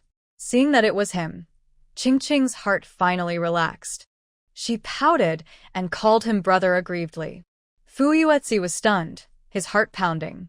He left the designer, who was talking, and walked inside. "What's going on?" he asked anxiously, and then saw the large pool of blood on Fu Yuetzi's shoulder. His mind went blank for a moment, and his heartbeat was heard in his chest. "Third brother, you are injured." He didn't know what was going on, so he took out his cell phone and wanted to call the hospital. Being close, Fu Yuetzi raised his hand and placed it on his phone, stopping him from making the call. "I'll talk to you later, let them go back first." He spoke in a hoarse voice, very softly. Fu Yuetzi was stunned for a moment, because the hand that stopped him was the one that Fu Yuetzi was injured with. He looked up and found that his third brother looked better than this morning. Instead, Ching looked pale, a look that had never appeared on her face before. A strange thought emerged in Fu Yuetzi's mind, as if these two people had been swapped. The people from the decoration company hadn't left yet, so Fu Yuetzi had to keep all the questions in his mind to himself. He turned around and apologized to those people. "I have something to do at home today. I will contact you another day." The people in the company didn't ask any more questions and left tactfully. After confirming that the door was closed, Fu Yuetzi came back and looked at Ching, whose eyes were red and swollen, and then looked at his third brother, whose clothes were stained with blood. He was extremely anxious, and his voice became more and more urgent. "What happened when I left? Who bullied you too?" Fu Yuetzi raised his eyes, hugged the little guy, and curled up on the sofa. When he mentioned the name, his voice was weak. "Su Nanshi, she's here." Hearing this name, Fu Yuetzi's expression suddenly changed, and it was unclear whether it was hatred or disgust, or both. He still doesn't understand why his father wanted to marry such a woman. When he was young, he was full of vigor and vitality and had many suitors around him, so he should have had many choices. Fu Yuetzi would rather not exist in this world than become a mother and son with such a person. Suppressing the anger in his heart, he took a deep breath, but the knot in his chest was still hard to resolve. After saying this, Fu Yuetzi spoke in a low and gentle voice. "No need to tell me about my condition, just check Ching." The little girl sitting next to him also shook her head quickly, and there was some anxiety in her weak and baby voice. I'm fine too." Fu Yuetzi put down his mobile phone and felt that their condition was even more strange, and asked in confusion, "What's going on with you?" He walked to Fu Yuetzi's side, and from behind, he could see that his clothes were torn by something and blood oozed out, staining the clothes around the wound red. Looking back at the fallen clothes rack, Fu Yuetzi roughly knew what it was. But there was so much blood, and the third brother said it was okay? His handsome face turned cold, and his expression was a little solemn. Just looking at the range, it was clear that it must be a serious injury. Fu Yuetzi couldn't imagine how Su Nanshi could leave with a clear conscience after doing such a thing. His voice was heavy, and he didn't even know why he asked the last sentence. Did she call an ambulance when she left? Fu Yuetzi coughed and shook his head and said no. Hearing these two words, Fu Yuetzi gnashed his teeth and hated the inhuman woman to the core. Although he had known for a long time that Su Nanshi had no feelings for them, he was even more frightened after what happened today. The past was like the wind of winter, covering every part of his body with chill, leaving a permanent shadow. Sorry. Fu Yuetzi suddenly called him. Fu Yuetzi hummed, suppressing his hatred and his calmness. His eyes were sad and decadent. Take a look at the wound on my shoulder. When he heard this, Fu Yuetzi paused, lowered his eyelashes, and raised his hand. The movement seemed to be slowed down. When he touched his clothes, Fu Yuetsi spoke, calling him brother in a muffled voice. It's okay. Fu Shueji comforted him. Fu Yuetsi said okay, stretched out his hand and slowly pulled open his torn clothes, his eyelashes trembling all the time. His white fingertips touched the blood-stained cloth, and the large piece of bright red was even more dazzling. His breathing was a little disordered, and he pulled it open a little very lightly. The skin inside was also stained with blood, just as he imagined. A fresh smell of blood hit him, and Fu Yuetsi couldn't help but look away, pulling the torn part of his clothes a little wider. Brother. Fine beads of sweat oozed from his forehead. He didn't dare to look directly at it, but only glanced at it with his peripheral vision, and saw a large area of blood red. Have you seen it? Fu Shueji asked. Not yet. After spitting out these two words, Fu Yuetsi stiffly moved his eyes back. However, Fu Yuetsi was stunned for a moment. As if he wanted to verify something, he moved closer and gently expanded the range with both hands. What? Fu Shueji couldn't turn around. He couldn't see it himself, so he asked him. What? Nothing. When saying this, Fu Yuetsi rubbed his skin with his hand in disbelief. It's okay, there's no wound at all. He was shocked, and so was Fu Shueji. But because he had expected it, he quickly came back to his senses. This is what I wanted to tell you. Fu Shueji held little Qingqing, whose eyelids were heavy, and held her hand. My injury is healed. Qingqing saved me. Fu Yuetsi didn't quite understand. It's not that he didn't understand, but that he couldn't imagine it. Fu Shueji didn't know how to describe those little green dots of light. He paused and said, It seems like a superpower. These two words instantly enlightened Fu Yuetsi. He thought of many things, all of which were scenes in City A. Fu Yuetsi felt that he was too slow. After coming to his senses, he squatted in front of the sofa, stretched out his hands to hold little Qingqing's weak face, and took a look. Qingqing is not feeling well. Fu Shueji nodded and said yes. He thought of the scene he saw when he opened his eyes just now, and narrated slowly. Using her superpowers would weaken her body, so I stopped it when I woke up and saw it. As for how much energy he consumed before he woke up, Fu Shueji had no idea. But to heal such a deep wound, I'm afraid. Fu Yuetsi leaned closer and called Qingqing's name in a gentle voice, which elicited a weak response from the little girl.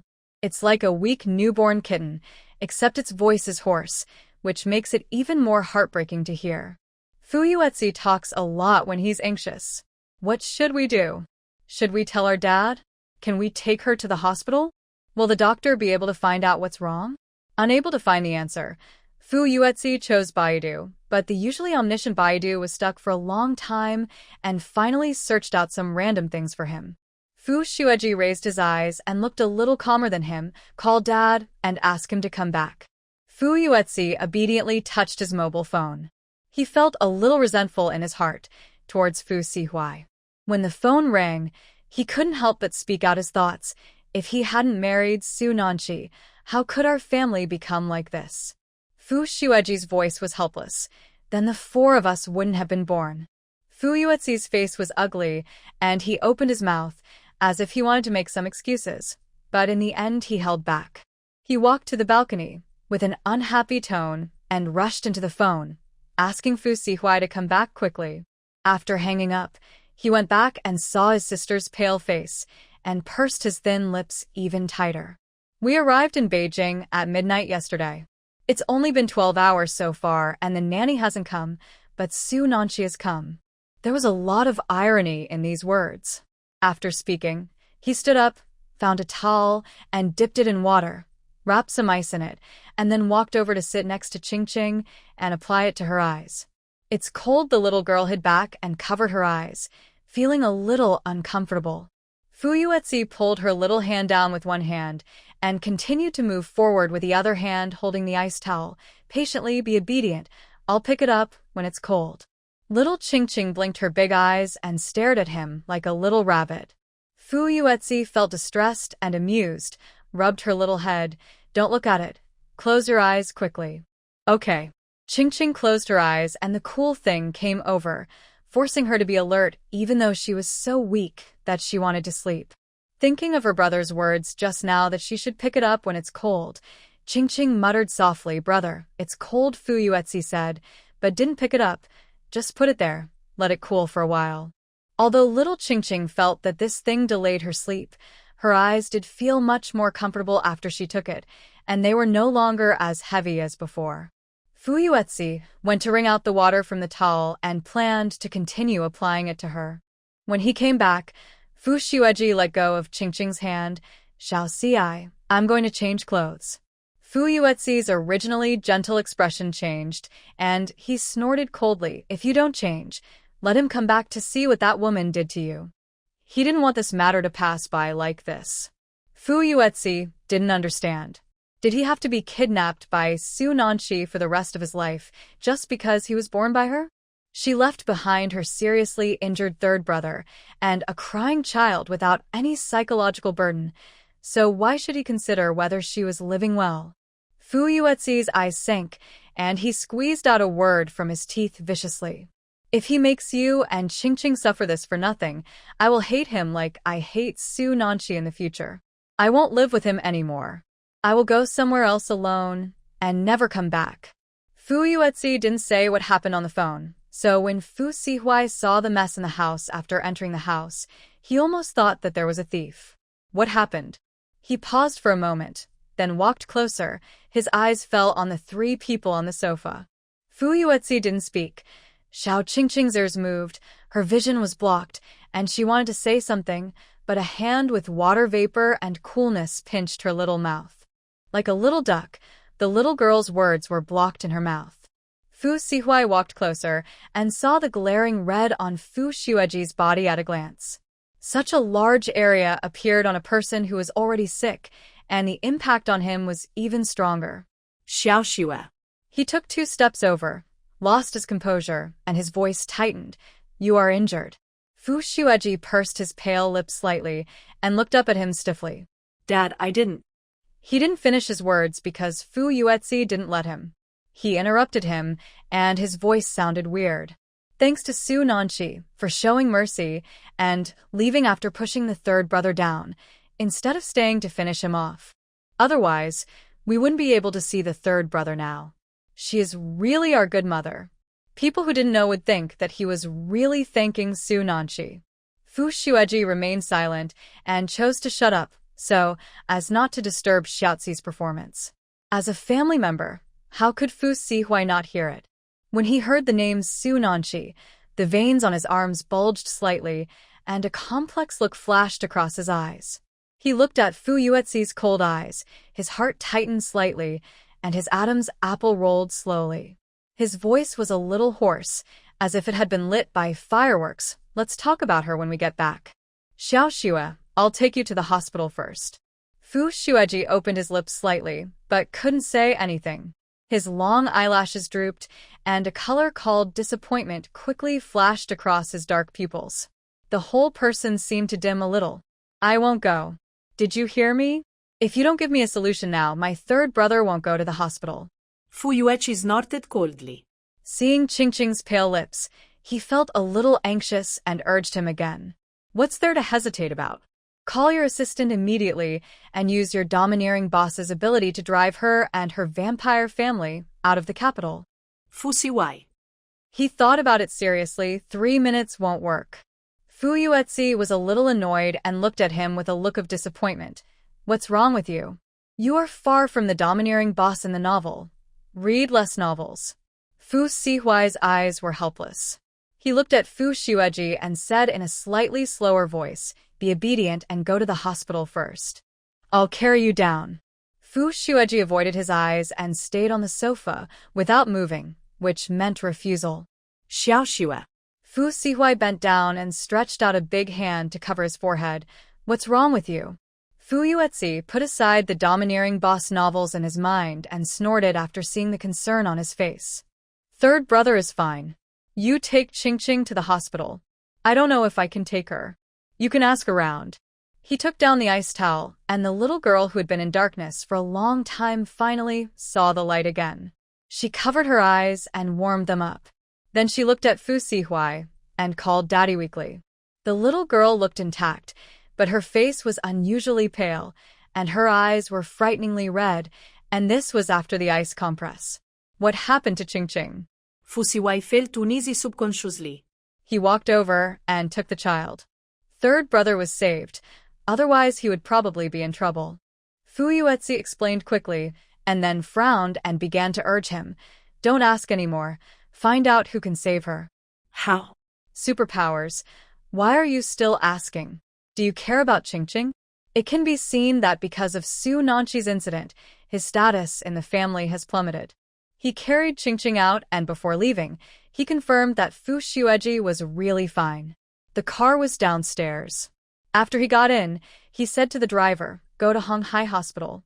This is a hospital invested by the Fu family, so it is safer than other hospitals in terms of confidentiality." On the way, Fu Sihui looked down at the little girl in his arms. She seemed a little sleepy and clung to him tightly. "My dear?" he called out and got a faint response. Fu Sihui took out his cell phone and sent a message to his assistant, asking him to draft a confidentiality contract and send it to the hospital. He didn't know if the examination would reveal anything, so to be on the safe side, he silenced the doctor involved in the examination. The company's legal department moved quickly. When Fu Sihui arrived, his assistant rushed over with a folder. "Boss, I couldn't get through to you on the phone just now. I brought 20 copies with me. Is that enough?" Fu Sihui walked upstairs quickly with Ching Ching in his arms. After hearing the number, he said in a light voice, "That's enough." He sent Ching Ching to the examination room of the hospital's imaging department. After coming out, he ran into the doctors who were hurriedly called in from outside the corridor. The assistant got his signal and handed each of them a copy of the contract. After a quick look at the text on it, several doctors signed the confidentiality contract. They are all top-notch doctors in this hospital and have experienced many similar things before. If some patients have special identities and cannot be spread outside, they, the attending doctors, will sign such a confidentiality contract. There are many examination equipment in the imaging department. After the results come out, the doctors gather together to look at the films. After discussing for a few minutes, a slightly older doctor walked up to Fu Sihui with a puzzled tone. "Mr. Fu, several examinations show that the lady has no problems with her body. She is very normal and even much healthier than children of the same age." There was a ding behind him, and another examination was over. The door of the CT room opened, and Fu Sihui walked in and carried Ching Ching out. The little guy had fallen asleep, but his little face was still pale. He held Ching Ching's body steadily with one hand and touched her little face with the other hand. His voice was cold and obviously unhappy. "You look so bad, and you tell me you're okay?" "Ah." The doctor was a little unconfident. He raised his hand and held Ching Ching's wrist to feel her pulse, and the wrinkles between his eyebrows became deeper and deeper. "Indeed, there is nothing wrong." Facing Fu Sihui's extremely oppressive gaze, he stood aside with the report. "Mr. Fu, let me take another look." But he was so tired of reading the report that he didn't find any problems.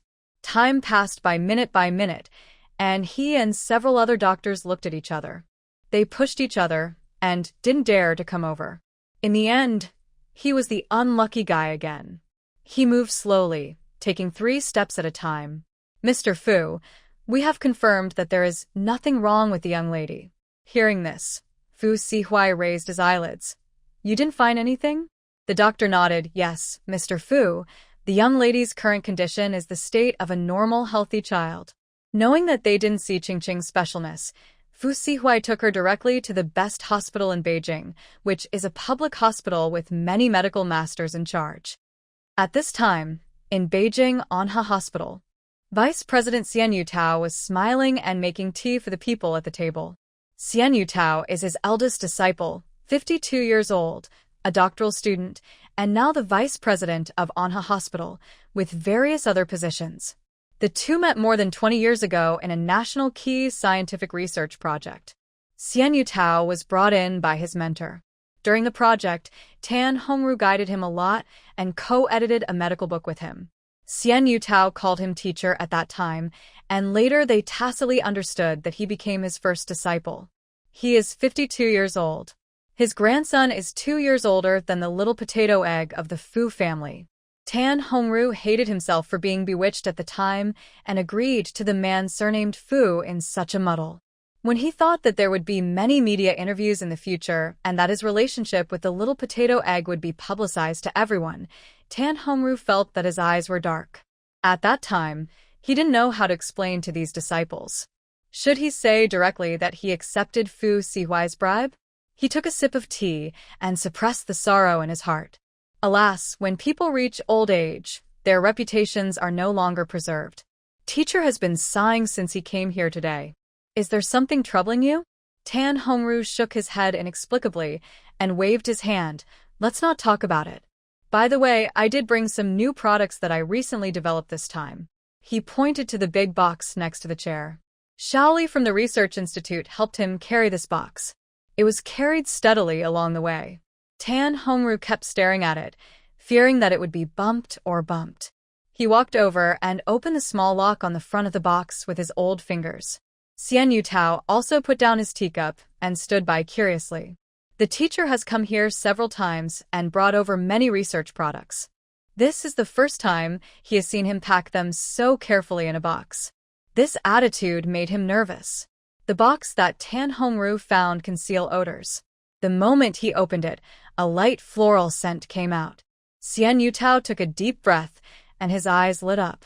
No, it's more than that.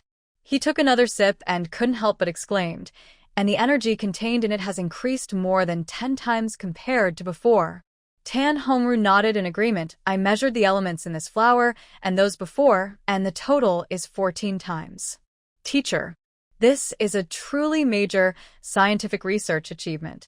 Have you reported it? After praising, Xian Yutao asked hurriedly. Tan Hongru shook his head. No, I can't report it for the time being because I'm not sure if the next pot will have such a degree. What do you mean? Tan Hongru carefully closed the box door and told Xian Yutao about the magical flower he got a few days ago. After listening, Xian Yutao asked thoughtfully, that is to say, you used the method of cross-pollination at that time and artificially transferred the pollen from that strange flower to another open rose, so that you have the current finished product. Tan Hongru nodded, yes. Xian Yutao sighed again and again. I dare not imagine what the strange flower you are talking about looks like. It hasn't withered yet. I added some medicine to keep it alive for a little longer. If you have nothing to do, you can go and have a look. Xian Yutao immediately set a time. Let's go on National Day. I'll go and see what this strange flower looks like on National Day. The two drank tea for a while and talked about the research process of this flower. Half an hour later, Tan Hongru was full. He stood up and said, this flower has a high medicinal value. I'm going to send it to Mr. Zhu. It will be good for his recovery if I put it in front of his bed. When talking about Mr. Zhu, Tan Hongru's tone was respectful. Xian Yutao excitedly said, that's great. Teacher, your sacrifice is really great. He understood Tan Hongru, so he naturally understood his sacrifice. I'll take you to Mr. Zhu's ward. He hasn't been awake since he was shot. His wife has been living in the hospital. Xian Yutao talked to him as he walked. After reaching that floor of the ward, Xian Yutao shut up. The corridor was full of soldiers with guns. One of them is the vice president, and the other is an academician of the Academy of Sciences. Even so, they were allowed in only after strict inspection. Xian Yutao took out the flowers and placed them on the bedside. After saying goodbye to Mrs. Zhu, he left in a hurry without stopping. After taking the elevator down to this floor, Tan Hongru prepared to go back. Xian Yutao asked him to stay for a few words, but seeing that he could not keep him, he followed him and sent him out of the hospital. When the two walked downstairs, Tan Hongru suddenly narrowed his eyes and stared at the man who was walking in the other direction. His step stopped, and Xian Yutao stopped after noticing. What's wrong, teacher? Tan Hongru took out his glasses from his pocket and put them on, confirming that the back of the man just now was really Fu Sihuai. Without a suit, he was almost unrecognizable, but this aura is rare, and it is the kind that you can never forget after seeing it once. He was holding a child in his arms. From the style of the clothes and the soft hair, it can be seen that it is a little girl. Tan Hongru thought of his 3-year-old potato egg apprentice whom he had never met. This is a hospital. The little potato looks listless. You don't need to think to know that he is sick. Tan Hongru Shahid. Although he regretted it and swore that he would never accept another apprentice. But since he has accepted this one, he is connected to him anyway. A child's illness is not a trivial matter, so you have to be careful. He still has some connections in on a hospital, so he will help if he can. Tan Hongru turned around and walked over there. The vice president followed him and asked curiously, "Teacher, who did you see?" "Hey, the little enemy who came to collect debts. It's just a little enemy. He took someone else's things and had to return them to this little enemy." Out of curiosity, Xian Yutao followed. However, the building was crowded with people, and when the 2 old guys in their 50s walked in slowly, they could not find anyone.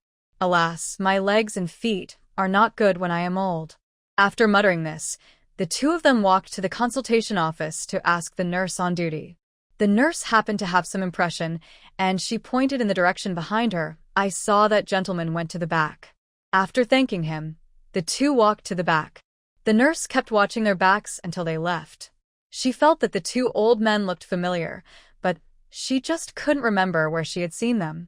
Walking along this building, you can see another building connected to the back, which is the Department of Traditional Chinese Medicine. When walking inside, Xian Yutao looked down at the doctor's duty list sent on his mobile phone and finally fixed the name on one person. "Teacher, I saw that Lao Zhan is in the hospital today, and I guess they should be there. Go and take a look." The 2 walked to the chief physician's office, stood outside the door, and put their ears to the door to listen to the movement inside. However, the soundproofing was too good, so they didn't hear anything. Tan Hongru coughed, stood up, and knocked on the door. A few seconds later, a man pulled the door half open, stood at the door, and said to the people outside, "Excuse me, Dr. Zhan is treating my daughter now. Please wait for a while." While speaking, Mu Feng felt that the old man outside looked familiar. Huh? He was suddenly stunned after he finished speaking, looking at Tan Hongru's face and stuttering for a long time, and finally asked a question. "Aren't you Professor Tan?" Tan Hongru snorted, his face serious. "Why don't you let me in quickly?" "Oh, please come in." Mu Feng hurriedly opened the door, although he didn't know what this big Buddha was doing here. In the office, an old man with gray hair sat on a chair and took someone's pulse.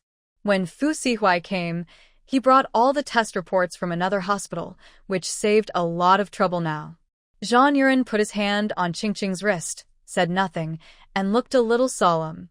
After a while, he withdrew his hand, opened the test reports brought by Fu Sihuai, and began to read them. The 2 who came in were relaxed as if they were entering their own home, and walked over. When they approached and saw his solemn expression, they asked, "What's wrong? Old John, how is the child?" Xian Yutao walked over, and he stopped beside Fu Sihuai very naturally, bent down and pinched Qingqing's wrist to check. After taking the pulse, he lowered his voice and asked kindly, "Child, tell Grandpa, how do you feel now?"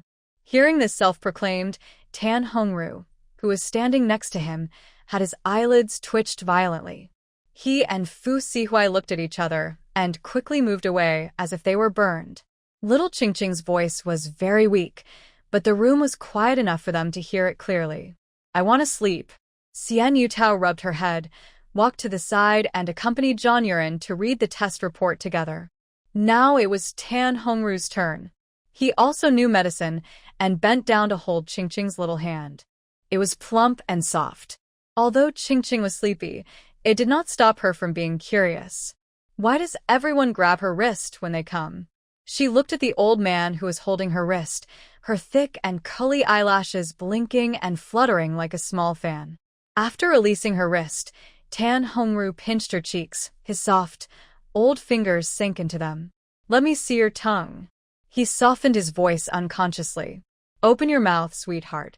Fu Sihuai lowered his eyes and gently twisted her chin with his hands. The little girl obediently opened her mouth and made a boo sound. From his perspective, Tan Hongru saw 2 little rabbit-like teeth. He realized that his fingers were preventing the girl from opening her mouth, and quickly let go. Xiao Qingqing opened her mouth wide and said softly, "Ah, the color is light red, normal." He stared at the little girl's rabbit-like eyes for a while, frowning slightly. "How did you do this?" "Fu Sihuai was honest," I cried. "There's no point being dishonest, it's obvious at a glance." This gave Tan Hongru the opportunity to scold him with a stern face. "How can you be such an incompetent father? You let your child cry like this?" Fu Sihuai nodded, with a hint of apology in his voice. "Professor Tan is right." Instead, Qingqing widened her eyes in shock and stared at Tan Hongru without blinking. Her soft and cute voice was a little stuttering, timid and tough at the same time. You scolded my dad." Tan Hongru lowered his head and met the little girl's slightly accusing eyes. Her eyes were watery and red, and it made people's hearts soften suddenly. "It's okay, dear." Fu Sihuai hugged her tightly and changed his posture. He held her little hand and lowered his eyes, his voice gentle. "He is concerned about you." "Do you know who this grandfather is?" Qingqing said she didn't know. Fu Sihuai explained to her. "Do you remember what I told you before, that I found a master for you?" Seeing the little girl's confused eyes, he taught her. "This is it. Hurry up and call me master." Tan Hongru still had a stern face, but he felt that it was not too difficult to accept. At least little potato egg is cute. Qingqing didn't understand the word master, but she was obedient. She turned her head and looked at the old man in front of her. She could smell the floral scent on him, which had been lingering in her body for a long time. "Master." After the childish voice called out, Tan Hongru's face suddenly relaxed. Then, he heard the little girl mutter, "It smells so good for some reason." Qingqing suddenly felt a little hungry when she smelled the fragrance of the flowers. "Master, can I eat it?" Tan Hongru was shocked, and the thought that he just thought she was cute disappeared in an instant. Fu Sihuai's eyelids jumped, and he quickly covered her mouth. "Be good. Master can't eat it." He felt his palms were hot, so he turned around and took out a few tissues to wipe Qingqing's mouth. At this time, she did not forget to look up and explain to Tan Hongru, "Don't be afraid, Professor Tan. Qingqing is just joking with you." The two people over there finished their discussion and came to a conclusion. The 3 pulses are weak and hollow when pressed, which is a deficiency syndrome, but the child is usually healthy. Suddenly, he became so weak, and the transition period led to the symptoms of pulse disorder we just found.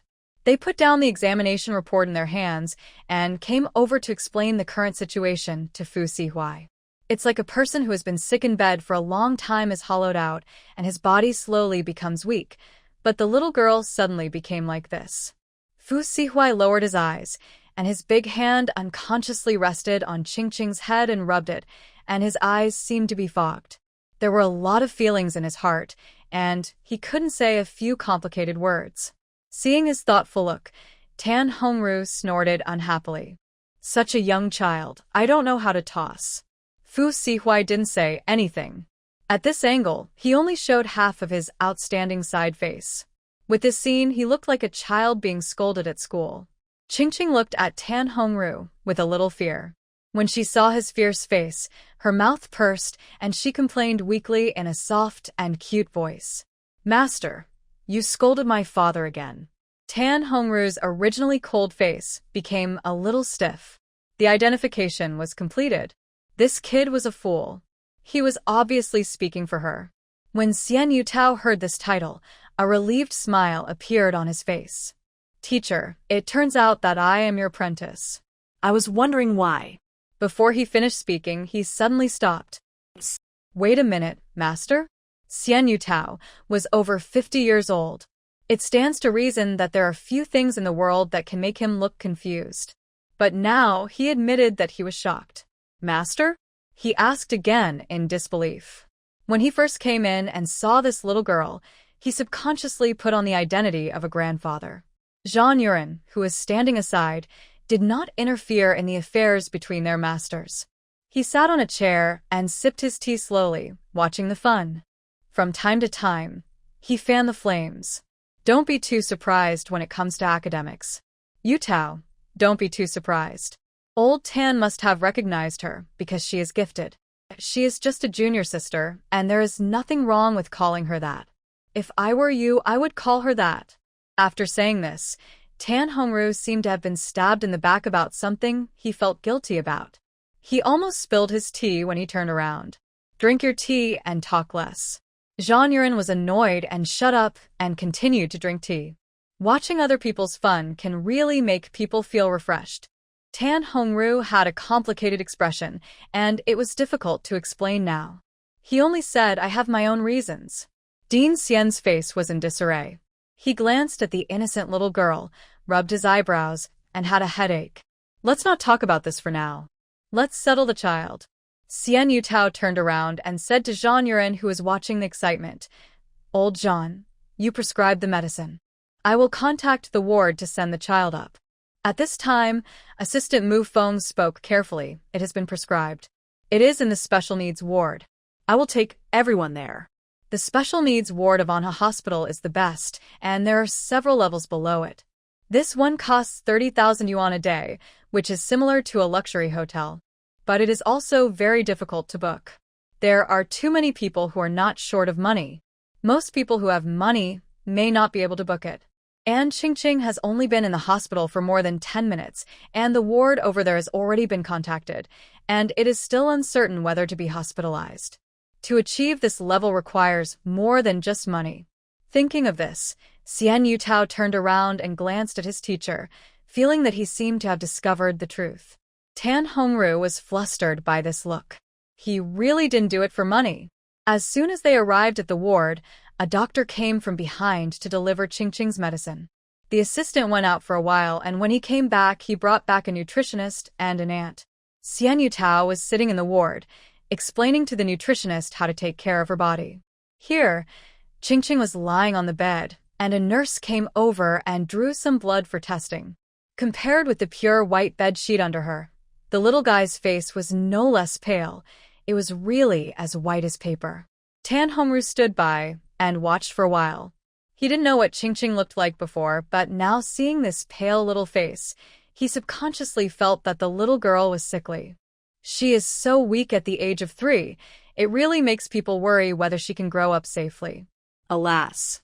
He sighed deeply and said to Fu Sihuai, I grew 2 pots of the flower you brought me last time. I gave 1 pot away, and I will ask my assistant to bring the other pot to you later. You can put it next to this bed. Fu Sihuai didn't expect him to say this, and a hint of surprise flashed across his dark and deep eyes. He remembered that Professor Tan loved flowers as if their life were his. Otherwise, he would not have sold himself for a flower.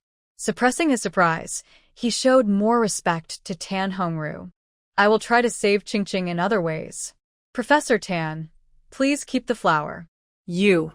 Tan Hongru said firmly and took out his cell phone to call the institute.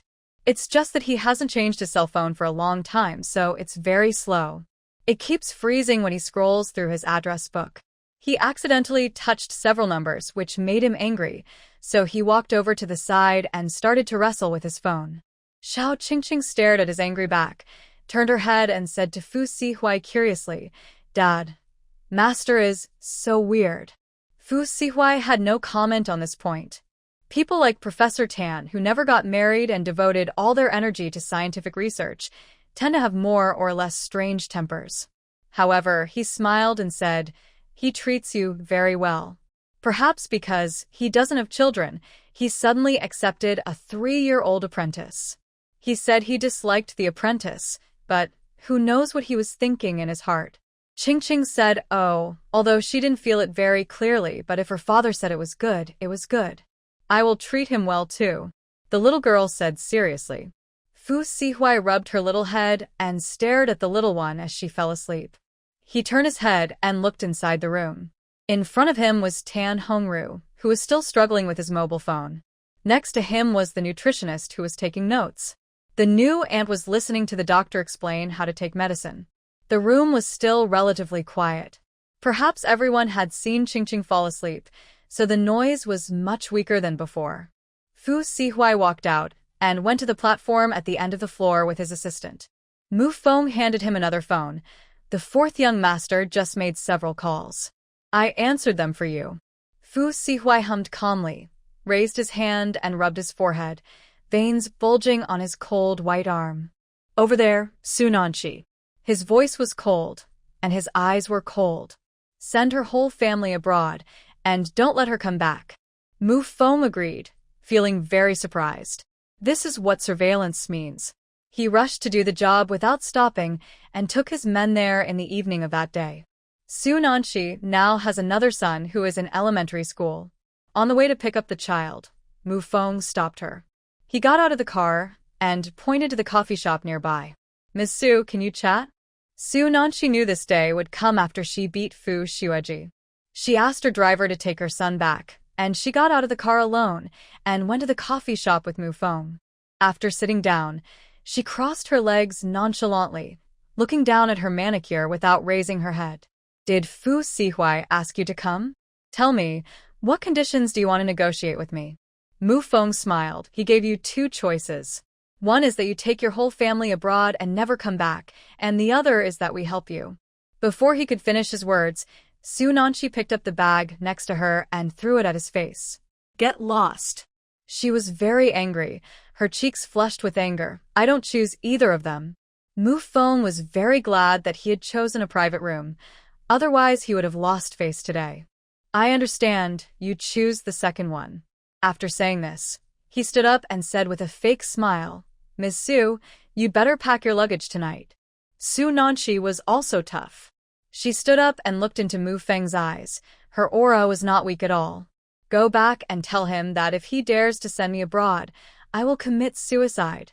Mu Feng was really speechless by her, threatening suicide at every turn. But the expression on Su Nanshi's face was too crazy, so he could only convey this sentence to Fu Sihui. In the coffee shop, Mu Feng stood by the French window and whispered to the person on the phone, while Su Nanshi sat by the table and hummed a song in a very good mood. She knew that her trick would definitely work, so she was not worried. 2 minutes later, Mu Feng came back. Su Nanshi glanced at him and spoke before him. My bottom line is to apologize to Fu Shueji, and there is no need to say anything beyond this bottom line. Mu Feng had a relieved smile on his face, and this smile was sincere. He spoke politely, Ms. Su, my boss also said that you must go abroad this time. Su Nanshi couldn't believe her ears. She opened her lips slightly and asked in a daze, did Fu Sihui say this himself? Mu Feng smiled at her with his lips bent, yes. Seeing the astonishment and shock on the woman's face, he felt only one thing in his heart at this moment. Cool. He would never have to tolerate this crazy woman again. Thinking of this, the smile on his face widened again. Su Nanshi couldn't accept this fact. She stared at Mu Feng for a few seconds, as if she was stimulated by the smile on his face. I don't believe it. She suppressed the panic in her eyes, and her words were still sharp. Let him tell me in person. I want to see him. Mu Feng's face was normal, and his voice was calm. The boss doesn't have time, and I hope Ms. Su will be more sensible. It's much more decent to leave by yourself than for us to help you. At this moment, a mobile phone rang. Su Nanshi suddenly came back to her senses, took out the phone from her bag, and put it to her ear. The man's anxious voice came out. The driver said that our son was taken away at the gate of the community. What's going on? Hearing this, Su Nanshi's face turned pale in an instant, and she took down the phone with trembling hands. The person inside was still calling her, but she couldn't hear anything. She looked up at Mu Feng's smiling face, as if she had been struck by a bolt from the blue. Don't worry, Ms. Su. Your little master just went abroad to wait for you. Mu Feng's expression was calm, and after he finished speaking, he added meaningfully, but if you go late, he might be bullied by someone over there. Su Nanshi clenched her hands hanging at her side, and her body couldn't help shaking. Let me see him. The emotion in her voice was suppressed to the limit. Mu Feng was about to say no, but she saw her take out a crystal hairpin from her bag and pointed the sharp side at her face. Her voice was very cold, her pale face became a little distorted, and her eyes were crazy. I'll say it again, let me see him. Otherwise, I'll scratch this face. Mu Feng's eyebrows jumped, and he closed his eyes and took a deep breath. This crazy woman started again. He took out his mobile phone, and called Fu Sihuai. After hanging up, he looked at the crazy Su Nanshi and couldn't laugh. "Let's go, Ms. Su, I'll take you there." As she wished, Su Nanshi didn't put down the things in her hands. She took the car to the parking lot of Anha Hospital before relaxing her vigilance.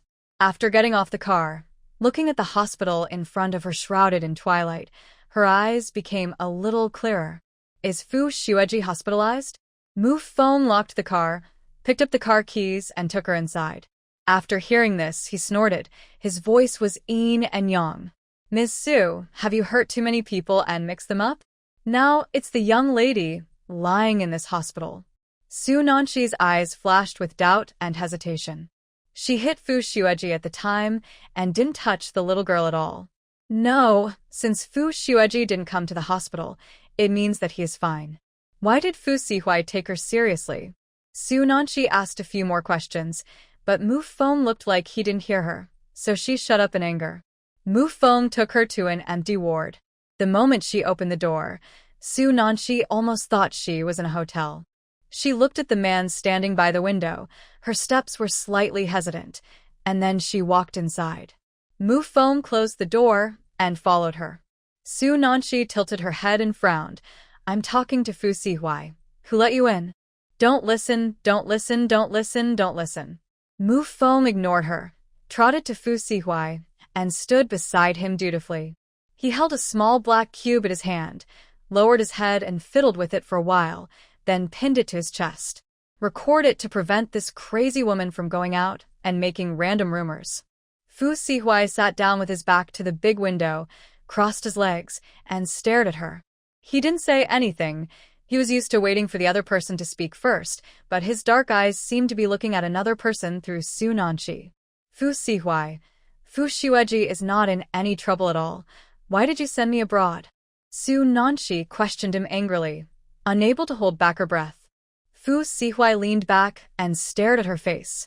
The gentle eyes that he had seen when he looked at Qingqing this afternoon became very cold, and the distance between the two of them became alienated and distant. "I don't need to explain my decision to you." His voice was harsh, and his deep eyes were colder than the night.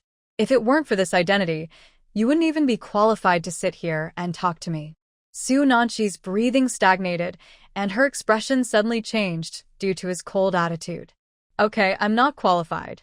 Her face darkened, and she grabbed the hairpin in her hand and pressed it against her cheek again, looking at him with a forced smile. The force used was so great that the sharp end left a red mark on the well-maintained face. "Give my son back to me, and I will apologize to Xiao Xue and promise that I will never lay hands on your child again. Otherwise, we will all be in trouble." Her face was tense, making it look a little hideous. Fu Sihuai stared at her face. In the dim light, his dark eyes also became dark. "I don't want to use this method." He spoke in a stern and unhurried manner, which was somewhat fascinating. "But I just want a complete body." Hearing this, Su Nanshi shuddered suddenly. She looked at the gentle and handsome face of the man in front of her, and her mind was buzzing.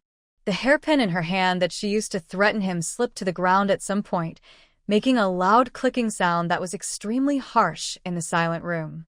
Mu Feng walked over and kicked it far away to prevent her from picking it up and threatening her again. Su Nanshi didn't notice. She looked at the man in front of her in disbelief, her voice trembling. You want to kill me?" "No. So you should go abroad honestly and don't appear in front of me in the future." Here it is again. For the first time, Su Nanshi felt that he was so strange, and his previous infinite tolerance towards her seemed like an illusion. She was cold all over, as if someone had poured a basin of cold water on her. You didn't need to look to know that she must be in a state of extreme embarrassment. "Fu Sihuai, you can't do this to me. When we got married, you said that you would never let me down in this life. You also swore." Fu Sihuai interrupted her after listening to her words impatiently. His dark eyes moved, and the disgust in them almost overflowed, but it was hidden in the dim light and could not be seen clearly. But from the sound of his voice, he was extremely impatient. "Did I say those words to you?" Su Nanshi's face turned even paler, and she stared at him with fear in her eyes. At this moment, she realized that she seemed to be really finished this time. Su Nanxi thought about her property in Beijing, her husband's budding company, her many investments. Once she left the capital, she would have to live under Fu Sihuai's surveillance. By then, her carefree life as a rich lady will be gone forever. Her husband will resent her, and her son will regard her as an enemy when he grows up. She doesn't want to be isolated. Su Nanxi's body trembled slightly, and she called his name in a hoarse voice. Her attitude finally softened, and there was some pleading in her eyes. I know I was wrong. As long as you don't let me leave the capital, I will do anything you ask me to do. This sentence was very suggestive, and Mu Feng felt a little regretful that he had followed in. There was a long silence. Because the light in the room was too dim, Su Nanxi couldn't see. She didn't know that Fu Sihuai looked at her with even more disgust. Just as she was walking towards the man with a heavy heart, a voice full of hostility that made people shudder came. Stay away, don't disgust me. Su Nanxi froze in place, looking extremely embarrassed. At this moment, she heard Fu Sihuai speak again, and he said to Mu Feng, call the people at the airport and bring her son back. Mu Feng was confused, but still did as he was told. Su Nanxi's face was instantly filled with joy.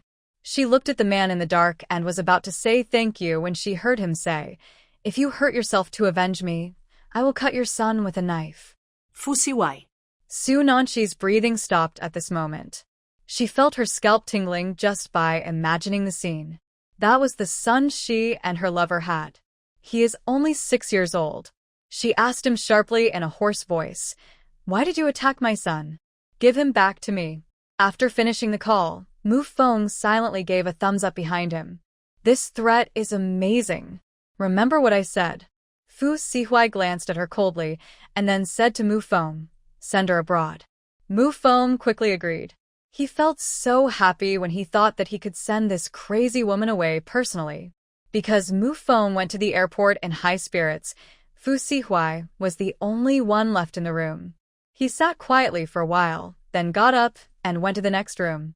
When I pushed open the door of the ward, the little guy on the bed had already crawled to the edge of the bed, with half of his body lying on the cabinet beside the bed. Only his eyes were dark and bright on his pale little face. There was some movement in the bathroom of the ward. The aunt was washing something. Fu Sihuai walked over, pinched the little girl's armpits with his big hands, and stuffed her back into the quilt. Qingqing, who was about to touch the pot of flowers, suddenly looked dim. All efforts were in vain. Dad.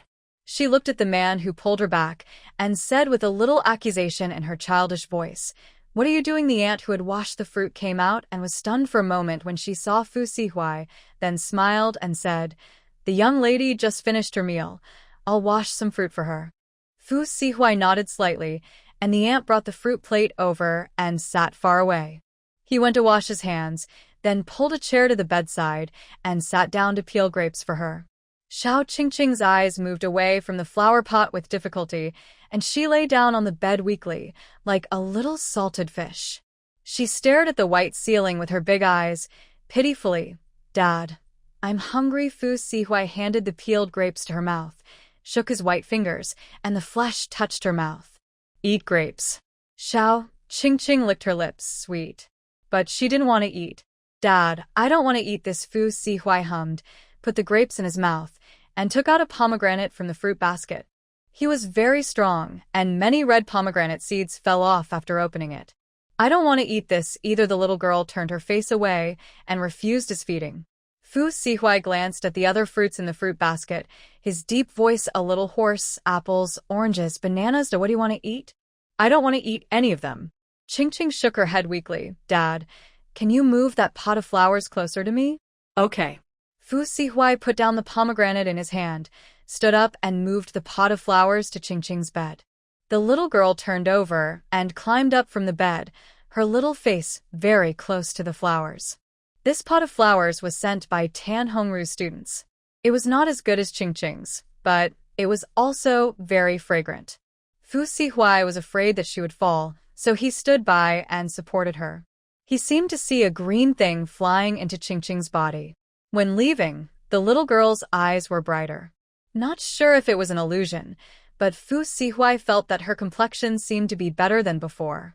Qingqing didn't know why she felt even hungrier. She wanted to stay somewhere with grass and trees. Dad, the little girl called him in a baby voice. Can we go to a place with lots of trees? Fu Sihui glanced at the time, lowered his eyes, and negotiated with Qingqing in a light voice. It's late now, can we go tomorrow?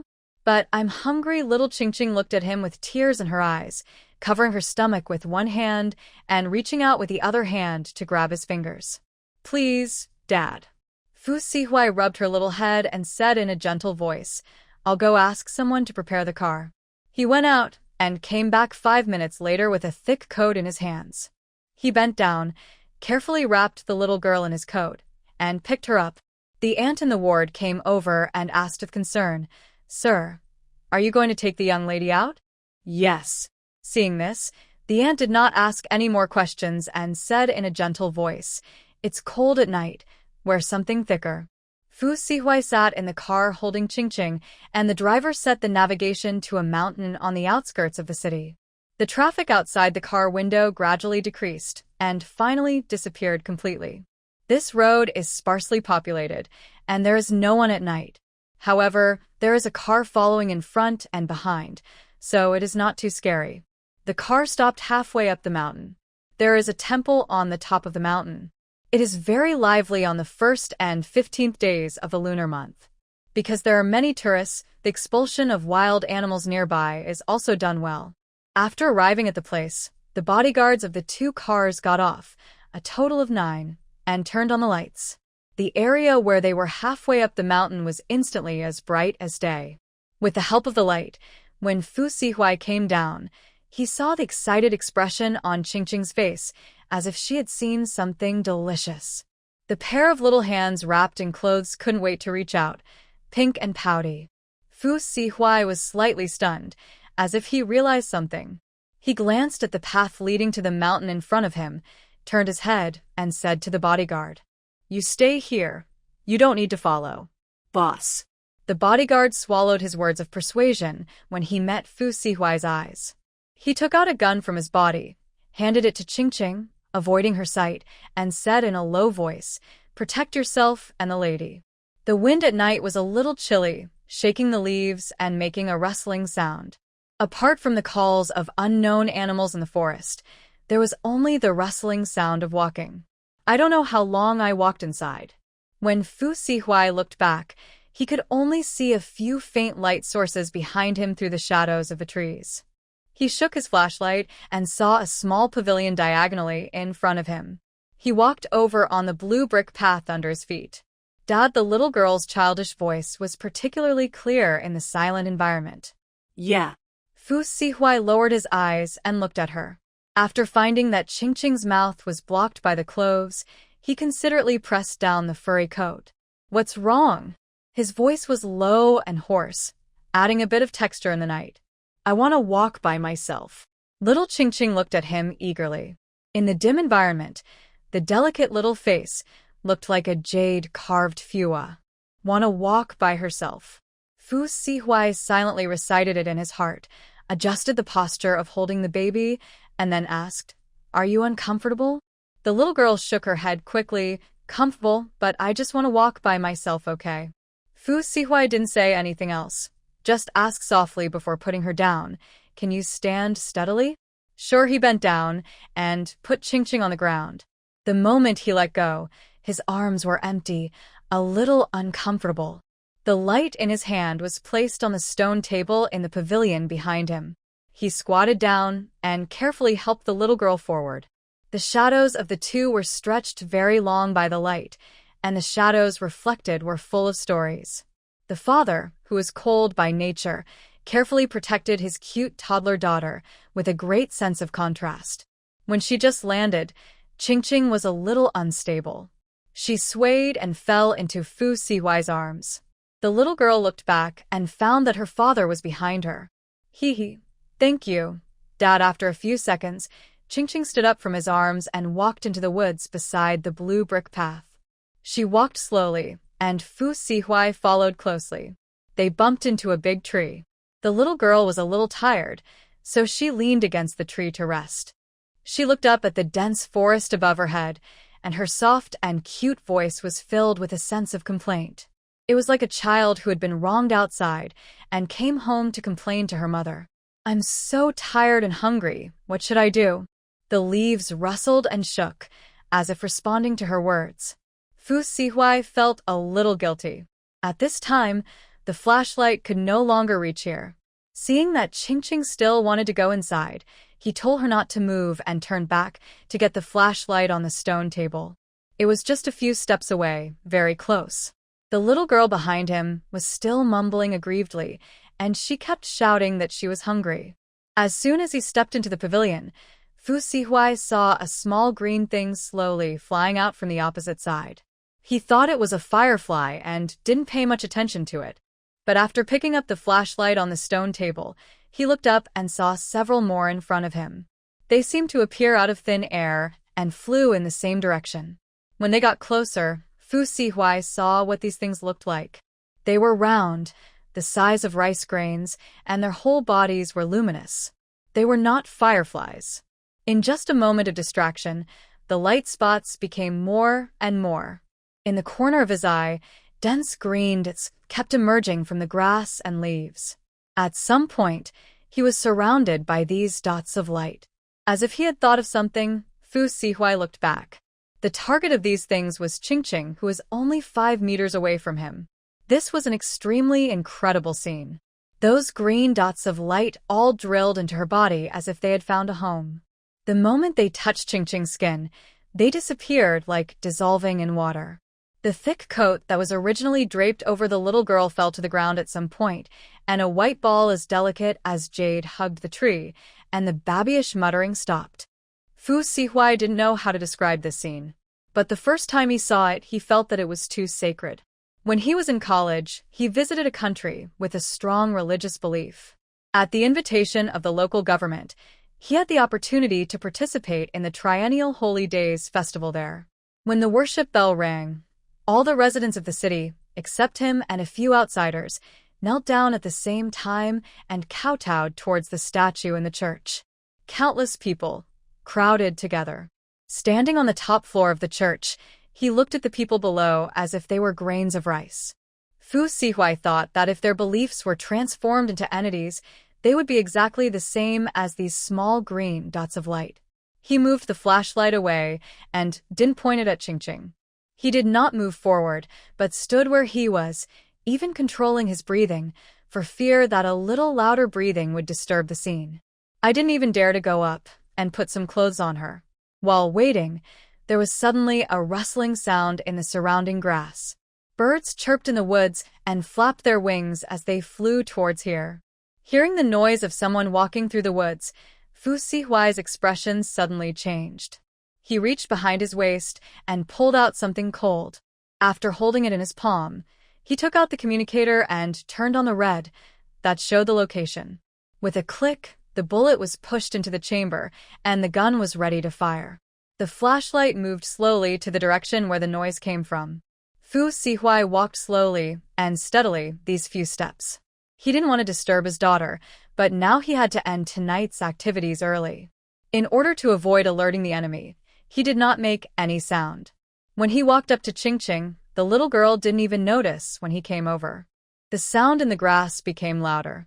Fu Sihuai leaned over, put his arm around Qingqing's waist, and held her in his arms. He was very strong, and his arm muscles were clearly visible under his neat clothes. "Dad, what's in your hand?" Before the little girl could finish her sentence, a huge black shadow suddenly jumped out from the grass. The target was extremely clear. It was heading in their direction. When it jumped up, Fu Sihuai saw clearly what it was. A wolf. After confirming the identity, his eyes suddenly became fierce, and he fired a shot at the wolf's head. A moment's hesitation, and the wolf was already in front of them. The moment the bullet was fired, the huge figure fell to the ground, silently dead. At the same time, the sound startled all the little green dots.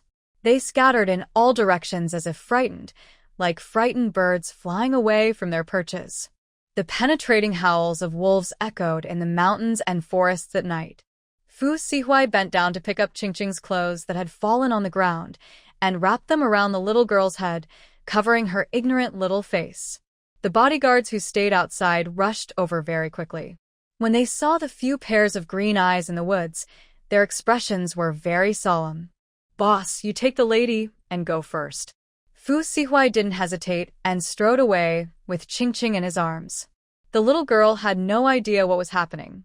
It's so frustrating. Soon, she was placed in a warm seat. Now the little girl could finally pull off the clothes that covered her vision. "Dad?" Fu Sihuai sat in the driver's seat, his voice a little hoarse. "Something happened. We'll come next time." Oh, Qingqing wanted to say that she was much better now, so she didn't need to come next time. But she felt that her father was not in a good condition, so she didn't say it. 1 minute after the two got in the car, all the bodyguards behind ran back. Fu Sihuai opened the window and scanned the number of people. After confirming that no one was left behind, he started the car. Just as they were about to drive away, a shocked voice of a bodyguard sounded from the communicator in the car. The flashlight fell on the cement road behind them, and many animals were seen crawling here like possessed. It was like a group of demons dancing wildly. This scene was more than shocking. The sinister look in Fu Sihuai's eyes faded, and his voice was low. "Go up the mountain." There were also some on the mountain, but because it was close to the temple, the measures to drive away the animals were better, so there were fewer messy reptiles. As they went up the mountain, Qingqing leaned on the car window and looked at the road outside through the glass. She saw many cat-like creatures rushing towards a place they had just left. The little girl clenched her hands nervously. "Dad, there are so many animals." Fu Sihuai concentrated on driving and nodded when he heard it. He glanced in the rearview mirror and saw the confused and frightened expression on the little girl's face. It seemed that she didn't know that these animals were attracted by her. The car in front honked the horn all the way to drive away the animals. When they arrived at the temple, almost everyone inside was awakened. 2 little monks supported the elderly abbot and stood at the door. Fu Sihuai carried Qingqing down and walked between the bodyguards. "I'm sorry to interrupt your rest. We encountered something and want to take shelter for a while." The abbot clasped his hands together, nodded slightly, and asked the little monk beside him to take them in. The temple is very large, with red walls and green tiles inside, which retains the ancient charm to a great extent. The little monk arranged several clean rooms for them. After he left, Fu Sihuai put Qingqing on the chair, patted the furry coat, wiped off the dust on it, and wrapped it around her again. The lights in the room were warm, and with sufficient light, he saw that Qingqing's little face was much rosier than before, reflecting the light like white jade. The most important thing is that as long as he looks at her, the little girl will smile with her eyes bent, smiling brightly. He walked closer and touched her cheek with the back of his hand, which was warm. "Are you sleepy?" She was not sleepy at all. She even wanted to run out to play. There was a knock on the door of the wing room. Fu Sihuai rubbed her head and walked over to open the door. A bodyguard came in, glanced in the direction of Qingqing, and deliberately lowered his voice when talking. "Use a drone to spread powder where I was just now, and then deal with the bodies of the wolves and pick up the bullets and destroy them." "Okay, boss." The bodyguard quietly left the room and closed the door with a creak.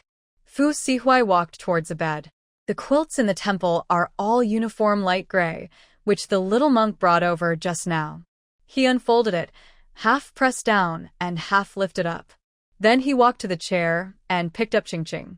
"Dad?" When she was stuffed into the quilt, the little girl asked him curiously, "Dad, don't you want to sleep?" Fu Sihuai hummed, put his coat on the quilt, and looked gentle. "I'll be by your side to watch over you." Qingqing closed her eyes and opened them again. There was a lot of spirit in those big eyes, and there was no trace of sleepiness. "Dad, I can't sleep," she said honestly. After thinking for a while, he added, "I miss the bed at home, which is fragrant and soft. This one doesn't smell good. I don't like it." I don't know when, the little girl has become a little spoiled. Fu Sihuai didn't realize it. He glanced at the watch on his hand and felt a little guilty. "Wait another hour, and I'll take you home to sleep." Okay, there was another knock on the door. Fu Sihui went out for a few minutes and came back with a clean and soft blanket in his hand. He put the blanket beside the bed, and the little girl crawled out of the quilt restlessly, rubbing the fur on it excitedly. "Dad, I like soft things so much, okay? I remember." He pulled a chair and sat beside the bed, tucking the quilt intimately to prevent the wind from blowing in. After doing these things, he looked at the little girl's bright eyes, and his voice was low and gentle. "Ching Ching, there are some things I want to talk to you about." Yeah. Ching Ching nodded. "Very well behaved, Dad, you say. This ability in you is not possessed by everyone, it only exists in a small number of people. So your own health is the most important." Although Fu Sihui spoke very slowly, the little girl's eyes became visibly confused. "This won't work." Fu Sihui decided to give an example. "Like your Uncle Xiao. Do you remember that he snatched you away from us at the airport last time?" Hearing Xiao Su's name, Ching Ching's face instantly became serious. She nodded seriously. "I remember." Fu Sihui took the little girl's angry look into his eyes and nodded with satisfaction. "It was because he discovered your specialness that he snatched you away. Uncle Xiao is so bad." Ching Ching was a little excited. She felt very unhappy when she thought of the experience of being taken away that day. "Hate Uncle Xiao." At this point, he paused slightly, took the little girl's chubby hand, stared at her intently, and asked, "Ching Ching, do you want to leave me?" No. Little Ching Ching hurriedly hugged his hand and shook her head vigorously. "Dad, I don't want to be snatched away by others." Fu Sihui persuaded, "So you have to hide your ability and don't let others find out." The little girl agreed directly. After agreeing, she thought of one thing.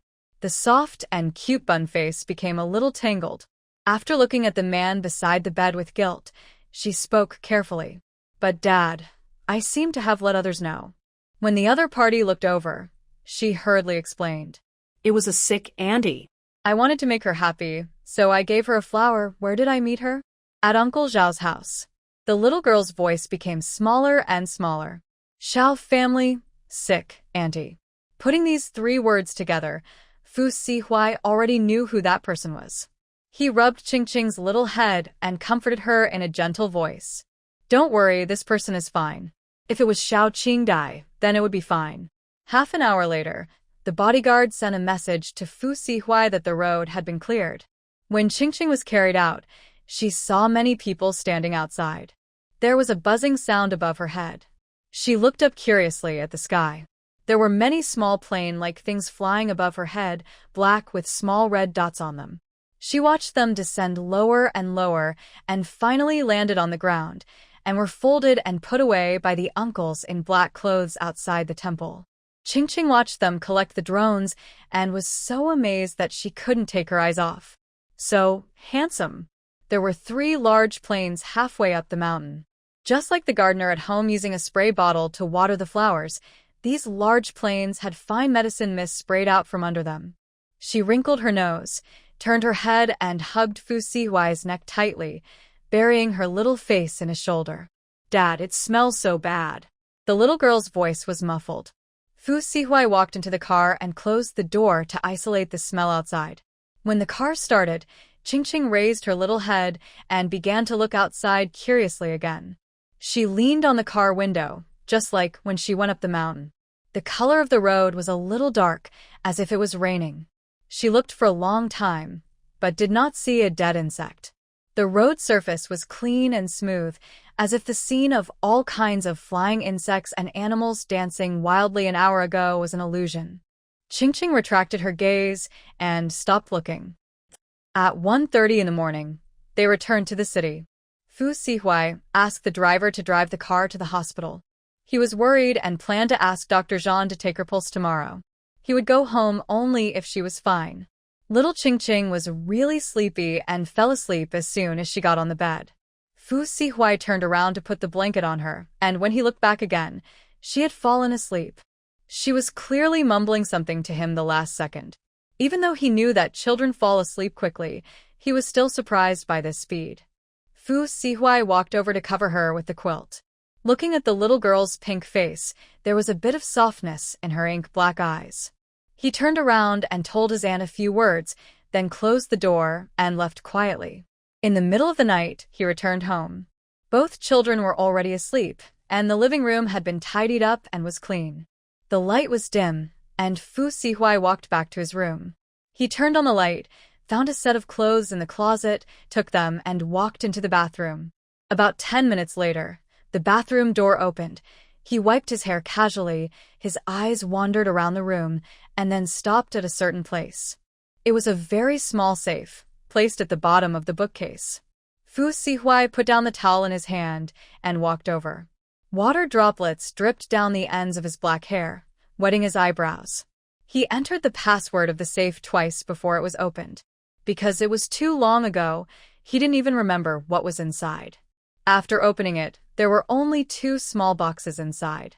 One box contained a pair of wedding rings, and the other box contained a pink diamond ring. He remembered. When he got married more than 20 years ago, his mother gave this pink diamond to Su Nanchi. Later, when they divorced, he exchanged it for a property in Yunjinicheng. After getting it back, he never took care of it again and put it in this safe together with the wedding ring. If it hadn't been discovered suddenly tonight, it might have been forgotten for a long time. Fu Sihuai closed the box, picked a coat from the closet, and put the small box in his pocket. He rushed back to the hospital. The little girl was still sleeping soundly in the bed. Her aunt said she didn't move at all.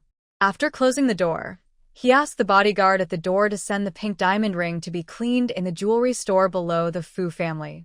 If he saw a good design, he planned to change it into a necklace.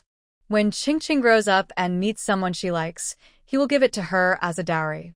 The form is not important. He hopes that the good wishes his mother gave him at the wedding 20 years ago can be passed on to Qingqing. It's okay not to get married, so he can keep it for himself. In the morning, 8:30, Qingqing felt her hand was a little cold. She wanted to pull it back in a daze, but the next second she was grabbed by an old big hand. "Hey, I'm taking your pulse, little girl, don't move." A grandfather's voice came from the side. The little girl opened her eyes and saw several people standing by the bed. Zhang Yuran took his hand back, turned his head, and nodded to Fu Sihuai. "You've recovered well. You can leave. But you still have to take the medicine I prescribed. Just take it for 3 days when you go back." "Okay. Thank you, doctor," Zhang Yuran said with a smile. "You're welcome." When he left the ward, he was still sighing that Tan Hongru's pot of flowers was really amazing.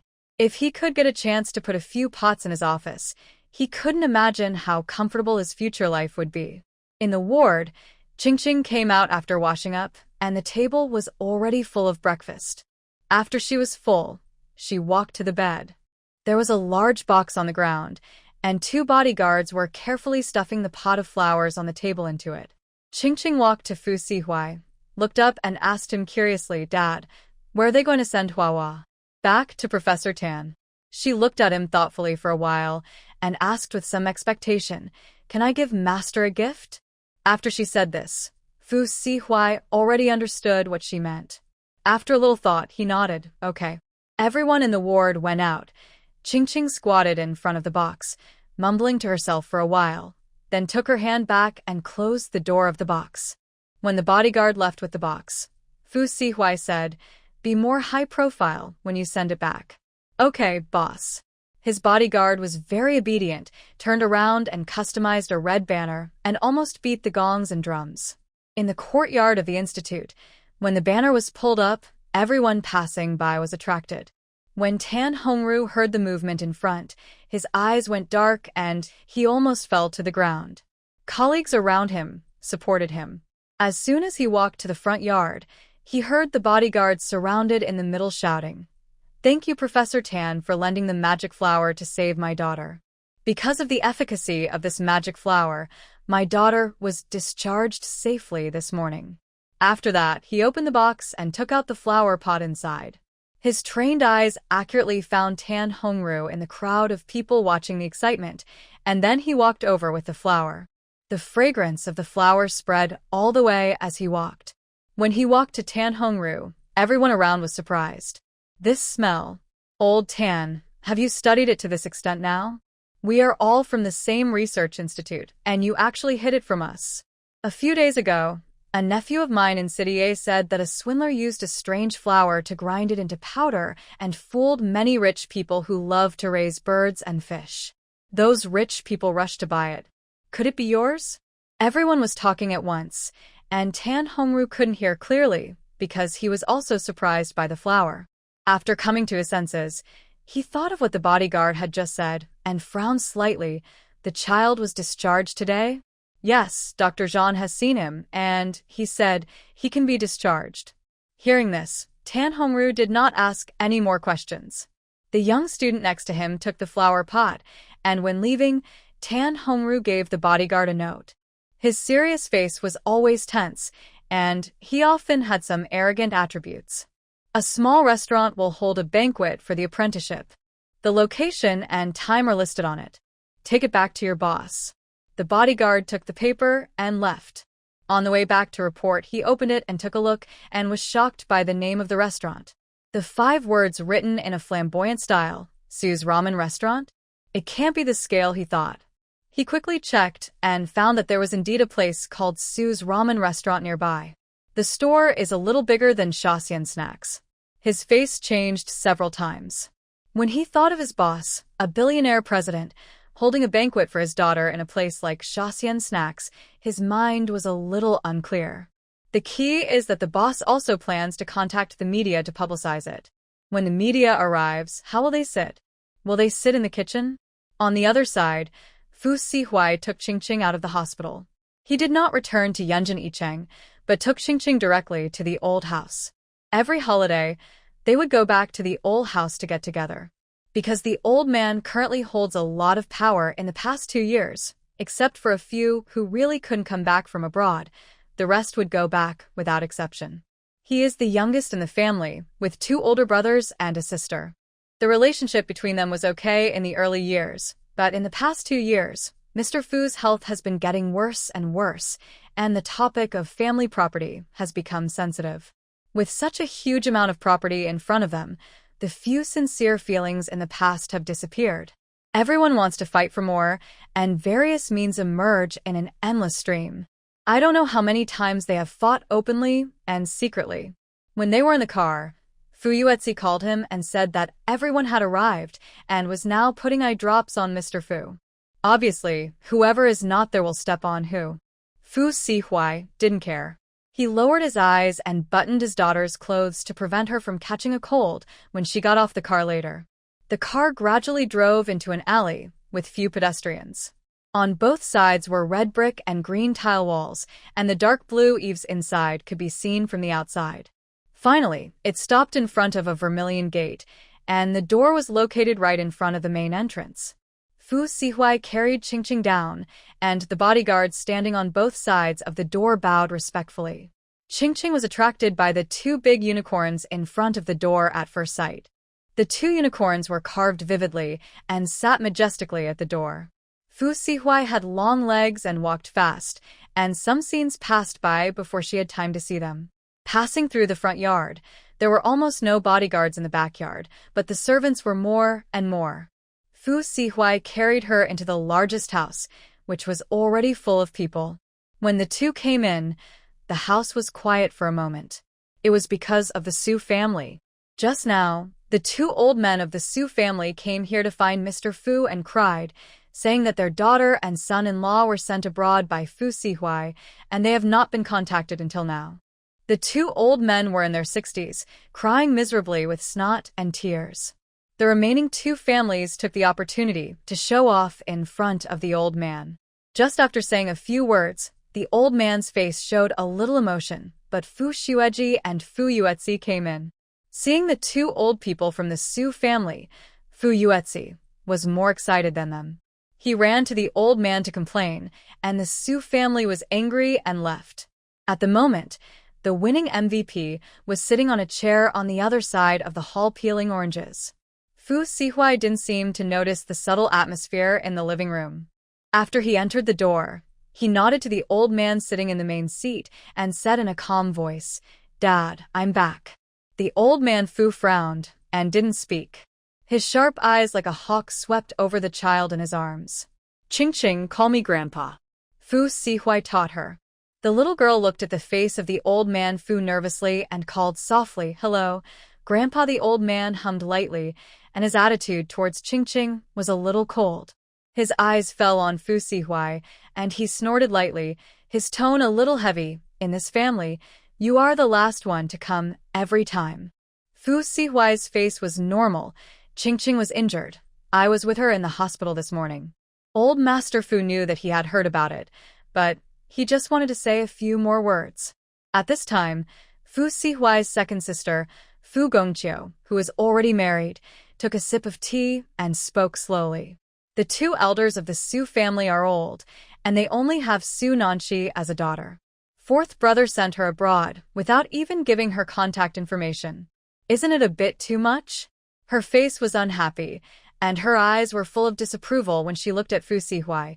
It's okay for you and Su Nanshi to have a little quarrel on weekdays, but sending a whole family abroad is a bit over the line. Old Master Fu didn't say anything and was also looking at Fu Sihuai. As soon as Fu Gongqiu finished speaking, Fu Yuetzi, who was peeling oranges over there, couldn't stand it anymore. He threw the orange peel and stood up. "Second aunt, what do you mean by a minor fight? She beat my third brother and hurt my sister. One is sick and weak, and the other is young.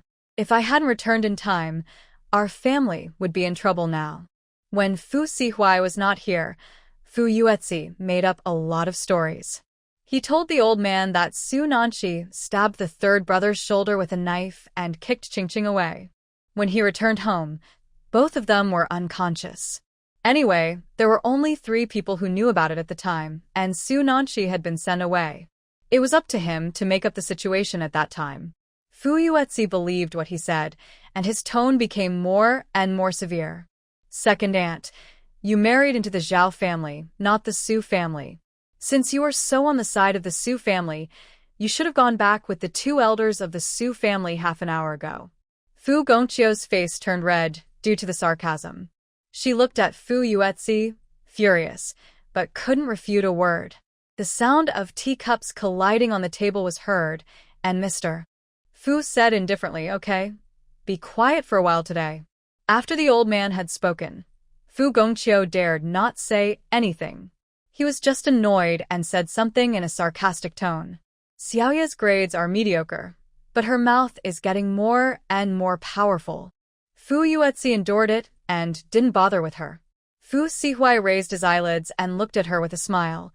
"The performance of the company under my second sister has been declining in recent years, but it doesn't prevent your temper from growing." "You." Fu Gongqiu was almost choked and looked up at him suddenly. This meant to satirize her for her incompetence and bad temper. Seeing that the two were about to quarrel again, Mr. Fu picked up the crutch next to him and knocked it on the ground twice. "Stop quarreling." After he spoke, Fu Gongqiu reluctantly held back his words. "Why hasn't Huar come back yet?" Fu Sihuai didn't even take out his cell phone and said he didn't know. The old man saw through his perfunctory attitude, glared at him angrily, turned around and ordered Fu Yuetzi. "You, call your second brother and ask where he is." Fu Yuetzi said and went out with his cell phone. The other people in the Fu family had different thoughts, but most of them kept silent. Although the old man didn't say it, everyone knew that he loved Fu Sihuai's children the most. After waiting for 5 minutes, Fu Yuetzi didn't come back. I thought he should have gone out to play after the phone call, and he couldn't play with his cell phone in the house, so how could he stay idle? The old man just snorted and didn't say anything, just indulged him. Xia Yuechu, the daughter-in-law of the eldest house, couldn't wait, and had something to say in her heart. Fourth brother asked his men to take the pink star to be cleaned last night. This morning, several of our senior jewelry designers received the task of designing necklaces. "Are you going to change the pink star?" Fu Sihuai hummed, picked up the orange on the table, and put it in Qingqing's hand for her to peel to relieve her boredom. Xia Yuechu's smile deepened, and she turned her head and waved to her eldest daughter, asking her to come and sit next to her. "Sheer is going to get engaged to the Ji family during the Chinese New Year this year. Since the pink star symbolizes perfect love, why not add a lucky charm to Sheer?" Fu Qiaoxi was a little surprised when she was pulled over. She didn't dare to think about it. Carefully glancing at Fu Sihuai's calm expression, she panicked a little and quietly pulled her mother. Xia Yuechu held her hand tightly to reassure her. She looked around and the old man didn't express his opinion, which meant that there was something to talk about. Xiaoxi is the eldest daughter of our Fu family. Her wedding also represents the face of our Fu family. It is most suitable for her. Fu Xiaoxi is 24 this year, the firstborn in this generation. She was favored, and she had parents who were willing to help her get a better future, so she didn't lack anything and was open-minded about money. Now, when she heard that her mother wanted the pink star in her fourth uncle's hand, she secretly pulled her several times to dissuade him. In addition to her, there was another girl in the third room, named Fu Wanwan, who was 17 years old and 2 months older than Fu Xueji. She was just the opposite of Fu Xiaoxi. Her parents didn't pay much attention to her. They placed all their hopes on their 2 sons and never gave her anything. So Fu Wanwan's temper was much sharper. Pink Star, a nearly 60-carat fancy pink diamond, with the highest color and clarity ratings for pink diamonds, was bought at a foreign auction house for 400 million a few decades ago. To this day, there has never been such a large pink diamond, and its gold content is still rising. If it is put in an auction house now, it may be worth 500 million. When the old lady wore it on Su Nanxi's hand at the wedding, it looked like a glowing pigeon egg. Of course, Fu Wanwan also wanted such a good thing. But her mother was eating oranges without saying anything, so she could only speak for herself. Fu Wanwan's mother Ming Tianqing looked at her daughter in surprise. At this juncture, you don't have to think about it to know that he was also going for Pink Star. She said nothing, with a completely laissez-faire attitude. She was calculating in her mind that if Wanwan got it, she would give it to her eldest son, and if she didn't get it, she wouldn't suffer any loss. Xia Yuechu was not very happy, but didn't show it. Wanwan, you should be proud that your eldest sister is doing well. Aunt is not snatching anything, but trying to gain face for our Fu family girl. Fu Wanwan curled her lips and said, "You can't say that." During the dinner, all we could hear was the 2 of them chatting away. It was very lively. Fu Sihuai took a sip of tea and watched the fun. Suddenly, something cool and soft poked his lips. He looked down and saw the little girl in his arms whispering to him to eat oranges. He put down the teacup in his hand, took the orange slice with his slender hand, and put it back into Qingqing's mouth. Then he raised his indifferent eyes, swept his gaze over the 2 people who were arguing, and said in a lazy and indifferent voice, "Don't argue. I won't give it to anyone." The room suddenly became quiet. Mr. Fu raised his eyelids and looked at him for a few seconds, snorted slightly, and then dropped them again. Fu Sihuai had a blank expression on his face, and his tone was the same as usual, light and calm. "It's my daughter." Xia Yuechu's face changed, and when she was about to blur out the words, "Where did your daughter come from?" she saw the little girl in his arms. Her face became even uglier now, and not just her. "Fourth brother means to give the pink star to the one in your arms." "Well, her name is Qingqing." Xia Yuechu didn't care what her name was. She didn't even care about the child. She only cared about who would get the 500 million in the end. Slightly different from her idea, Fu Wanwan widened her eyes and asked in disbelief, "Fourth uncle, are you going to give Finching to an outsider?" Fu Sihuai paused and asked expressionlessly, "My daughter is an outsider?" If it were normal times, Fu Wanwan would have noticed that he was in a bad mood, but she was too emotionally shocked now and didn't think about it carefully. She is already 17 years old, and her parents didn't leave her a single good thing. The car, house, jewelry, and antiques were all given to her brother. She was jealous of Fu Xiaoxi, and now this target has shifted. This Qingqing is only 3 or 4 years old, and fourth uncle is hoarding a dowry for her? Fu Wanwan felt uncomfortable, as if it hurt like a needle. But she is not your biological child, and she doesn't have the blood of the Fu family in her body. Once she gets married, she will no longer have any connection with the Fu family. She said a little aggrieved, "Fourth uncle, although I am not your biological child, my surname is Fu." No one in the family spoke for her.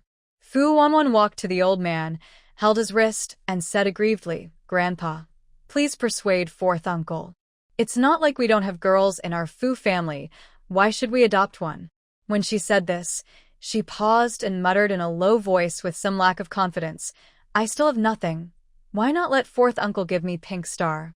The old man didn't say anything, and everyone in the room was waiting for him to express his opinion. At this moment, a man in a dark gray long windbreaker walked in. His black hair was slightly messy due to the wind, and he had a face that was extremely ostentatious. The whole body was about to overflow with a sense of relaxation, and a sharpness flashed across his curved phoenix eyes from time to time, and his appearance and voice were also careless. I heard it from a long distance. How old are you still fighting with children? Fu Huiting stepped over the threshold and glanced at Fu Wanwan, who was sitting next to the old man, and smiled meaningfully. Fu Wanwan. Fu Wanwan sat up subconsciously when he called her name, but her eyes were alert. What? Grandpa hasn't said anything yet. It's not your turn to scold me. Fu Huiting walked towards her, and said slowly as he walked, I'm too lazy to scold you, if you don't even know yourself. Fu Wanwan. She clenched her fists in anger. Fu Huiting stood beside her, stretched out his hand to hold her arm, and pulled her up from her seat. It looked like it was effortless. After pulling her up, he sat down. Don't stand here and get in the way, Fu Wanwan. You're delaying me from giving Grandpa a gift. Fu Wanwan glared at him fiercely, angry and helpless, and could only go back to her original seat and sit down. She couldn't argue with Fu Huiting. If she wanted to argue with Fu Huiting, she had to argue with Fu Yuetsi first, but she couldn't even argue with Fu Yuetsi. The key is that this guy is very good at making Grandpa happy. When he comes, everyone has to make way for him. Grandpa Fu's brows relaxed. Why are you giving me a gift for no reason? I've seen everything. He is just arrogant, and he always says this, but every time he gives a gift, he is secretly happy. Fu Huiting has long been accustomed to his attitude. His soft voice, coupled with that beautiful face, is the most popular with the elderly. Grandpa, this one must be different. I spent a long time at Grandpa Gu's house before I got one from him. These words successfully aroused Mr. Fu's interest. You know the pot of flowers that Uncle Gu sent to Grandpa Gu on his birthday a few days ago? Of course, Mr. Fu knew how many people were shocked at the time. Many people who loved to grow flowers and fish went to inquire about it, but no one could find out the news. He protected it like his lifeblood and kept it in his room to look at it every day. He was at the scene at the time and saw the pot of flowers with his own eyes. After seeing it, he, who didn't grow flowers, felt itchy, but because of his good face, he didn't ask. Hearing this, he looked at Fu Huiting in surprise. It's that kind of flower. I brought back a pot of orchids. After that, 2 bodyguards came in carrying a rectangular box. Before it was opened, Mr. Fu was already looking forward to it. Although his face was tense, his eyes never left the box.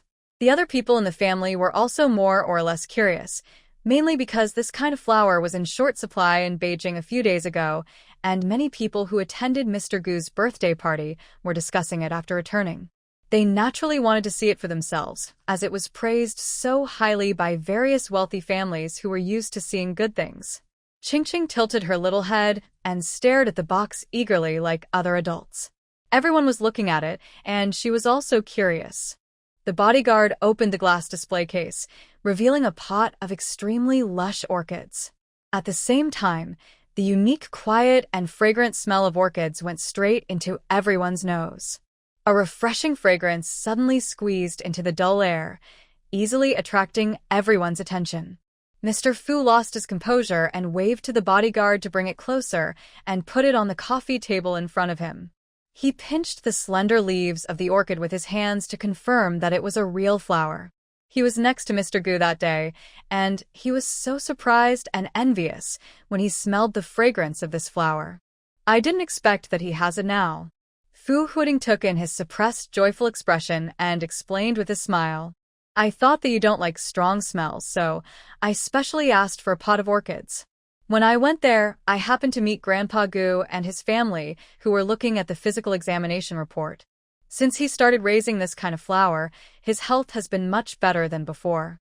After he said this, Fu Yuanqi, The current head of the third house said half doubtfully, "Is it really so magical, Huar? Your grandpa trusts you the most. You can't lie to him." When he smelled the refreshing fragrance, Fu Yuanqi was immediately shocked. The reason why he was being so tough now was just because he was afraid that the old man's heart would completely lean towards Fu Huading, so he was just trying to please him reluctantly. But Mr. Fu's heart was not shaken by his words at all. After sighing, he turned to look at Fu Huading and patted his hands. Old Gu is a very stingy person. It must have taken you a lot of effort to get this pot of flowers from him.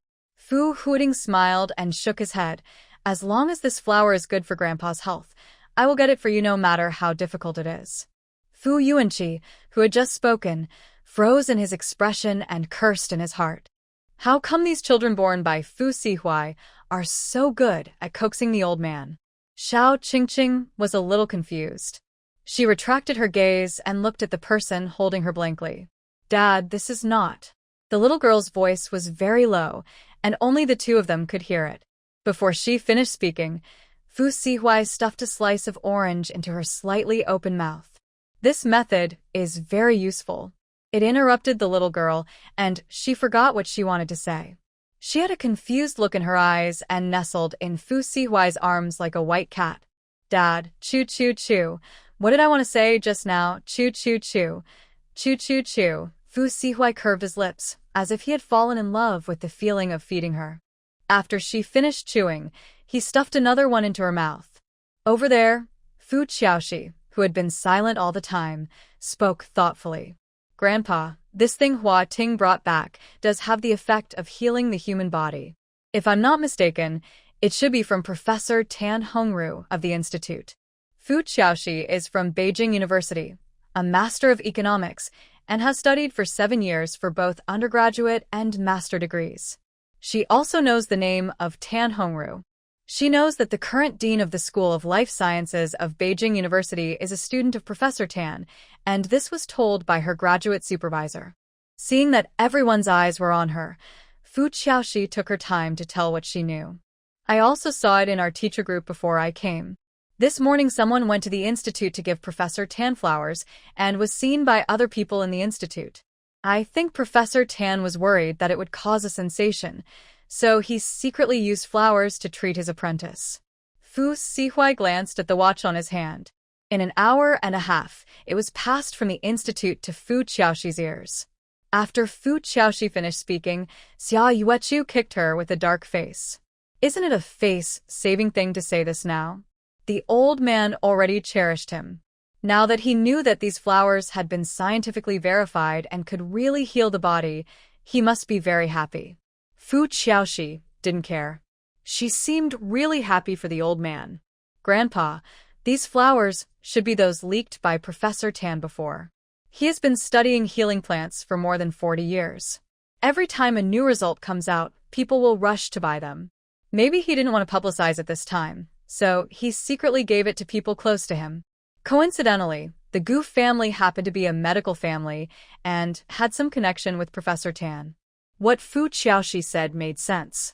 The old man nodded and praised her. At this time, Fu Yuetzi, who had just walked out for a walk, happened to hear Fu Qiaoshi's last sentence. He wondered what was so powerful and walked in curiously to take a look and was stunned. "Huh. What did I think? This isn't." As soon as he started to speak, a very oppressive gaze fell on him. He didn't need to look, he knew it was his father's. Alas, how could he be so quick with his mouth? The sight behind him was very strong, like a thorn in the back. Fu Yuetzi remembered that he couldn't say this because it was related to his sister's safety. He pulled his lips stiffly towards Fu Qiaoshi. "It's nothing. I was dizzy from the fragrance." After hearing this explanation, everyone withdrew their gaze from him and continued to listen to Fu Qiaoshi talk about this flower. Fu Yuetzi breathed a sigh of relief and sat next to his father. "It's too scary." He picked up Qingqing and held her in his arms. "My dear Qingqing, you haven't seen your brother for a day and a night. Do you miss your brother?" He lowered his eyes and looked at the beautiful girl in his arms, rubbing her little face with his slender, cold, white knuckles with an intimate attitude. "I miss you."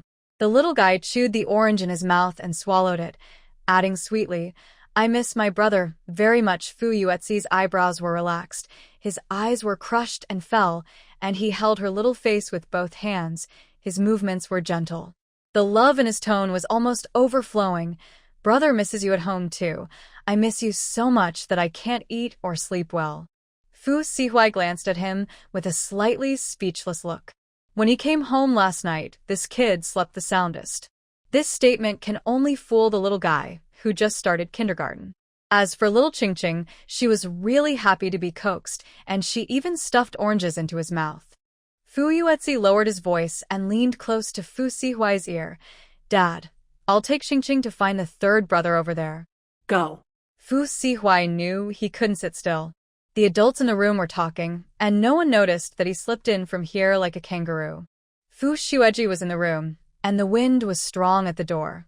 The place where he sat was sheltered from the wind and very warm. There were two boys in front of him, both of whom were about the same age. The two seemed to have a good relationship, chatting together. When Fu Yuetzi came over with Qingqing in his arms, he had a fresh orange scent on him. Third brother, I brought Qingqing here. He sat next to Fu Shueji and showed him the little girl in his arms like a treasure. Qingqing cooperated with a grin, a blush on her fair face, and handed him the last orange slice in her hand. Fu Shueji moved closer and raised his hand to take it. When he saw the little girl's big, bright black eyes, he felt distressed. Qingqing, are you feeling better? Okay. Qingqing sat up from Fu Yuetzi's arms. She reached out to hug Fu Shueji's arm and asked with some concern, Brother, are you feeling better here? Okay. Fu Shueji imitated her tone just now and replied in a long, warm voice. The two boys who were chatting opposite stopped at some point. They were both from the third room. One was Fu Wanwan's older brother, and the other was Fu Wanwan's younger brother. The older one is called Fu Jingming, and the younger one is Fu Jingyun. This is your adopted sister. I think she is just average. What did fourth uncle think of leaving Pink Star to her? Fu Jingming stared at Qingqing for a while, with a bit of contempt in his eyes. She is just a little prettier than ordinary children, not worth nearly 5 small goals. Fu Wanwan came over at some point.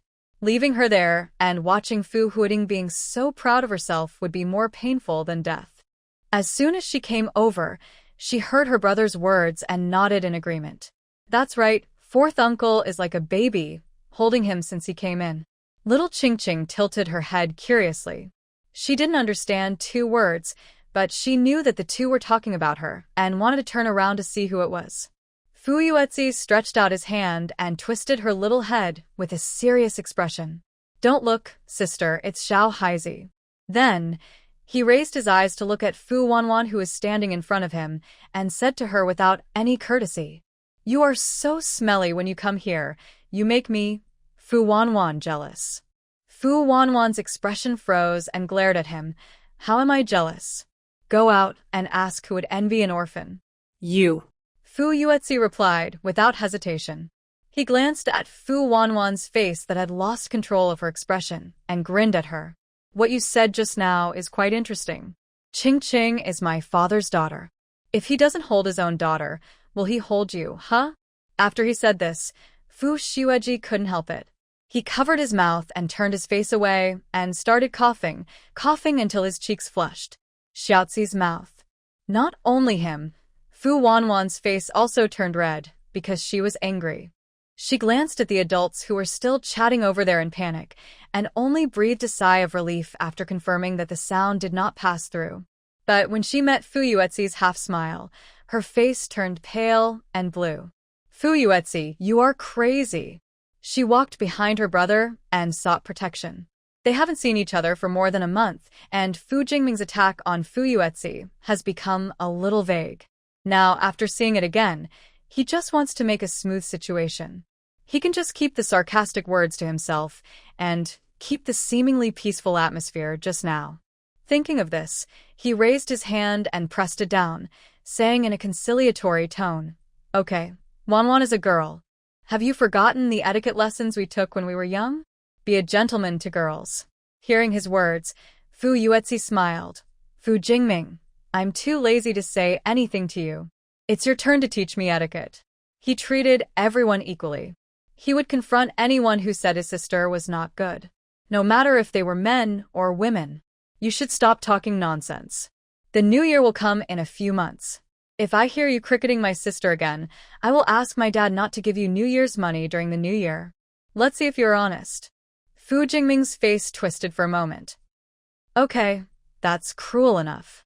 He took a deep breath and closed his mouth completely. The first sprayer in the rich family is never a false reputation. Fu Yuetzi retracted his gaze, and his eyes turned from sharp to soft. He pinched Qingqing's little face and was amused by her curious and ignorant big eyes. In Fu Yuetzi's heart, his sister is the best child in the world. She has a good personality, is cute, has great abilities, and is willing to risk her life to save the third brother. She has so many good qualities that he could move a chair and sit here all night long and still not be able to finish listing them. In just a few words, all the voices that were unfavorable to Qingqing were cleared up. Even if these people were angry in their hearts, they could only hold it in.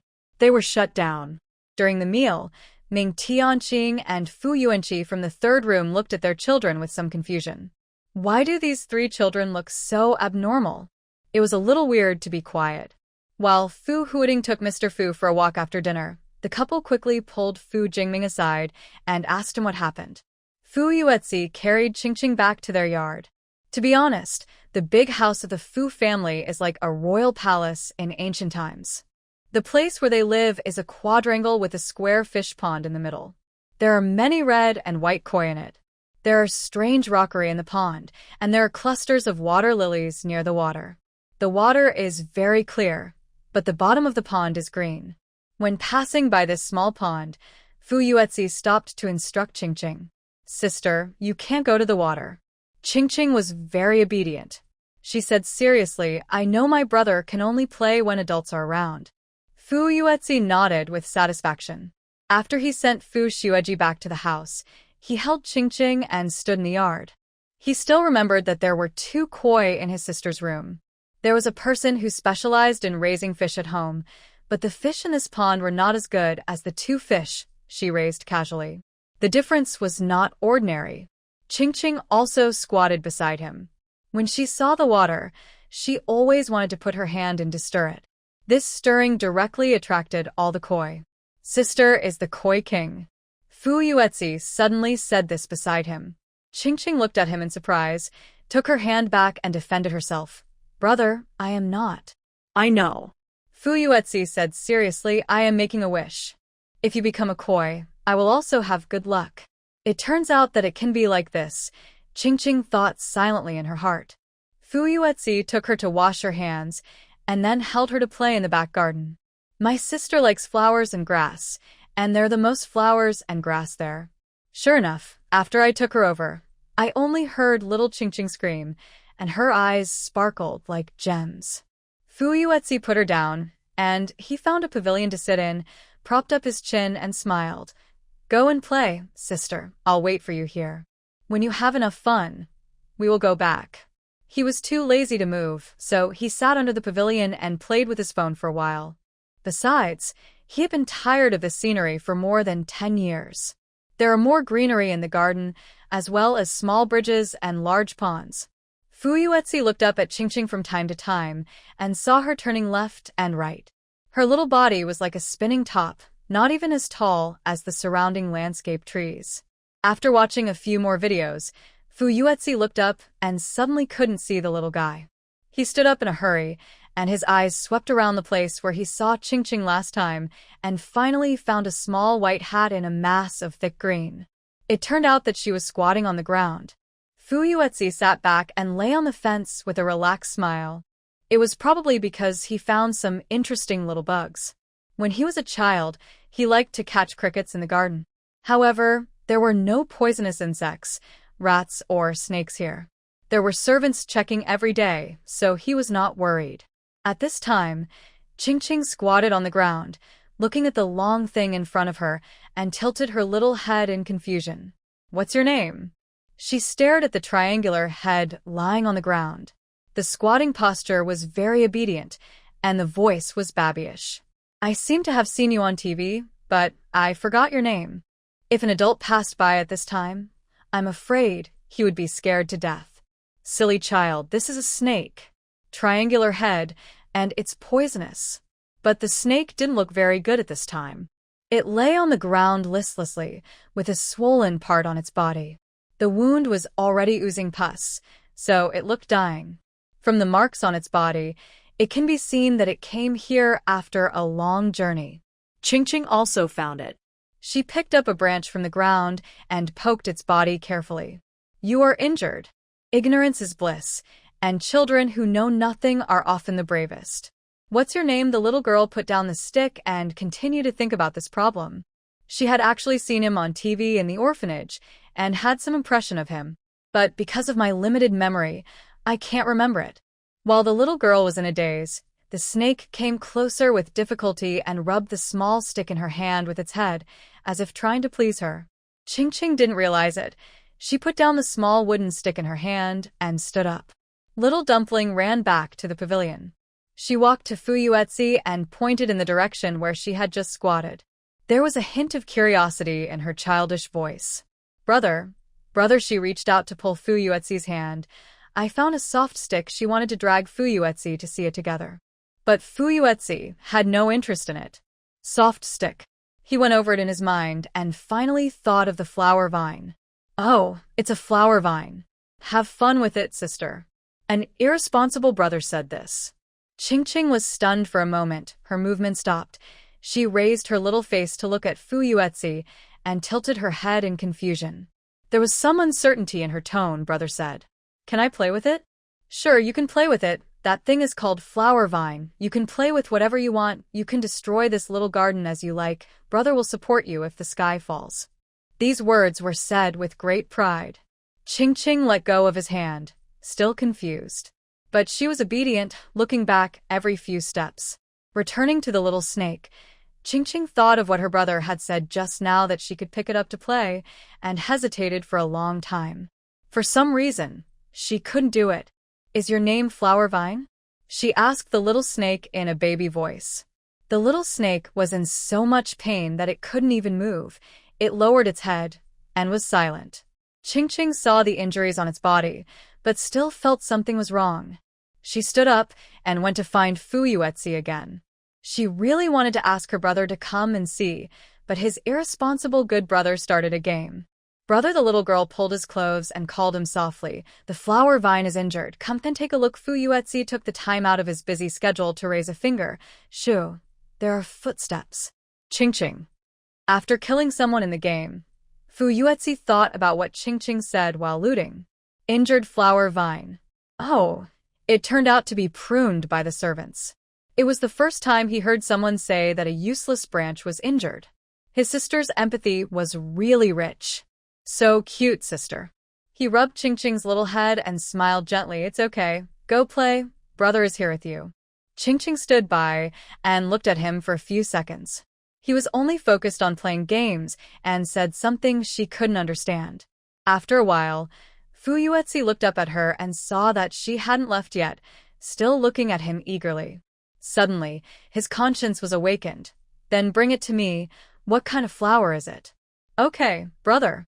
Little Ching ran back to the flower vine with the little stick in her hand.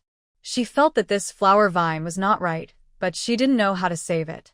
It would be best if her brother could take a look.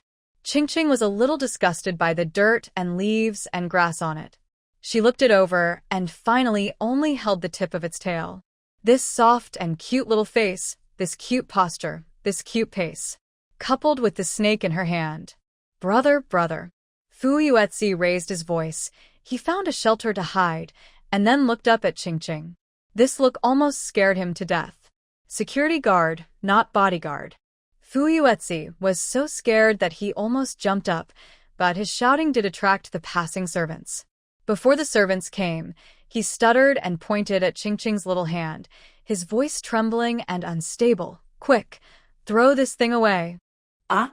The soft and cute little girl looked down at the flower vine in her hand, and considering the serious injuries on it, she was a little hesitant and hesitated. But brother, it's injured. Fuyuetsi was also injured, a mental trauma. If the person in front of him was not his sister, he would have run away long ago. Seeing that he looked bad, Xiao Qingqing took a small step forward with the snake in her hand, and her voice was worried. "Brother, what's wrong with you?" She took a step forward, and Fu Yuetzi looked like he had seen a ghost, and at this moment he lost all his strength and means. "Don't come over." This shout made Xiao Qingqing a little sad. Then Fu Yuetzi said again, "This is a snake, Qingqing, it's a poisonous snake." His voice was trembling in panic. The little dumpling stared at him for 3 seconds with its big watery eyes, then retracted its gaze, uttered a soft "oh," and still didn't let go. "What is a venomous snake?" Fu Yuetzi had an illusion in a trance that Qingqing was so calm that it seemed that he was making a fuss. This thought only appeared in his mind for a second, and then he shook his head and threw it away. What a fuss. When I was a child, the coach said in the wilderness survival class that this kind of short and thick body, triangular head, gray-brown body, and staggered round spots on the back are exactly the only highly venomous snakes in the capital area, the short-tailed pit viper. If you get bit by this thing, I'm afraid you won't have to set the table for dinner. This is really not a joke. The servant heard the noise and ran over. Before he ran to the edge of the pavilion, Fu Yuetzi saw her. "Go call the bodyguard." He shouted at the servant as if he saw hope. "A venomous snake came in and is now in my sister's hand." The servant was a master of telepathy, and the words that reached her ears became, "Abba, abba. A venomous snake bit my sister." When she saw Fu Yuetzi's blue face and pale lips, her eyes suddenly became terrified. She didn't dare to delay at all, so she ran and shouted, "Bodyguard, come quickly, a bodyguard who can catch snakes." The housekeeper who passed by heard her yelling and frowned and scolded her. "No loud noises are allowed in the backyard. What's wrong with you? Have you forgotten the rules of training?" The servant stopped and pointed in the direction of the small garden. He looked flustered and spoke incoherently. "A venomous snake came in from the garden and bit the young lady. The young lady's life is in danger." What? The housekeeper's stern face changed instantly. He took out the communicator in his hand and gave it a hurried command. "Quick, quick, everyone come to the garden now. A poisonous snake has entered the old house and bit the young lady. She is now poisoned." After putting down the communicator, he took out his cell phone and called the hospital and private doctor. At this time, all the bodyguards in the front yard were rushing here. Such a big scene naturally aroused doubts among passers-by. As they ran to the backyard, Fu Wanwan stretched out her arm to stop one of them, pulled him aside and asked, "What are you doing?" "A venomous snake got into the small garden in the backyard and killed the 4th master's daughter and also injured young Master Yu." After saying this, he hurriedly followed the main force. Fu Wanwan was left alone and feeling disheveled. After being stunned for 2 seconds, she suddenly turned around and ran into the house to look for someone. There were only a few adults sitting in the living room chatting. When Fu Wanwan rushed in, everyone looked at her. Seeing her panic and recklessness, Ming Tianqing said in a deep voice with a little displeasure, "Wanwan, Grandpa is still here. How can you be so impetuous?" Fourth uncle, a poisonous snake came into the garden and bit the girl you brought to death, and Fu Yuetzi was also poisoned. After saying this, the minds of several people in the room went blank. It happened that the housekeeper came in after making a phone call and reported this to them. After hearing this, Mr. Fu subconsciously looked at Fu Sihuai beside him, but saw that he had left at some point, and now his figure could not be seen. Without caring about others, he hurried to follow. There were so many people in a mighty and solemn atmosphere, and no one dared to speak along the way. At this time, Fu Yuetzi coaxed Qingqing and finally let her put down the snake in her hand. The little girl pointed at the snake's belly and said worriedly, "Brother, its stomach is broken, and you haven't told me what to do yet." Fu Yuetzi only saw Qingqing's mouth opening and closing, but he couldn't hear what she was saying at all. His scalp tingled. "Come to brother quickly. Stay away from it." Okay, Qingqing looked down at the little snake on the ground and looked a little reluctant to leave. She walked slowly to Fu Yuetzi's side and was suddenly hugged and held tightly. "Go, go, go." After seeing Qingqing leave, the The snake that was put on the ground crawled towards her with difficulty. Fu Yuetsi let out another sharp roar. Get out, dead snake. I hate this kind of inappropriate thing the most. He stepped on the chairs that surrounded the pavilion, holding Ching-Ching in one hand and holding the fence with the other hand, and just flipped out. When he ran out, he couldn't stop and bumped into the bodyguard who rushed over. The bodyguard supported him and looked at him as if he were a ghost. There was a hint of ecstasy in the shock. Master, you are still alive. Fu Yuetsi stood firm, holding his arm, still in shock, but with a face full of question marks. What are you talking about? If I don't live, am I going to die? The bodyguard did not reply to him, because he saw the little girl in Fu Yuetsi's arms. His pupils dilated instantly, and his eyes were burning. At this time, another bodyguard had already walked into the pavilion and caught the injured little snake. The bodyguard who caught the snake was experienced. He only took a glance at the wound on the snake's belly and knew the reason. It was bitten by another venomous snake. The wound is so rotten that it can't be saved. Fu Yuetsi took a look at the pattern on its body and got goosebumps all over his body. He quickly hid behind the bodyguard. The bodyguard who spoke to him at the beginning escorted him out, while also instructing the people around him. Hurry up and ask the housekeeper to contact the pest control company to see if there are any other snakes in the old house. Snakes have poor eyesight but a keen sense of smell, and they rely on their sense of smell to find food, hunt, and hide. They usually don't take the initiative to go to crowded places, and the old house is regularly inspected every month, and insect repellent powder is sprinkled in the corners. Nothing has happened in the past 10 years. How come a poisonous snake suddenly got in? Fortunately, the master and the young lady are fine, otherwise all of them would be to blame. When the snake was put into the snake-catching net, it raised its head and looked in the direction of Ching-Ching. Fu Yuetsi just walked forward. When he saw the pattern on the snake, he got goosebumps all over his body, and naturally, he didn't look back. Unexpectedly, he ran into a large group of people just after he walked out of the archway of the small garden. Dad. He recognized the man walking in front at a glance, and excitedly ran over with Ching-Ching in his arms. It was different when he saw his relatives, and he felt aggrieved for a moment. When he ran over, Fu Sihui stared at his face, which made him feel guilty. Unexpectedly, he ran into a large group of people just after he walked out of the archway of the small garden. Dad. He recognized the man walking in front at a glance, and excitedly ran over with Ching-Ching in his arms. It was different when he saw his relatives. She is alive and well. Fu Yuetsi felt that the people around him seemed to have all turned into human machines at once, because everyone would show the same expression after seeing him and ask the same question at the same time. I'm really fine. This was the nth time Fu Yuetsi had answered.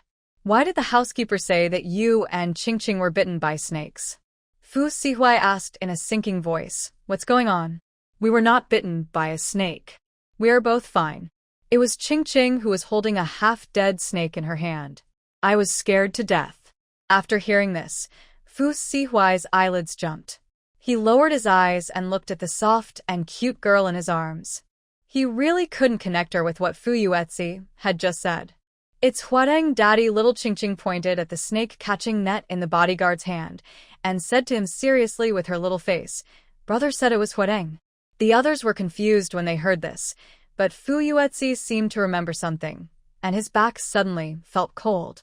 He quickly stretched out his hand to cover Ching-Ching's mouth, but was stopped by Fu Sihui halfway. Why are you panicking? Let Ching-Ching speak. Fu Yuetsi took his hand back awkwardly, extremely stiff. How could I be panicked? He tried his best to wink at Ching-Ching, but the little girl didn't understand what he meant at all, and thought he was trying to make her laugh. The flower vine was injured, and my brother said to take it to him, so I took it. Hee. Fu Yuetsi's eyes went dark, and he wanted to faint immediately. It's over. As expected, after listening to what Ching-Ching said, Fu Sihui looked at him with eyes as cold as ice. But at this moment, there was a bodyguard who didn't have any eyes, who picked up his phone and returned it to him. Scanning the screen to see the game that was still going on, Fu Yuetsi was sweating profusely. He awkwardly showed an ugly smile to everyone who was staring at him, pretending to be calm. Let me explain. Fu Sihui handed the little ball in his arms to the person next to him, his voice cold. Come, explain to me. Fu Yuech. Before being pulled away, he turned back and shouted in panic, Second brother, save me. Grandpa, save me. The two people he called silently turned their eyes away, as if they didn't hear him. This naughty kid was so busy playing with his cell phone that he ignored his sister and scared everyone. He deserves a beating. After Fu Yuetzi was taken away, Mr. Fu quickly ordered the bodyguards to check other places in the old house. As for the snake, he originally wanted to send it to the mountain in the south, but then he heard from the bodyguard that it was seriously injured and was no longer moving. Fu Huiding took a look through the snake net and recognized that it was a highly poisonous short-tailed viper. He looked at the little girl in his arms with some surprise and said in a very pleasant voice, Mei Bao, are you so brave? Qing still doesn't know what she was holding just now. But she was still thinking about the snake's injury, and when she saw the face in front of her that looked a bit like her father, she felt a little familiar. Brother, it's injured, it seems dead. Fu Huiding said. No, it's still alive. Qing didn't know why she was so sure, but she could feel it. Just like when she first saw the pot of jasmine flowers of her third brother. From the outside, it looked dead, and her aunt also said that it was hopeless, but she had a feeling in her heart that she knew she could keep it alive. Then send it to the wildlife rescue station. After Fu Huiding finished speaking, little Qing turned her head and looked at the gray snake catching net, a little curious. Can't we save it? Fu Huiding was slightly stunned and didn't have time to reply for a while. Qing said to him seriously, holding her little finger, we can raise it like a puppy, so we will have one more friend, right? Fu Wating. No, who would be friends with a snake. He also discussed with Xiao Qing seriously, it's hard to keep cold-blooded animals. There's no concept of emotion in their brains. They only have survival and reproduction. What are you talking about, brother? The little girl looked confused and cute. I don't understand. It means they're stupid and won't recognize you as their owner like a puppy, and it's highly poisonous. Qing could barely understand it now. She was a little disappointed, but I really want to be friends with it. At my age, I began to like to keep some strange but cool creatures. When Mr. Fu heard this, a gleam of light flashed across his sharp eyes like a hawk. He looked at the soft and cute little girl and suddenly felt that this child was to his taste. It's so fierce, little girl. He likes it. Turning around, he told the housekeeper, find someone to check the wound of this snake. He was not afraid of snakes either because he had kept a few of them himself, and they were pythons. When the little snake is healed, find a professional snake trainer to try, and if it doesn't work, release it back to the mountains. If it can be trained, remove its venom glands and keep it by your side to catch mice. The housekeeper gritted his teeth and contacted the wildlife rescue station. When Fu Huiding heard his order, he had already guessed what he was going to do. Grandpa, do you want to keep this snake? Grandpa Fu nodded seriously. Snakes come into the house to bring wealth. You see, it was bitten by other snakes and ran from the suburbs to our house, which means it is destined to be with us. When people want to keep something, they always find all kinds of reasons for it. Fu Huiding also felt his scalp tingling. It's over. I didn't want to go back to the old house in the first place, and I don't want to do it now. Don't think that Grandpa Fu is almost the same as an ordinary old man now. When he was young, he raised whatever was ferocious. Later, the country was strict and did not allow large carnivores to be raised, so he fenced off a hill on the outskirts of the city and put all his animals there. It's like a small zoo. From time to time, he would go to see it when he felt itchy, but no younger generation in the family was willing to go with him. He took his old butler and a few bodyguards with him, and they would go for a walk and come back, but he always felt unsatisfied. Because everyone except him was afraid, and no one really cared about his pets. Although he now had many children and grandchildren, they all wanted to inherit his property, and no one was willing to inherit his animals, and he was reluctant to donate them to the zoo. Seeing the old man's burning eyes, Fu Huiding seemed to realize something. He glanced at the soft little ball in his arms tightened, and his smile froze for a moment. Grandpa wouldn't think of his tigers and leopards, would he? Thinking of the things he saw when he went to Tiger Mountain the year before last, and comparing it with Maybao's size. This cub is not even enough to fill the gaps between his teeth. If he is thrown into a tiger's mouth, he can live in a one-bedroom apartment. In recent years, fewer and fewer people are willing to accompany him to Tiger Mountain. He is old and can't walk anymore, so he is eager to find someone to inherit Tiger Mountain. Every time there is a family gathering, he silently selects soldiers and generals in his heart. Unexpectedly, now he is desperate and has chosen a 3-year-old child. No, he will talk to his father when he goes back and ask him to be careful to watch the cub in the old house during the few days so that it will not be secretly taken away by grandfather. Fu Huiting hid to the side without saying a word, with a faint smile on his delicate face. Grandpa, I'll go and persuade my dad.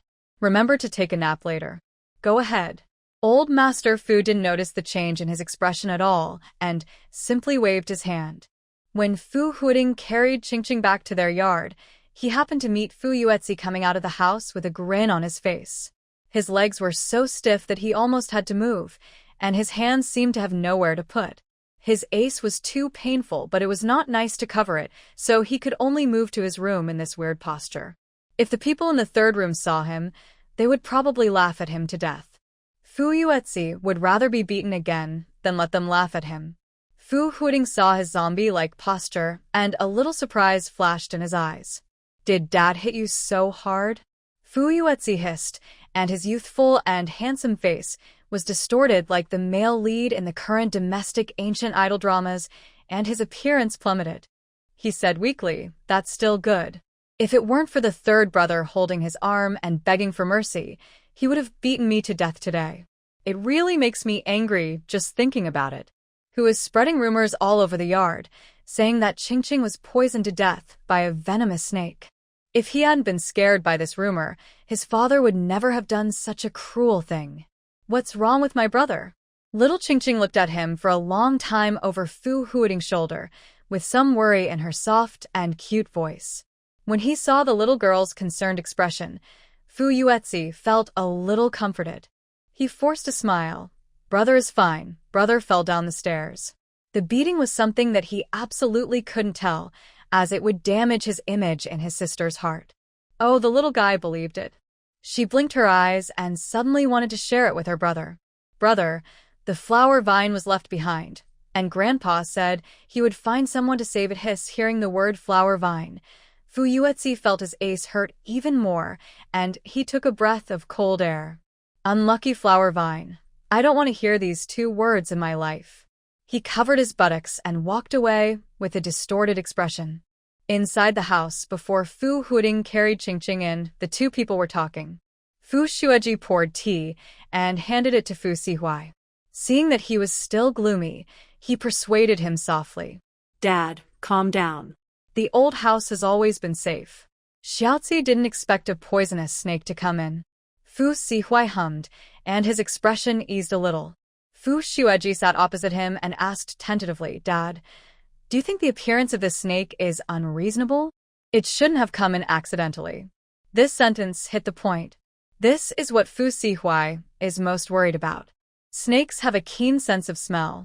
Even when they are seriously injured, they still run to the old house, which means that they smell something here that can save them. It is said that Qingqing lifted it up from the ground and slid it into the pavilion by its tail. Its life was threatened, and it didn't open its mouth to bite Qingqing in such an uncomfortable state. Its purpose is already very clear. The brain of this creature is not that complicated. It probably wants to find Qingqing and let her save it. While talking, Fu Huiting walked in holding Qingqing. Seeing that Fu Sihuai's face looked normal, he knew that Xiao Xue had smoothed it over. Dad, Qingqing stretched out her upper body in his arms and opened her arms for Fu Sihuai to hold her. Fu Huiting let go of her hand, and the little girl fell into Fu Sihuai's arms. 2 dimples appeared on her chubby face, and she smiled like a little fool. Fu Sihuai looked helpless and rubbed her little head. The bold little fool probably doesn't know what he just pinched. After Fu Huiting put Qingqing down, his eyes were attracted by Fu Xueji, who was sitting next to him. Xiao Xue, are you feeling better? It was as if there was a magnet over there attracting him, and he couldn't help but walk over. Fu Xueji smiled with pursed lips, and there was a little powder on his thin white lips, and he looked much better. I'm much better, second brother. Fu Huiding followed him, and after chatting for a few words, he suddenly felt as if he had forgotten something. He really couldn't remember, so he didn't care, and went upstairs with Fu Xueji. The next day was sunny. With the help of the butler, Mr. Fu staggered towards where Qingqing was. After entering the yard, he wandered around the living room but couldn't find anyone. Not a single person. The old man was about to call for help when he suddenly heard voices upstairs. He and the housekeeper looked at each other, then stood at the door and looked upstairs. It turned out that Fu Sihuai was making a phone call at the fence on the second floor. They stood below and listened quietly for a while. When he heard the words like apprenticeship banquet, gentleman, and professor, Mr. Fu frowned tightly. He thought he had misheard, so he asked the butler beside him, "What is he saying?" The housekeeper told the truth as he heard. It seems that they are saying that they have found a teacher for Miss Qingqing, and they are planning a banquet for her apprenticeship. Why find a teacher when she is only 3 years old? The old man was a little displeased. It may be etiquette. Not sure, listen for a while. Upstairs. Fu Sihuai really has a headache. He doesn't want to offend Professor Tan, but he still wants to fight for this matter, if he can. Ever since the bodyguard told him the name of the restaurant, he felt like there was a thorn in his heart, and he felt uncomfortable all over when he thought about it. He was now discussing with Tan Hongru very patiently, "Professor Tan, can I decide the location of this banquet for the apprenticeship?" He was so persistent about the location of the banquet for the apprenticeship. Tan Hongru was still confused at first, but now he suddenly figured it out. Good guy, I'm afraid he is not satisfied with his poor choice. The old man snorted unhappily and decided in a few words, without any room for rebuttal. You think the place I chose is not grand enough, and it's embarrassing for you rich people, right? No, just this one I booked. You just need to come on time tomorrow with your little foodie. Fu Sihuai's head hurt even more, and his face was not very good. He was about to say something to save it, but the other party didn't give him any chance. Okay, it's settled. I have something else, so I'll hang up first. As soon as he finished speaking, the mobile phone was hung up. Fu Sihuai felt that the thorn in his heart was pierced deeper. He opened the note in his palm and looked at the name of the restaurant on it. His face, which usually remained calm even in the face of a catastrophe, was extremely complicated. How could he be so embarrassed? He put away his phone and lowered his head to see the two old men who were having a lot of fun in the yard. He was even more embarrassed. Mr. Fu was still confused. He only knew that it seemed that they were going to hold a master-apprentice banquet for Qing girl. He never interfered in the education of children in several families, but now it was different. He had selfish motives and wanted to take Qing girl to Tiger Mountain to have a look. This time he came to discuss it with Fu Sihuai. Now, when he heard him say that he wanted to find a teacher for the child, he naturally felt a sense of crisis. Seeing Fu Sihuai coming down from upstairs, he hurriedly walked in with the housekeeper. What apprenticeship banquet? What kind of teacher did you find for Qing girl? He started asking before he even sat down on the chair. Fu Sihuai knew of his existence just now, and also knew that he had eavesdropped a lot, so he was not surprised to be questioned at this time. He slowly brewed tea and replied in a calm voice without raising his head, "Growing flowers." Growing flowers? When he heard these two words, the image of old man Gu next door growing flowers flashed in his mind. Old Master Fu frowned and sneered at this hobby. What's so good about growing flowers? You can grow them by pinching the stems and sticking them in the soil. Fu Sihuai slowly put the cup of tea in front of him and handed a cup to the housekeeper. The housekeeper was flattered and quickly took it with both hands. Hey, thank you, fourth master.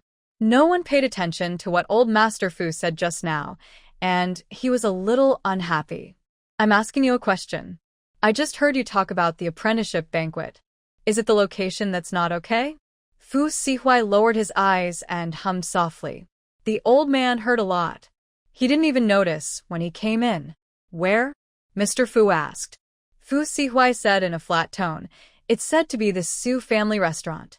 After he finished speaking, Mr. Fu was stunned for a moment, and then he laughed at him mercilessly. You chose such a place for your apprenticeship banquet. Don't say you are from the Fu family when you go out. Fu Sihuai took a sip of tea, his eyelashes trembling slightly. He was laughed at, but his heart was as calm as water. What a mess you found. After complaining, Mr. Fu suddenly felt that the vague sense of crisis in him disappeared. He thought this person would be his competitor just now, but now it seems that he is not qualified at all. He took a sip of tea in a good mood, and his mouth was full of fragrance. Not bad, not bad. It tastes great. Okay, listen to me. Don't learn how to grow flowers. What's so good about growing flowers? In his heart, even if Qing girl wanted to waste time, she should waste it on his tiger mountain instead of planting flowers meaninglessly. Fu Sihuai raised his eyelids and looked at him. At this time, he finally realized that something was wrong with the old man today. He stared and asked politely in a very low and pleasant voice, "What are you doing today?" When it comes to this, Mr. Fu felt a little guilty.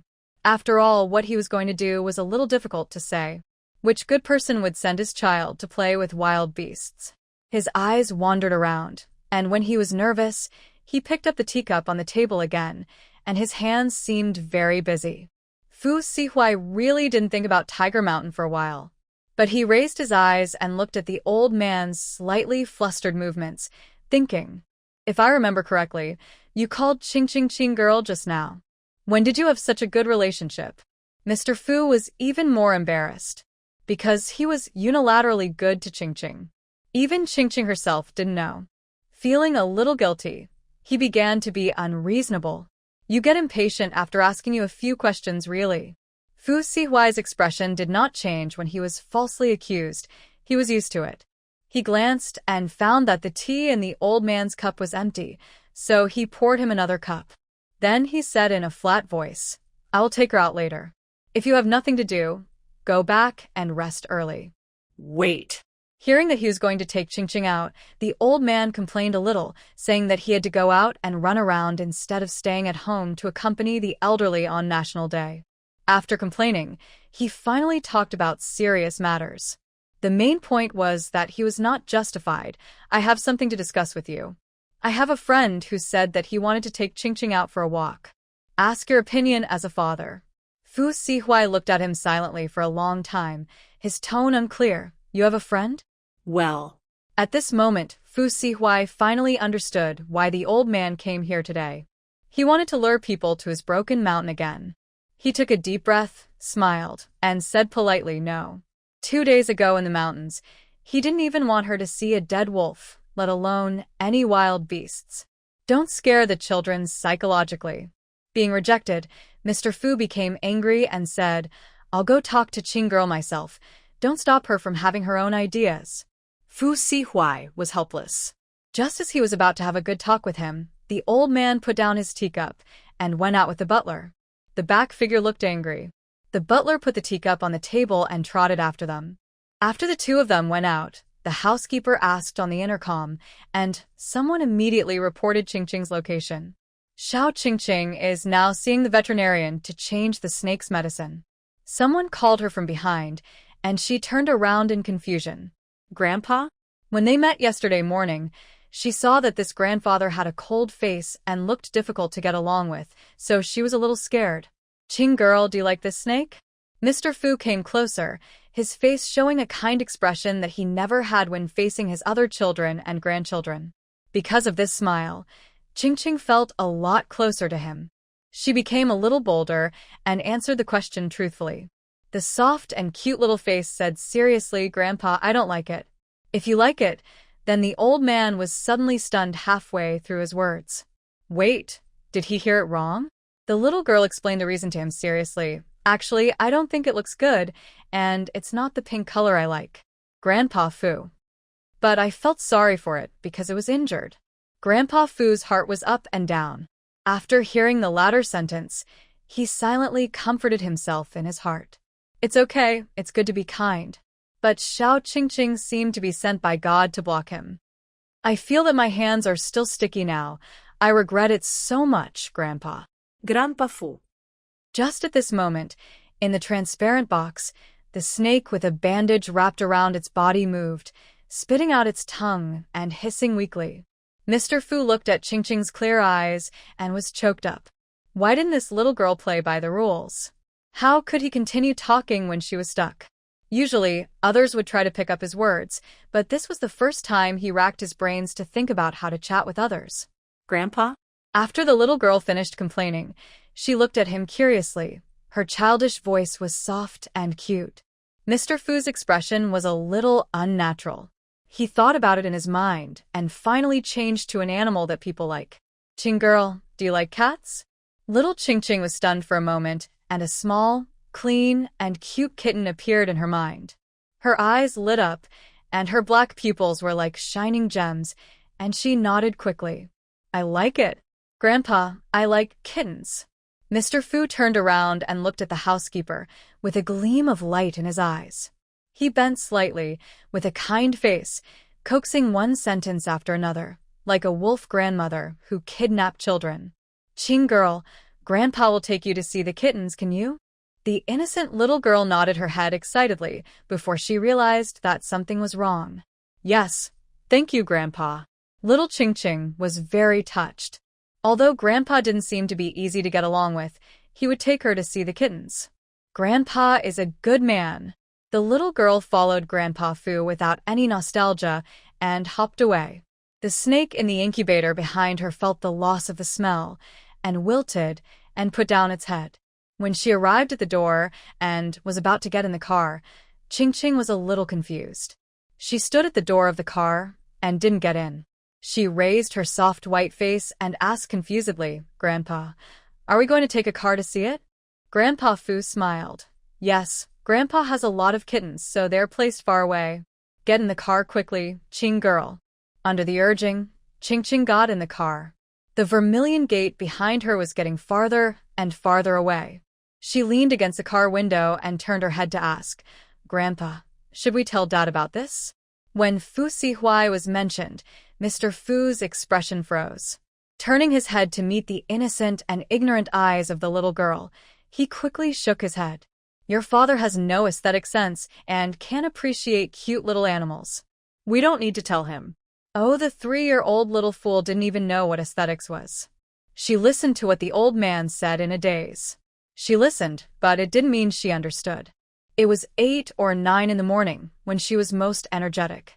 She stared out of the car window all the way and found everything new. The number of pedestrians on the road changed from many to few, and the surrounding high-rise buildings gradually became sparse until they could no longer be seen. Instead, there were dense trees. The little girl began to feel something was wrong. She turned her head to look at the grandfather sitting next to her. But the grandfather closed his eyes and looked like he was sleeping. She didn't want to disturb her grandfather's sleep, so she swallowed her doubts and continued to look out the car window. After she turned her head, the old man quietly opened one eye and glanced at the girl's chubby back. The corners of his mouth curled up slightly. He remained in this asleep state. Xiao Qingqing felt something was wrong several times on the way and wanted to ask him, but finally gave up the idea. Mr. Fu slept all the way. When they arrived at the place, no one called him, and he got up by himself. The car door opened, and the driver turned around to remind them that they could get off. They were now outside a desolate iron gate. A cold wind blew, and the dead leaves above their heads fell quietly and were blown all over the sky by the wind, all flying to the place surrounded by the wall. When Qingqing got off the car, a fallen leaf was blown by the wind and hit her face. She stretched out her little hand to take it down, and when she saw the environment in front of her clearly, she turned around and got into the car without thinking. Mr. Fu hurriedly reached out and grabbed the little tail on her clothes. The little girl couldn't pull him away and was pulled down aggrievedly. Come on, Qing girl, go see the kitten. Qingqing held onto the car door and refused to leave. She pouted and looked at Mr. Fu as if he were a heartless man, crying and accusing him. Woo-woo. I won't go. Grandpa is going to sell me out. The old man was stunned, then looked at her with amusement. How could I sell you? I don't need those little things. The little girl was not comforted at all. She cried even more sadly, with a hoarse voice. That's what the director's mother told in the story. Grandpa lied. Mr. Fu. Although it's a bit inappropriate, he still wants to praise which orphanage has done a good job in preventing abduction. The little girl who had been crying for a long time seemed to have thought of something. She held back her tears and sobbed. Her delicate little face was full of tear marks, and she looked very pitiful. Grandpa, please be kind and let Ching Ching see Dad again. Puff after this sentence was said, the bodyguards and drivers around were all amused. Mr. Fu was amused and helpless. He stretched out his hand and stroked her head, like stroking a cat. You call me Grandpa. How could I sell you? At most, it was a lie. Ching Ching wiped her tears with her little hands and wiped herself into a little cat. Really? Her tender little voice trembled. Of course, Grandpa brought you here for a big event. You will know when you come in. He said it sincerely, and the driver and bodyguard beside him also echoed. Ching Ching stopped crying and looked like she believed it. Then. She sniffed and said aggrievedly, Okay then. The little girl finally let go of her hand holding the car door and followed her grandfather to the direction of the big iron gate. This place looks very much like a mental hospital in a horror movie. Inside the iron gate, two muscular strong men each pulled half of the door and opened the door wide. Little Ching Ching wanted to cry again. She felt that these uncles were fierce and ferocious, and they looked like they could knock her away with one punch. They didn't look like people who would raise kittens. However, the big iron door slammed shut, shattering her idea of retreating. Grandpa Fu reached out and held the little girl's soft hand, as natural as if he were at home. Ching girl, let's go see the kittens first. Now the only thing the little guy was looking forward to was the kittens. She coaxed herself to calm down, followed the old man for a long time, and finally came to a wire mesh. The wire mesh was very stiff and high, and the area enclosed inside was so large that Ching Ching couldn't see it all at a glance. Grandpa Fu pointed to a huge orange-yellow back in the wire mesh and asked with a little excitement in his voice, Ching girl, look, it's furry, do you like it? The tiger's ears moved, and it heard people talking. It smelled a comfortable smell on the tip of its nose, but because it had just eaten, it was not very tempting, so it was too lazy to pay attention. Here, little Ching Ching looked at her grandfather blankly. It seems a little big. Grandpa Fu waved his hand, his face full of disapproval. Because Ching girl, you are a child now, you think it is very big. When you grow up, you will think it is not big. It is well-reasoned and convincing. The little guy nodded, not quite understanding. So that's the case. Just as the two were talking, a little tiger cub discovered them. It ran over like chasing prey, and then stopped at the edge of the iron fence with a sudden break.